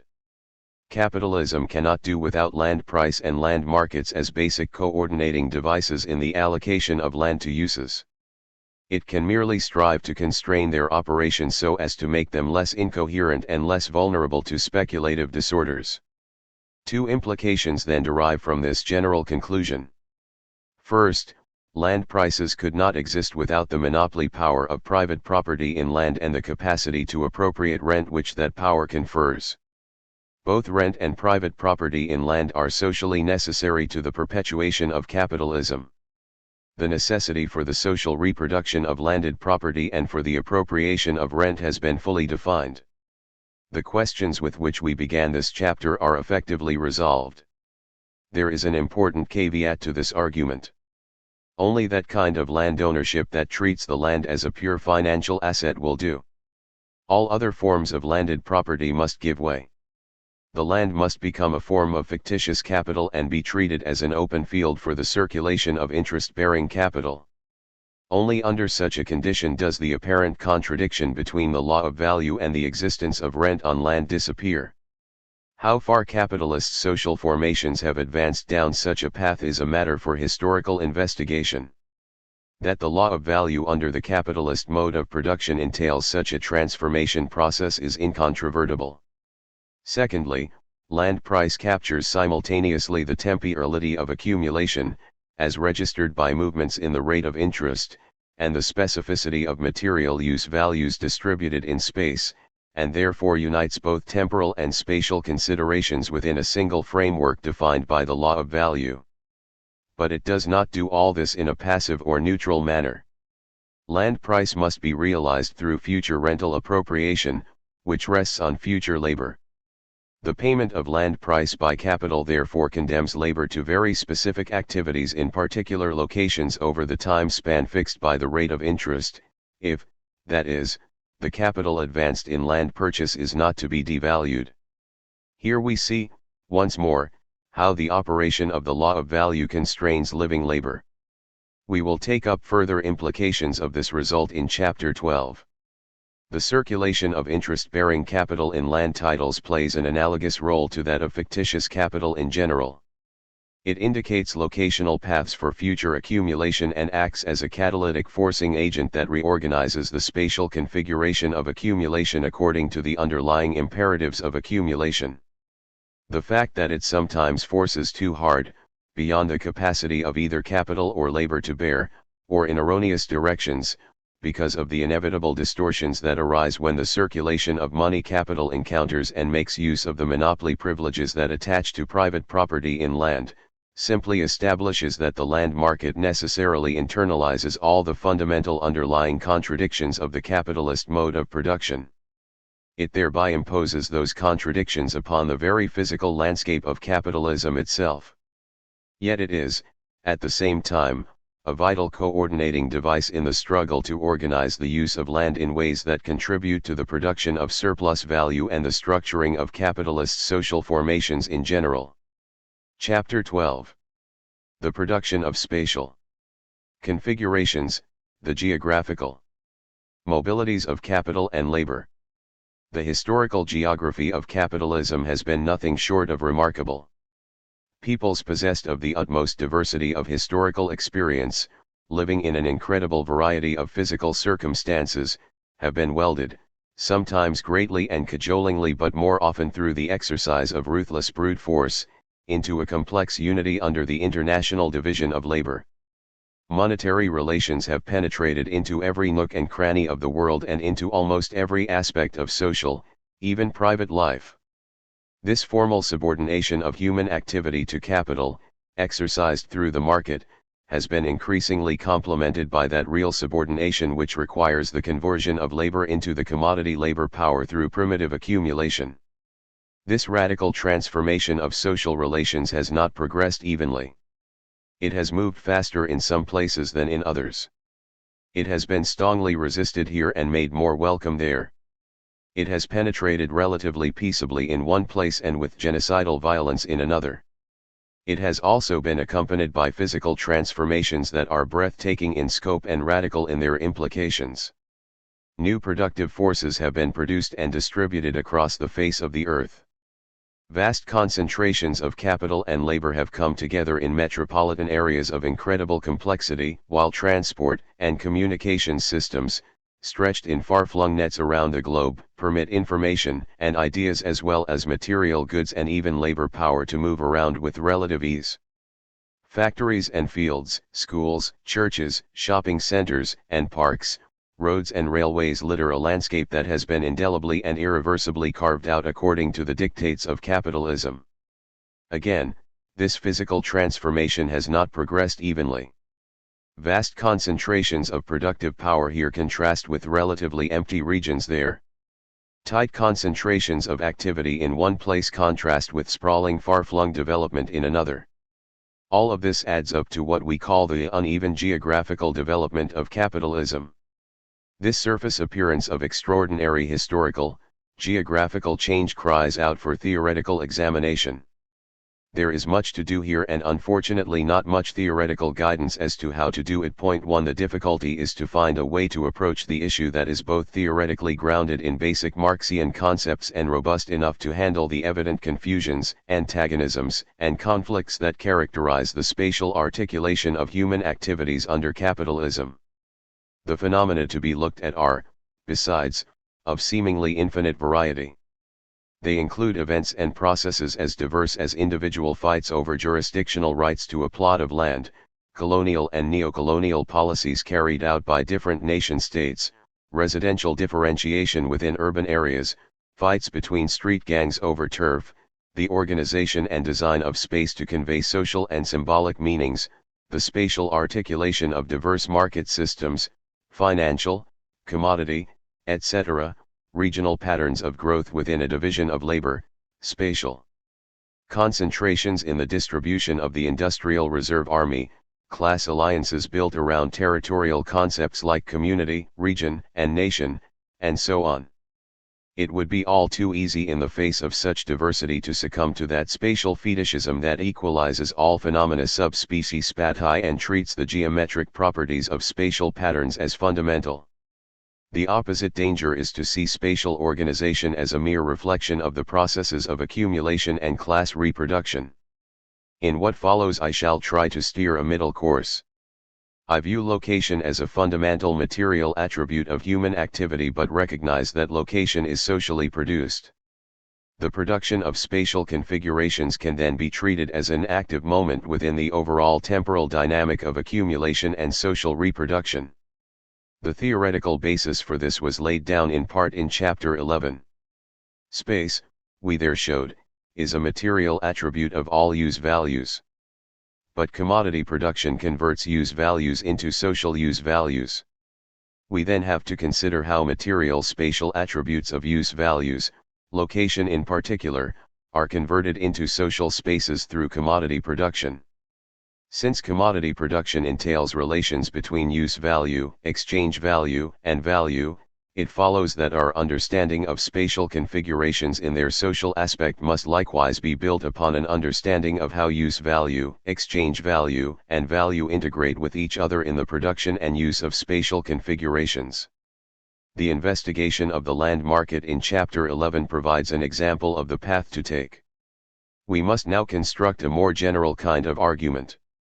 Concrete useful labor produces use values at a particular place. The different labors undertaken at different locations are brought into a relationship with each other through acts of exchange. Spatial integration, the linking of commodity production in different locations through exchange, is necessary if value is to become the social form of abstract labor. This is, presumably, what Marx had in mind when he wrote, "Abstract wealth, value, money, hence abstract labor, develop in the measure that concrete labor becomes a totality of different modes of labor embracing the world market. Capitalist production rests on the value or the transformation of the labor embodied in the product into social labor. But this is only possible on the basis of foreign trade and of the world market. This is at once the precondition and the result of capitalist production." Theories of Surplus Value, pt. 3, p. 253. It then follows that failure to achieve spatial integration disturbs the universality of the value form. And in some cases this may lead to exchange between different value systems or unequal exchange between different trading systems too. Here the law of value undergoes essential modification. The relationships between labor days of different countries may be similar to that existing between skilled, complex labor and unskilled, simple labor within a country. In this case, the richer country exploits the poorer one, even where the latter gains by the exchange. Theories of Surplus Value, pt. 3, pages 105-6. So how is a spatial integration achieved? Exchange of commodities is a necessary condition, as is the availability of a universal equivalent, such as gold, as the money basis of world exchange. Physical barriers to the movement of both commodities and money over space have to be reduced to a minimum. The sufficient conditions for spatial integration are, however, given by the geographical mobilities of capital and labor. Point 3 In capital, after all, the independent existence of value is raised to a higher power than in money. Theories of Surplus Value, pt. 3, p. 131. While the tendency to create the world market is directly given in the concept of capital itself, Grundriss, p. 408. The geographical movement of money and commodities as capital is not the same as the movement of products and of precious metals. Capital is, after all, money used in a certain way, and is by no means identical with all money uses. If spatial integration is achieved through the circulation of capital over space, then our attention must focus on how capital and labor power move. We cannot here appeal to common bourgeois notions of the mobility of separate factors of production, things that can be shunted from one point in space to another. The Marxian conception is necessarily somewhat more complicated. Capital can move as commodities, as money, or as a labor process employing constant and variable capital of different turnover times. Furthermore, the relation between the mobility of variable capital and that of the laborers themselves introduces another dimension into class struggle, while the problems that attach to the circulation of capital in the built environment also call for special attention. This disaggregation follows automatically, given Marx's depiction of the circulation of capital as the ability of capital to move depends upon which of these various states it occupies. In what follows we will consider the separate mobility potential of capital in each of these states, before integrating the separate motions into an understanding of temporal and spatial rhythms to the circulation and accumulation of capital.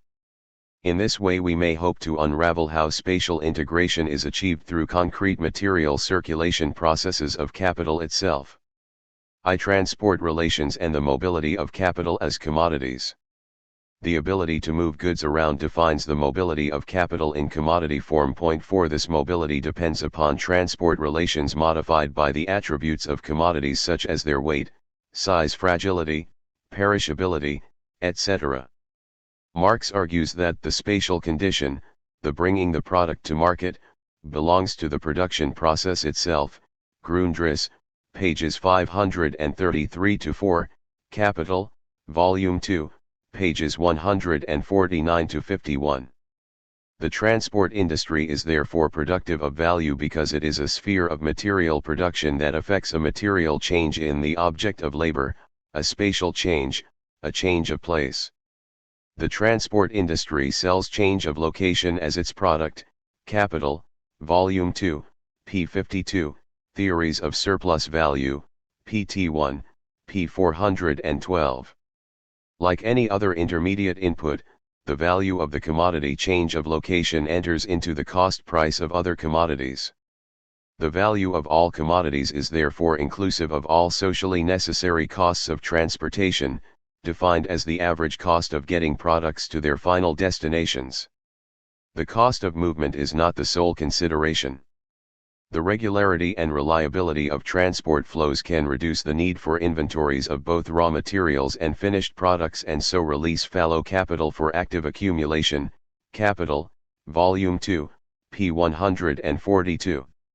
Continuity in the circulation of capital can be assured only through the creation of an efficient, spatially integrated transport system, organized around some hierarchy of urban centers, such as that represented in the location theory of Loss, 1967, and Christaller, 1966. The speed of movement is also vital.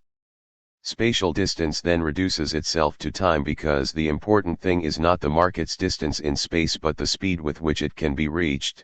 Grundriss, p. 538, Capital, Volume 2, p. 249.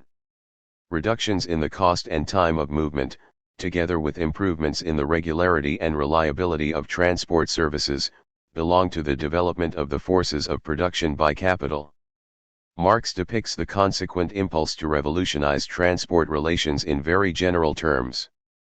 Capital, he writes, must strive to tear down every spatial barrier to exchange, and conquer the whole earth for its market.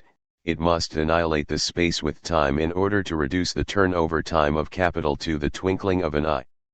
The more production comes to rest on exchange value, hence on exchange, the more important do the physical conditions of exchange, the means of communication and transport, become for the costs of circulation. Grundriss, pages 524-39. And as technological revolutions in other sectors expand the volume of commodities to be exchanged, so do revolutionary changes in the means of communication and transportation become an absolute necessity. Capital, Volume 1, p. 384. The effects are legion.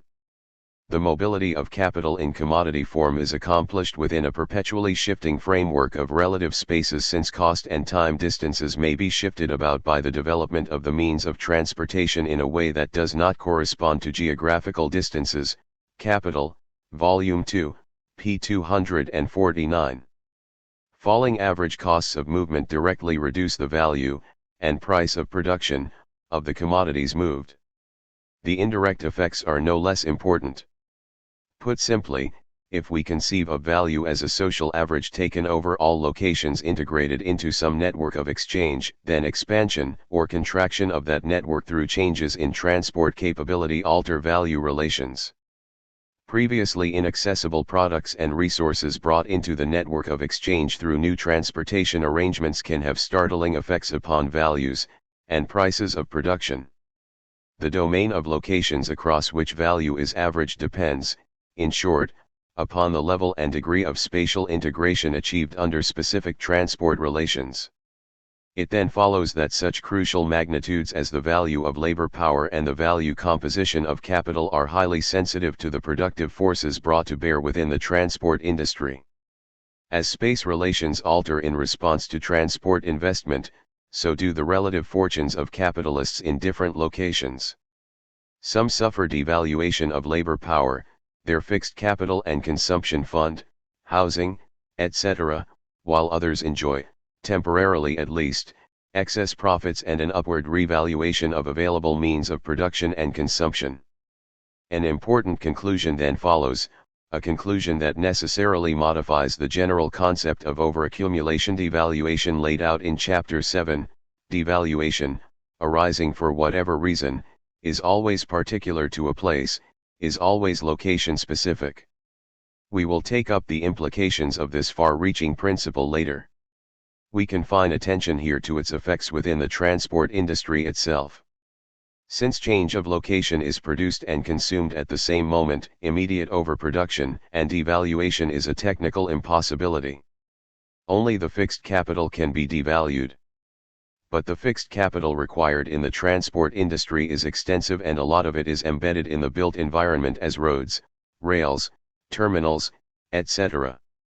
Fixed capital of this sort is particularly vulnerable to the cold winds of devaluation. But the devaluation is always on a particular route or at a particular place. A terminal loses trade here, a new highway supplants traffic over a rail line there. Revolutions in productive forces within the transport industry always have location-specific effects. Competition within the industry therefore acquires some peculiar characteristics. This is so in part because when fixed capital is embedded in the land, competition is between what Adam Smith called natural monopolies in space. The quality of this natural monopoly implies that several competing rail lines between two cities hardly make sense, whereas competition between several carriers over common routes, as in road haulage, has a stronger rationale. Since large quantities of capital are often called for to build the rail lines, docks and harbors, airports, etc., capitalists may be unwilling to invest without protection against the risk of location-specific devaluation through competition. This means restriction of competition and the creation of state-regulated or even state-owned monopolies. Herein lies a dilemma. The competitive stimulus to revolutionize the productive forces within the industry is blunted. Yet we have already seen that capitalism in general requires perpetual reductions in the cost and time of movement, the elimination of all spatial barriers and the annihilation of space by time. The tension can in part be resolved if capital within the transport industry splits into fixed capital of an independent kind circulating in the built environment and other kinds of capital, trucks, ships, etc., which are free to move in space. The place-bound quality of devaluation is minimized in the latter sector, and the barriers to open competition and investment are correspondingly diminished. The really serious problems of place-specific devaluation through technological change in transportation are then confined to the fixed capital which circulates independently in the built environment. Such a split can occur only through the involvement of the credit system and the state. Grundriss, pages 523-33. The natural monopoly element can then be brought under collective regulation and control, while the effects of devaluation are socialized to a corresponding degree.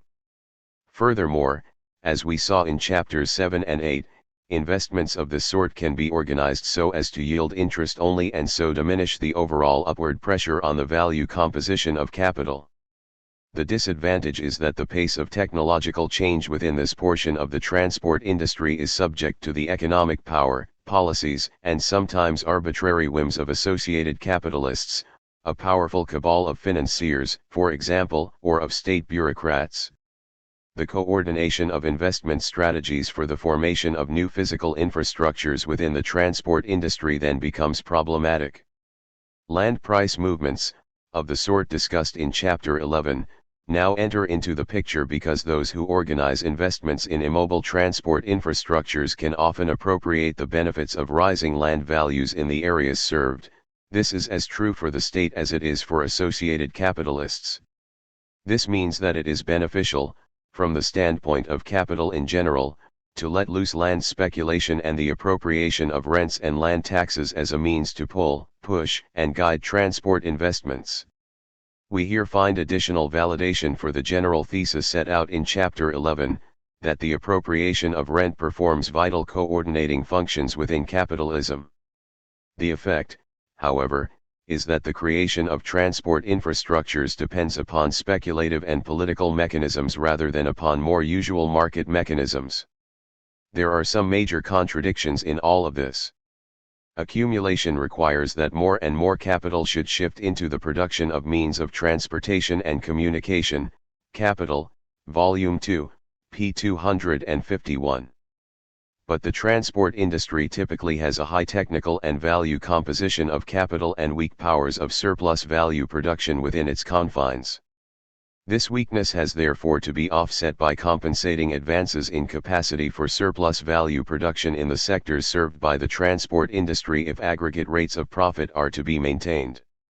But worst of all, we see that capitalism seeks to overcome spatial barriers through the creation of physical infrastructures that are immobile in space and highly vulnerable to place-specific devaluation. Roads, railways, canals, airports, etc., cannot be moved without the value embodied in them being lost. Value has to be immobilized in the land to an increasing degree, therefore, in order to achieve spatial integration and to eliminate spatial barriers to the circulation of capital. At some point or other, the value embodied in the produced space of the transport system becomes the barrier to be overcome. The preservation of particular values within the transport network means constraints to the further expansion of value in general. Strong devaluations and restructurings within the transport system, with all that this implies for the shaping of spatial configurations and levels of spatial integration, then become inevitable. This is the central contradiction which modifies and circumscribes the mobility of capital in commodity form. 2. The mobility of variable capital and labor power. Labor power is a commodity, but the conditions that govern its mobility are very special. It is the only commodity that can bring itself to market under its own steam. The term mobility of labor therefore occupies a special position in economic discourse. In bourgeois theory, and frequently in common parlance, it refers to the freedom of the laborer to sell his or her labor power whenever, wherever, for whatever purpose and to whomsoever he or she pleases. Such freedom of contract is crucial to bourgeois conceptions of human rights and civil liberties. Marx does not deny the significance of these positive freedoms, but he does insist they be seen in relation to another, darker side of things. The laborer is free in the double sense, that as a free man he can dispose of his labor power as his own commodity, and that on the other hand he has no other commodity for sale, is short of everything necessary for the realization of his labor power. Capital, Volume 1, p. 169. Freed by the process of primitive accumulation from control over the means of production, including access to the land, most laborers have no option but to sell their labor power to the capitalist in order to live. The duality of this freedom translates into radically different ways of viewing its geographical mobility. 5 As creative subjects, see above, pages 111 to 19, laborers perpetually roam the world seeking to escape the depredations of capital, shunning the worst aspects of exploitation, always struggling, often with some success, to better their lot. Capital must necessarily accommodate to this process, and to the extent that this is so, laborers fashion both the history and geography of capitalism. Conceived of as an object essentially dominated by capital, however, the laborer is nothing but variable capital, an aspect of capital itself. The laws that govern the movement of variable capital are embedded within those that regulate the mobility and accumulation of capital in general. Marx emphasizes the second of these viewpoints in Capital. In so doing, he counters prevailing bourgeois myths as to the supposed freedom of the laborer. Given the general conditions of wage labor, the freedom of the laborer to move is converted into its exact opposite. In search of employment and a living wage, the laborer is forced to follow capital wherever it flows. This implies the abolition of all laws preventing the laborers from transferring from one sphere of production to another and from one local center of production to another, and the elimination of all the legal and traditional barriers that would prevent capitalists from buying this or that kind of labor power. Capital, Volume 3, p. 196, Results of the Immediate Process of Production, p. 1013. It likewise entails the disruption and destruction of traditional ways of life and sustenance through primitive accumulation, a process that Marx considers at length. It also pushes capitalists to adopt labor processes that are not dependent upon traditional monopolizable skills. The implications for the laborer are legion. The indifference of capital to the particular forms of the labor process is immediately extended to the worker, while free workers must accept that their labor always produces for them the same product, money. They must be in principle always ready and willing to accept every possible variation in their activity which promises higher rewards. Wage differentials then provide the means to coordinate workers' moves to capital's requirements. The versatility and geographical mobility of labor power as well as the indifference of workers to the content of their work are essential to the fluidity of capital. Nowhere, Marx opines, do such conditions appear more vividly than in the United States. Results of the Immediate Process of Production, pages 1014, 1034. Under these conditions the freedom of the laborer is in practice reduced to the freedom of capital. Capital, Volume 1, p. 671. The more mobile the laborer, the more easily capital can adopt new labor processes and take advantage of superior locations. The free geographical mobility of labor power appears a necessary condition for the accumulation of capital. This proposition is not free of contradiction. If the geographical mobility of labor power is to meet capital's needs, then the absolute freedom of the laborer to move must be strictly circumscribed. The reserve army of the unemployed, for example, so unceremoniously freed from its means of livelihood by technological change, can create conditions favorable to further accumulation only if it remains available to capital. This often means that it must stay in place. Escape routes must be blocked off by legal requirements or other social mechanisms.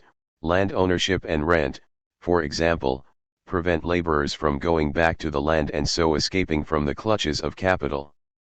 The industrial reserve army cannot be allowed to die off either, unless capital can absorb primitive and physically uncorrupted elements from the country or mobilize the latent as opposed to the active reserve army. Capital, Volume 1, pages 269, 642. Otherwise, capital must find ways to maintain a reserve army alive and in place by unemployment benefits, social security, welfare schemes and so on. Individual capitalists cannot easily assume such burdens, which typically devolve upon the state. Various dilemmas then arise. A social support system, like Factory Act legislation and regulation of the working day, is inherently worth struggling for from the standpoint of the working class. The condition of the reserve army is a focus for class struggle. Who is to bear the cost and how can capital sustain access to labor reserves becomes problematic. Different governments may squabble over the issue, but most important of all, from the standpoint of the present argument, the free mobility of labor power is checked by capitalists' desire to keep labor reserves in place. This principle becomes even more evident when laborers possess skills or when capitalists invest in education, job training, healthcare, etc. The qualities of labor power then become important. Marx notes, for example, that during the cotton famine of the 1860s in Lancashire, the manufacturers acted in secret agreement with the government to hinder emigration as much as possible, partly to retain in readiness the capital invested in the flesh and blood of the laborers. Capital, Volume 3, p. 134. Tactics to bind preferred workers to particular firms and locations abound. Emigration and immigration policies can be manipulated at the behest of particular capitalists, while firms may themselves confer non-transferable seniority rights and pension agreements which act as barriers to movement. Even geographical mobility can be in part controlled within the internal labor market of the large corporation through promotion and incentive schemes. Thus can the social and geographical mobility of labor power be orchestrated according to particular needs. But particular needs are not necessarily compatible with the general requirements for accumulation. Individual capitalists or factions of capital can, in pursuing their own self-interest, curb the aggregate mobility of labor power in ways that may be inimical to the reproduction of the capitalist system as a whole. For these reasons, the free mobility of labor dissolves into a mess of contradictory requirements even when viewed purely from the standpoint of capital. The mobility of labor power has also to be understood in the context of the processes that govern its production and reproduction. It takes many years to raise a laborer, and ingrained skills, attitudes, and values are hard to change once acquired. Labor power is, besides, the one commodity produced outside the direct capitalist relations of production. Workers raise their own families, and no matter how sophisticated the bourgeois institutions that surround them, the reproduction of labor power always remains outside of direct capitalist control. Nevertheless, long-lasting and often immovable social and physical infrastructures, difficult to build and just as difficult to dismantle or transform, are required to facilitate the production of labor power of a certain quantity and quality. 6 Such infrastructures may also absorb considerable quantities of capital, chiefly in the form of government debt. The supply of labor power also necessarily exhibits internal differentiations. To begin with, labor power as a commodity always has a joint product aspect: men, women, and children, the old and the young, the weak and the strong, are all available for exploitation. Secondly, social infrastructures that help produce labor power of one sort may inhibit the creation of another. Herein lies the logic of residential differentiation in the contemporary metropolis, since neighborhoods organized for the reproduction of professionals are necessarily different from those given over to the reproduction of blue-collar workers. When superimposed upon historical, religious, racial, and cultural differentiations, this tendency towards geographical specialization in social reproduction can take on even more emphatic form. The processes of social reproduction then crystallize into a relatively permanent patchwork quilt of local, interregional, and even international specialization. This patchwork quilt may then also be associated with marked differentials in the value and value productivity of labor power. Capitalists can and do seize upon such differentiations and actively use them to divide and rule the working class, hence the importance of racism, sexism, nationalism, religious and ethnic prejudice to the circulation of capital. In so doing, however, capitalists support the perpetuation of barriers to free individual mobility, which is, in the long run, also vital to accumulation. Capitalists can therefore move back and forth between support and opposition for social policies that eliminate racial, sexual, religious, etc., discrimination in labor markets, depending upon the circumstance. We should also note that free individual mobility may not be consistent with the sustenance of appropriate mechanisms of social reproduction. Marx observed that it is typically destructive of traditional ways of life and that it necessarily fragments and undermines the social cohesion of the family and the community. Certain negative consequences, from the standpoint of capital, flow from this. If the qualities of labor power associated with a particular system of social reproduction are important to even a faction of capitalists, then the latter, out of pure self-interest, may seek to stabilize institutions of the family and the community, either through private philanthropy or through the state. For these reasons also, a segment of the bourgeoisie may support civic improvement, educational and urban reform, housing and health care measures and so on. Point 7 But in so doing, capitalists support differentiations that necessarily act as barriers to individual mobility. Again, we can identify fundamental tensions and ambivalences on the part of capital. Free individual mobility of the laborer is an important attribute to be promoted.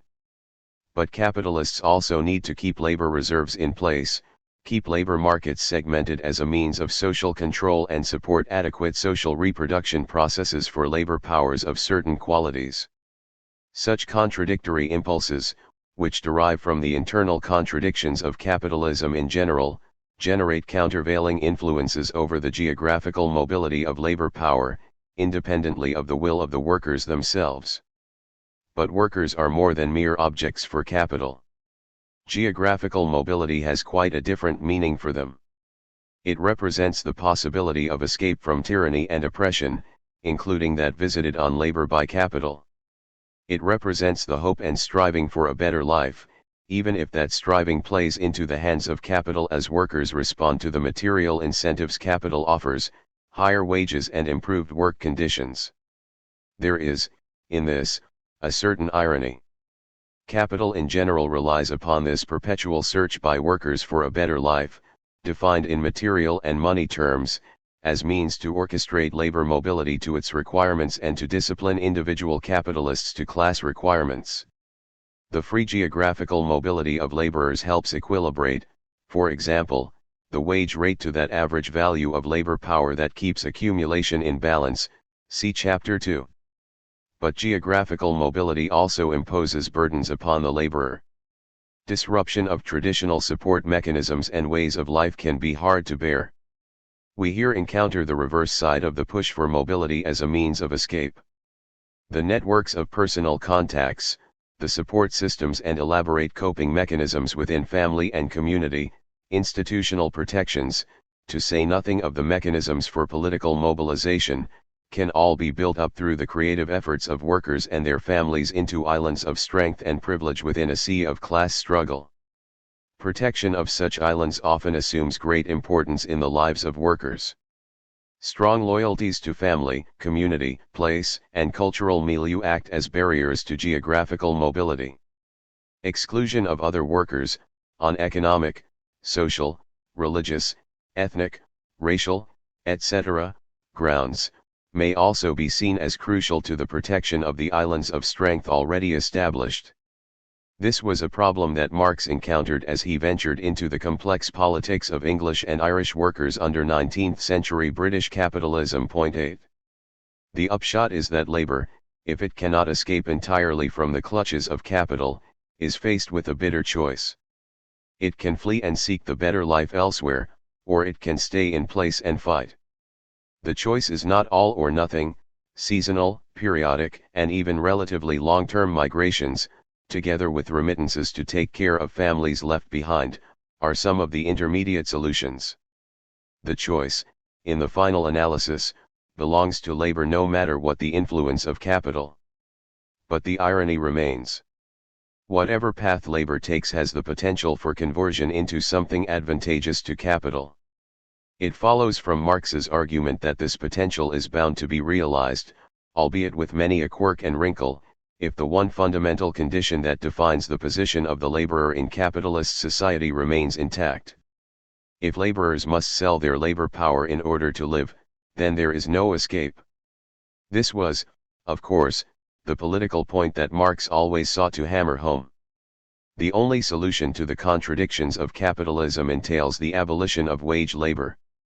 Short of such a dramatic resolution, labor and capital are forced into curious patterns of struggle and compromise over the geographical mobility of labor.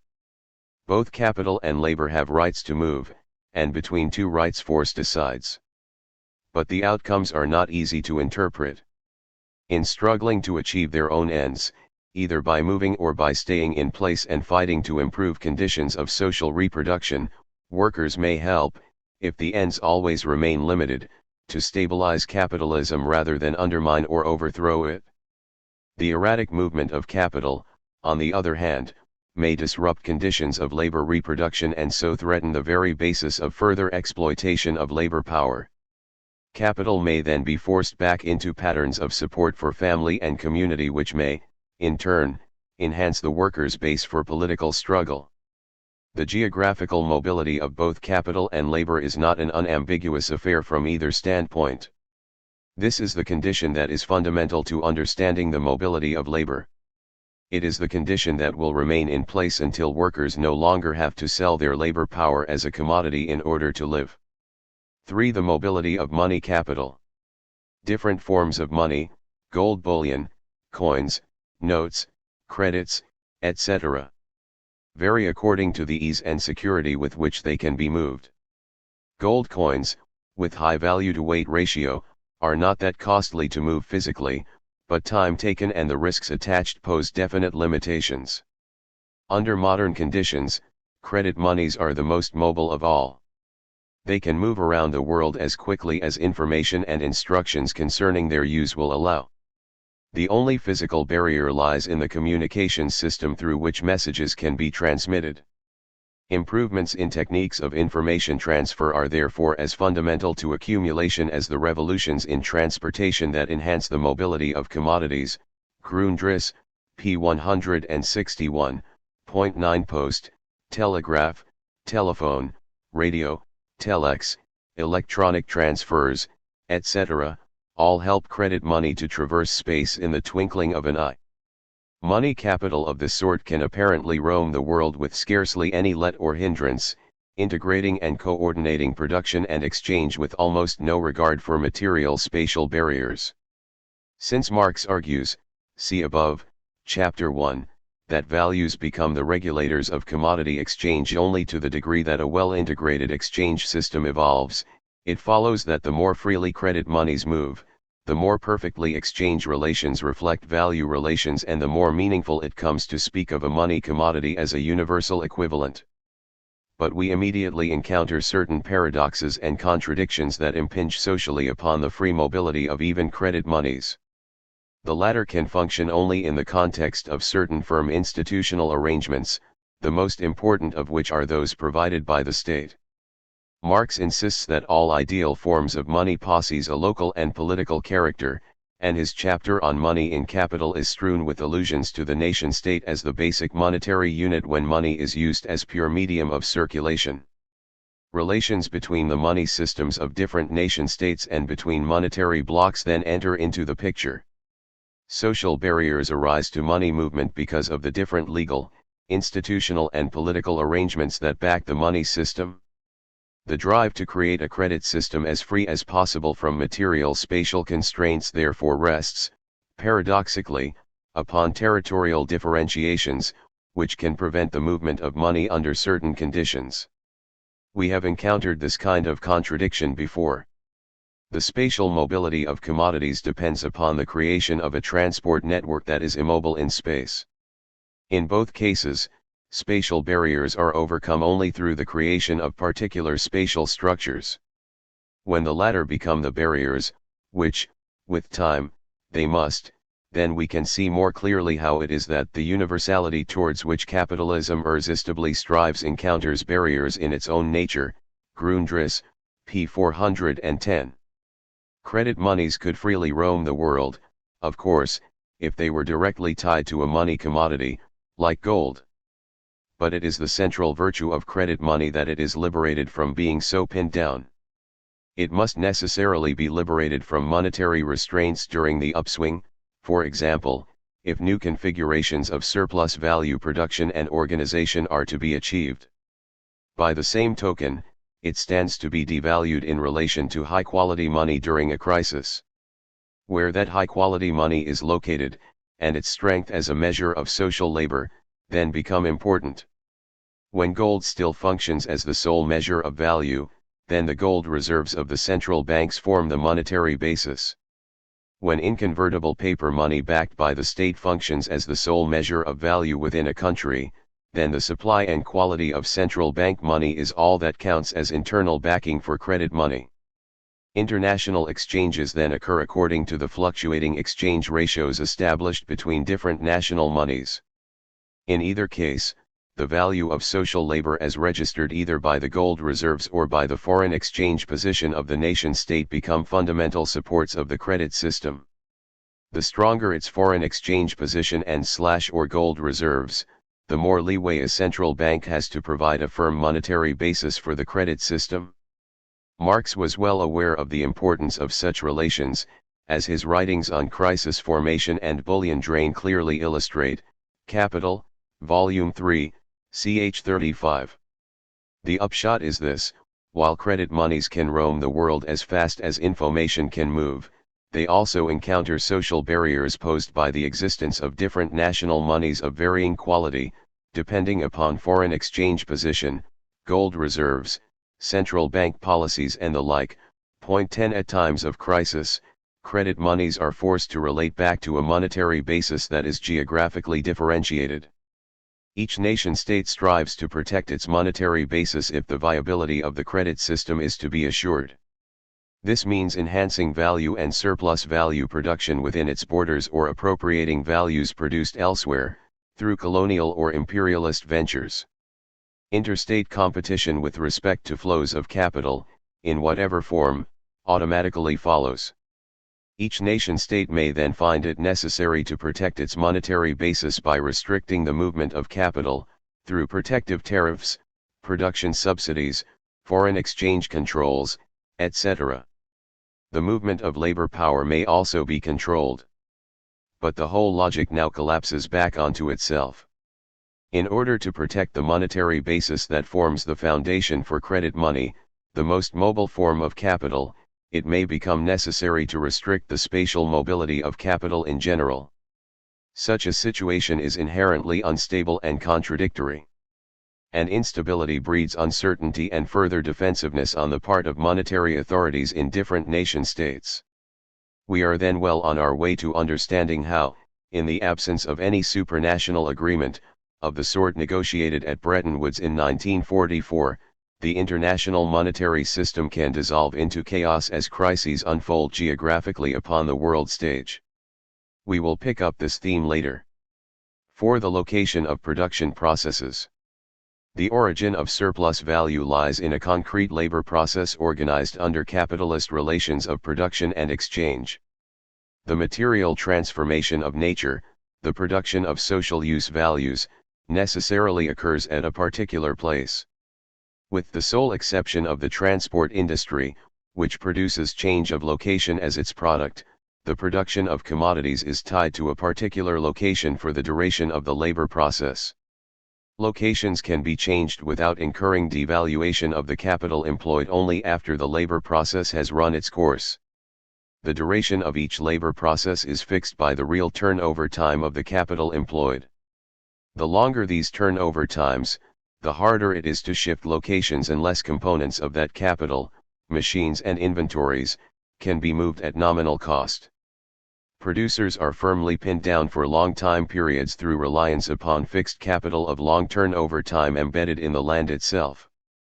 They can be liberated to some degree from such constraints if the state or another faction of capital, property owners, financiers, hold such elements of fixed capital and rent them out to users on a short-term basis.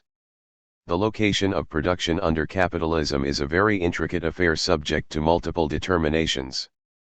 The advantage of a particular location to the individual capitalist depends on the cost of constant and variable capital, of transportation to markets with sufficient effective demand, the cost of interest-bearing capital, the cost and availability of a wide range of ancillary services, as well as land price.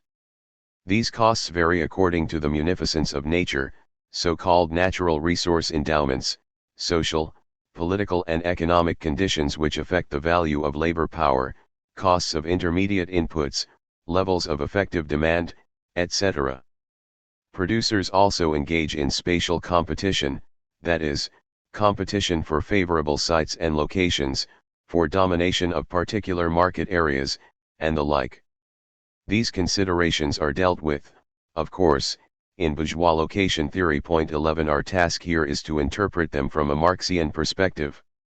The coercive laws of competition play an important role in Marx's theory. But he tends to ignore spatial aspects. They are briefly alluded to in the analysis of rent, see chapter 11, and receive an occasional mention elsewhere. Indeed, Marx frequently asserts that the details of how competition actually works can reasonably be left until later. He is interested in the underlying relations which prevail after competition, demand and supply, price fluctuations, and all the other surface phenomena characteristic of the market have done their work. For his purpose, a crude assumption of perfect competition is sufficient. What happens, then, when we build the spatial aspects to competition more explicitly into the argument? Under competition, relative locational advantage translates into excess profit. This excess profit, like that which accrues to capitalists who use superior technologies, may be regarded as a form of relative surplus value. It accrues to individual capitalists who sell at the social average but produce at local costs which are lower than the social average. It must be distinguished from the permanent form of relative surplus value which affects the capitalist class as a whole through the decline in the value of labor power. To keep the distinction clear, I will stick to the terminology of excess profit to indicate the relative surplus value which individual capitalists can gain from technological or locational advantage. Insofar as producers can relocate at will, the excess profit from a superior location, like that from superior technology, will be ephemeral. If, on the other hand, the excess profit turns out to be relatively permanent, then it will be taxed away as land, location, rent, see chapter 11. The rate of profit to capitalist producers will tend to be equalized across locations either through the appropriation of rent or through the geographical mobility of production capital. Our focus here, however, is upon spatial competition and the consequent geographical mobility of capitalist production. In order to get some sense of where the argument is headed, we begin with a highly simplified model. Assume that all capitalists turn over all elements of their capital on an annual basis and that they are free to change location without incurring any devaluation at the end of each year.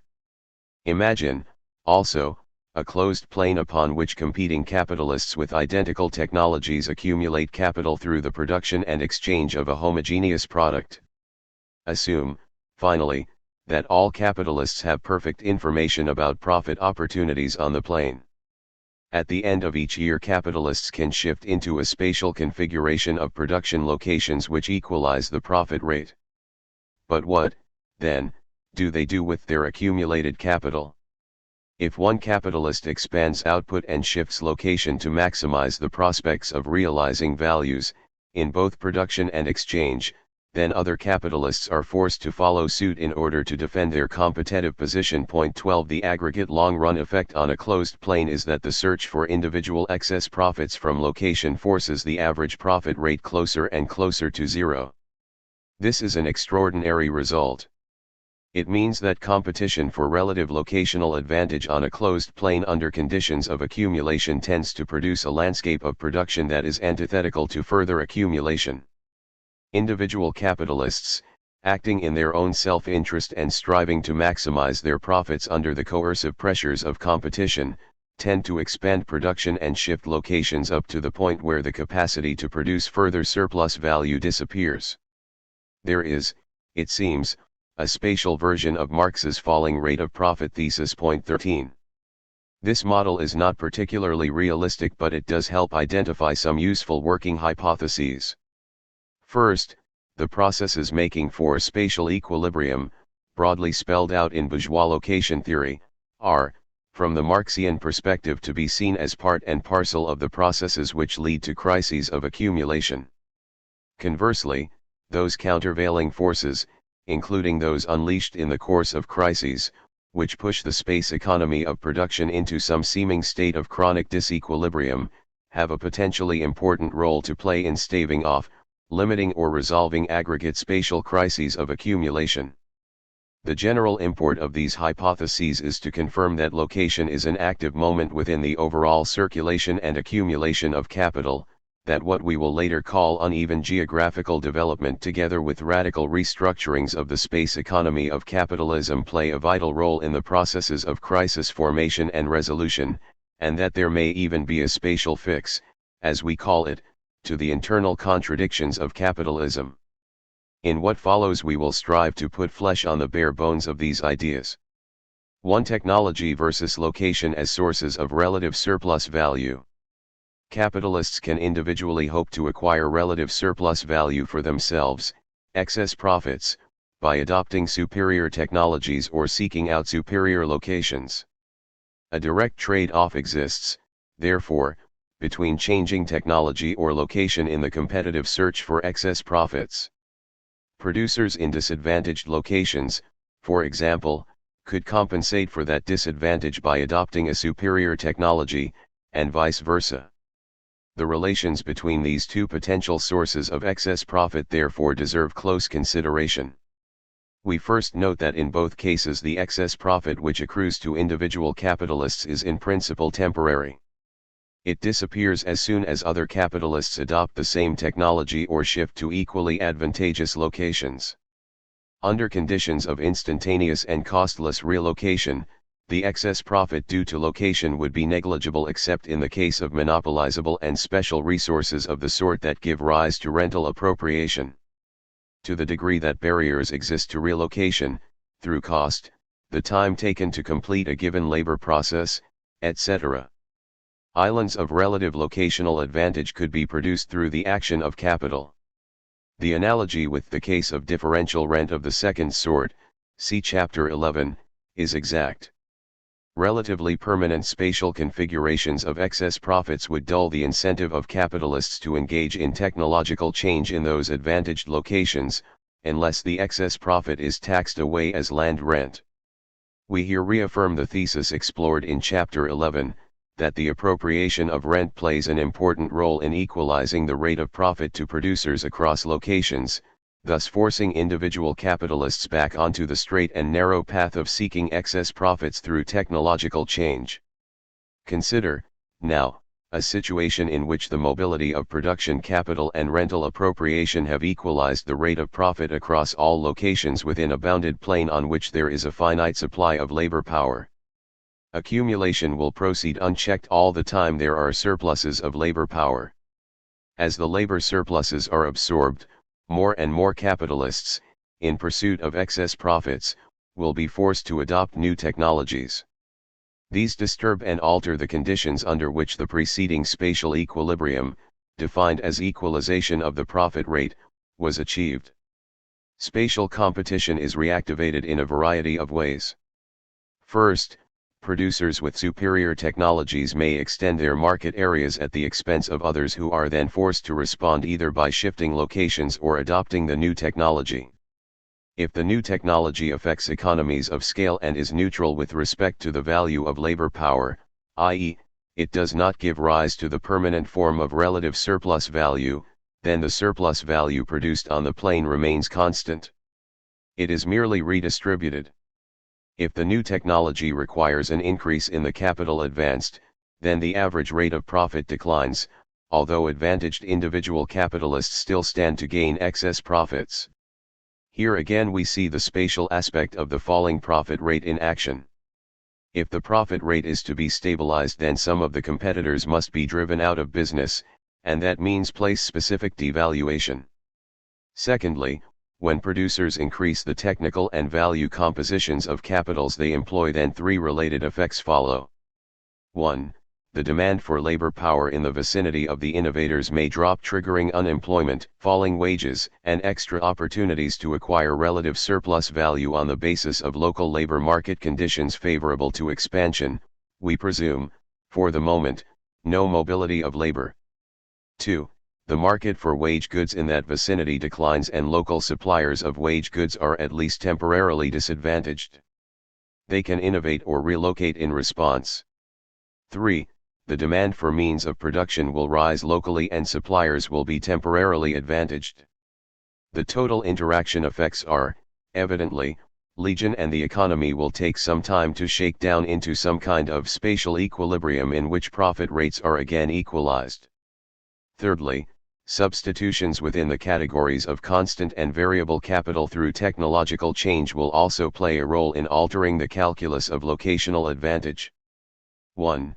The shift from skilled to unskilled labor, or vice versa, consequent upon changes in the labor process will alter the significance of access to different kinds of labor supply, quantity and quality, while the separation of design from execution may even allow split locational decisions for different phases of an otherwise integrated labor process. 2. The substitution of one kind of raw material for another has direct locational consequences depending upon the availability of such materials in nature. 3. Changing techniques alter the sensitivity to overall spatial constraints. Water power permits small-scale, spatially constrained but dispersed locations. The steam engine liberated production from such constraints but tied location more closely to convenient transport nodes, while electric power permits relatively unconstrained dispersal or concentration of production as the case may require. Cf. Capital, Volume 1, pages 377-8. Fourthly, technological and organizational change, cooperation, the detailed division of labor and the employment of machinery, all tend to promote the increased spatial concentration of production activities. Economies of scale reinforce a trend that may also be promoted by the increasing centralization of capital, see Chapter 5.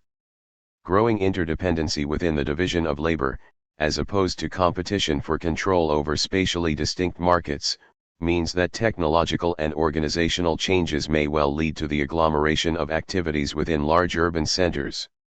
Marx frequently alludes to such processes, but he also points out that cooperation allows of the work being carried on over an extended space, while the social division of labor and the opening of new product lines stimulates the territorial division of labor and geographical dispersal. Capital, Volume 1, pages 328-9, 388. The tension between geographical concentration of production on the one hand and territorial specialization and dispersal on the other is very evident and cannot be understood independently of the technological dynamism associated with the accumulation of capital. Such geographical effects in turn create opportunities for individual capitalists to acquire excess profits, temporarily, through locational moves. The general conclusion to be drawn from all of the above points is that the search for excess profits through technological change is not independent of the search for excess profits through relocation. To the degree that opportunities for excess profits from location are eliminated, by the mobility of production or through the appropriation of rent, individual capitalists are forced to seek excess profit through technological changes. The latter typically create new openings to acquire excess profits from location. Put another way, the closer production approaches some spatial equilibrium condition, the equalization of profit rates across locations, for example, the greater the competitive incentive for individual capitalists to disrupt the basis of that equilibrium through technological change. And this is so independently of any other forces, such as the mobility of labor or changes in transportation, which will also alter the basis of spatial equilibrium. Competition, we may conclude, simultaneously promotes shifts in spatial configurations of production, changes in technological mixes, the restructuring of value relations and temporal shifts in the overall dynamic of accumulation. The spatial aspect to competition is an active ingredient in this volatile mix of forces. In the absence of any restraining of countervailing forces, the individual search for excess profits would keep the space economy of capitalist production in a state that resembles an incoherent and frenetic game of musical chairs. 14. This conclusion is modified to the degree that the initial assumptions of a fixed labor supply and a bounded plane are relaxed. Under conditions of labor surplus, and a high rate of exploitation, the competitive incentive towards technological change or relocation is much reduced, while on an unbounded plane the conditions prevailing at capitalism's geographical frontier become important. There are, in addition, other influences at work which tend to stabilize location patterns. We now turn to consider them. 2. The turnover time of capital in production, geographical and temporal inertia and the problem of devaluation. The different elements of capital employed in production turn over at different rates within different industries. The longer these turnover times, the greater the geographical and temporal inertia within the space economy of capitalist production. The inertia is imposed specifically by the threat of devaluation. Individual capitalists can move without incurring devaluation only under the unlikely circumstance of a simultaneous closing out of all turnover times and working periods of the capital, variable, constant, fixed, etc., they employ. Lack of simultaneity means some degree of devaluation always attaches to a move. The only question is how much and with what effect. A rational relocation rule would simply have the gain in surplus value from the move outweigh the devaluation incurred. But what social processes guarantee that capitalism can come close to implementing such a rational rule? The threat of devaluation imposes restraints upon both the pace of technological change and the speed of locational adjustment. The longer the turnover times, the greater the geographical and temporal inertia within the space economy of production. The effect is to stabilize the landscape of production, a not altogether undesirable countervailing influence to the tendency towards frenetic instability identified in the preceding section. But problems of another sort then emerge. Industries employing large quantities of fixed capital cannot relocate easily. In a production system characterized by both interdependency and competition, differentials in turnover times as between industries, specific structures of agglomeration and dispersal, and the like, problems of coordination abound and barriers to the spatial reorganization of production multiply to corresponding degree. Space and location then appear as active sources of surplus value to individual capitalists. By the same token, the threat of devaluation through spatial reorganization looms ever larger. The effect may be to tip the scales from chronic instability towards locational stagnation. We here encounter an even deeper version of that contradiction which plagues the circulation of fixed capital. Capitalism increasingly relies upon fixed capital, including that embedded in a specific landscape of production, to revolutionize the value productivity of labor, only to find that its fixity, the specific geographical distribution, becomes the barrier to be overcome. The tension between the instability generated by newly forming capital and the stagnation associated with past investments, is ever present within the geography of capitalist production. Herein lies a basis for understanding the processes of crisis formation and resolution within the space economy of capitalist production. A break with past technological mixes and spatial configurations often entails massive devaluation. But failure to rationalize technological mixes and spatial configurations underlies crises of overaccumulation in the first place.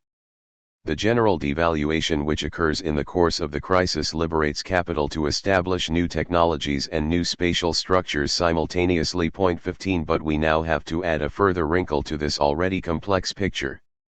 The devaluation is always, we have shown, place-specific. It does not have to be spread evenly across the plane. Indeed, the very nature of spatial competition assures that excess profits at one place will be gained at the expense of devaluation losses elsewhere. Crises therefore unfold with differential effects across the surface of the plane. V. The spatial configuration of built environments.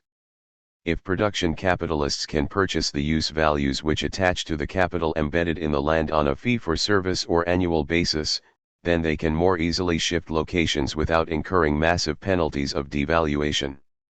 It is therefore advantageous to them if the capital embedded in the land is owned by somebody else.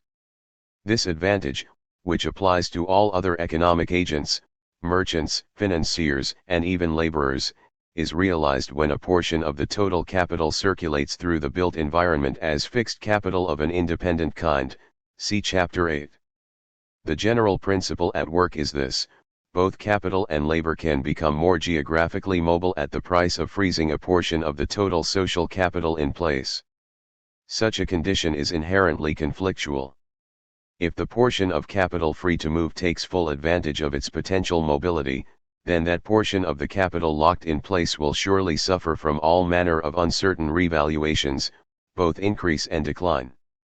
If the capital locked into the built environment is owned by a separate faction of capital, then the stage is also set for interfactional conflict. We now consider the underpinnings of this. The peculiar necessities of circulation of capital through built environments has meant to evolution of a special kind of production realization system which defines new roles for economic agents. Landowners receive rent, developers receive increments in rent on the basis of improvements, builders earn profit of enterprise, financiers provide money capital in return for interest at the same time as they can capitalize any form of revenue accruing from use of the built environment into a fictitious capital, property price, and the state can use taxes, present or anticipated, as backing for investments which capital cannot or will not undertake but which nevertheless expand the basis for local circulation of capital. These roles exist no matter who fills them. When capitalists buy land, develop and build upon it using their own money, then they assume multiple roles. But the more capital they advance into this kind of activity, the less they have to put directly into production. For this reason, the production and maintenance of built environments often crystallizes out into a highly specialized system linking economic agents who perform each role separately or in limited combinations. Point 16. How this system works cannot be understood without invoking the facts of distribution, rent, interest, and taxes. Rent, see Chapter 11, is the basis of land price and operates to allocate capital and labor to land, guides the location of future production, exchange, and consumption, fashions the geographical division of labor and the spatial organization of social reproduction. This is true only to the degree that land becomes a pure form of fictitious capital. Property titles to land must be freely traded as a pure financial asset. Rent is then assimilated as a form of interest identified specifically with locational attributes. Money capital, for its part, can also be converted into a material use value and lent out as such in return for an interest payment, see Chapter 8. Interest-bearing capital can therefore circulate directly through the built environment and the revenues so generated can be capitalized and property titles traded. The state can also facilitate the circulation of capital in the built environment by issuing bonds against future tax revenues. The latter can be capitalized and converted into forms of fictitious capital also. Within this whole system, the circulation of interest-bearing capital plays a hegemonic role. The power of money capital is continuously exerted over all facets of production and realization at the same time as spatial allocations are brought within its orbit. The credit system affects land and property markets and the circulation of state debt. Pressure is thereby brought to bear on landowners, developers, builders, the state, and users. The formation of fictitious capital, furthermore, permits interest-bearing money capital to flow on a continuous basis in relation to the daily use of fixed, long-lived and immobile use values. The titles to such revenues can even circulate on the world market though the assets themselves are immobile. The advantage of this are legion. The gap between production need and realization possibilities can be continuously monitored through fluctuations in rents, interest rates and taxes, while markets for land, property, and government debt provide elaborate signals for investment and disinvestment from one place to another. Major one-shot devaluations can be avoided by allowing multiple and minor price adjustments over the lifetime of some fixed and immobile asset.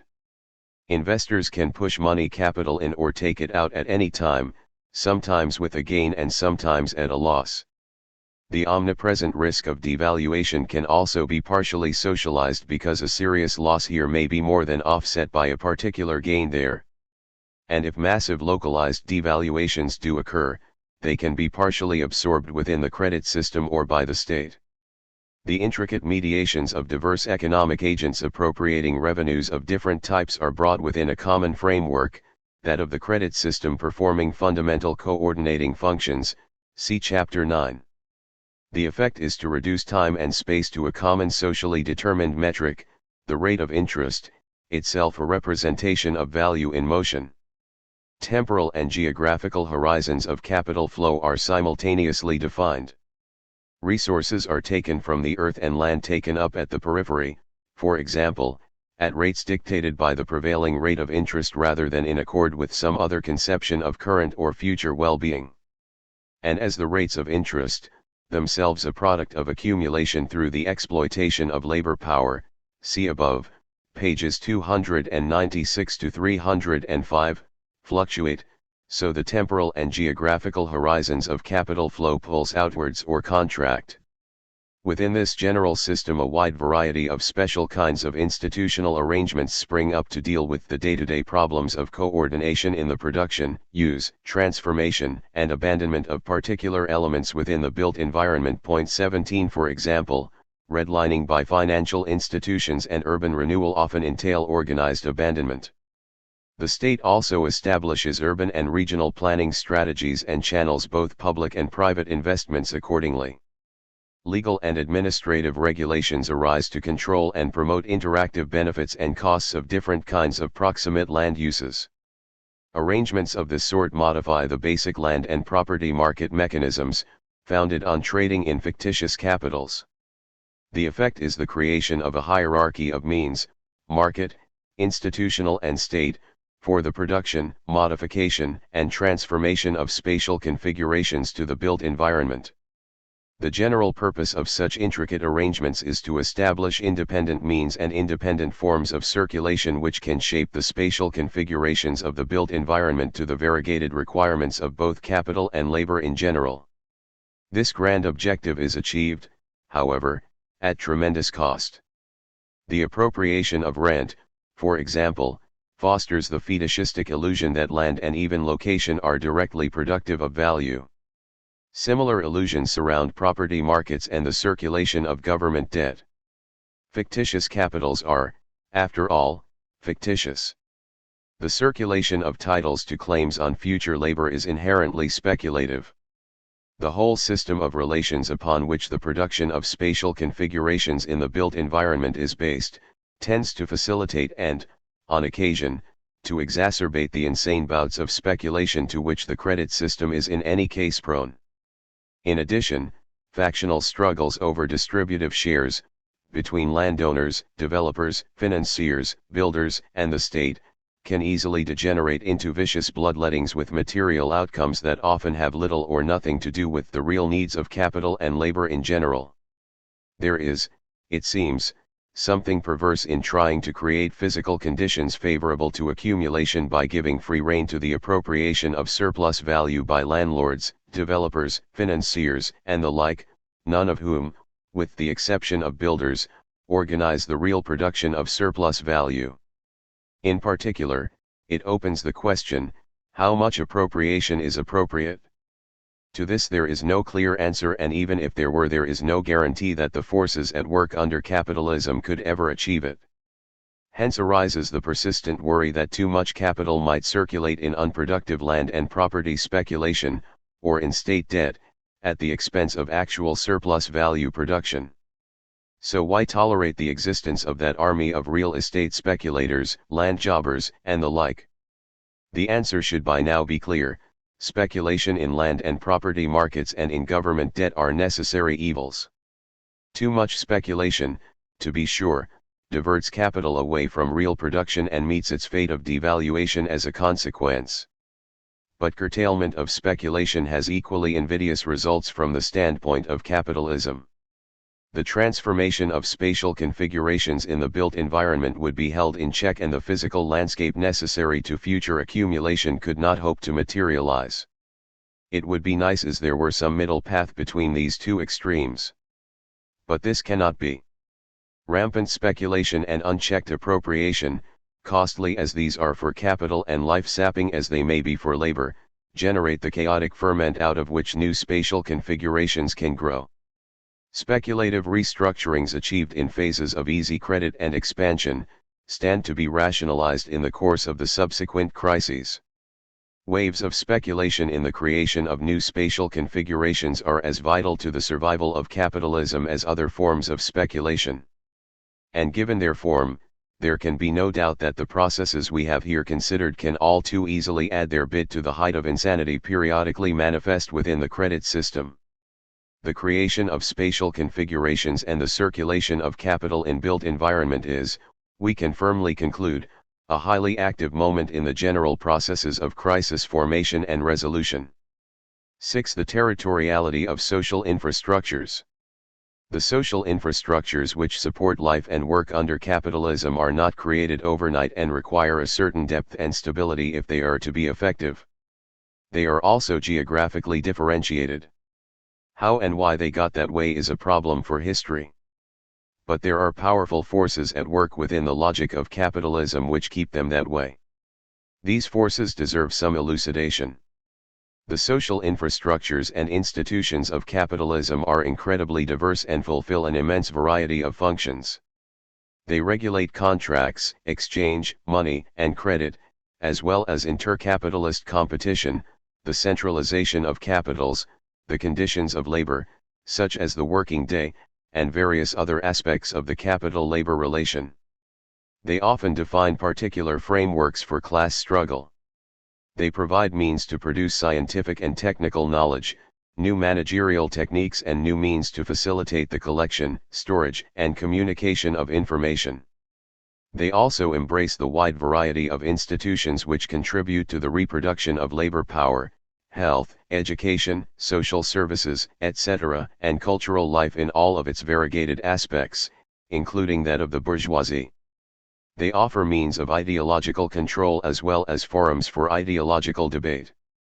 More sinister are the means of surveillance and repression, always the last resort when society is plunged into the cauldron of fierce class conflict. An immense army of people is employed in the preservation and enhancement of such social infrastructures and institutions, which coalesce, sometimes tightly and sometimes loosely, into a system of social relations of a particular sort at a particular time and place. A proper dissection of these social relations, and of their internal contradictions, requires far more consideration than we can here afford to give.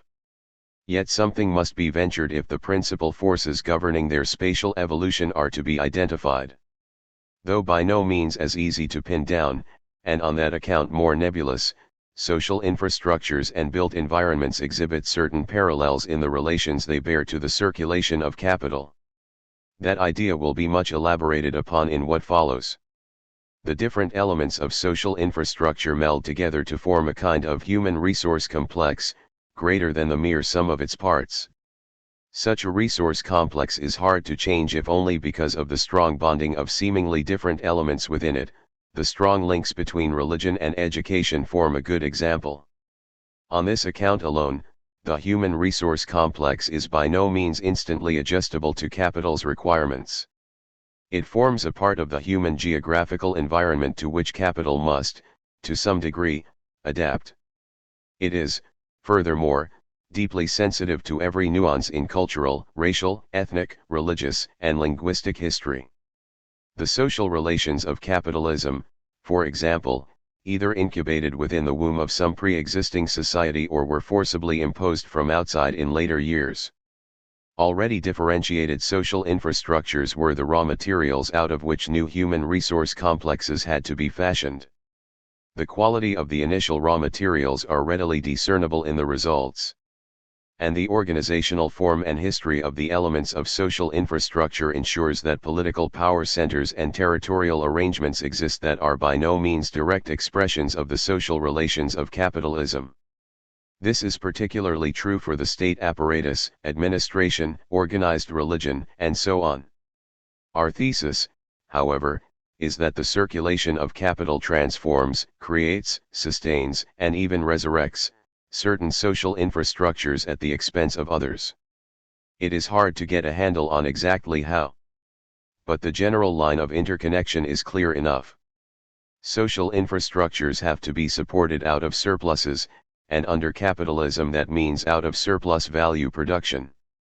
From this standpoint they can be interpreted in no other way than as superstructures erected upon an economic base. 18 The circulation of value to the support of social infrastructures and the people employed therein therefore integrates the material processes of surplus value production in the workplace with the perpetuation of social infrastructures. How to conceptualize this relation is a problem.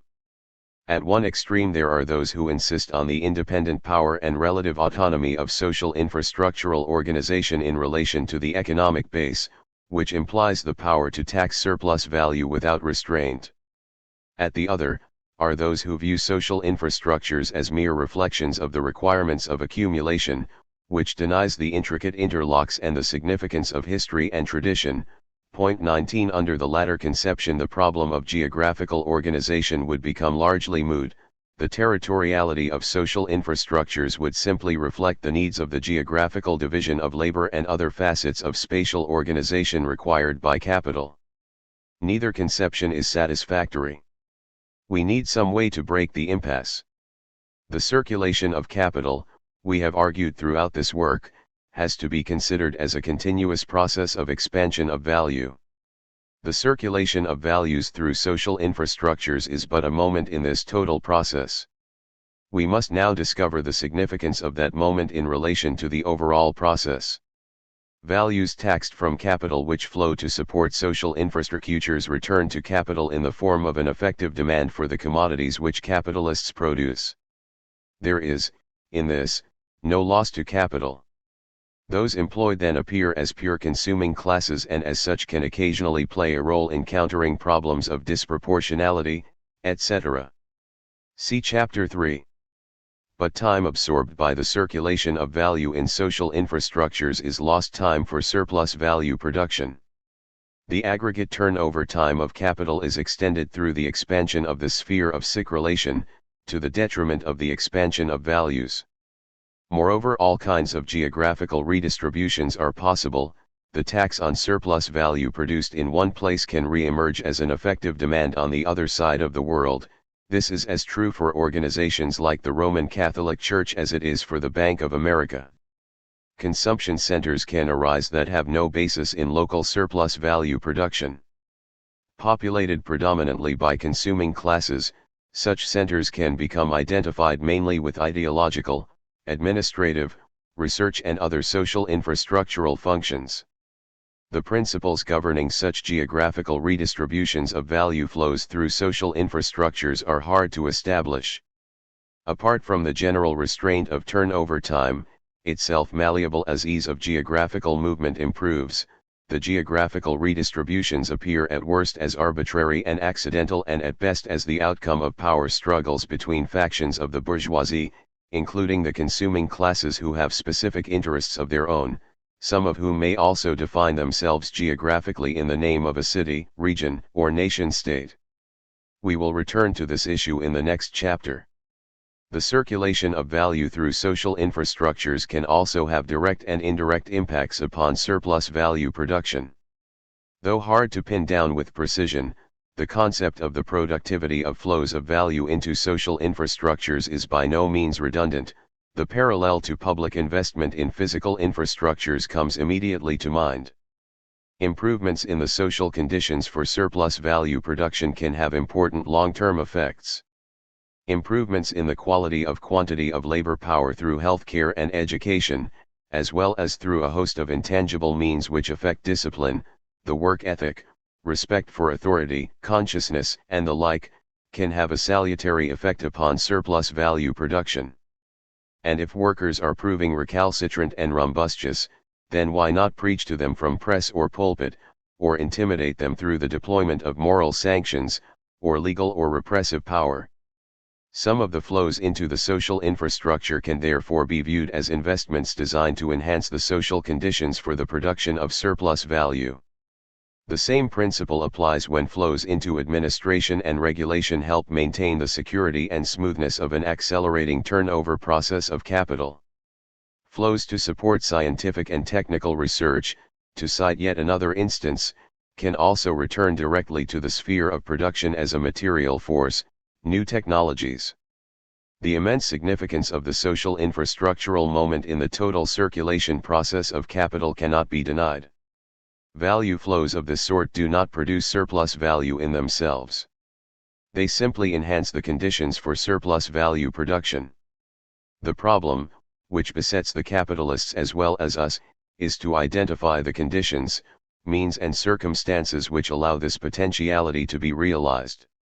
To the degree that individual capitalists stand to benefit, they may attempt limited investment in social infrastructures and so promote research and development, improvement in the qualities of labor power, healthcare, job training, etc. But since many of the benefits are as uncertain as they are diffuse, capitalists have to constitute themselves as a class, usually through the agency of the state, and thereby find collective means to satisfy their needs. Since the state is a general field of class struggle, it becomes impossible to discern directly which flows of value under its aegis represent the immediate needs of capital and which result from pressures exerted by other classes. Many of the flows into social infrastructures have no relation to improving value productivity and everything to do with the circulation of revenues. Capitalists may be forced to contribute surplus value by the consuming classes which have somehow acquired the political power to tax. The working classes may also force them to it. Investment in ideological control and repression, for example, is related to the threat of organized working class resistance, while the need to integrate and co-opt workers through social expenditures arises only when workers have accumulated sufficient power to require co-optation. Viewed from the standpoint of accumulation, however, investment in social infrastructures is no loss to capital provided the increase in surplus value production achieved as a consequence of improvements in social conditions more than offsets the increase in the turnover time of capital. This provides a useful rule upon which to base some assessment of the role of this particular moment in the overall circulation of value.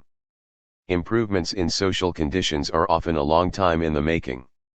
They absorb value over a period of time and generate benefits often much later and for extended periods. It takes many years to socialize and educate a laborer, for example. This makes investment in social infrastructures an ideal field for the absorption of surplus, over-accumulated capital, thereby staving off devaluation since, during the period of investment, there is no diminution of effective demand. Since different kinds of social investment have different payoff times, appropriate fiscal management by the state holds out the prospect for the stabilization of the accumulation process over extended periods. But in the final analysis exactly the same dilemmas arise here as with investment in the built environment.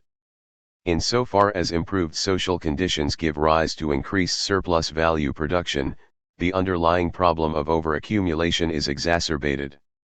On the other hand, if improved social conditions do not lead to such an increase, then the investment must be judged unproductive and the value absorbed therein is effectively lost.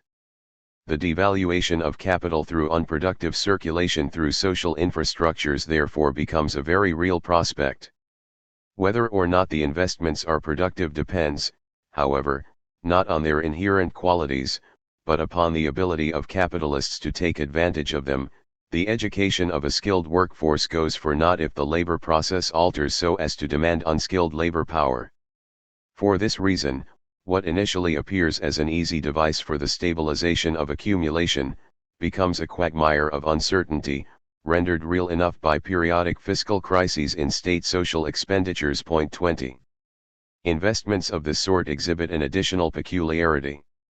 They do not wear out through use, like machines, but, like improvements in soil fertility, can be built up incrementally over time as renewable rather than exhaustible assets. Gains in scientific knowledge do not wear out, nor do gains in legal sophistication, educational tactics, technical expertise in management and administration, and the like. Attitudes in the labor force may also evolve incrementally in ways more favorable to accumulation. The circulation of value through social infrastructures can produce geographical concentration of high-quality conditions. Such regions then appear naturally advantaged for accumulation by virtue of the human and social resources that have been built up there. Production capital will likely be attracted to these regions on such a basis. But countervailing tendencies are also at work. Relatively permanent social infrastructural advantages can form a basis for the extraction of location rents. More importantly, the maintenance of social infrastructures impose costs, either directly or indirectly because their preservation is contingent upon restrained forms of use by capital. The parallel with soil fertility maintenance is evident. If costs of maintenance rise, relative to competing regions, then the locational advantage to capitalists will diminish. Tired of paying heavy taxes or restraining their thirst for exploitation, capitalists may move, often with the aid of new labor processes adapted to unskilled labor, to new social environments where the human resources are poorer but much less costly to maintain. The assets accumulated in the previously privileged regions are thereby destroyed and the value absorbed in their creation is thereby lost. This brings us more directly to the geographical aspects of the problem. The uneven geographical development of social infrastructures is, in the final analysis, reproduced through the circulation of capital.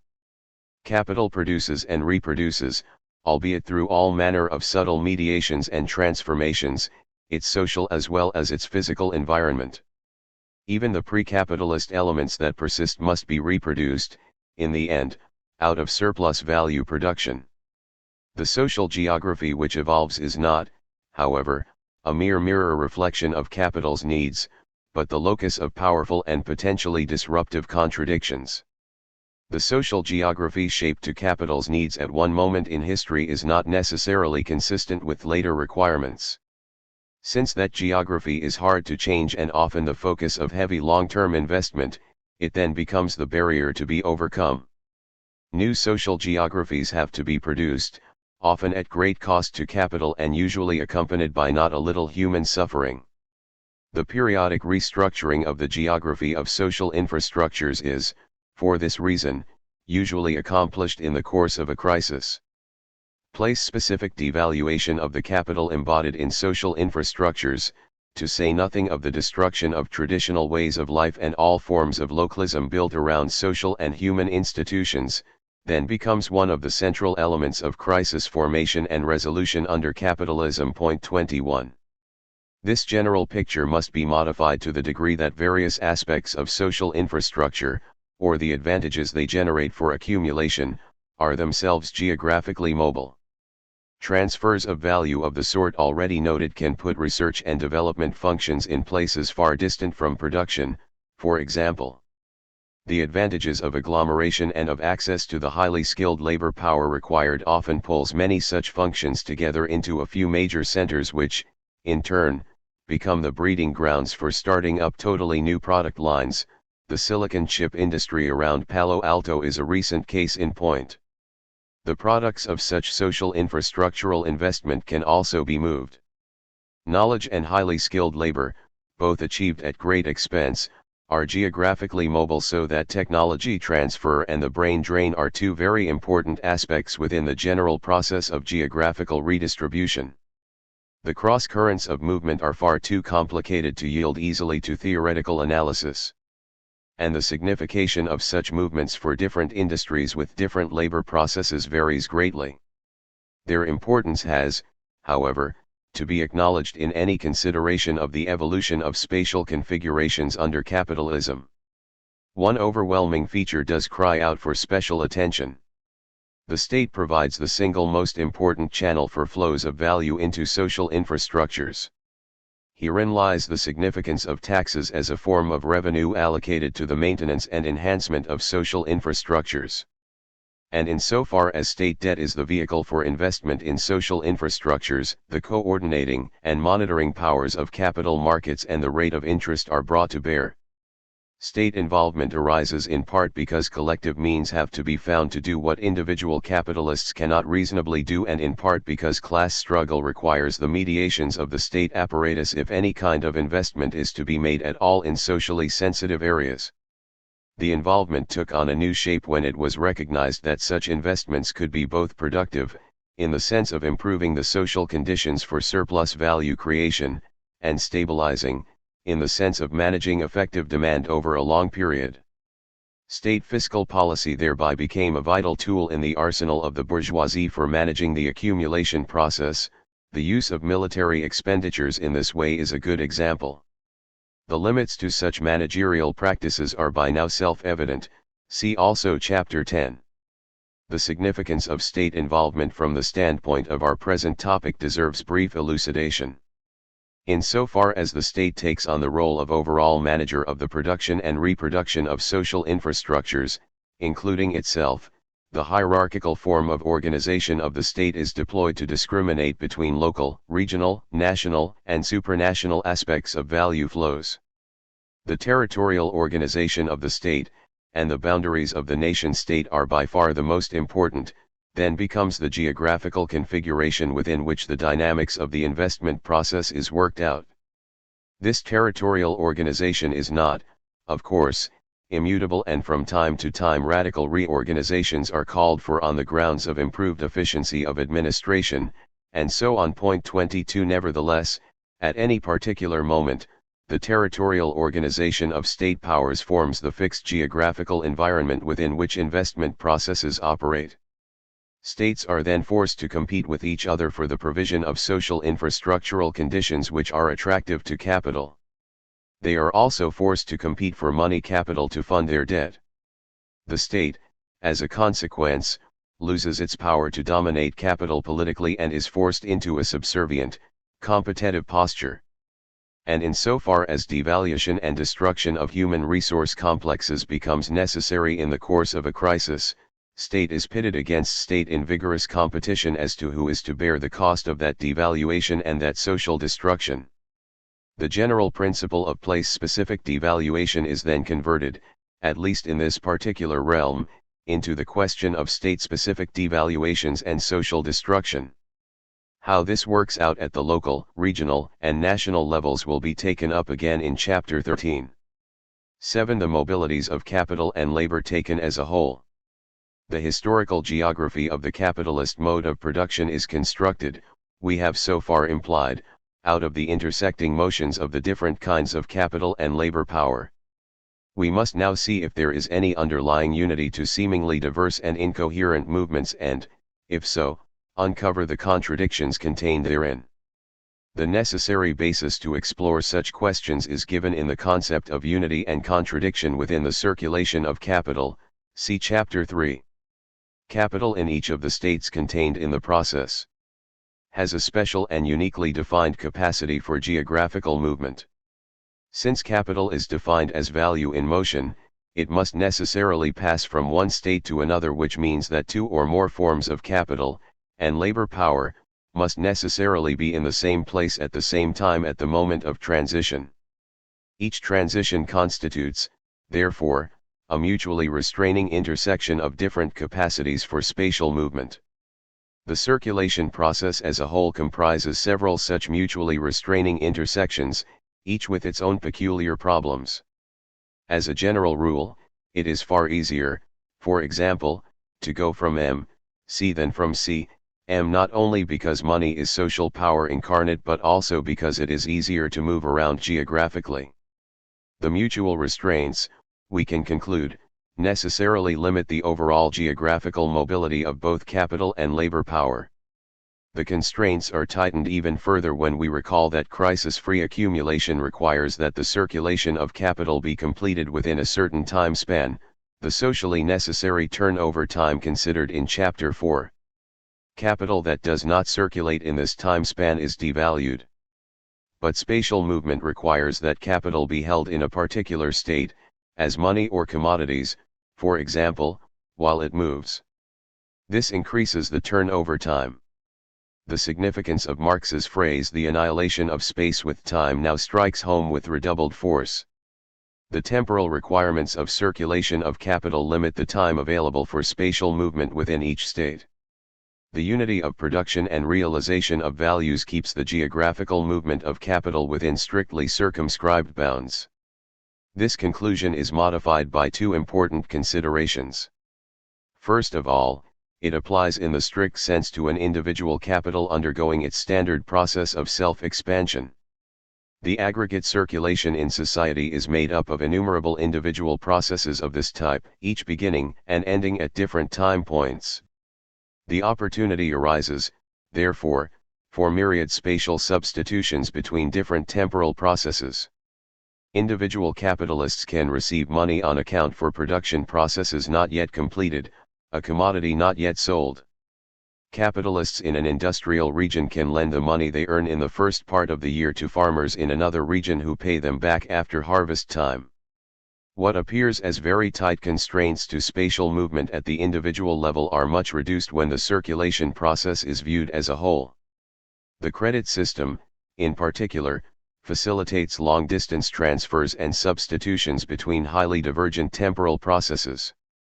But the importance of substitutions also helps explain agglomeration.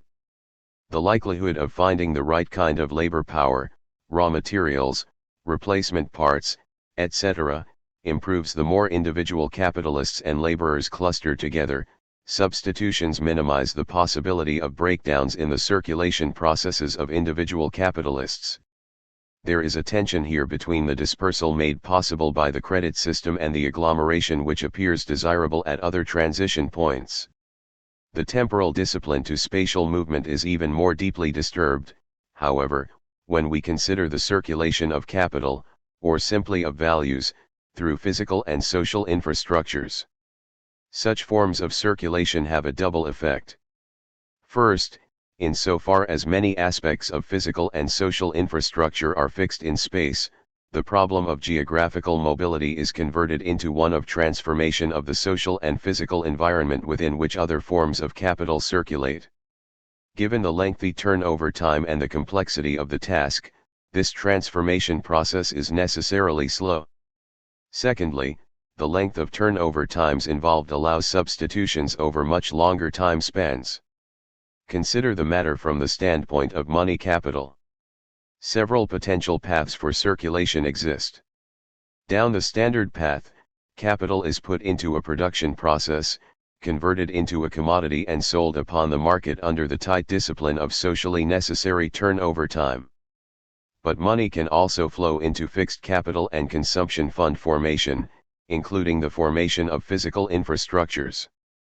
It can also flow into science and technology, improved administration, or into the creation and maintenances of a variety of social infrastructures which enhance the conditions for surplus value production.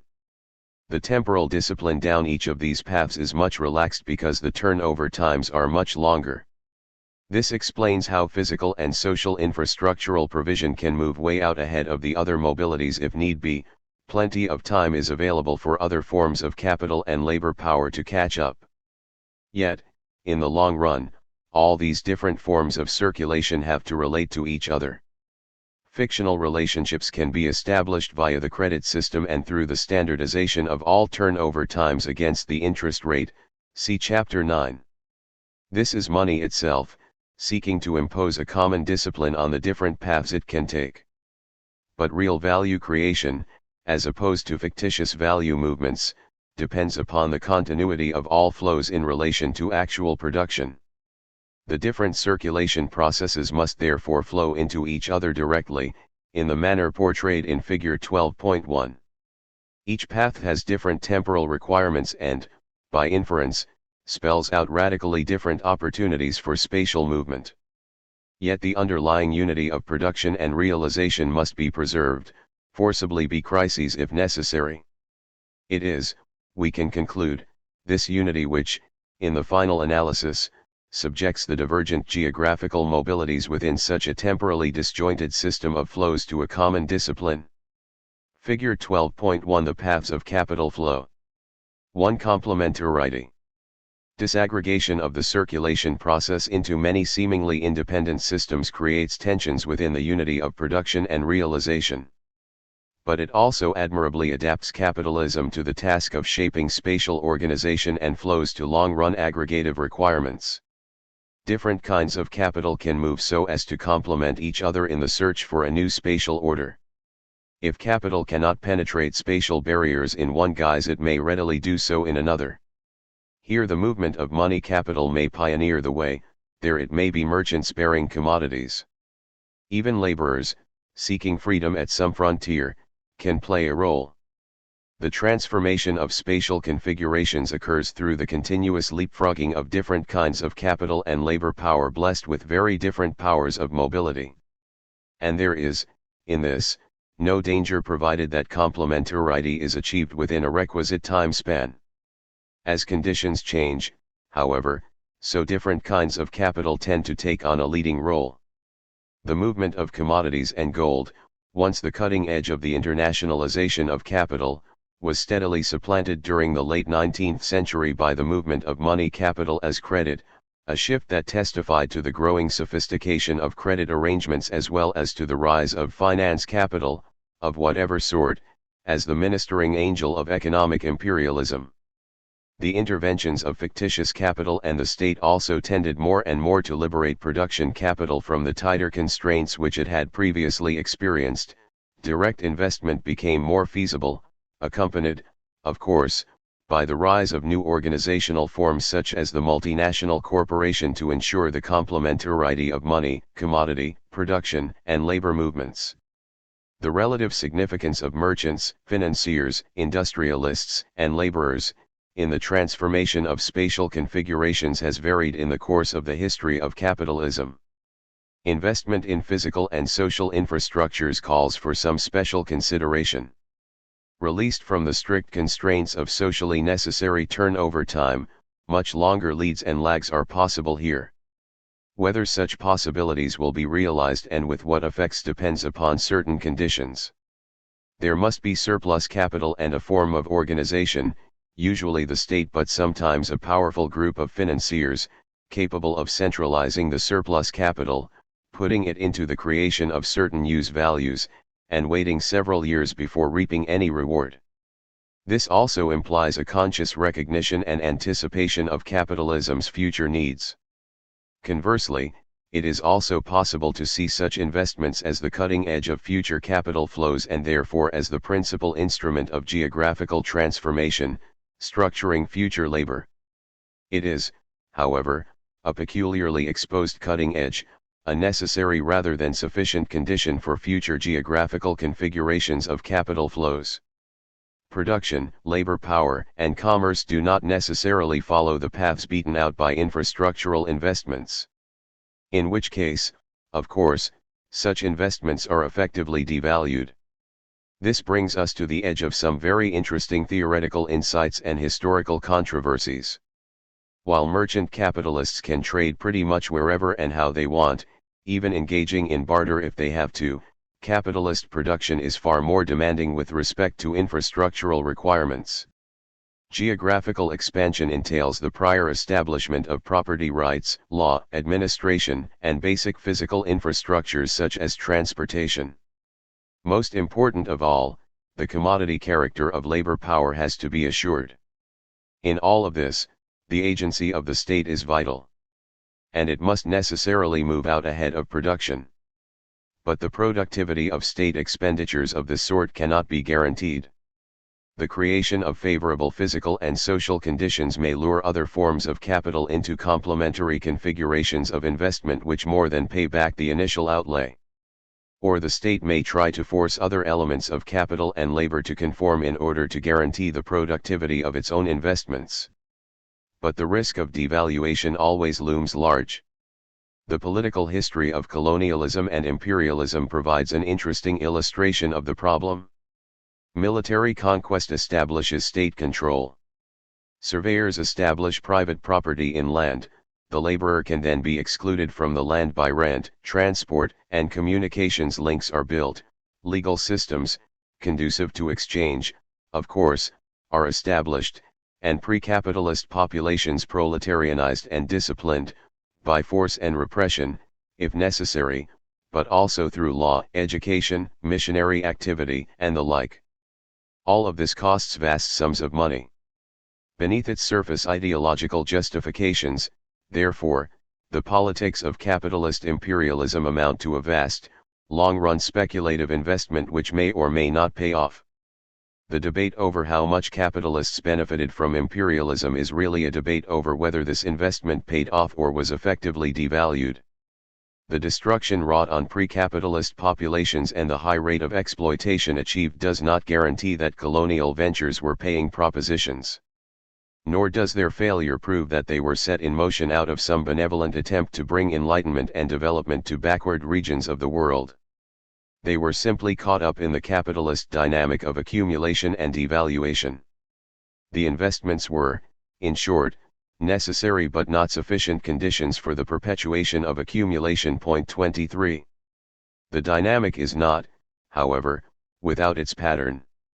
The temporal and spatial horizons of capitalism are, we have shown, increasingly reduced to a manifestation of the rate of interest, itself a reflection of conditions of accumulation. Overaccumulation usually depresses the interest rate and so extends temporal and spatial horizons. Capitalists can then afford, indeed are impelled, to explore geographical frontiers or look to the production of use values that will pay off further and further into the future. In so doing, capital ultimately encounters those barriers within its own nature which precipitate crises often characterized by soaring interest rates that restrict temporal and spatial horizons once more. Insofar as all forms of capital are sensitive to the rate of interest, they tend to operate under a common discipline. This goes far to explain the pulsating rhythms of capitalism's development in space. 24 The downswings and contractions in this process are marked by rupture of the unity of production and realization and, contemporaneously, by a disruption of the complementarity in the highly differentiated movement of capital. We now consider the basis for such disruptions. 2. Contradictions and conflict. The highly differentiated forms of circulation and spatial mobility may enable capitalism to shape its historical geography in accordance with the dictates of accumulation. But they also increase immeasurably the possibilities for crisis formation.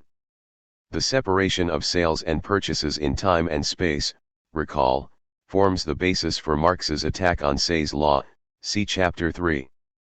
We now encounter circumstances in which the separations in space and time are necessarily much attenuated.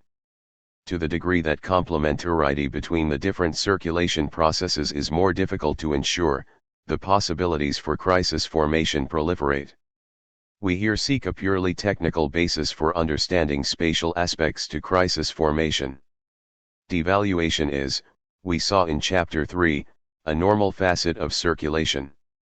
Losses which cannot be fully recovered through a resumption of the circulation of capital are what really concern us. To be sure, innumerable accidental and individual devaluations occur simply because the requisite forms and quantities of capital and labor power are not in exactly the right place at the right time.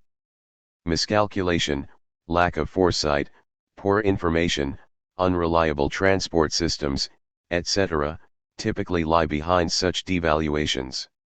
They are not necessarily part of some grander process within the logic of capitalism, but part of the normal cost of doing business, of exploring new spatial configurations, defining new geographical opportunities. The striving to minimize such risks is not inconsequential in its effects, however. Agglomeration, transport improvements, and other kinds of geographical organization can much reduce these normal costs. The tensions associated with the prospects of even minor devaluations spark strong competitive currents which can spill over, on occasion, into factional conflicts. Antagonisms can breed when the different kinds of capital are separately owned. Money capitalists may be at loggerheads with merchants and both may conflict with producers, while those with a stake in preserving the value sunk in physical and social infrastructures are threatened by the fluid motion of credit money, runaway shops, and the like. The mobility of capital of one sort can constitute a threat to the value of capital of another sort. And when general crises of devaluation break out, the struggle of each faction to foist the costs of devaluation onto another frequently means the invocation of threats to move if not actual moves. The social significance of Marx's analysis of differentiations within the overall unity of the circulation of capital now becomes more apparent. It sets the stage for dissecting the contradictions as well as the complementarities between the different kinds of mobility. We will consider in Chapter 13 how all of this can crystallize into interterritorial rivalries. The threat and counter-threat of movement also becomes a major weapon in the war between capital and labor. We hardly need to elaborate on the variety of tactics and methods employed, these have already been partially uncovered. But there is something interesting to note about the outcomes. If workers engage in unlimited individual migration within the confines of the wage labor system, the best they can hope to achieve is equalization in living standards and work conditions from place to place, at an average level consistent with the perpetuation of accumulation. If they stay in place and fight collectively, they may do better than this within that territory. It is not always easy for capital to move in response. Though the mobility of credit money and runaway shops are formidable weapons, they cannot always be employed without destroying the values which other factions of capital have embedded in physical and social infrastructures. Unrestrained mobility on the part of capital does not, however, produce the same results as the unrestrained mobility of workers. Capitalists are sensitive to the value of labor power and surplus value productivity, represented by profit rates. The equalization of profit rates does not necessarily produce an equalization in material living standards and work conditions for the laborers. Indeed, capitalists stand to gain, as a general rule, if differentials in the value of labor power and conditions of work are maintained. The unrestrained mobility of capital is therefore more appropriate to accumulation than the unrestrained mobility of labor, which may account for the 20th century trend to restrict the mobility of labor power relative to that of capital. The idea of unity and contradiction within the production and realization of values is fundamental to Marx's dissection of the crises in the circulation of capital. We have seen, in this chapter, how that idea carries over into the analysis of the intersections between highly differentiated forms of geographical mobility. Within such a framework we can better understand how different factions of capital can just as frequently bar each other's way as complement each other in the search for a more profitable spatial order, how capital and labor can use space as a weapon in class struggle. All of this leaves its imprint upon the growth of productive forces and the evolution of social relations within the concrete geography of the history of capitalism. It is, therefore, out of the concrete materiality of that geography that the forces making for crises must arise. Chapter 13. Crises in the Space Economy of Capitalism, the Dialectics of Imperialism. The final chapter of Volume 1 of Capital deals with the modern theory of colonization. At first sight, its placement is somewhat odd. Throughout most of Capital, Marx explicitly excludes questions of foreign and colonial trade on the grounds that consideration of them merely serves to confuse without contributing any new element of the problem of accumulation, or of its solution. Marx generally theorizes about capitalism as a closed economic system. Capital, Volume LP 591, Volume 2, p. 470. So why open up such questions at the end of a work that appeared to reach its natural culmination in the preceding chapter, where Marx announces, with a grand rhetorical flourish, the death knell of capitalist private property and the inevitable expropriation of a few usurpers by the mass of the people.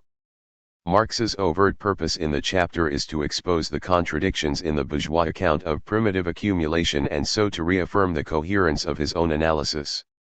According to bourgeois accounts, capital had its origins historically in the fruitful exercise of the producer's own capacity to labor, while labor power originated as a social contract, freely entered into, between those who accumulated wealth through diligence and frugality and those who chose not to do so. This pretty fancy, as Marx calls it, is torn asunder in the colonies. There, the bourgeois ideologists are forced to discover the truth as to the conditions of production in the mother country. So long as the laborer can accumulate for himself, and this he can do as long as he remains possessor of his means of production, capitalist accumulation and the capitalistic mode of production are impossible. Capital is not a physical product but a social relation, which rests on the annihilation of self-earned private property, in other words, the expropriation of the laborer. This was the secret that the bourgeoisie, in promoting colonization schemes, was forced to discover in the New World. Capital, Volume 1, ch. 33. The chapter is a neat coda to the theme broached earlier, that original accumulation was anything but idyllic and written in the annals of mankind in letters of blood and fire. Capital, Volume 1, pages 714 to 15. That the bourgeoisie came to power, and preserves its power through appropriation of the labor of others, also conveniently legitimizes the struggle of the mass of the people to turn the tables and expropriate the expropriators. But the placement of the chapter suggests that Marx had something broader in mind. A clue to Marx's intent lies, perhaps, in a curious parallel between his presentation and a problematic identified in Hegel's Philosophy of Right, Hegel, 1967, pages 149-52. Hegel examines the internal expansion of population and industry within civil society and, like Marx, spots an inner dialectic which produces an increasing accumulation of wealth at one pole and an increasing accumulation of misery at the other. Bourgeois society appears unable to stop this increasing polarization and its concomitant, the creation of a penurious rabble, through any internal transformation of itself. It is therefore forced to seek external relief. This inner dialectic of civil society thus drives it, to push beyond its own limits and seek markets, and so its necessary means of subsistence, in other lands which are either deficient in the goods it has overproduced, or else generally backward in industry. More particularly, a mature civil society is driven to found colonies to supply its population with new opportunities and to supply itself with a new demand and field for industry. Hegel proposes, in short, imperialist and colonial solutions to the inner contradictions of a civil society founded on the accumulation of capital.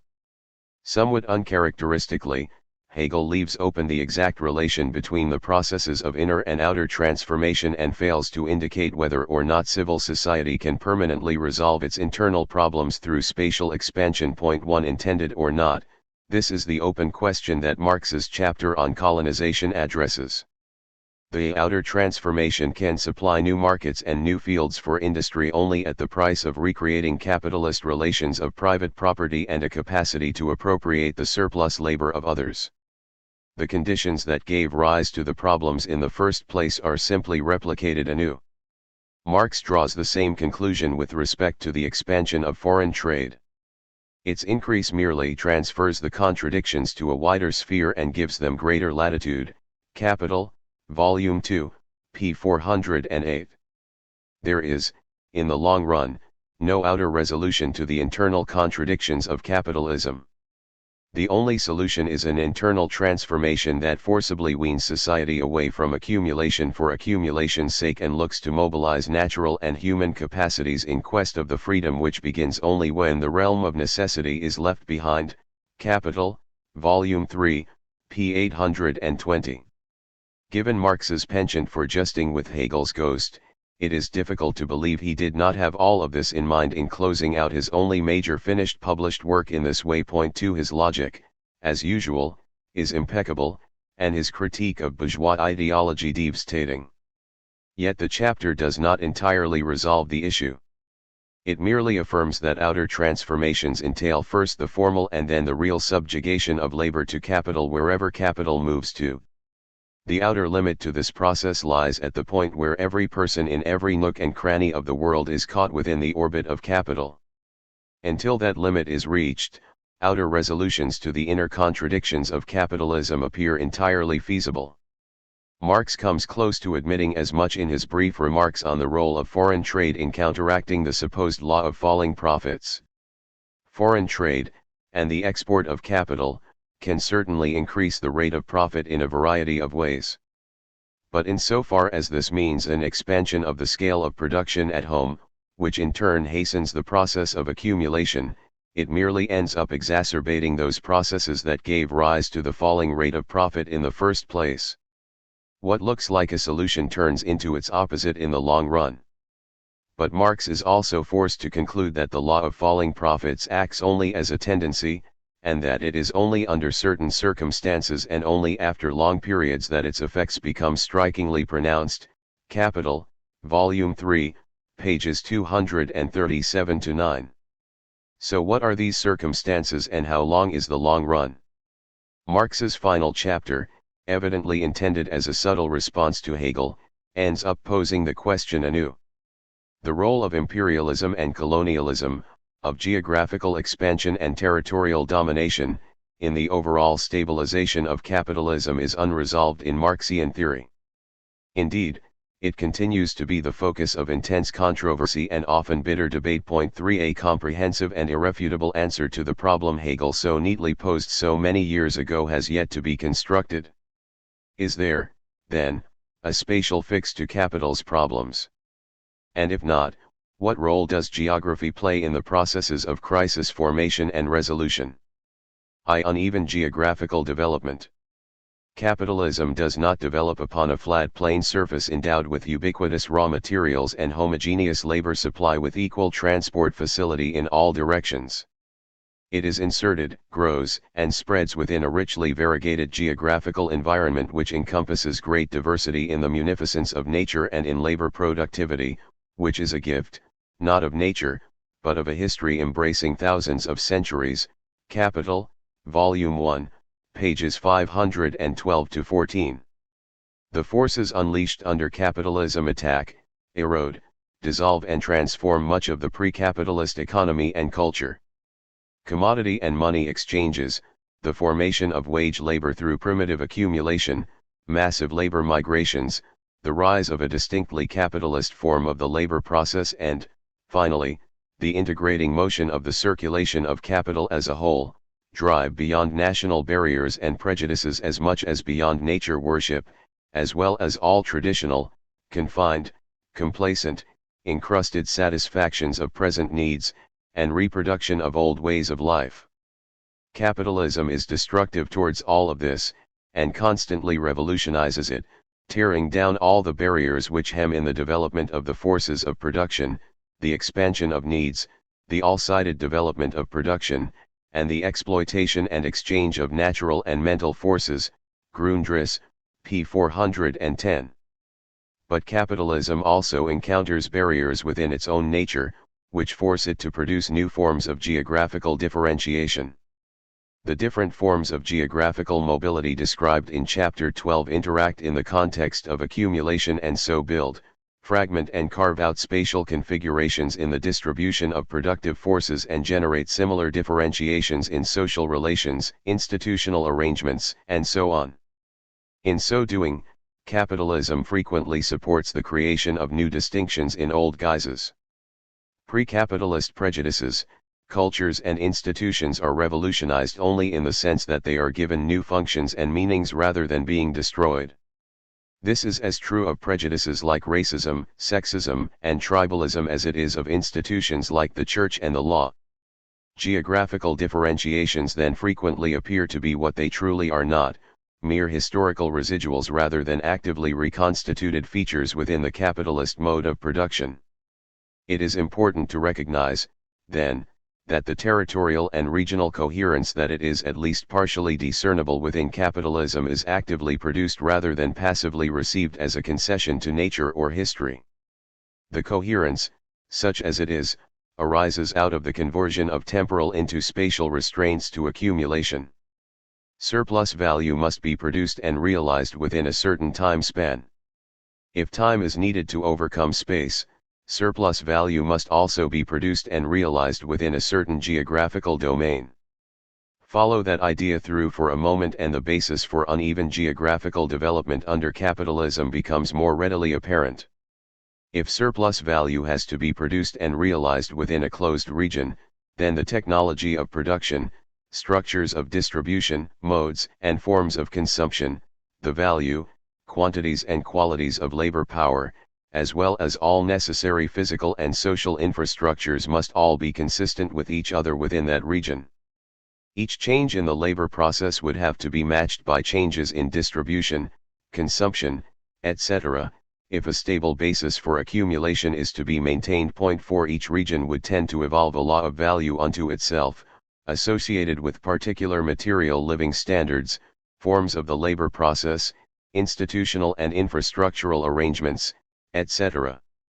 Such a developmental process is totally inconsistent with the universalism towards which capitalism always strives. Regional boundaries are invariably fuzzy and subject to perpetual modification because relative distances alter with improvement in transportation and communication. But regional economies are never closed. The temptation for capitalists to engage in interregional trade, to lever profits out of unequal exchange and to place surplus capitals wherever the rate of profit is highest is in the long run irresistible. And workers will surely be tempted to move to wherever the material living standards are highest. Besides, the tendency towards overaccumulation and the threat of devaluation will force capitalists within a region to extend its frontiers or simply to move their capital to greener pastures. The upshot is that the development of the space economy of capitalism is beset by counterposed and contradictory tendencies. On the one hand, spatial barriers and regional distinctions must be broken down. Yet the means to achieve that end entail the production of new geographical differentiations which form new spatial barriers to be overcome. The geographical organization of capitalism internalizes the contradictions within the value form. This is what is meant by the concept of the inevitable uneven development of capitalism. 2. Geographical concentration and dispersal. Uneven geographical development is expressed partially in terms of an opposition between countervailing forces, making for geographical concentration or dispersal in the circulation of capital. Marx's considerations on this point, though fragmentary, are interesting.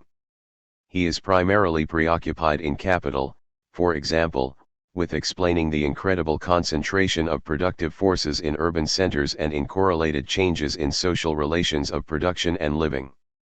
He captures the interaction effects that led to the rapid agglomeration of production within cities that became, in effect, the collective workshops of capitalist production.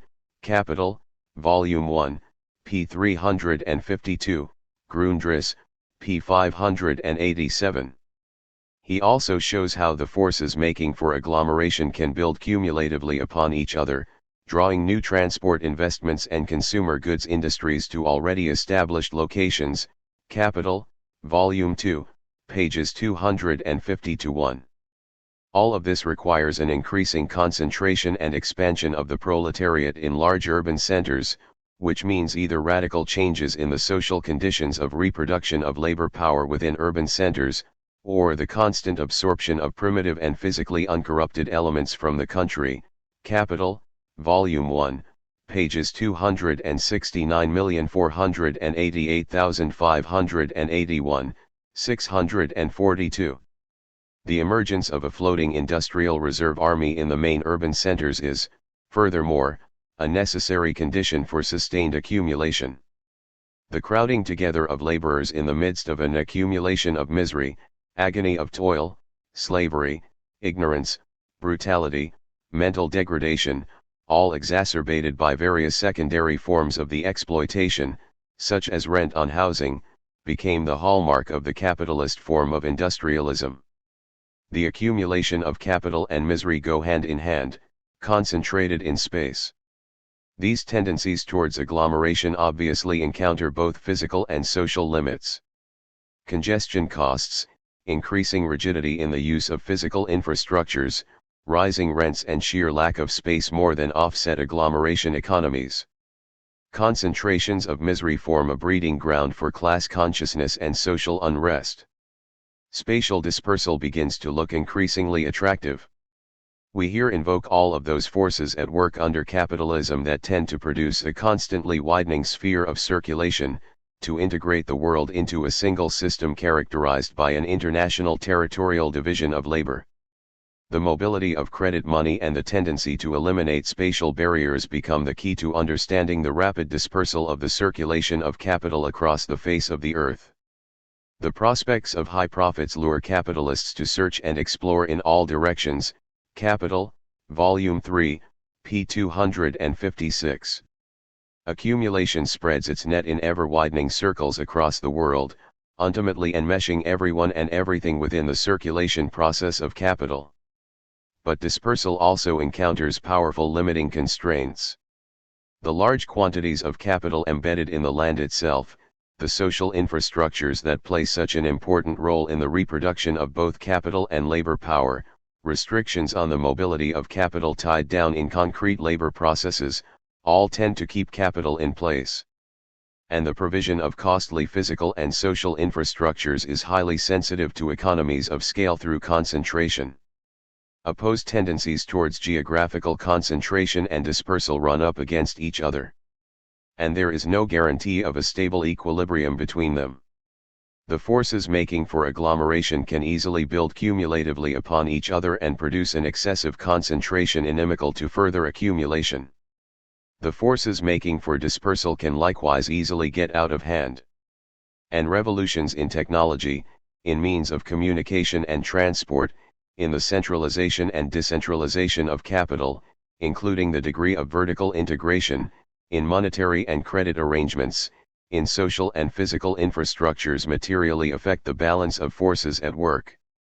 Capital is thereby impelled sometimes towards simultaneous and sometimes towards successive phases of deepening and widening in the spatial configurations of productive forces and social relations.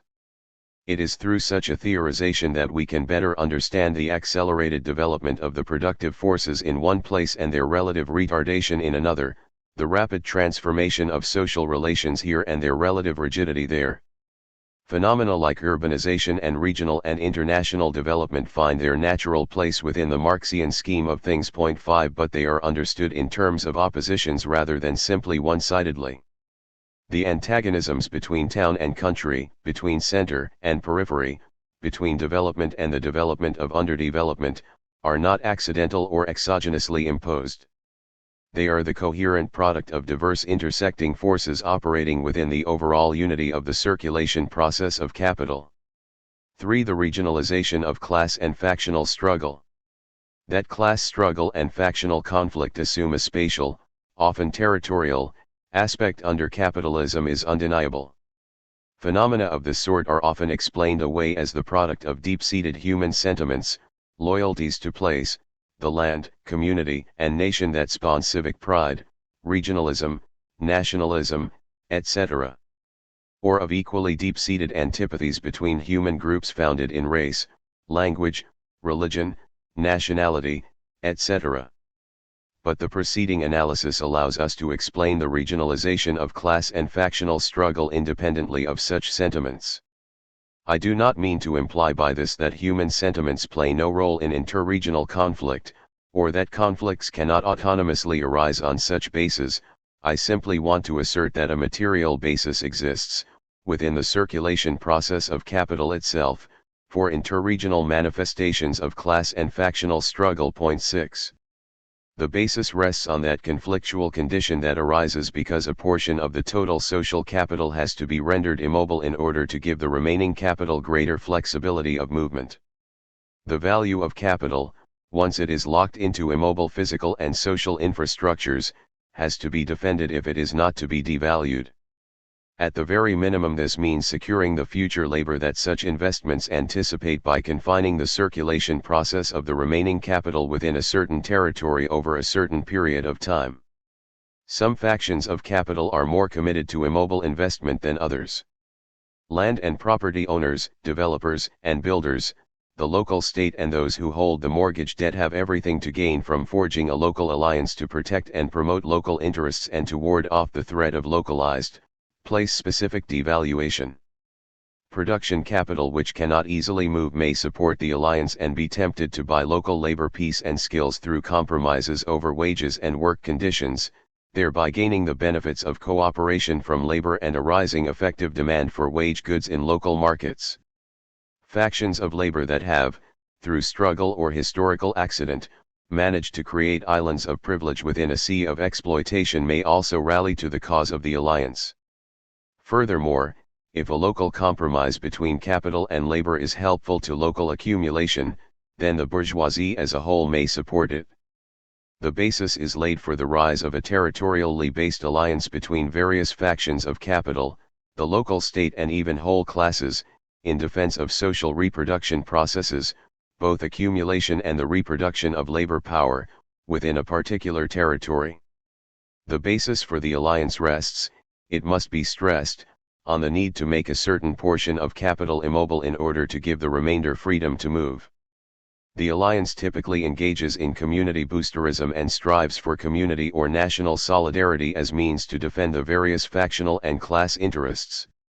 Spatial competition between localities, cities, regions, and nations takes on a new meaning as each alliance seeks to capture and contain the benefits to be had from flows of capital and labor power through territories under their effective control. And at times of more general crisis, bitter struggles erupt over which locale is to bear the brunt of the devaluation that must surely come. Such objective material conditions provide abundant nourishment to notions of community harmony and national solidarity. Such notions are as meaningful to factions of labor as they are to factions of capital, and the pursuit or territorially based interests is frequently convenient to both.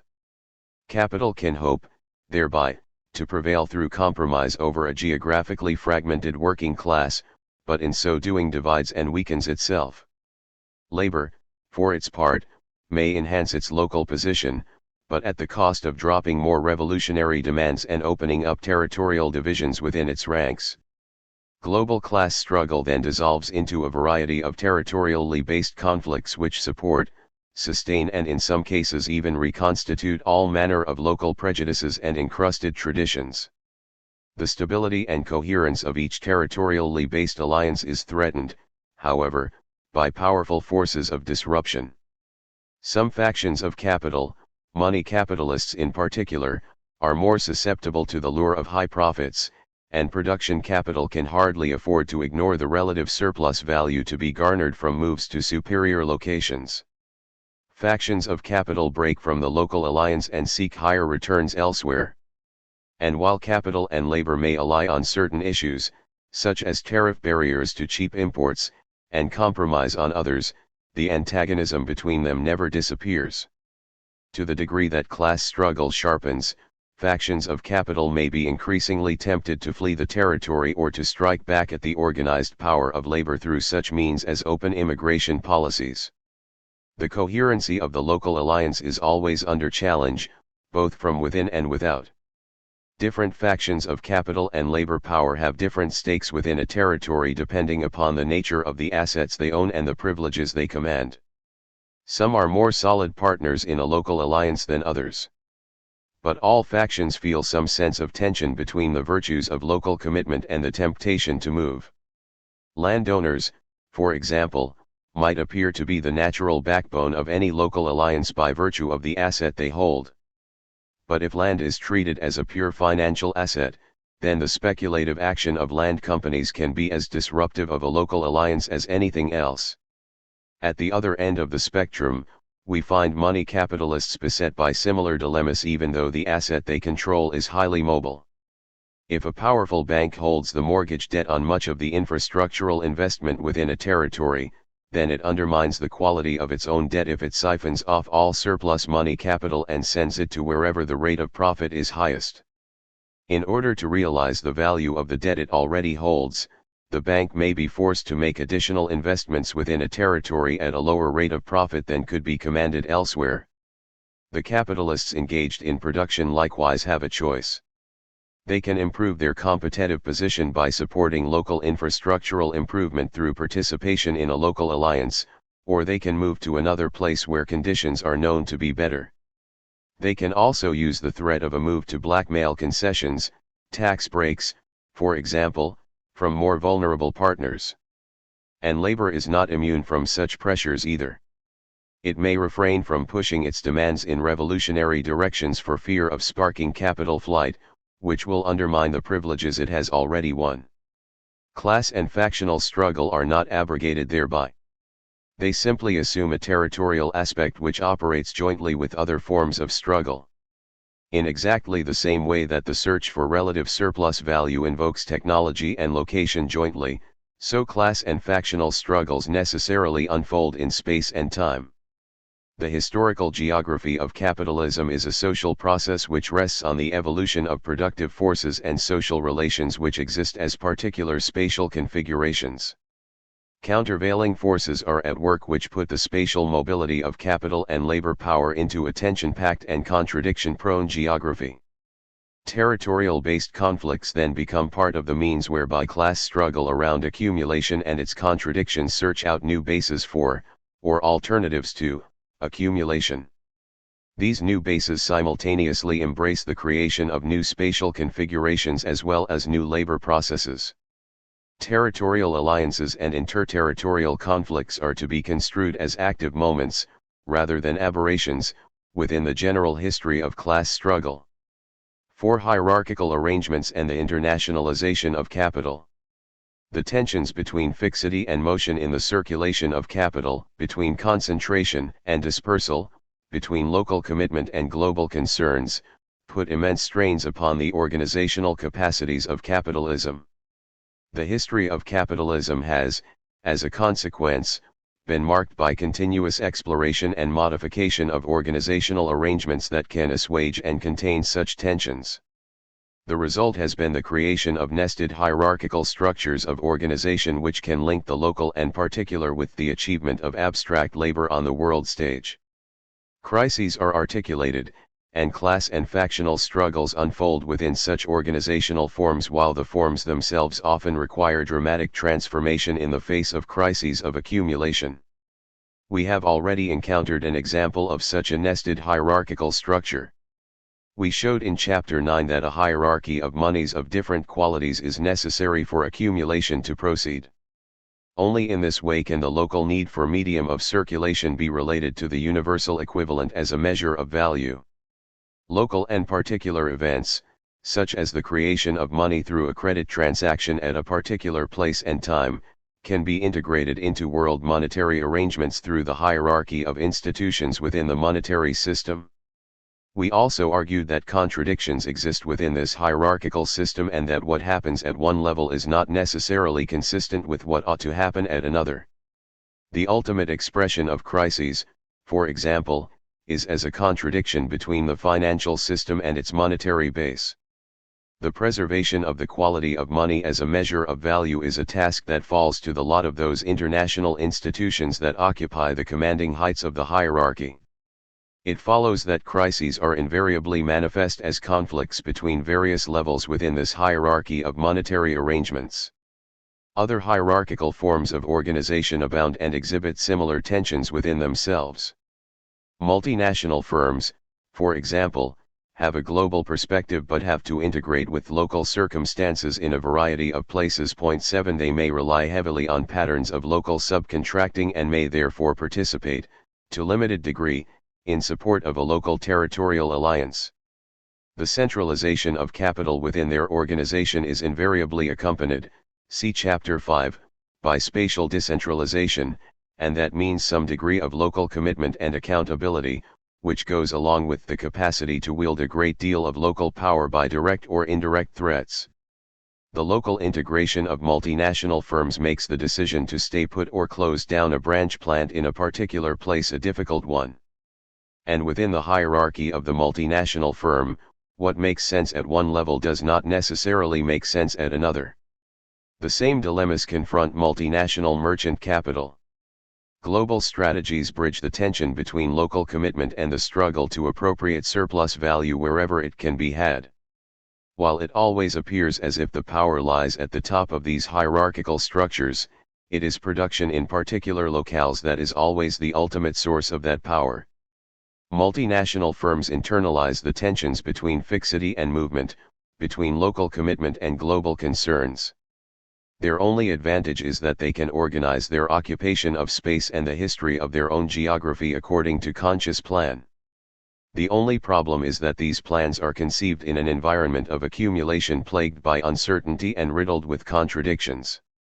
The political system is organized along similar hierarchical lines for similar reasons. 8 While the nation-state occupies a key position in this hierarchy, supranational organizations reflect the need for global coordinations, and regional, city, and neighborhood governmental arrangements links universal with purely local concerns. Conflict abounds between levels within this hierarchical structure, making a mockery of any theory of the state as a monolithic, unitary phenomenon. And even though much of the power may be located at the national level, the problem of integrating local with global requirements always remains a thorny problem for any administration. The conflict becomes particularly acute for any nation that aspires to the role of world banker. Should it, in the name of global prospects for accumulation, accede to and even orchestrate the destruction of certain local economies within its borders? Or should it seek to protect them and pursue parochial and even isolationist policies which in the end spell autarky and the death knell to open global patterns of accumulation? These various hierarchically organized structures in the spheres of finance, production, the state, etc., together with the urban hierarchies structured to ensure efficient movement of commodities, mesh awkwardly with each other to define a variety of scales, local, regional, national, and international, to use common categories that roughly reflect our meaning. Territorially based alliances can form at any of these scales. But the nature and politics of the alliance tend to alter, sometimes quite dramatically, from one scale to another. Patterns of class and factional struggle and of interterritorial competition shift also. Issues that appear fundamental at one scale disappear entirely from view at another. Factions that are active participants at one scale can fade from the scene or even change at another. Between the particular and the universal lies a whole mess of untidy organizational arrangements which mediate the dynamics of capital flow within the space economy of capitalism and provide multiple and diverse forums in which class and factional struggle can unfold. The untidy intricacy of such arrangements often obscures their importance as transmission devices which relate particular concrete action to the global effects of abstract labor and thereby confirm the political economy that integrates the individual into the complex totality of civil society. When workers, for example, buy a house at a particular place and time, they may do so on the basis of a mortgage arrangement sanctioned by traditions of contract, supported by government policies and promoted by bourgeois ideology. Their monthly payments to the bank reflect a time of amortization and an interest rate reflective of global conditions of accumulation, mediated by the strength and security of particular institutions within the financial system and the strength of the national economy in relation to world trade. All of these mediations are captured and reduced, in the final analysis, to a monthly payment to the bank, or parallel financial institution. At the other extreme, when international bankers struggle to bring stability to a world economy that seems on the brink of chaos, they do so in the context of myriad individual decisions and the chaotic intersection of interterritorial struggles, class and factional alliances, etc. Sensing their powerlessness, they may set out to create institutions, such as the International Monetary Fund, that have the power to discipline and cajole nation-states and so forth through policies that affect the individual's daily life in vital and sometimes traumatic ways. We must now consider how mediations of this sort affect the formation and resolution of crises within the space economy of capitalism. V. The third cut at crisis theory, geographical aspects. Capitalists behave like capitalists wherever they are. They pursue the expansion of value through exploitation without regard to the social consequences. They overaccumulate capital and in the end create the conditions that lead to the devaluation of individual capitals and labor power through crisis. This happens, however, within a framework of uneven geographical development produced by differential mobilities of various kinds of capital and labor power, all linked together within temporal constraints imposed by the circulation process of capital itself. These mobilities fashion individualized concrete labor processes into a totality of different modes of labor embracing the world market and so define abstract labor as value. Our task is to construct a third-cut theory of crisis formation which specifically acknowledges the material qualities of social space as defined under capitalist relations of production and exchange. The first cut theory of crisis, recall, dealt with the underlying source of capitalism's internal contradictions.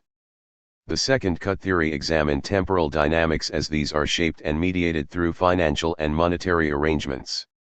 The third cut theory, with which we are here concerned, has to integrate the geography of uneven development into the theory of crisis. The task is not easy. We have to deal somehow with multiple, simultaneous, and joint determinations. The trade-off between relative surplus value from locational or technological advantage, for example, often gives capitalists considerable latitude in confronting their competitors. This lack of unique determinations makes theorization difficult. In what follows, therefore, we will employ some drastic simplifying assumptions in order to capture the essence of crisis formation within the geography of uneven development. One particular, individual, and place-specific devaluation. If capital in whatever guise and labor power of whatever sort happen, for whatever reason, not to be in the right place at the right time, then they will likely suffer devaluation. Myriad speculative movements make proper and exact coordinations in space and time a matter of accident, unless conscious planning powers are exercised via the financial system or the state. In the normal course of events, some individuals will suffer devaluation of their capital or labor power while others will profit handsomely or find well-remunerated jobs. The myriad particular and place-specific devaluations that result do not have to coalesce into any grander pattern. They are simply part of the normal human cost, the social wear and tear, of accumulation through competition. This conception has a twofold significance. First, devaluation is a social determination. It is not that a particular labor process absolutely cannot work in a particular place, but that it cannot generate at least the average rate of profit. Devaluations always fuse the particular and the individual, concrete labor, with the universal and the social, abstract labor. And the devaluation is always specific to a particular place and time. Secondly, more general forms of crisis rest upon and arise out of this confusion of local, particular, and individual events. In the same way that Marx broke open the identity presupposed in Say's law into so many possibilities of crises, by considering the separation of sales and purchases in space and time, so do innumerable, particular, and place-specific devaluations create openings within which more general possibilities for crises can fester. We have now to show how festering sores are converted into gaping wounds by social processes unique to capitalism. Revolutions in value are sparked by the search for relative surplus value through technological change or locational shifts. The effect is to devalue the capitals employed under inferior technologies or in inferior locations. This process is complicated because the drive to accelerate turnover time through improvements in transport and communications alters relative spaces and so transforms superior into inferior locations and vice versa. The movement of individual laborers in search of higher material living standards and better work conditions adds to the confusion. The advantage to capital of access to cheap pools of surplus labor in certain locations may be whittled away through labor migration. The total effect is that place-specific devaluations become more than just a random, accidental affair. Spatial competition leads to a plant closure here, the loss of a rail link there. Associated losses of jobs and the diminution of local effective demand for wage goods or constant capital spark adjustments within the space economy that entail further devaluations. The devaluations are systematized into a certain spatial configuration through the rationalizing power of class conflict and competition over absolute and relative forms of surplus value.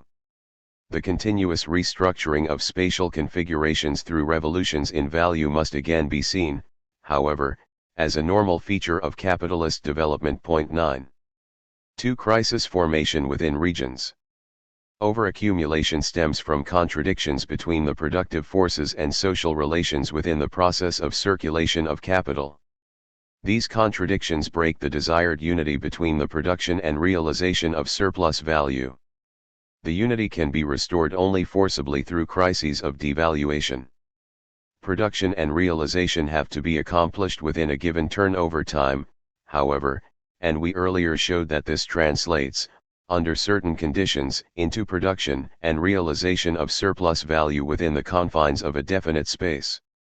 The aggregate effect is hard to describe because each individual capital, operating from a particular location, has its own specific conditions of production, exchange, including transportation, and realization.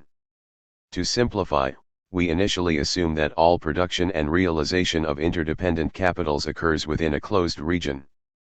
Accumulation proceeds within that region at rates dependent upon the local expansion of the proletariat, that state of class struggle, the pace of innovation, the growth in aggregate effective demand, etc.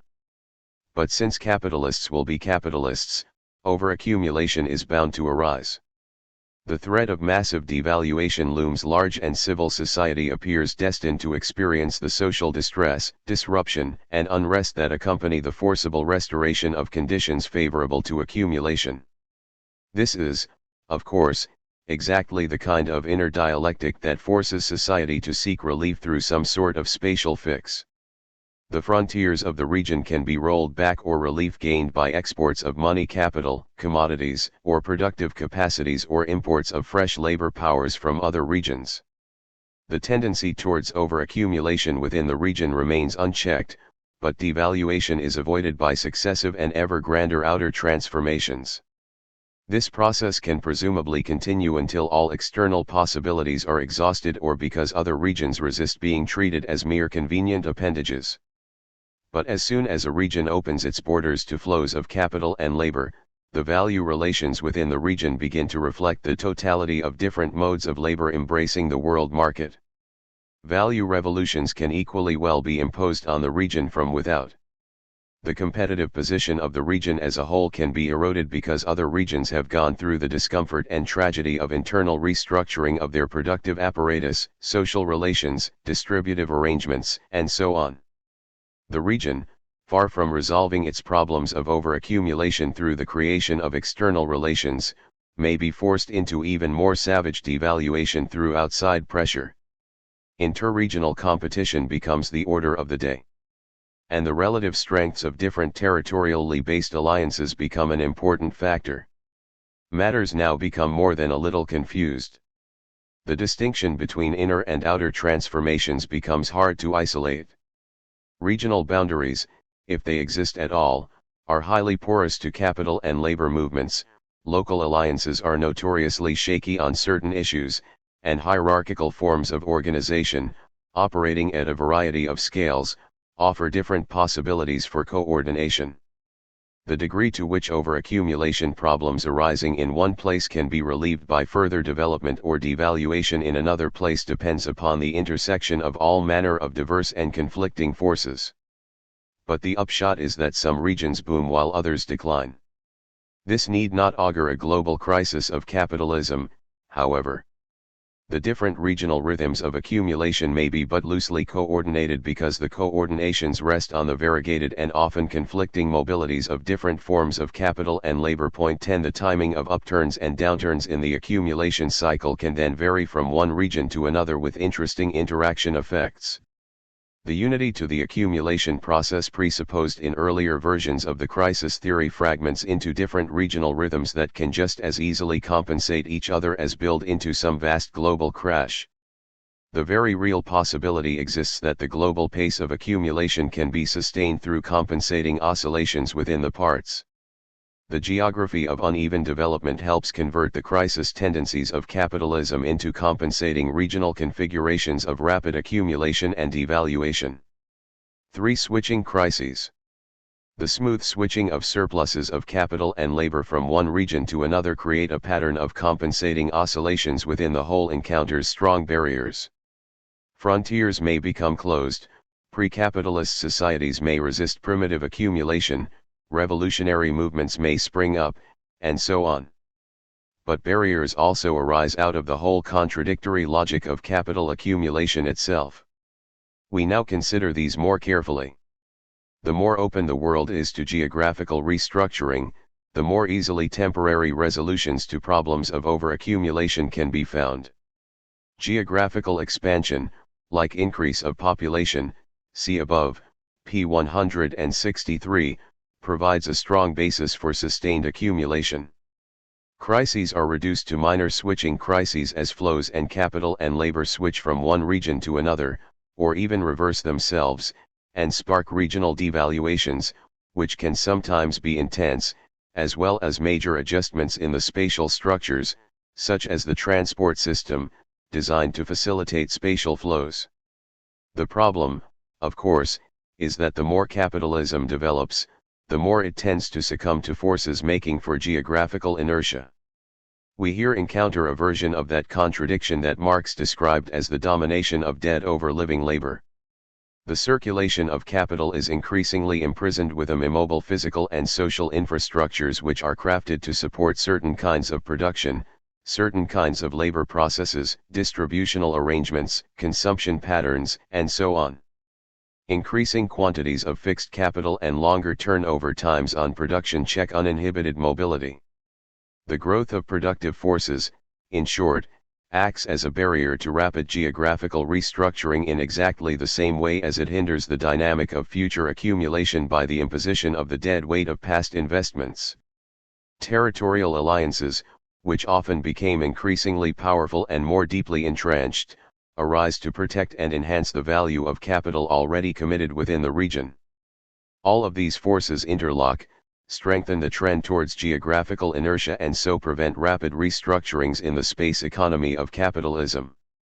Worse still, under pressure of devaluation, the forces of inertia may strengthen rather than loosen their grip and so exacerbate the problem. A local alliance may act to conserve privileges already won, to sustain investments already made, to keep a local compromise intact, and to protect itself from the chill winds of spatial competition through import and export controls, foreign exchange controls and immigration laws.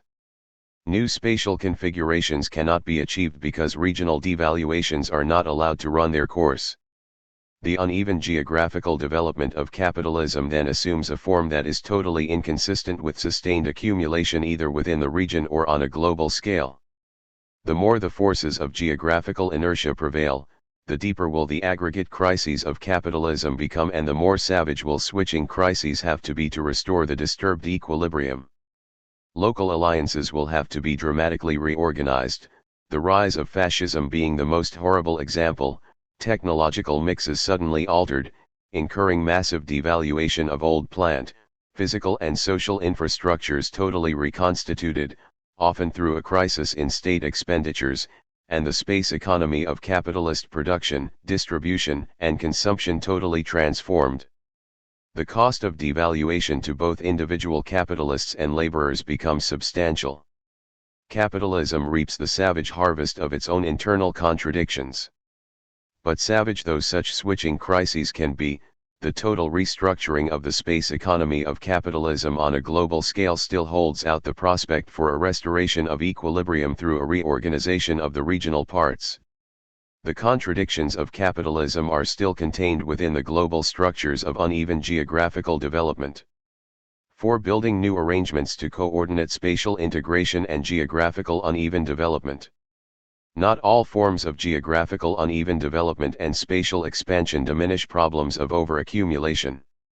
Indeed, spatial configurations are as likely to contribute to the problem as resolve it. This focuses our attention upon the coordinating mechanisms that shape spatial configurations and capital flows. We showed in Chapter 12, for example, that the geographical mobility of money, commodities, production capital, and labor power depend upon the creation of fixed and immobile physical and social infrastructures. How can the latter be changed to accommodate the expanding volumes of capital in motion? New transport and communication systems can be built, we saw in Chapter 8, using overaccumulated capital, albeit at the cost of some devaluation of capital embodied in time past. The new investments stand to be devalued only if the anticipated expansions fail to materialize in the expected spatial configuration, or if further competing investments are piled too rapidly on top of each other. The pace of transformation in transport and communication systems is constrained by such considerations.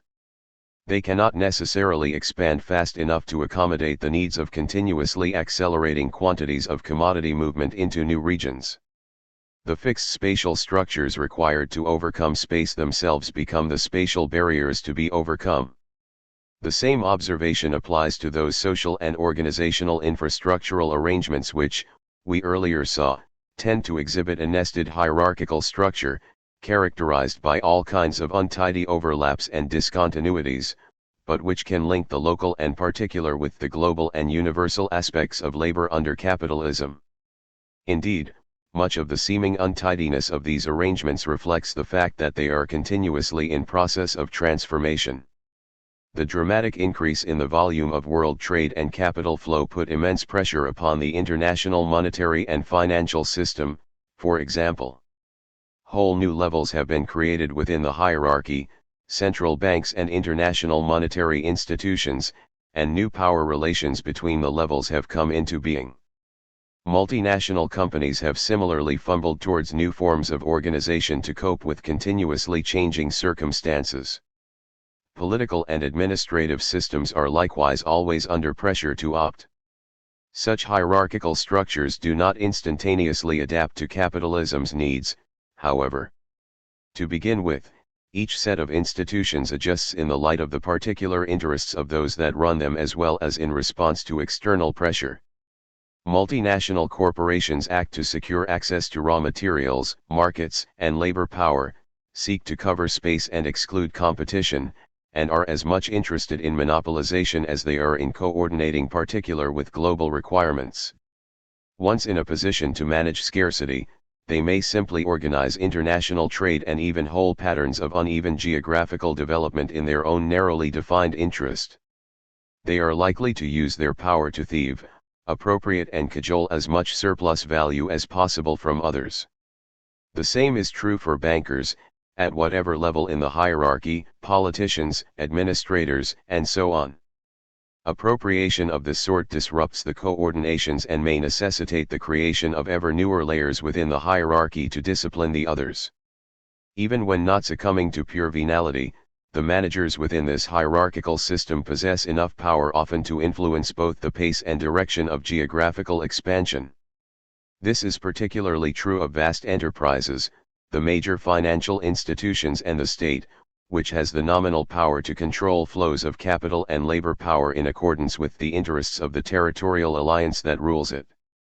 Competition between states, or other units, or power struggles between levels within the hierarchy have marked effects upon patterns of uneven development.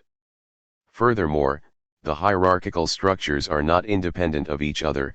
The evolution of multinational corporations depended upon new international monetary arrangements and new forms of state intervention, for example.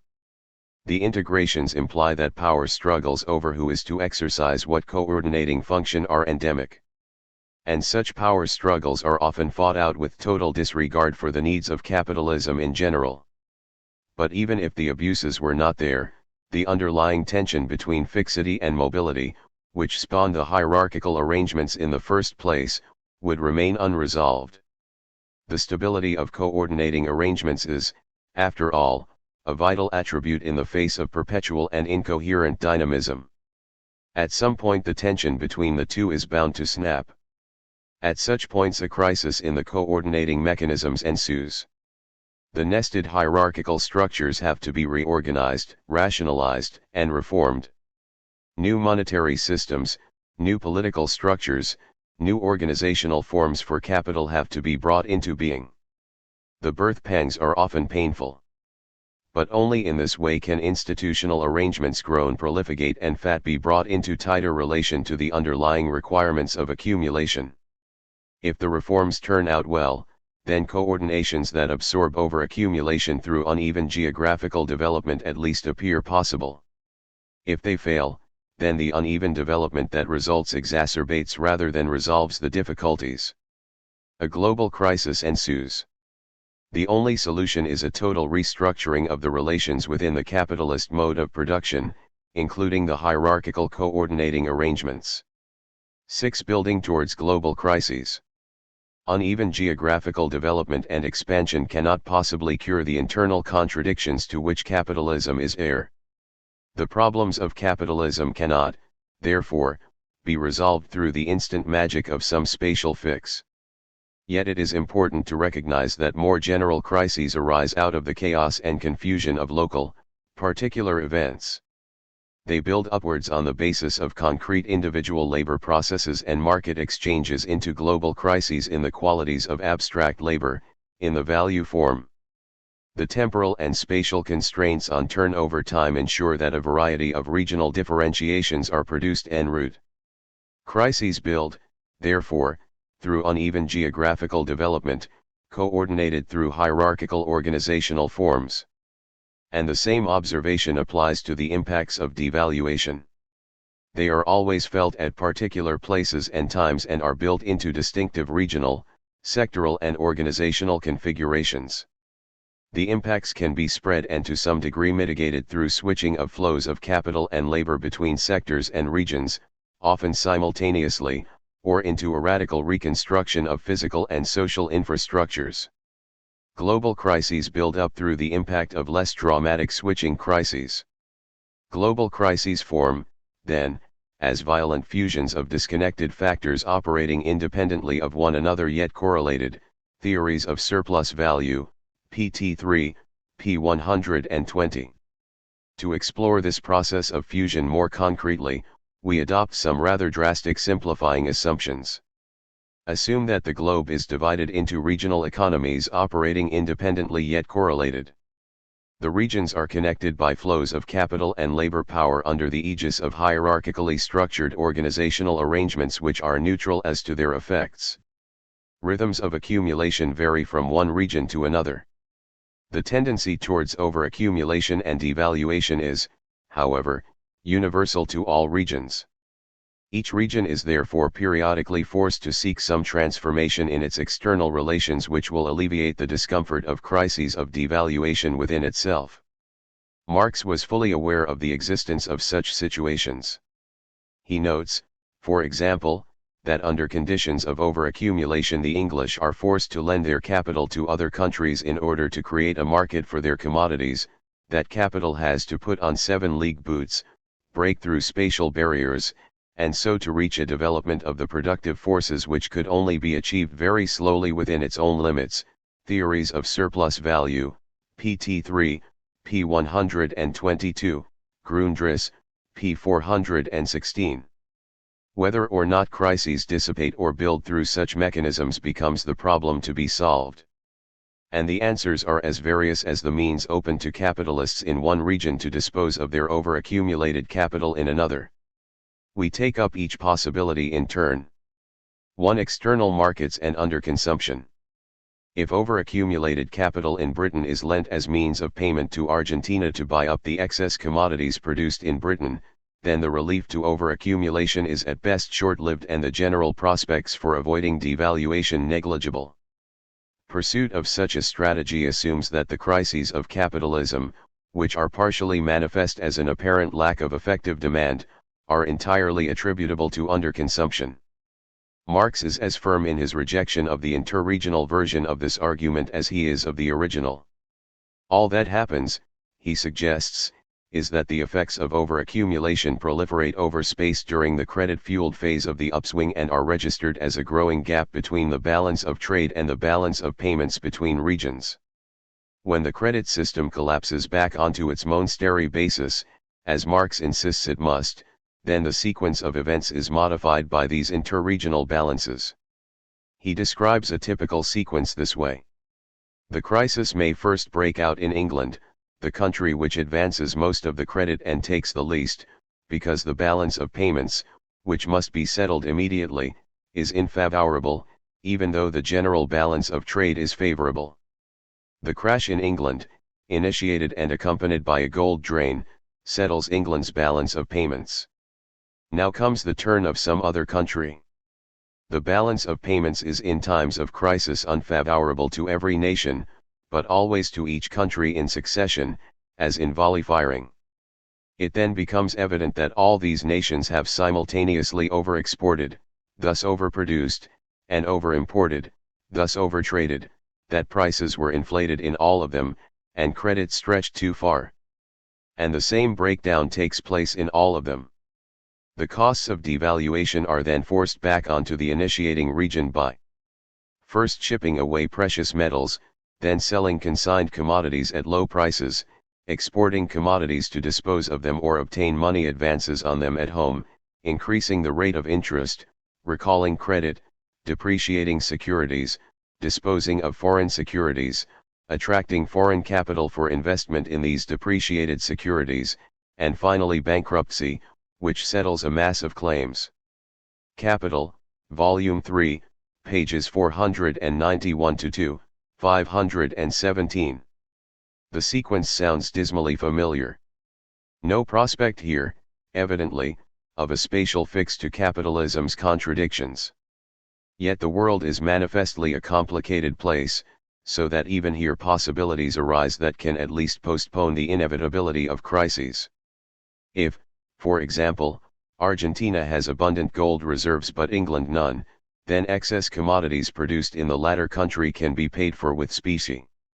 Balances are maintained through interregional transfers of specie. This can attenuate the process of crisis formation. But in the long run it can have no more effect than invoking the gold producers as the grand stabilizers of the circulation process of capital as a whole, see above, pages 93-6. A more intriguing possibility arises when capitalism becomes highly dependent upon trade with non-capitalist social formations. Circumstances can indeed arise, Marx concedes, in which the capitalist mode of production is conditional on modes of production lying outside of its own stage of development. Capital, Volume 2, p. 110. The degree of relief afforded thereby depends on the nature of the non-capitalist society and its capacity to integrate into the capitalist system through commodity and money exchanges. But crisis formation is checked only if the non-capitalist countries consume and produce at a rate that suits the countries with capitalist production. Capital, Volume 3, p. 257. And how can that be done without engaging in the politics and economics of imperialist domination? And even then, there are contradictions involved which make such a resolution temporary. You cannot continue to inundate a country with your manufactures, unless you enable it to give you some produce in return. Hence, the more the British industrial interest become dependent on the Indian market, the more it felt the necessity of creating fresh productive powers in India, after having ruined her native industry, on colonialism, with Engels, p. 52. It is no longer a matter of seeking external relief through trade, but of forging new systems of production based on new social relations in new regions. We now take up that prospect directly. 2. The export of capital for production. Surplus capital lent abroad as means of purchase, rather than as means of payment, contributes to the formation of new productive forces in other regions. An external move of this sort has an entirely different relation to the general process of overaccumulation. It accords with Marx's argument that the realization problem can be resolved only through an expansion of production. But it then simply transfers the dilemmas of accumulation for accumulation's sake, production for production's sake to other regions at the same time as it intensifies overaccumulation at home. If capital is sent abroad, Marx argues, this is not done because it absolutely could not be applied at home, but because it can be employed at a higher rate of profit in a foreign country. Capital, Volume 3, p. 256. The effect is to increase the average rate of profit, Theories of Surplus Value pt2, pages 436-7, and hasten the tendency towards falling profits in the long run. Capital, Volume 3, p. 237. The same result is achieved if expanding production abroad cheapens the elements of constant capital and wage goods in the home market. The value composition of capital temporarily declines and the rate of exploitation increases. Even more capital is produced as a result. The implication is that overaccumulation at home can be relieved only if surplus money capital, or its equivalent in commodities, is sent abroad to create fresh productive forces in new regions on a continuously accelerating basis. Furthermore, the productive forces have to be used in a certain way if capital is to be reproduced. The social relations appropriate to capitalism, wage labor, have to be in place and capable of a parallel expansion. Geographical expansion of the productive forces therefore means expansion of the proletariat on a global basis. We arrive back at the proposition, see above, p. 163, that crises of capitalism are less intense under conditions of rapid increase in the labor force, through either primitive accumulation or natural increase. We will take up the deeper implications of that shortly. Export of the productive forces means export of the whole package of the capitalist mode of production, which includes modes of distribution and consumption. This appears to be the only way to resolve the overaccumulation problem of capitalism. It spawns a variety of regional effects, depending upon the relations between regions and the conditions prevailing in each. The destruction of pre-capitalist forms of economy and industry through competition of machine manufacturers, aided by cheap transport costs, forcibly converts countries into raw material suppliers. A new and international division of labor, a division suited to the requirements of the chief centers of modern industry, springs up, and converts one part of the globe into a chiefly agricultural field of production, for supplying the other part which remains a chiefly industrial field. Capital, Volume 1, p. 451. If the territorial division of labor remains constant, however, then the circulation of capital will almost certainly generate deeper and deeper switching crises in flows of capital and labor between them.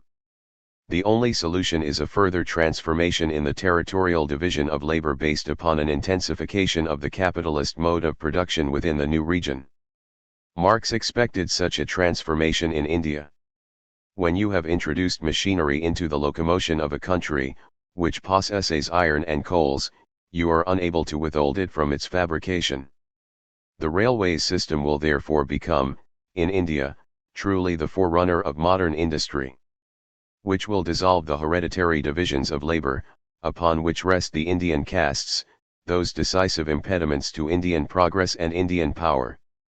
The bourgeois period of history has to create the material basis of the new world.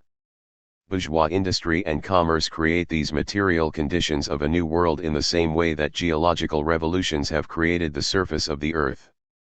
On Colonialism, with Engels, pages 85-7.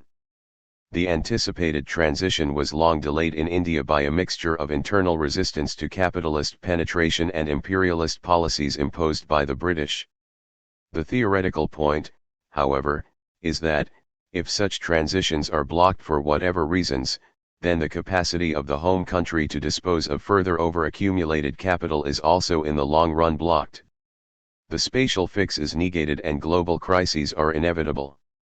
The unconstrained growth of capitalism within new regions, the United States and Japan immediately spring to mind, is, therefore, an absolute necessity for the survival of capitalism. These are the fields in which excess overaccumulated capitals can most easily be absorbed in ways that create further market openings and further opportunities for profitable investment. But we here encounter dilemmas of another sort. The new productive forces in new regions pose a competitive threat to home-based industry. Furthermore, capital tends to overaccumulate in the new region, which is forced to look to its own spatial fix in order to avoid internal devaluations. Devaluation is the end result, no matter what.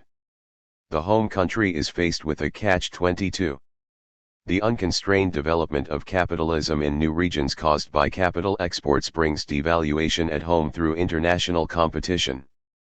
Constrained development abroad limits international competition but blocks off opportunities for further capital export and so sparks internally generated devaluations. Small wonder, then, that the major imperialist powers have vacillated in their policies between open door, free trade, and autarky within a closed empire. 11. Nevertheless, within these constraints all kinds of options exist. The historical mission of the bourgeoisie is not accomplished overnight, nor are the material conditions of a new world created in a day. The intensification and spread of capitalism is a long drawn-out revolutionary transformation accomplished over successive generations. While local, regional, and switching crises are normal grist for the working out of that process through uneven geographical development, the building of global crises, usually experienced initially as switching crises of increasing intensity, depends upon the exhaustion of possibilities for further revolutionary transformation along capitalist lines. And that depends not upon the propagation of new productive forces across the face of the earth, but upon the supply of fresh labor power. It is to that prospect that we now turn. 3. The expansion of the proletariat and primitive accumulation. Beneath all of the nuanced shifts in the international division of labor, in technology and organization and in the distribution of productive forces, lies a basic Marxian proposition: the accumulation of capital is increase of the proletariat. Capital, Volume 1, p. 614. The central point of Marx's implied disagreement with Hegel, for example, is not that colonization can afford no temporary relief to the contradictions of capitalism, but that it can only do so if it is accompanied by primitive accumulation. The significance of that last chapter to the first volume of Capital now strikes home with redoubled force. The accumulation of capital is increase of the proletariat, and that means primitive accumulation of some sort or another. But primitive accumulation comes in many guises. The penetrations of money forms and commerce exercise a more or less dissolving influence everywhere on the producing organization which it finds at hand, and whose different forms are mainly carried on with a view to use value, capital, Volume 3, pages 331-2, Grundriss, pages 224-5. But the form of labor process and the social relations of production that result vary considerably depending upon the initial conditions. The classical account of primitive accumulation that Marx sets out in Capital is open to repetition elsewhere only to the degree that roughly parallel conditions are encountered. Marx himself recognized some of the possible variations. Plantation colonies, run by capitalists on the basis of slave labor, produced for the world market and were formally integrated into capitalism without being based on wage labor. No matter how large the surplus product extracted from the surplus labor of their slaves in the simple form of cotton or corn, they can adhere to this simple undifferentiated labor because foreign trade enables them to convert these simple products into any kind of use value. Theories of Surplus Value, pt 2, pages 302-3, pt 3, p 243. Modes of exploitation in traditional peasant-based societies can also be converted into realms of formal rather than real subsumption under capital. The whole debate, which Marx in part presaged, over the Asiatic mode of production and the direct conversion of state powers into forms of state capitalism poses a similar problem. Even what Marx called the colonies proper, such as the United States, Australia, etc., do not escape from subtle nuances within the general framework of primitive accumulation. Here, says Marx, the mass of the farming colonists, although they bring with them a larger or smaller amount of capital from the motherland, are not capitalists, nor do they carry on capitalist production. They are more or less peasants who work themselves and whose main object is to produce their own livelihood. They are, and continue for a long time to be, competitors of the farmers who are already producing more or less capitalistically. Theories of Surplus Value, pt 2, pages 202-3. There the capitalist regime everywhere comes into collision with the resistance of the producer, who, as owner of his own conditions of labor, employs that labor to enrich himself, instead of the capitalist. The contradictions of these two diametrically opposed economic systems manifests itself here practically in the struggle between them. Where the capitalist has at his back the power of the mother country, he tries to clear out of his way by force the modes of production and appropriation, based on the independent labor of the producer. Capital, Volume LP 765. It takes many generations before the laborer is ultimately made free as a pure wage laborer. There are many intermediate steps on that road, many intermediate forms the social relations of production can acquire. And each pays its due to capital in the form of at least a surplus product. But as the revolutionary power of capitalism gathers strength, so the intermediate forms give way to wage labor pure and simple. New rounds of primitive accumulation attack and erode social relations of production achieved through preceding rounds. The uneven geographical development of that process is etched in the annals of human history in letters of blood and fire. Violent and episodic guerrilla struggle, fought on a highly varied terrain and under all manner of social conditions, periodically erupt into major confrontations between the representatives of opposed economic systems. Thus is the social and human geography of the New World created to match the new material conditions laid down there. But as capitalism exhausts the possibilities for primitive accumulation at the expense of pre-capitalist and intermediate social formations, so it has to look elsewhere for fresh sources of labor power. In the end it has only one place to go. It has to cannibalize itself. Some capitalists, while remaining nominally in control of their own means of production, become formally subordinate to other capitalists, chiefly via the credit system but also through patterns of tied subcontracting to larger firms or dependency upon monopoly sources of supply. Others are forced into the proletariat directly, sometimes on a part-time and sometimes on a full-time basis, through heightened competition and bankruptcy. Other layers within the bourgeoisie likewise lose their former independence and become mere wage laborers, albeit within a finely graded hierarchical system. Marx was well aware, of course, that capitalists stood to be proletarianized, but mainly confined attention to phases of devaluation that are always, to some degree or other, phases of primitive accumulation at the expense of already existing capitalists. Capital, Volume 1, p. 626. The deepening and widening of crises into global configurations transforms the cannibalistic tendencies of capitalism into so many modes of mutually assured destruction, to be periodically unleashed as the ultimate form of devaluation. For the export of devaluation. At times of savage devaluation, interregional rivalries typically degenerate into struggles over who is to bear the burden of devaluation. The export of unemployment, of inflation, of idle productive capacity become the stakes in the game.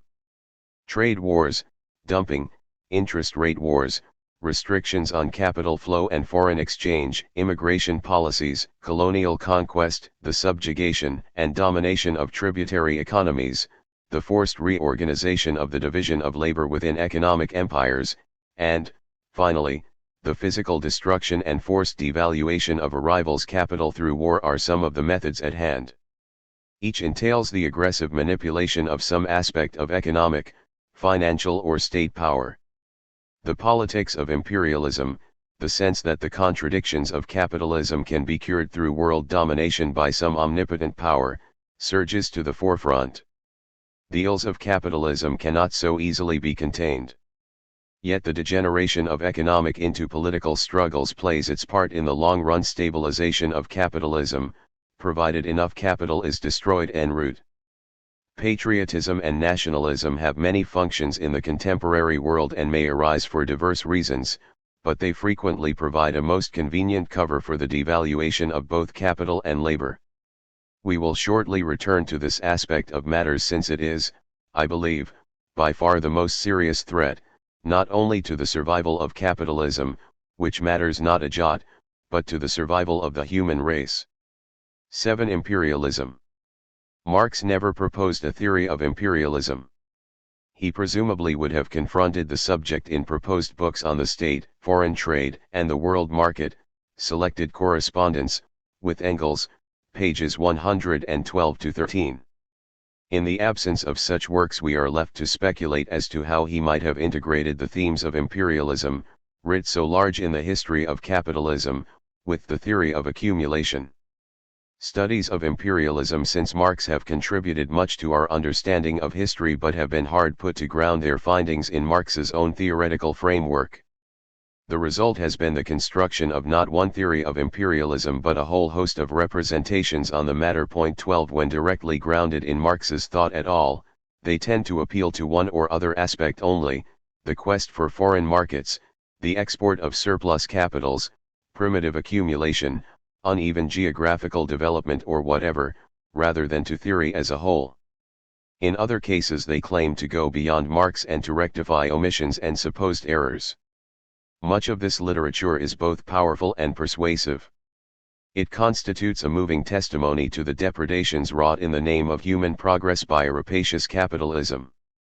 It also captures the immense complexity and richness of human interaction as diverse peoples of the world with equally diverse histories, cultures, and modes of production are forged into an accord and oppressive unity under the banner of the capitalist law of value. The dominant imagery within this literature dramatically unifies themes of exploitation and the spatial fix. Centers exploit peripheries, metropoli exploit hinterlands, the first world subjugates and mercilessly exploits the third, underdevelopment is imposed from without, and so on. Class struggle is resolved into the struggle of peripheral social formations against the central source of oppression. The countryside revolts against the city, the periphery against the center, the third world against the first. So powerful is this spatial imagery that it flows back freely into the interpretation of the structures even in the heart of capitalism. Regional underdevelopment in advanced capitalist countries is seen as a coherent process of exploitation of regions by a dominant metropolis which itself maintains ghettos as internal neo-colonies.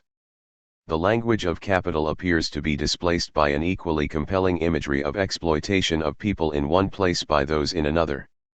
The challenge is to reconstitute what sometimes appear as antagonistic lines of thought and to integrate them into a single theoretical frame of reference. As things stand, the links are either founded in emotion, founded through appeal to the facts of exploitation, or else are projected onto the highest possible planes of abstraction by conceiving of imperialism as the violent confrontation between capitalism and other modes of production, or social formations, which then become articulated one upon another in particular configurations at different places and times, depending upon the outcome of the struggles waged. The third approach, which both Luxemburg and Lenin share, is to see imperialism as the external expression, dominant at a particular stage in capitalism's history and achieved under the aegis of finance capitalism, of the internal contradictions to which capitalism is systematically prone.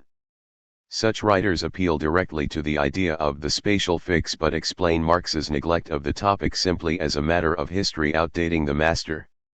None of these approaches is very satisfactory. Imperialism was alive and well in Marx's own time and was frequently commented upon in his popular writings, see on colonialism, with Engels, while the idea of intersecting and conflicting modes of production is launched, albeit in preliminary fashion, in the Grundriss. It remains, then, to extend Marx's theory of accumulation to embrace the diverse theories of those who seek to represent the historical experience of exploitation through imperialism. I cannot take up this challenge here in all of its fullness. But the somewhat more nuanced account of the spatial dynamics of capitalism, as presented in these last chapters, can help define a material basis within the theory of accumulation for much of what passes for imperialism. The central point I have sought to hammer home in the last two chapters is that the production of spatial configurations is necessarily an active constitutive moment in the dynamics of accumulation. The shape of spatial configurations and the means for the annihilation of space with time are as important for understanding these dynamics as are improved methods of cooperation, the more extended use of machinery, etc. All of these features have to be assimilated within a broad conception of technological and organizational change. Since the latter is the pivot upon which accumulation turns as well as the nexus from which the contradictions of capitalism flow, then it follows that spatial and temporal expressions of this contradictory dynamic are of equal import. Point 13. We have seen that spatial configurations are produced and transformed through the variegated mobilities of different kinds of capital and labor power, including the motion of capital through immobile social and physical infrastructures. The complementarities and antagonisms within the necessary unity of these mobilities produce an uneven, unstable, and tension-packed geographical landscape for production, exchange and consumption. Forces of concentration counter those of dispersal and produce centers and peripheries which the forces of inertia can turn into relatively permanent features within the space economy of capitalism. The division of labor assumes a territorial form and the circulation of capital under spatial constraints assumes regionally confined configurations. These provide a material basis for class and factional alliances to defend and enhance the value in motion within a region. Insofar as class struggle yields a terrain of compromise between capital and labor within a region, organized labor may rally in support of such alliances in order to protect jobs and privileges already won. The regionalization of the circulation of capital is accompanied and reinforced, therefore, by the regionalization of class and factional conflict. The homogeneity towards which the law of value tends contains its own negation in increasing regional differentiation. All kinds of opportunities then arise for competition and unequal exchange between regions. Massive concentrations of economic and political power within one region can become a basis for the domination and exploitation of others. Under threat of devaluation, each regional alliance seeks to use others as a means to alleviate its internal problems. The struggle over devaluation takes a regional turn. But the regional differentiations are rendered unstable thereby. Furthermore, the variegated mobilities of capital and labor power tend to undermine the very regional structures they help create. Regional alliances founder on the rock of international competition and the impulsion to equalize the rate of profit, particularly on money capital. The struggle to reduce turnover time reorders relative distances and makes nonsense of regional boundaries, which are highly porous anyway, even when patrolled by customs and immigration officers. And when devaluation threatens, individual elements of both capital and labor can just as easily run for the safest havens as stay in place and fight to export the costs to other regions. The result is a chaos of confused and disordered motions towards both homogeneity and regional differentiation. Hierarchically structured organizations, of the financial and political system in particular, are essential if the disorder is to be contained. Such organizations, though lacking entirely in direct creative effect, typically concentrate immense repressive power, financial, political, and military, in their upper echelons. These powers can be used to increase the rate of exploitation directly, chiefly by deployment of the repressive arm of the state apparatus, or to redistribute surplus value already produced among factions or regions. The struggle for control over strategic centers within the state, the international monetary system, the institutions of finance capital and so on are vital preparation if any faction or region is to visit the costs of devaluation on another. There is more to imperialism than this, of course. Yet much of what passes for imperialism rests on the reality of exploitation of the peoples in one region by those in another under the aegis of some superior, dominant, and repressive power. We have now shown that such a reality is contained in the very notion of capital itself.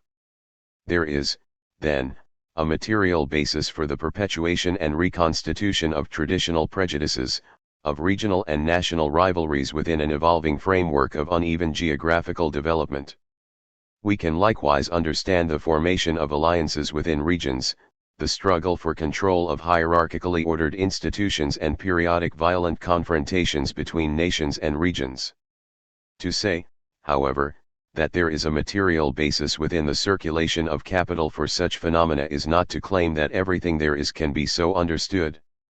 Nor does it mean that such phenomena, even when they achieve some rough equilibrium between homogeneity and regional differentiation, between geographical concentration and dispersal, provide a firm basis for future capital accumulation. Indeed, it is not hard to spot a central contradiction. The processes described allow the geographical production of surplus value to diverge from its geographical distribution, in much the same way that production and social distribution separate. Since, as we have seen, the disjunction between production and distribution is one of the rocks upon which the continuous circulation of capital founders, we can safely conclude, with both Marx and Lenin, that the basis for crisis formation is broadened and deepened by the processes we have here described. There is, in short, no spatial fix that can contain the contradictions of capitalism in the long run. 8. Inter-imperialist rivalries, global war as the ultimate form of devaluation. Twice in the 20th century, the world has been plunged into global war through inter-imperialist rivalries. Twice in the space of a generation, the world experienced the massive devaluation of capital through physical destruction, the ultimate consumption of labor power as cannon fodder. Class warfare, of course, has taken its toll in life and limb, mainly through the violence daily visited by capital upon labor in the workplace and through the violence of primitive accumulation, including imperialist wars fought against other social formations in the name of capitalist freedoms. But the vast losses incurred in 2 world wars were provoked by inter-imperialist rivalries. How can this be explained on the basis of a theory that appeals to the class relation between capital and labor as fundamental to the interpretation of history? This was, of course, the problem with which Lenin wrestled in his essay on imperialism. But his argument, as we saw in Chapter 10, is plagued by ambiguity. Is finance capital national or international? What is the relation, then, between the military and political deployment of state power and the undoubted trend within capitalism to create multinational forms and to forge global spatial integration? And if monopolies and finance capital were so powerful and prone in any case to collusion, then why could they not contain capitalism's contradictions short of destroying each other? What is it, then, that makes inter-imperialist wars necessary to the survival of capitalism? The third cut at crisis theory suggests an interpretation of inter-imperialist wars as constitutive moments in the dynamics of accumulation, rather than as aberrations, accidents, or the simple product of excessive greed. Let us see how this is so. When the inner dialectic at work within a region drives it to seek external resolutions to its problems, then it must search out new markets, new opportunities for capital export, cheap raw materials, low-cost labor power, etc. All such measures, if they are to be anything other than a temporary palliative, either put a claim on future labor or else directly entail an expansion of the proletariat. This expansion can be accomplished through population growth, the mobilization of latent sectors of the reserve army, or primitive accumulation. The insatiable thirst of capitalism for fresh supplies of labor accounts for the vigor with which it has pursued primitive accumulation, destroying, transforming and absorbing pre-capitalist populations wherever it finds them. When surpluses of labor are there for the taking, and capitalists have not, through competition, erroneously pinned their fates to a technological mix which cannot absorb that labor, then crises are typically of short duration, mere hiccups on a general trajectory of sustained global accumulation, and usually manifest as mild switching crises within an evolving structure of uneven geographical development. This was standard fare for 19th century capitalism. The real troubles begin when capitalists, facing shortages of labor supply and as ever urged on by competition, induce unemployment through technological innovations which disturb the equilibrium between production and realization, between the productive forces and their accompanying social relations. The closing of the frontiers to primitive accumulation, through sheer exhaustion of possibilities, increasing resistance on the part of pre-capitalist populations, or monopolization by some dominant power, has, therefore, a tremendous significance for the long-run stability of capitalism. This was the sea change that began to be felt increasingly as capitalism moved into the 20th century.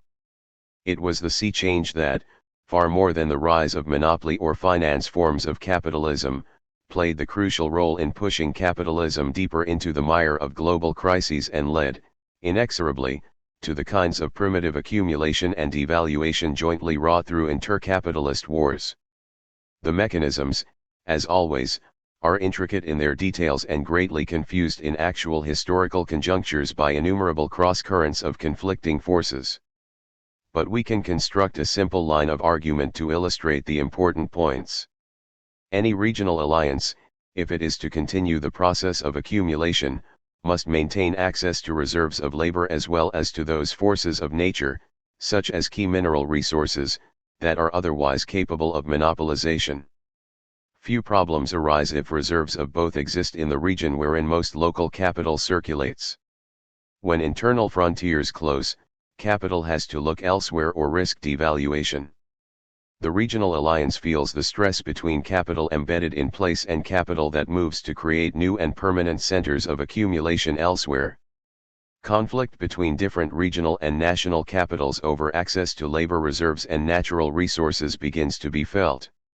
The themes of internationalism and multilateralism run hard up against the desire for autarky as the means to preserve the position of some particular region in the face of internal contradictions and external pressures, autarky of the sort that prevailed in the 1930s, as Britain sealed in its Commonwealth trade and Japan expanded into Manchuria and mainland Asia, Germany into Eastern Europe and Italy into Africa, pitting different regions against each other, each pursuing its own spatial fix. Only the United States found it appropriate to pursue an open-door policy founded on internationalism and multilateral trading. In the end, the war was fought to contain autarky and to open up the whole world to the potentialities of geographical expansion and unlimited uneven development. That solution, pursued single-mindedly under United States' hegemony after 1945, had the advantage of being superimposed upon one of the most savage bouts of devaluation and destruction ever recorded in capitalism's violent history. and signal benefits accrued not simply from the immense destruction of capital, but also from the uneven geographical distribution of that destruction. The world was saved from the terrors of the Great Depression not by some glorious New Deal or the magic touch of Keynesian economics in the treasuries of the world, but by the destruction and death of global war. The internationalism and multilateralism of the post-war world appears, on the surface, to be very different. Global freedom for the movement of capital, in all forms, has allowed instant access to the spatial fix through geographical expansion within a framework of uneven geographical destruction. The rapid accumulation of capital on this basis led to the creation and in some cases the recreation of independent regional centers of accumulation: Germany, Japan, Brazil, Mexico, Southeast Asia, etc. Regional alliances build once more and compete for shrinking profit opportunities. The threat of autarky looms again. And with it comes the renewed threat of global war, this time waged with weapons of immense and insane destructive power, and oriented towards primitive accumulation at the expense of the socialist bloc. Marxists, ever since Luxemburg first wrote on the subject, have long been attracted to the idea of military expenditures as a convenient means to absorb surpluses of capital and labor power. The instantaneous obsolescence of military hardware, and the easy manipulation of international tensions into a political demand for the increase in defense expenditures, adds luster to the idea. Capitalism, it is sometimes held, is stabilized through the defense budget, albeit in ways that rob society of more humane and socially worthwhile programs. This line of thinking is cast, unfortunately, in the underconsumptionist mold. I say unfortunately not so much because that interpretation is wrong, but because the present theory suggests a rather more sinister and terrifying interpretation of military expenditures. Not only must weapons be bought and paid for out of surpluses of capital and labor, but they must also be put to use. For this is the only means that capitalism has at its disposal to achieve the levels of devaluation now required. The idea is dreadful in its implications. What better reason could there be to declare that it is time for capitalism to be gone, to give way to some saner mode of production?